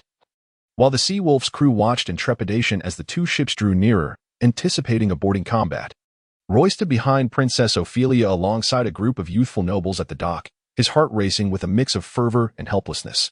Observing the skirmish aboard the ship, he felt a profound sense of impotence, concern for Jasper, who remained imprisoned in the depths of the Sea Wolf. Despite rallying a multitude of elf guards, they had yet to secure the vessel, as anticipated. Tension surged through him, and he clenched his fists tightly, feeling overwhelmed by the events unfolding before him. Princess Ophelia turned to Roy, inquiring about his feelings regarding the fierce battle. Caught off guard, Roy could only nod vacantly in response. She offered him encouragement, suggesting that he needed to learn and grow to become the warrior he aspired to be. This sparked a flicker of hope within him. Perhaps he could indeed become a combat cleric. Distracted, Roy turned to find Claire selecting weapons with a group of young elves. He marveled at the array of fine arms gathered, including swords, shields, spears, and hammers, while some donned light armor. Claire bent down to pick up a meticulously crafted short spear, and Roy, seizing a longbow, quietly asked her about her archery skills. He handed her the bow and tossed her an arrow pouch, while he grasped the short spear tightly. Claire, slightly puzzled, questioned whether he had trained with a spear. Roy, familiarizing himself with the spear's balance and length, explained that he chose it for its suitability against the curved blades wielded by the sailors. As Claire adjusted the bowstring, she hesitated to attach the quiver, voicing her confusion over his gift of the bow. Roy, placing a comforting arm around her shoulder, confided that he would need her to cover him with arrows during the imminent battle. Claire assured him of her unwavering support, and they clasped hands, sealing their pact. Miss Bailey Claire, witnessing her brother's determination to join the fray, felt a wave of concern wash over her. She pondered how to persuade him to abandon his reckless ambition without diminishing his courage. To her relief, she saw his friend hand him a longbow, allowing her heart to settle somewhat. As an archer, Claire would be spared from close combat with the sailors. The youthful elves around them, having recovered from their initial shock, began to arm themselves, joining the elf guards rushing to the two ships. Leading the charge were Wolf Gokas and Wilson Griffiths, eager to engage in the fray. At the recent ball, two individuals had a minor disagreement over their desire to dance the first waltz with Princess Ophelia, and now they have resumed their covert rivalry. Roy and Claire did not rush to the forefront. At this moment, Roy unabashedly revealed his identity as an apprentice cleric of the Temple of the Lady of Liberty, standing before Claire to recite a prayer. As a divine symbol filled with holy light manifested before him, the prayer concluded, and the symbol coalesced into a pale golden fist that merged into Claire's body. Subsequently, Roy bestowed upon himself the blessing of strength. To think you are still a cleric of the Temple of Liberty? Princess Ophelia, standing nearby, expressed her surprise. I am merely an apprentice cleric. My companion, who is trapped aboard the ship, is also an apprentice cleric, originally summoned to purify the malevolent spirits aboard. In truth, Roy was contemplating extending the blessing of strength to other young elves as well. Upon becoming a second-level apprentice cleric, he could cast this divine spell 4 times consecutively. However, it seemed that none of the young elves possessed the patience to remain and wait. Roy and Claire arrived slightly behind. Just as the ship began to draw near to the Sea Wolf, the deck tilted perilously. Roy leaned against the mainmast to avoid slipping off the deck. Despite the challenging circumstances, he did not forget to cast a spell of illumination, summoning a glowing orb above his head. Claire produced a vial of sap from the Tree of Life, uncorked it, and brought it to Roy's lips. This time, Roy showed no reluctance and drank the entire vial in one go. Surrounding them were several other young elves, all awaiting on the deck with a mixture of excitement and anxiety. With a resounding crash, the ship finally collided with the Sea Wolf, causing a tremendous jolt that sent many elven guards tumbling.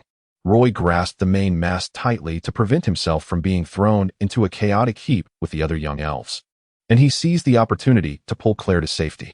Captain Simpson had already prepared to leap aboard the Sea Wolf.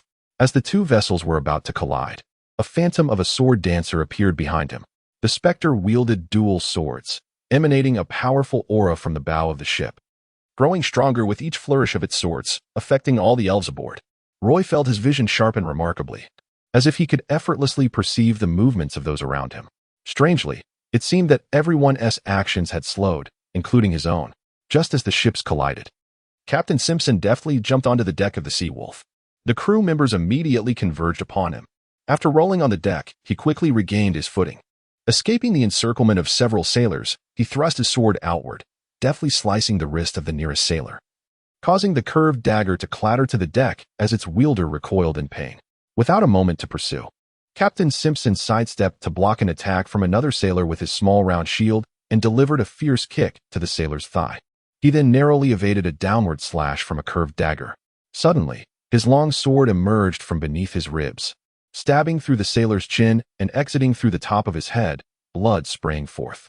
Captain Simpson withdrew his bloodied sword with elegance, evading further attacks from the surrounding sailors. In the blink of an eye, 3 sailors were incapacitated. The remaining sailors lunged at Captain Simpson, while those stationed in the crow's nest readied their shortbows, firing arrows at the approaching elven guards. Claire steadied herself on the deck, noticing that someone atop the Sea Wolf's lookout was shooting arrows in their direction. She quickly drew back her longbow, releasing an arrow that pierced the chest of the sailor in the lookout, pinning him firmly to the mast. Roy, brandishing a short spear and round shield, mingled with the crowd of young elves, charging onto the deck of the Sea Wolf. At that moment, the elven guards leaped onto the deck before him. The elven guards exhibited a more ornate fighting style, effortlessly overpowering the Sea Wolf's crew. Almost immediately upon boarding, they secured a corner at the bow of the ship. Nonetheless, the crew members, despite their inferior strength, were fierce fighters who did not shy away from danger. When faced with a single elven guard, the sailors were clearly outmatched. However, when a group of sailors banded together against the elven guards, they utilized the deck's unique terrain to their advantage, coordinating their efforts fearlessly. In a true contest, the crew of the Sea Wolf gained the upper hand. Yet, as more young elves began to board the ship, the crew's formation began to falter. Despite their lack of combat experience, many of the young elves stood at the edges of the deck, uncertain of how to engage in the fray. Among them, only Wolf and Wilson showed promise, capable of holding their own against a sailor. However, many of the young elves were accompanied by a coachman-like attendant, who posed a genuine threat to the sailors. Roy found himself amidst the young elves when he spotted a sailor from the Sea Wolf sneaking up along the left side. Intending to assist a fellow sailor engaged with a coachman, he lunged forward, aiming his spear at the sailor's neck. The burly sailor, resembling a black bear, glanced over but did not evade. Instead, he raised his right arm to deflect Roy's thrust. Seizing the moment, the sailor reached for Roy's spear with one hand while swinging a curved dagger at Roy's neck with the other, a malicious grin exposing his rotten teeth. As if he recognized Roy, Roy hesitated, reluctant to release his spear, which the sailor had seized. In that moment of indecision, the sailor's dagger drew perilously close to Roy's neck. Just as Roy attempted to raise his shield in defense, a young elf leapt into the fray, stabbing the sailor's right arm with a long sword. The sailor twisted his wrist, pressing the dagger against the sword, and to Roy's astonishment, the elf who had come to his aid was none other than Steve. At that moment, Steve's sword was pinned against the sailor's dagger, and if the sailor exerted any more force, the dagger would sever Steve's collarbone. With his spear caught in the sailor's grasp, Roy was unable to retrieve it. In a moment of desperation, he swung his small round shield at the sailor's glistening head. The sailor's wicked smile seemed to mock him, as if he had been waiting for this very moment. With a swift kick to Roy's abdomen, the sailor sent him stumbling back, colliding against the side of the Sea Wolf. Before he could turn to slash at Steve's shoulder, an arrow whizzed past Roy, striking the sailor squarely in the forehead. The sailor fell backward, his head crashing against the deck, the arrow quivering in his skull as his dagger clattered loudly to the floor. As another ship collided with the Sea Wolf, chaos reigned. A cadre of over 20 vigilant elves ascended the Sea Wolf. Joining a contingent of robust elves gathered at the port, they launched a simultaneous assault on the seamen from both the bow and stern of the vessel. The crew, driven to desperation, found themselves pressed against the ship's bulkhead, resolutely blocking the entrance, even as fellow seamen fell one after another. Captain Simpson's longsword, stained crimson with blood, bore testament to the carnage, his hands and the hilt equally drenched. First Mate Naralev ventured into the ship's interior, traversing the shadowy corridor to the innermost chamber on the second level. This room, situated at the highest point of the ship's stern, served as the quarters of Captain Johnny Relf, a sanctum of utmost privacy aboard the Sea Wolf. Within, a colossal, movable wooden pillar extended downward, connecting to the immense rudder below. The walls of the captain's chamber were adorned with several artifacts of significant historical value, magical weapons from foes long perished, their spirits now haunting the Sea Wolf, while Captain Relf remained very much alive. Naralev, once a minor captain aboard another pirate ship, had witnessed his crew's obliteration at the hands of the Sea Wolf, leaving not a trace behind. Yet, as a captive aboard the Sea Wolf, he persevered and, after several naval skirmishes, rose from the ranks of slaves to become a crew member, ultimately earning the captain's trust and becoming Relf's steadfast right hand. The captain's quarters were a forbidden domain for ordinary crew members, housing the wealth Relf had amassed over the years. Along the left wall stood a row of wooden chests brimming with gold coins and magical crystals, while the right housed boxes filled with kohler and enchanted gems. Rumors whispered of hidden treasures buried on deserted islands throughout the endless sea. Upon entering the captain's chamber, one would immediately behold a vast copper sarcophagus positioned directly across from the entrance, its surface intricately inscribed with runes.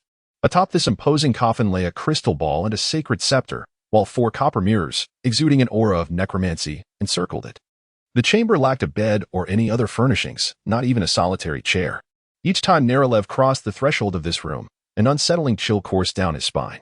He would murmur to himself, "O restless souls with grievances against Relf, ensure you do not mistake me for him," before cautiously stepping inside. Captain Relf's actions aboard the Sea Wolf had inevitably drawn the ire of countless spirits. Among those who perished, many were elves and naga. Their souls, filled with resentment, had neither ascended to the divine realm nor descended into the underworld, but lingered aboard the vessel as specters. While some of these spirits lacked the vigor to endure, others, imbued with formidable energies, roamed the Sea Wolf, occasionally siphoning the life force of fading souls. These stronger apparitions could persist for extended periods, eternally entwined in their vendetta against Captain Relf. Though their spectral energy was insufficient to inflict tangible harm, they relentlessly tormented him. inducing sleepless nights fraught with nightmares and a constant state of irritability. It was amid such tribulations that Captain Ralph sought to gather artifacts associated with these restless spirits. In his quarters, he kept 3 magical items, all of exceptional quality. The most effective against the spirits were the 4 towering copper mirrors. Each nearly 2 meters tall and 60 centimeters wide, their frames crafted from pure copper, seamlessly melding with their polished surfaces. The edges of the frames were etched with intricate bas-reliefs, depicting figures seemingly struggling amidst corpses, their visages contorted in terror. These mirrors had been seized from a necromancer, possessing the ability to ensnare souls. Nerelev had witnessed one such mirror consume a malevolent spirit, however. The demise of the necromancer at Ralph's hands meant the mirrors could only confine, awaiting the eventual dissipation of the spirits within. Nerelev felt an instinctive dread toward these mirrors, as they revealed not his reflection but a mirrored version of the captain's chamber, densely populated with specters. The copper mirrors, inscribed with a necromantic array, represented Captain Ralph's most potent defense against the souls that haunted him. Among his arsenal, the sacred scepter, now marred with scars, stood as a testament to his past victories.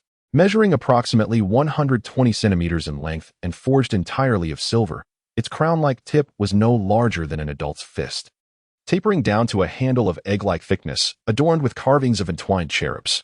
This scepter had been wrested from a cleric whose soul had likely ascended long ago, while his remains were cast into the sea.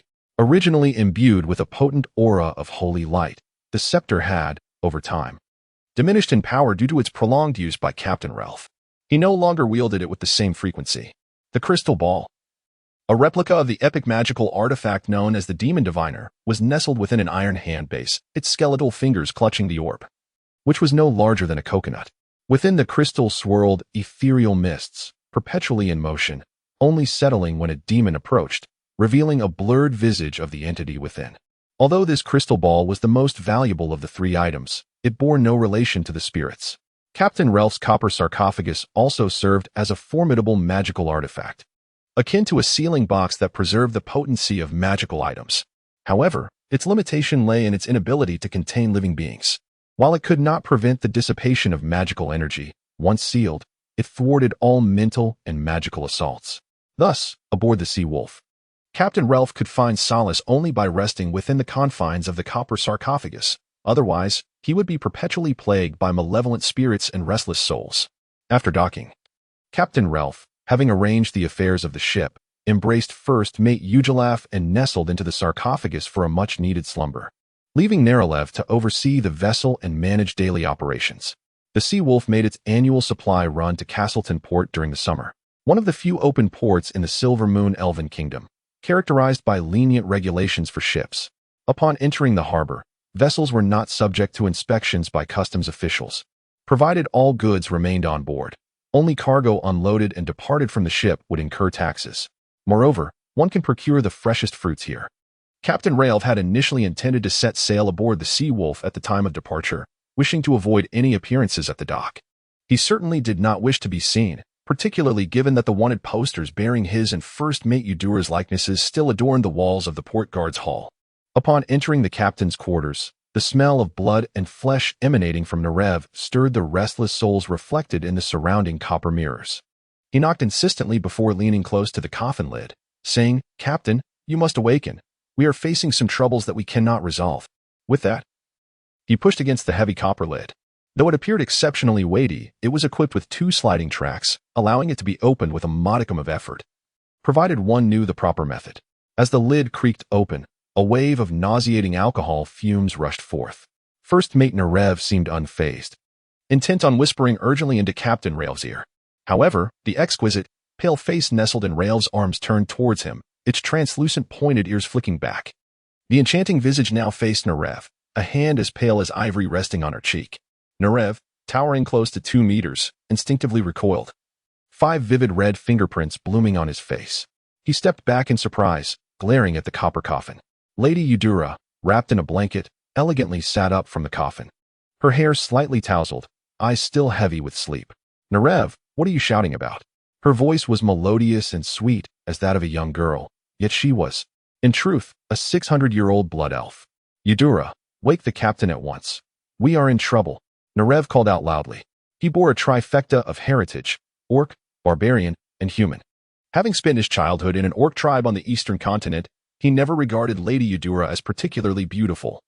Finding her fierce, yet lacking in the allure that even Captain Rael's stout dwarf wives possessed, Lady Eudora, however, paid no heed to Nerev's thoughts. She grabbed a rum bottle with half its contents remaining and poured the liquor liberally onto Captain Rael's face. Rael, still ensconced in slumber, began shaking his head, a look of anguish appearing on his ruddy, wine-stained visage as he struggled to evade the liquid.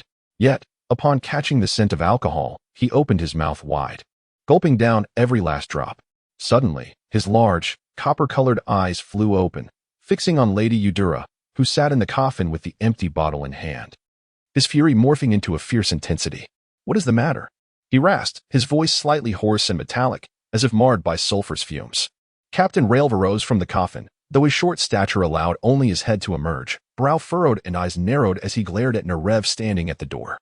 "Nerev, what has transpired?" "Captain, we are awaiting tonight's tide to depart, yet a group of elves has surrounded the port and is attempting to board," Nerev exclaimed. "Fool, how did you provoke the Silver Moon elves of Castledun?" Captain Rael's fury erupted, his finger jabbing accusingly at Nerev. At that moment, the ship lurched violently, clearly having collided with another vessel, dust cascading from the ceiling of the captain's quarters.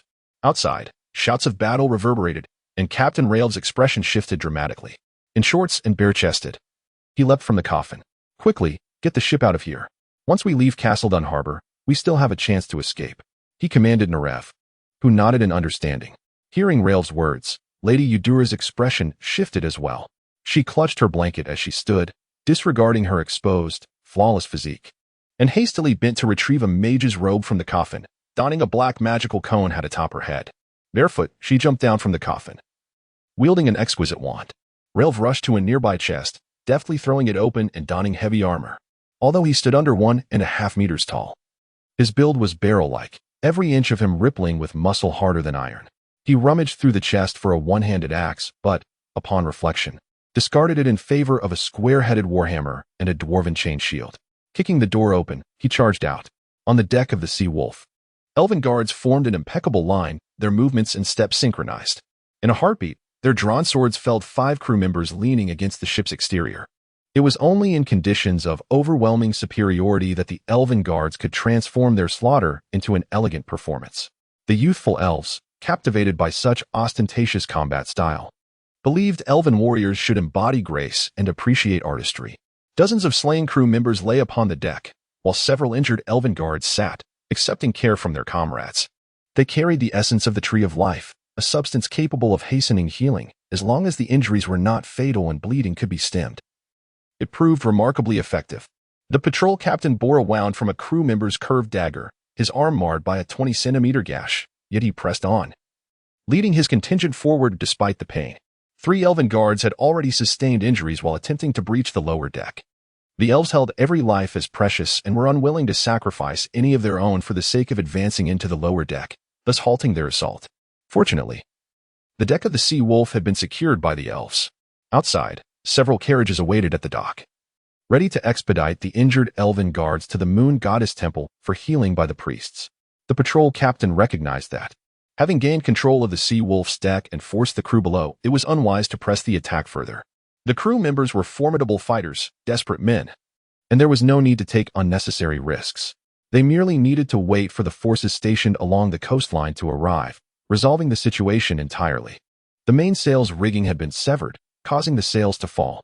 Without the force of the wind, the ship remained stationary, relying solely on the paddles within the oarum for movement. Currently, 50 ropes tethered the vessel, preventing it from surging into the sea. As the winch turned, the Sea Wolf was gradually drawn closer to the dock. Roy searched through the carnage and chaos for Nerev, the imposing figure who had left a lasting impression on him. But he could not locate him amid the tumult of battle. In truth, his greater concern lay with Jasper and the Naga mermaid trapped in the hold. Upon discovering that no Silvermoon elves were contained within the lower deck, only a half-elf imprisoned there, the elven guards had abandoned their rescue plan. Directly advancing towards the Sea Wolf, Roy approached the ship's edge, assisting other young elves in reloading the dinghy onto the dock. Noticing Steve also lending a hand with the heavy dinghy, he turned and said, "Thank you." Captain Simpson and the watch commander huddled together, surrounded by numerous elven guards and sentinels. They inquired about the general structure of the ship's tower and the lower deck, as well as the whereabouts of the captain of the Sea Wolf. In truth, Roy had never encountered the captain. He had only seen the second officer, Nerev. But during the battle on deck, he did not catch a glimpse of Nerev. Thus, he conveyed the information he had gathered to the two. Claire, bearing a longbow, leaped over from the ship behind, covering her mouth and nose with her hand, clearly disliking the stench of blood aboard. Princess Ophelia's silver carriage had already come to a stop at the dock, and Her Highness had entered the carriage. Roy stood at the ship's edge, leaning out to observe the side of the vessel. The oars extending from the windows continued to stroke the sea with fervor. Elven guards stood on the deck, guarding the door at the center of the ship's tower. The sturdy wooden door had been smashed into a heap of splinters, revealing a dark corridor inside. One path leading to the upper deck and another to the lower deck. The Elven guards, unfamiliar with the internal structure of the Sea Wolf, had suffered injuries when a few of them rushed inside. The sailors within dared not emerge. Just as the Elven guards began to feel a semblance of relief, hurried and heavy footsteps echoed from within the ship's tower. The sound of heavy metal boots striking the wooden planks resounded. In the blink of an eye, a figure as robust as a rhinoceros burst forth from the tower. Wisely abandoning the main entrance, he crashed into the wooden wall beside it with his steel shoulder armor. The entire wall bulged outward, and a figure shot out like a cannonball, instantly sending an Elven guard stationed to the left of the tower's entrance flying. Clutching a gleaming square-headed warhammer, he swung down upon the Elven guard's head. Although the guard was knocked away, he adjusted his body mid-fall. Spotting the burly dwarf raising his warhammer, he quickly twisted his body to block with his longsword. The warhammer's momentum was unrelenting. The guard, unable to retreat in time, was struck on the left shoulder. The sound of breaking bones and the guard's scream drew the attention of the surrounding Elven sentinels to the armored dwarf. Several Elven guards simultaneously launched an attack on Captain Relf. Captain Relf swung his warhammer with one hand while raising his dwarven chain shield to protect his vital areas, successfully blocking the guard's longswords. Just then, First Officer Ugilaf appeared at the gaping hole in the tower, wielding a staff, and sent an arcane missile flying towards Captain Relf, which, under her masterful control, struck one of the Elven guards squarely in the chest. The guard was sent reeling backward, spitting blood. Following that, a second and third missile followed suit, injuring the Elven guards repeatedly. By the time the surrounding elves realized what was happening, First Officer Ugilaf had already slipped back into the tower. The pursuing Elven guards were forced back by two heavy curved blades until they collided with their comrades, finally halting their retreat. Second Officer Nerev emerged from the breach, dual curved blades in hand, followed by a throng of howling sailors, all leaping from the opening. Roy, positioned at the edge of the Sea Wolf, swiftly pulled Claire to leap onto the deck of another ship. The chaos erupted once more. This time, the crew of the Sea Wolf fought with a ferocity akin to being invigorated by a potent elixir. The sailors fought recklessly, forcing the Elven guards to retreat repeatedly. Captain Simpson, witnessing his comrades being struck by Captain Relf's warhammer, saw Relf, whose body was shielded behind the dwarven chain shield. Although robust, he was quite short, easily deflecting the Elven guards' attacks. Occasionally, a long sword would stab his body, but the blows were absorbed by his steel armor. Captain Simpson hastily discarded the ordinary crew member before him and stepped forward to confront Captain Relf. Behind him, the ethereal figure of an Elven blade dancer emerged, gracefully dancing in tandem with Captain Simpson. A peculiar power radiated from this apparition, allowing nearly every Elven warrior on the deck to feel its presence. With their longswords in hand, they could strike their targets with greater precision, some even perceiving their opponent's attack trajectories with remarkable clarity, enabling them to perfectly time their blocks. Their swords always positioned to intercept at the weakest points of their foes' weapons. It was indeed an Elven blade dancer. Captain Relf let out a hearty laugh as a spectral ancestor of the Grey Dwarf appeared behind him, one hand clutching a warhammer and the other a pouch of coins. Almost simultaneously, a surge of power coursed through Captain Relf's body, causing his skin to sprout mottled petrified patterns. Instantly, his combat style transformed. The dwarven chain shield fell from his arm as he gripped a length of chain with one hand, swinging it with force, causing the shield to spin like a windmill. The chain shield soared toward Captain Simpson, whistling through the air. Simpson was forced back 2 steps, and Captain Relf, gathering speed, leapt into the air, raising the square-headed warhammer above his head. As he brought it down, a resounding crack echoed as the warhammer sliced through the air. Simpson dared not block with his longsword. When Ralph's warhammer struck the deck, a thunderous noise erupted, creating a massive hole in the once sturdy floor, with chips flew everywhere, and the crew erupted into a tidal wave of cheers. At that moment, the Elven Watch Commander was also pushed back by Nerev's dual blades. A group of sentinels banded together to fend off Nerev, rescuing the Watch Commander from the clutches of the second officer's blades. Nerev, towering at 2 meters tall like an iron tower, was shielded by his fellow sailors from attacks to his sides and back, making him an unstoppable force. First Officer Ugilaf appeared atop the ship's tower, adorned in a deep green magical robe, holding a short staff, her crimson hair dancing in the sea breeze. Arcane missiles shot forth from the tip of her staff, exploding on the deck. The Elven guards were forced to retreat under the barrage of missiles. Cornered against the ship's edge, many were driven into the sea by the pursuing sailors. Just then, the sound of galloping hooves echoed from the darkness at the dock's edge, resonating like thunder in spring. Closer it drew, until finally, a contingent of Elven warriors mounted on steeds emerged from the shadows, charging into view. A low horn sounded, reverberating throughout Castle Dunharbor. Elven archers clad in black cloaks and gray leather armor appeared atop the dock structures, bearing long battle bows and quivers. They swiftly occupied the high ground on the rooftops opposite the Sea Wolf. A palpable aura of impending doom enveloped the harbor. The Silver Moon Elven archers were acclaimed as the finest ranged troops of the Eastern Continent, rivaled only by the Orcish Flying Axe Legion and the Lizardmen Bowmen of the Swamp Tribe. They swiftly seized the advantageous positions along the dock, unleashing a volley of silent arrows, imbued with elemental winds, that tore through the darkness, raining down upon the Sea Wolf's deck. One arrow, charged with wind elements, struck the mainmast. The projectile penetrated the pole, nearly half a meter in diameter, emerging on the opposite side. Another arrow grazed Madame Eudora's cheek. Had she not glanced at the docks, it would have struck her brow. Alarmed, the first mate conjured a magical shield, but feeling insecure, she hastily retrieved a magical broom from her enchanted pouch and soared into the night sky. Subsequent arrows fell behind her, vanishing into the darkness. More wind-infused arrows followed, two striking the broom's levitation device, causing it to shatter and sending Madame Eudora plummeting into the sea. On the battlefield, mages are always primary targets for archers. Madame Eudora could not evade the arrows of the high elven archers. Captain Relf cornered Centurion Simpson against the ship's prow. Simpson circled the bronze statue, dodging Relf's warhammer, which dented the effigy with each blow. Sailors emerging from below deck, having just driven off a group of elven guards, had no time to celebrate their fleeting victory. A volley of arrows rained down, piercing their leather armor. One sailor, struck through the chest, stared in despair at the arrow, futilely attempting to remove it before collapsing. A single barrage left only a score of sailors standing, the rest fallen on the deck. Even Captain Relf was struck, though his rock-hard muscles rendered the arrows mere pinpricks. Elven warriors swarmed the Sea Wolf's deck from the adjacent vessels, followed by archers. These heavily armored elven sword dancers butchered the remaining sailors. First Mate Neref, sensing the dire situation, sought to aid Captain Relf, enduring several arrow wounds thanks to his robust physique. The Sea Wolf's deck teemed with armored sword dancers, encircling Neref while others stormed the ship's tower. Some elves fell into the sea. More arrows clanged against Captain Relf, who, despite his armor and stony skin, was overwhelmed by the sword dancers. Their Sarushan longswords severed the chains of his dwarven shield. Without a shield, Relf could not withstand the elven assault with just his warhammer. Realizing the battle was lost, Captain Relf, loath to abandon the Sea Wolf, made a swift decision. He burst through the elven ranks and plunged into the Black Sea.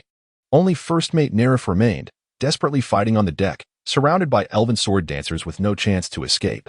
The gap between the deck and the docks, once 5 meters, was now less than 2. Sailors in the hold cried out as water flooded in. Neref, wounded, seized his last chance, charging towards the starboard railing. He braced himself against the guards' long swords, breaking through their encirclement. But Centurion Simpson appeared before him. Neref swung his cutlass with all his might. Simpson dodged the blow, spun around, and slit Neref's throat. Blood spurted forth.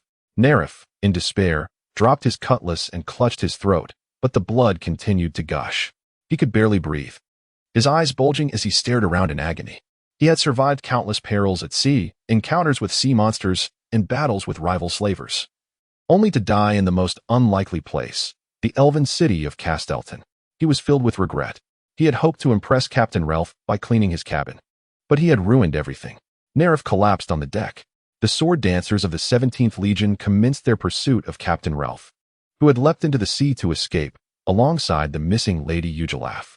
Although the elves were unaware of their names, their identities were unmistakable, one being a robust grey dwarf and the other a blood elf sorcerer. A line of high elf archers stood at the edge of the dock, facing the ocean, armed with battle longbows, vigilantly observing the movements upon the water. The Sea Wolf was encircled by over 20 fishing vessels. Concerned for Jasper, who remained trapped below deck, Roy hurried towards the staircase of the ship. Claire followed closely behind him. At the top of the staircase, a squad of elven sword dancers stood guard. Roy intended to navigate the corridor beneath the deck to access the lower hold, but upon reaching the staircase, he discovered that seawater had already begun to flood in from below. Several crew members struggled to swim out from the cabin, floundering in the water. As they managed to clamber onto the stairs, the elven guards swiftly held their swords to their throats. Roy, wishing to investigate the lower hold, found himself obstructed by the guards stationed at the entrance.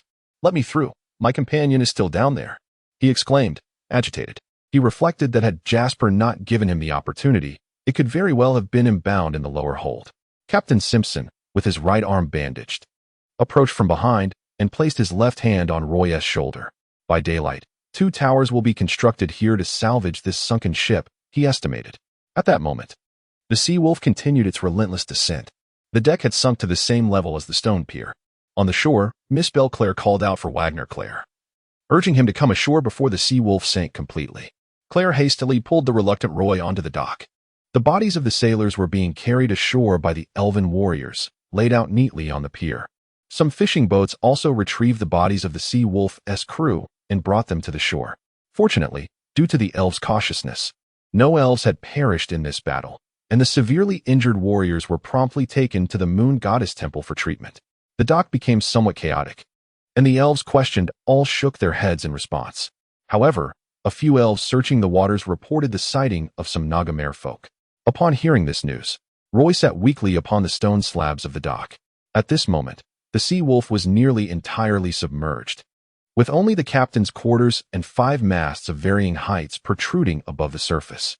Roy glanced at the dark waters with a sigh, utterly exhausted from the night's events, wishing to catch his breath before continuing the search.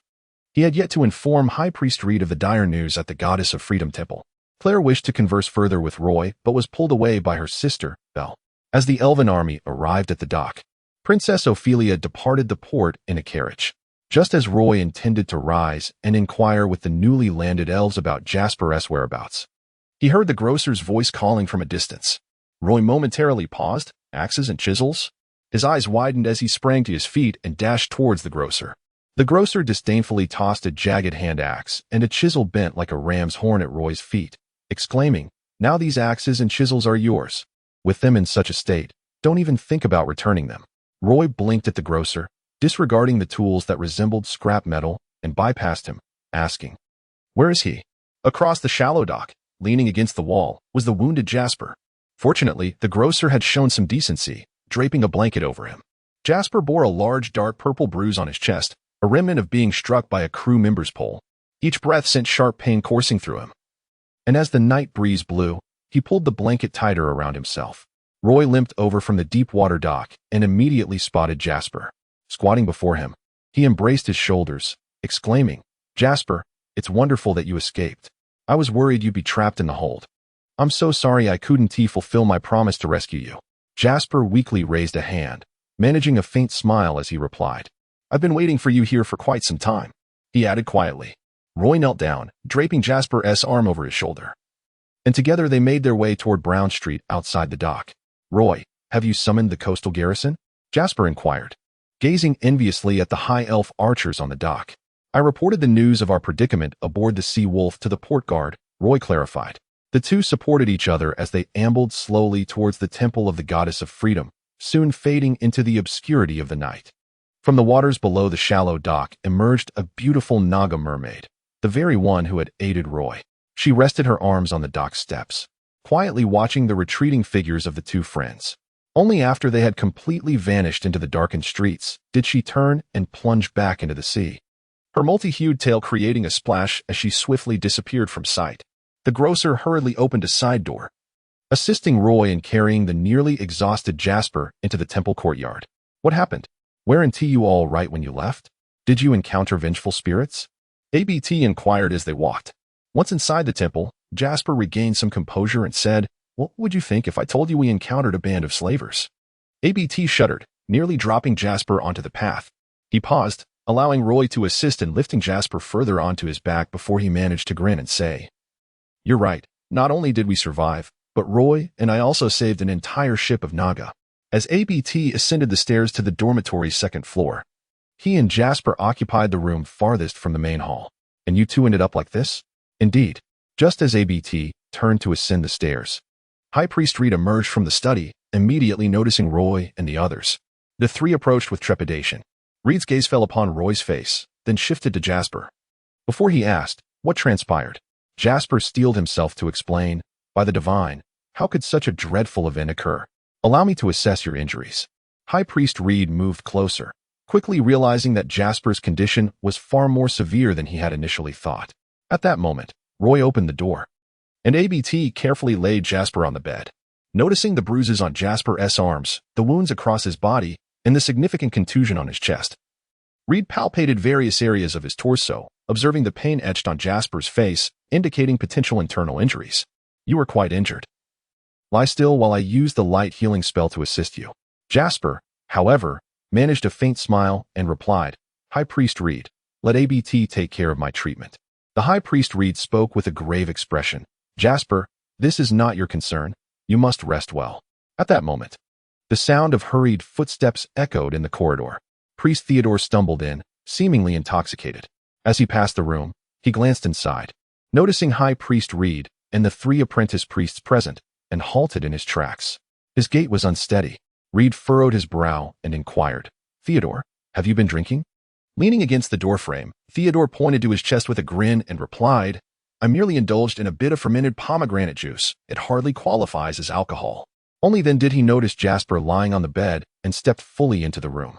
"Oh dear, Jasper, what has happened to you? How could you be so injured?" His expression was somewhat exaggerated as he placed both hands on Jasper's shoulders and continued, "You must lie down properly. You know how difficult it is to conserve the power of holy light now. Who knows how long it will take for Priest Anderson's holy light to recover? The temple needs both me and High Priest Reed to manage the situation. I cannot expend all the holy light." He then turned to Abbot, instructing, "Abbot, please attend to the healing of Jasper and Roy." "Yes, Master Theodore." As Theodore turned to leave, he suddenly recalled something and pivoted back to Abbot and Jasper, commanding, "Both of you should refrain from any outside matters for the time being. You are likely aware of the current situation in the temple. I do not wish to elaborate." "Understood, Master Theodore," they replied in unison. Theodore then addressed High Priest Reed, saying, "Reed, let us retire to the study. I must tell you about my visit to the estate of the great artist, painter, sculptor, and poet, Master Claret. He has graciously agreed to help us persuade the Elder Council of Castleton to support our dissemination of the teachings of the Goddess of Liberty in the Upper Town." High Priest Reed was slightly moved by this revelation and asked, "Master Claret? The one who operates the art gallery in the heart of Castleton?" "Indeed," Theodore replied proudly. Reed brightened, exclaiming, "Thank you for your hard work, Theodore. I appreciate your contributions to the temple. Wait for me, I will tend to Jasper first. As for Roy's injuries, though severe, I trust Abbot can handle it." Theodore reminded him at the door, "Do save some holy light. You will likely need to infuse the holy water pool next week." After demonstrating some divine arts to Master Claret today, I have nearly exhausted my holy light. Reed waved his hand in acknowledgement, saying, "I can manage. Abbot's lesser healing spells cannot mend such grievous wounds." To prevent any errors while Reed performed the greater holy light spell, Abbot and Roy silently observed from a corner. Such advanced divine spells could only be wielded by a high priest.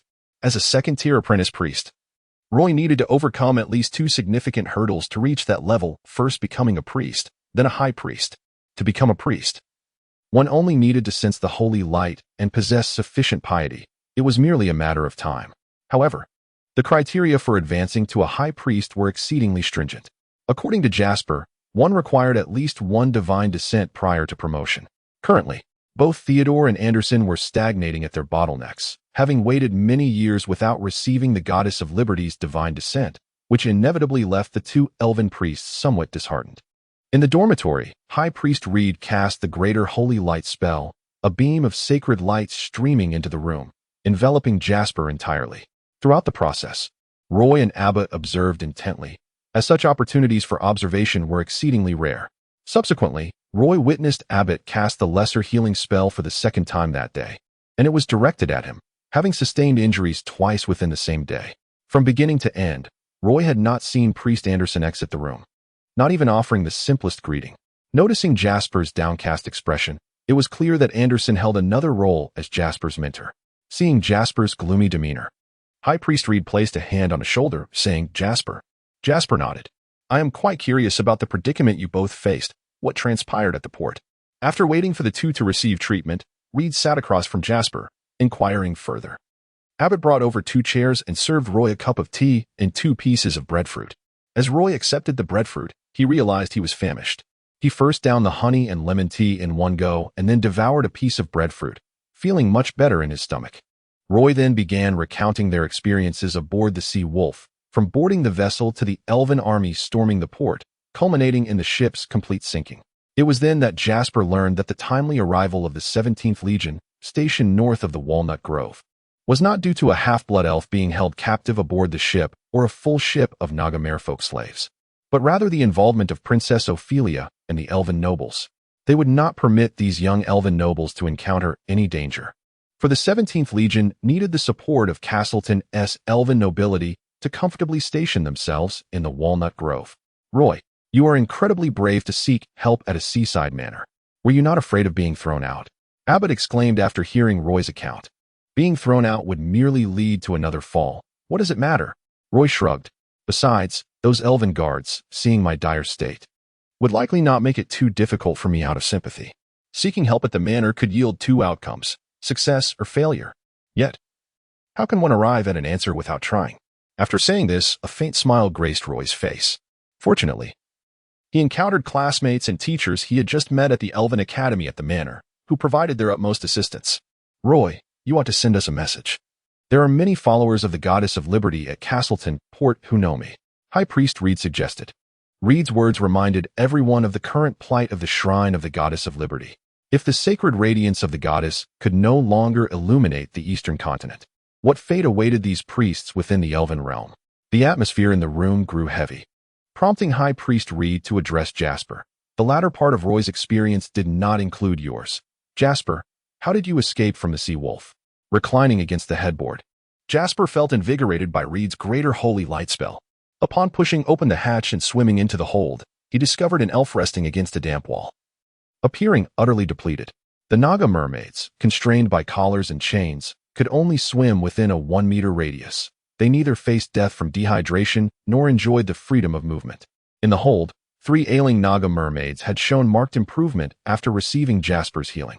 Regrettably, the sacred light within Jasper had been utterly depleted, rendering him incapable of providing further healing to the Naga merfolk. "Hugh, have you sent out that elf?" Tiffany emerged from the depths of the ship, her upper body surfacing amidst the seawater as she inquired of Hugh. He raised the axe and chisel in his hands, his gaze fixed upon the dark collars around their necks. His eyes reddened as he replied, "I have sent him out. He entrusted me with this before he left."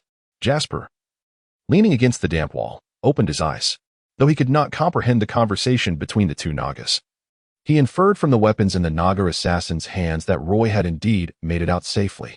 Jasper silently mused to himself, understanding that the message conveyed was for him to breach the ship's bottom, as the Elven warriors outside might not arrive in time. Hugh spoke to Tiffany, who was recognized as the leader among the captured Naga merfolk and the daughter of their tribal chief. After a moment's contemplation, she acquiesced to Hugh's proposal. The hull of the Sea Wolf was constructed from exceptionally resilient Douglas fir. Aside from the keel, the ship's sides featured 3 layers of planking, meticulously sealed with tung oil, leaving scarcely any seams visible. Hugh opted to carve a hole in the aft section of the ship's bottom, driving the chisel down half a foot before finally extracting it, allowing a rush of seawater to surge in. To avoid detection by the crew, Hugh initially took care to keep his movements subtle. However, the hole soon expanded to the size of a fist, and water gushed in like a fountain. The lower deck began to fill with water, which was clear and pristine, prompting the nearby Naga merfolk to lean in and allow the refreshing seawater to wash over their faces. Hugh continued to enlarge the aperture, But the influx of water made the task increasingly arduous. By the time he had expanded the hole to the size of a basin, the incoming seawater had become a torrent. He was deeply concerned that the rising water level would attract the attention of the crew outside. Then, he heard the sound of footsteps on the dock, followed by the clanking of chains as the ship prepared to set sail. He surmised that new developments must have arisen, likely involving the arrival of the elven forces from Castleton. At this juncture, Hugh began to exert himself more vigorously, striving to widen the hole sufficiently for the Nagas to pass through with ease. Unbeknownst to them, the sea wolf was gradually sinking, and suddenly, a series of loud thuds resonated, akin to harpoons striking the hull. As a deluge of seawater poured in, the water level within the lower deck continued to rise. Jasper, who had been resting beside the cabin, began to feel a sense of unease. Though he was not afraid of water, being trapped in the lower deck left him feeling powerless to escape through the breach. He feared he might suffocate within the confines of the cabin. As the water level crested his chest, he had no choice but to lean against the wooden wall, striving to keep his body upright. Do not worry. Your friend has fulfilled his promise. Once the bottom is breached, I will ensure you are the first to be sent outside. Tiffany assured Jasper in halting Elvish as she swam closer to him. Hugh, feeling anxious, nodded in acknowledgement. He reminded her that, given the chains still binding the Naga, they ought to hasten their escape, regardless of the risk of being discovered. With a sharp crack, the chains were severed, creating a significant gap. Tiffany, with her tricolored tail, swam to the other Naga merfolk, systematically freeing them from their restraints. Many mermaids, burdened by segments of chain around their necks, submerged themselves in the seawater, gathering at the opening to revel in the refreshing ocean. The condition of these Naga merfolk had deteriorated severely due to their prolonged confinement in such a foul environment, resulting in many of the maidens falling ill. Now, with the influx of clean seawater, they could not resist moving closer to cleanse their bodies. The water soon rose to Jasper's shoulders, forcing him to stand as straight as possible, inhaling the last remnants of air in the lower deck. At that moment, the sound of splashing water reached him, accompanied by crew members shouting, "The lower deck is flooding. We need assistance." Jasper, enduring the pain in his body, summoned all his strength to swim toward the large door of the lower deck. Just in time, he managed to slam the wooden door shut before the crew could burst in. He felt around the corner of the wall until he found a stout bolt, which he placed across the door, sealing the lower deck securely. As the water surged, it covered Jasper's nose. He had to elevate his body and tilt his head back, pressing his nose against the ceiling to breathe in the last remnants of murky air. He believed the two crew members in the corridor beyond the door were not faring much better. Suddenly, the sound of thud, thud, thud echoed as the crew pounded against the door. Jasper feared they would breach the entrance. Being crew members of the Sea Wolf, their swimming prowess was undoubtedly exceptional. And if they entered the lower deck armed with nets and harpoons, it would surely lead to a massacre of the defenseless Naga merfolk. Observing that the bolt was beginning to deform under the repeated impacts, Jasper dove into the water without a moment's hesitation, pressing down firmly on the bolt, perhaps sensing resistance. The previously teetering door suddenly regained its solidity. The crew likely deduced that someone was barricading the entrance. Jasper held his breath, bracing himself against the door. Suddenly, a spear pierced through the thick wooden panel, thrusting in from the outside and passing directly under his armpit. The shock caused him to gasp, swallowing a mouthful of seawater. Already exhausted and drained of the sacred light's power, with wounds covering his body, the sudden intake of salt water rendered him disoriented, causing him to lose consciousness and drift into the depths, bubbles escaping from his mouth and nose. 58. The Kiss of the Mermaid. When Jasper regained consciousness, he found himself submerged in the seawater of the lower deck, cradled in Tiffany's arms, her soft lips pressed against his. As he lay face down, upon opening his eyes, he was met with a pair of vibrant blue eyes gazing intently at him. Although the air Tiffany provided was scant, it alleviated Jasper's discomfort. Instinctively, he embraced the Naga maiden, Tiffany, glancing toward the door of the lower deck. He noticed that it was being secured shut by Hugh. As the door closed, a fleeting glimmer of light revealed a hint of pale, feeble fingers reaching out from beyond the threshold. Once the door was completely sealed, that hand was cut off from the cabin. Hugh wedged a spear into the bolt slot of the door and then swam like a fish to Tiffany's side, gesturing toward the breach in the hull, signaling her to exit first. At this moment, the other Naga maidens began to follow suit, escaping through the opening. As Tiffany led Jasper through the breach, they had scarcely dispersed when they observed several elven guards plunging into the inky depths of the sea. Most elves could swim, and those who fell into the water hastily paddled toward the shore. However, some injured guards found themselves in peril, succumbing to the dangers of drowning. At this moment, a few Naga mermaids, who were barely regaining their strength, swam over and pushed them to the surface, awaiting the rescue of their companions. Tiffany intended to take Jasper to the dock under the cover of night, but was led by Hugh to the shallow water dock instead. Two Naga worked together to push Jasper onto the dock's floor, where he finally gasped for fresh air. Hugh also placed the axe and chisel beside Jasper and took out a few kohler shells to place next to the axe. He then plunged back into the sea, vanishing into the inky depths with a splash. The grocery store owner, awakened by Roy's commotion, had not been able to sleep since.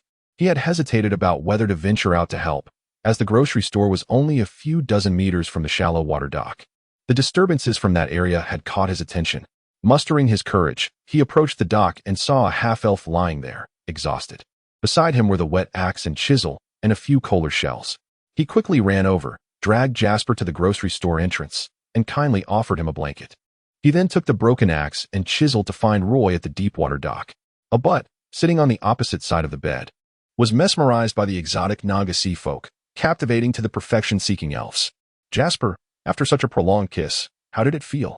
But could not help but inquire. At the mention of this, Jasper became slightly smug, a grin spreading across his face as he chuckled.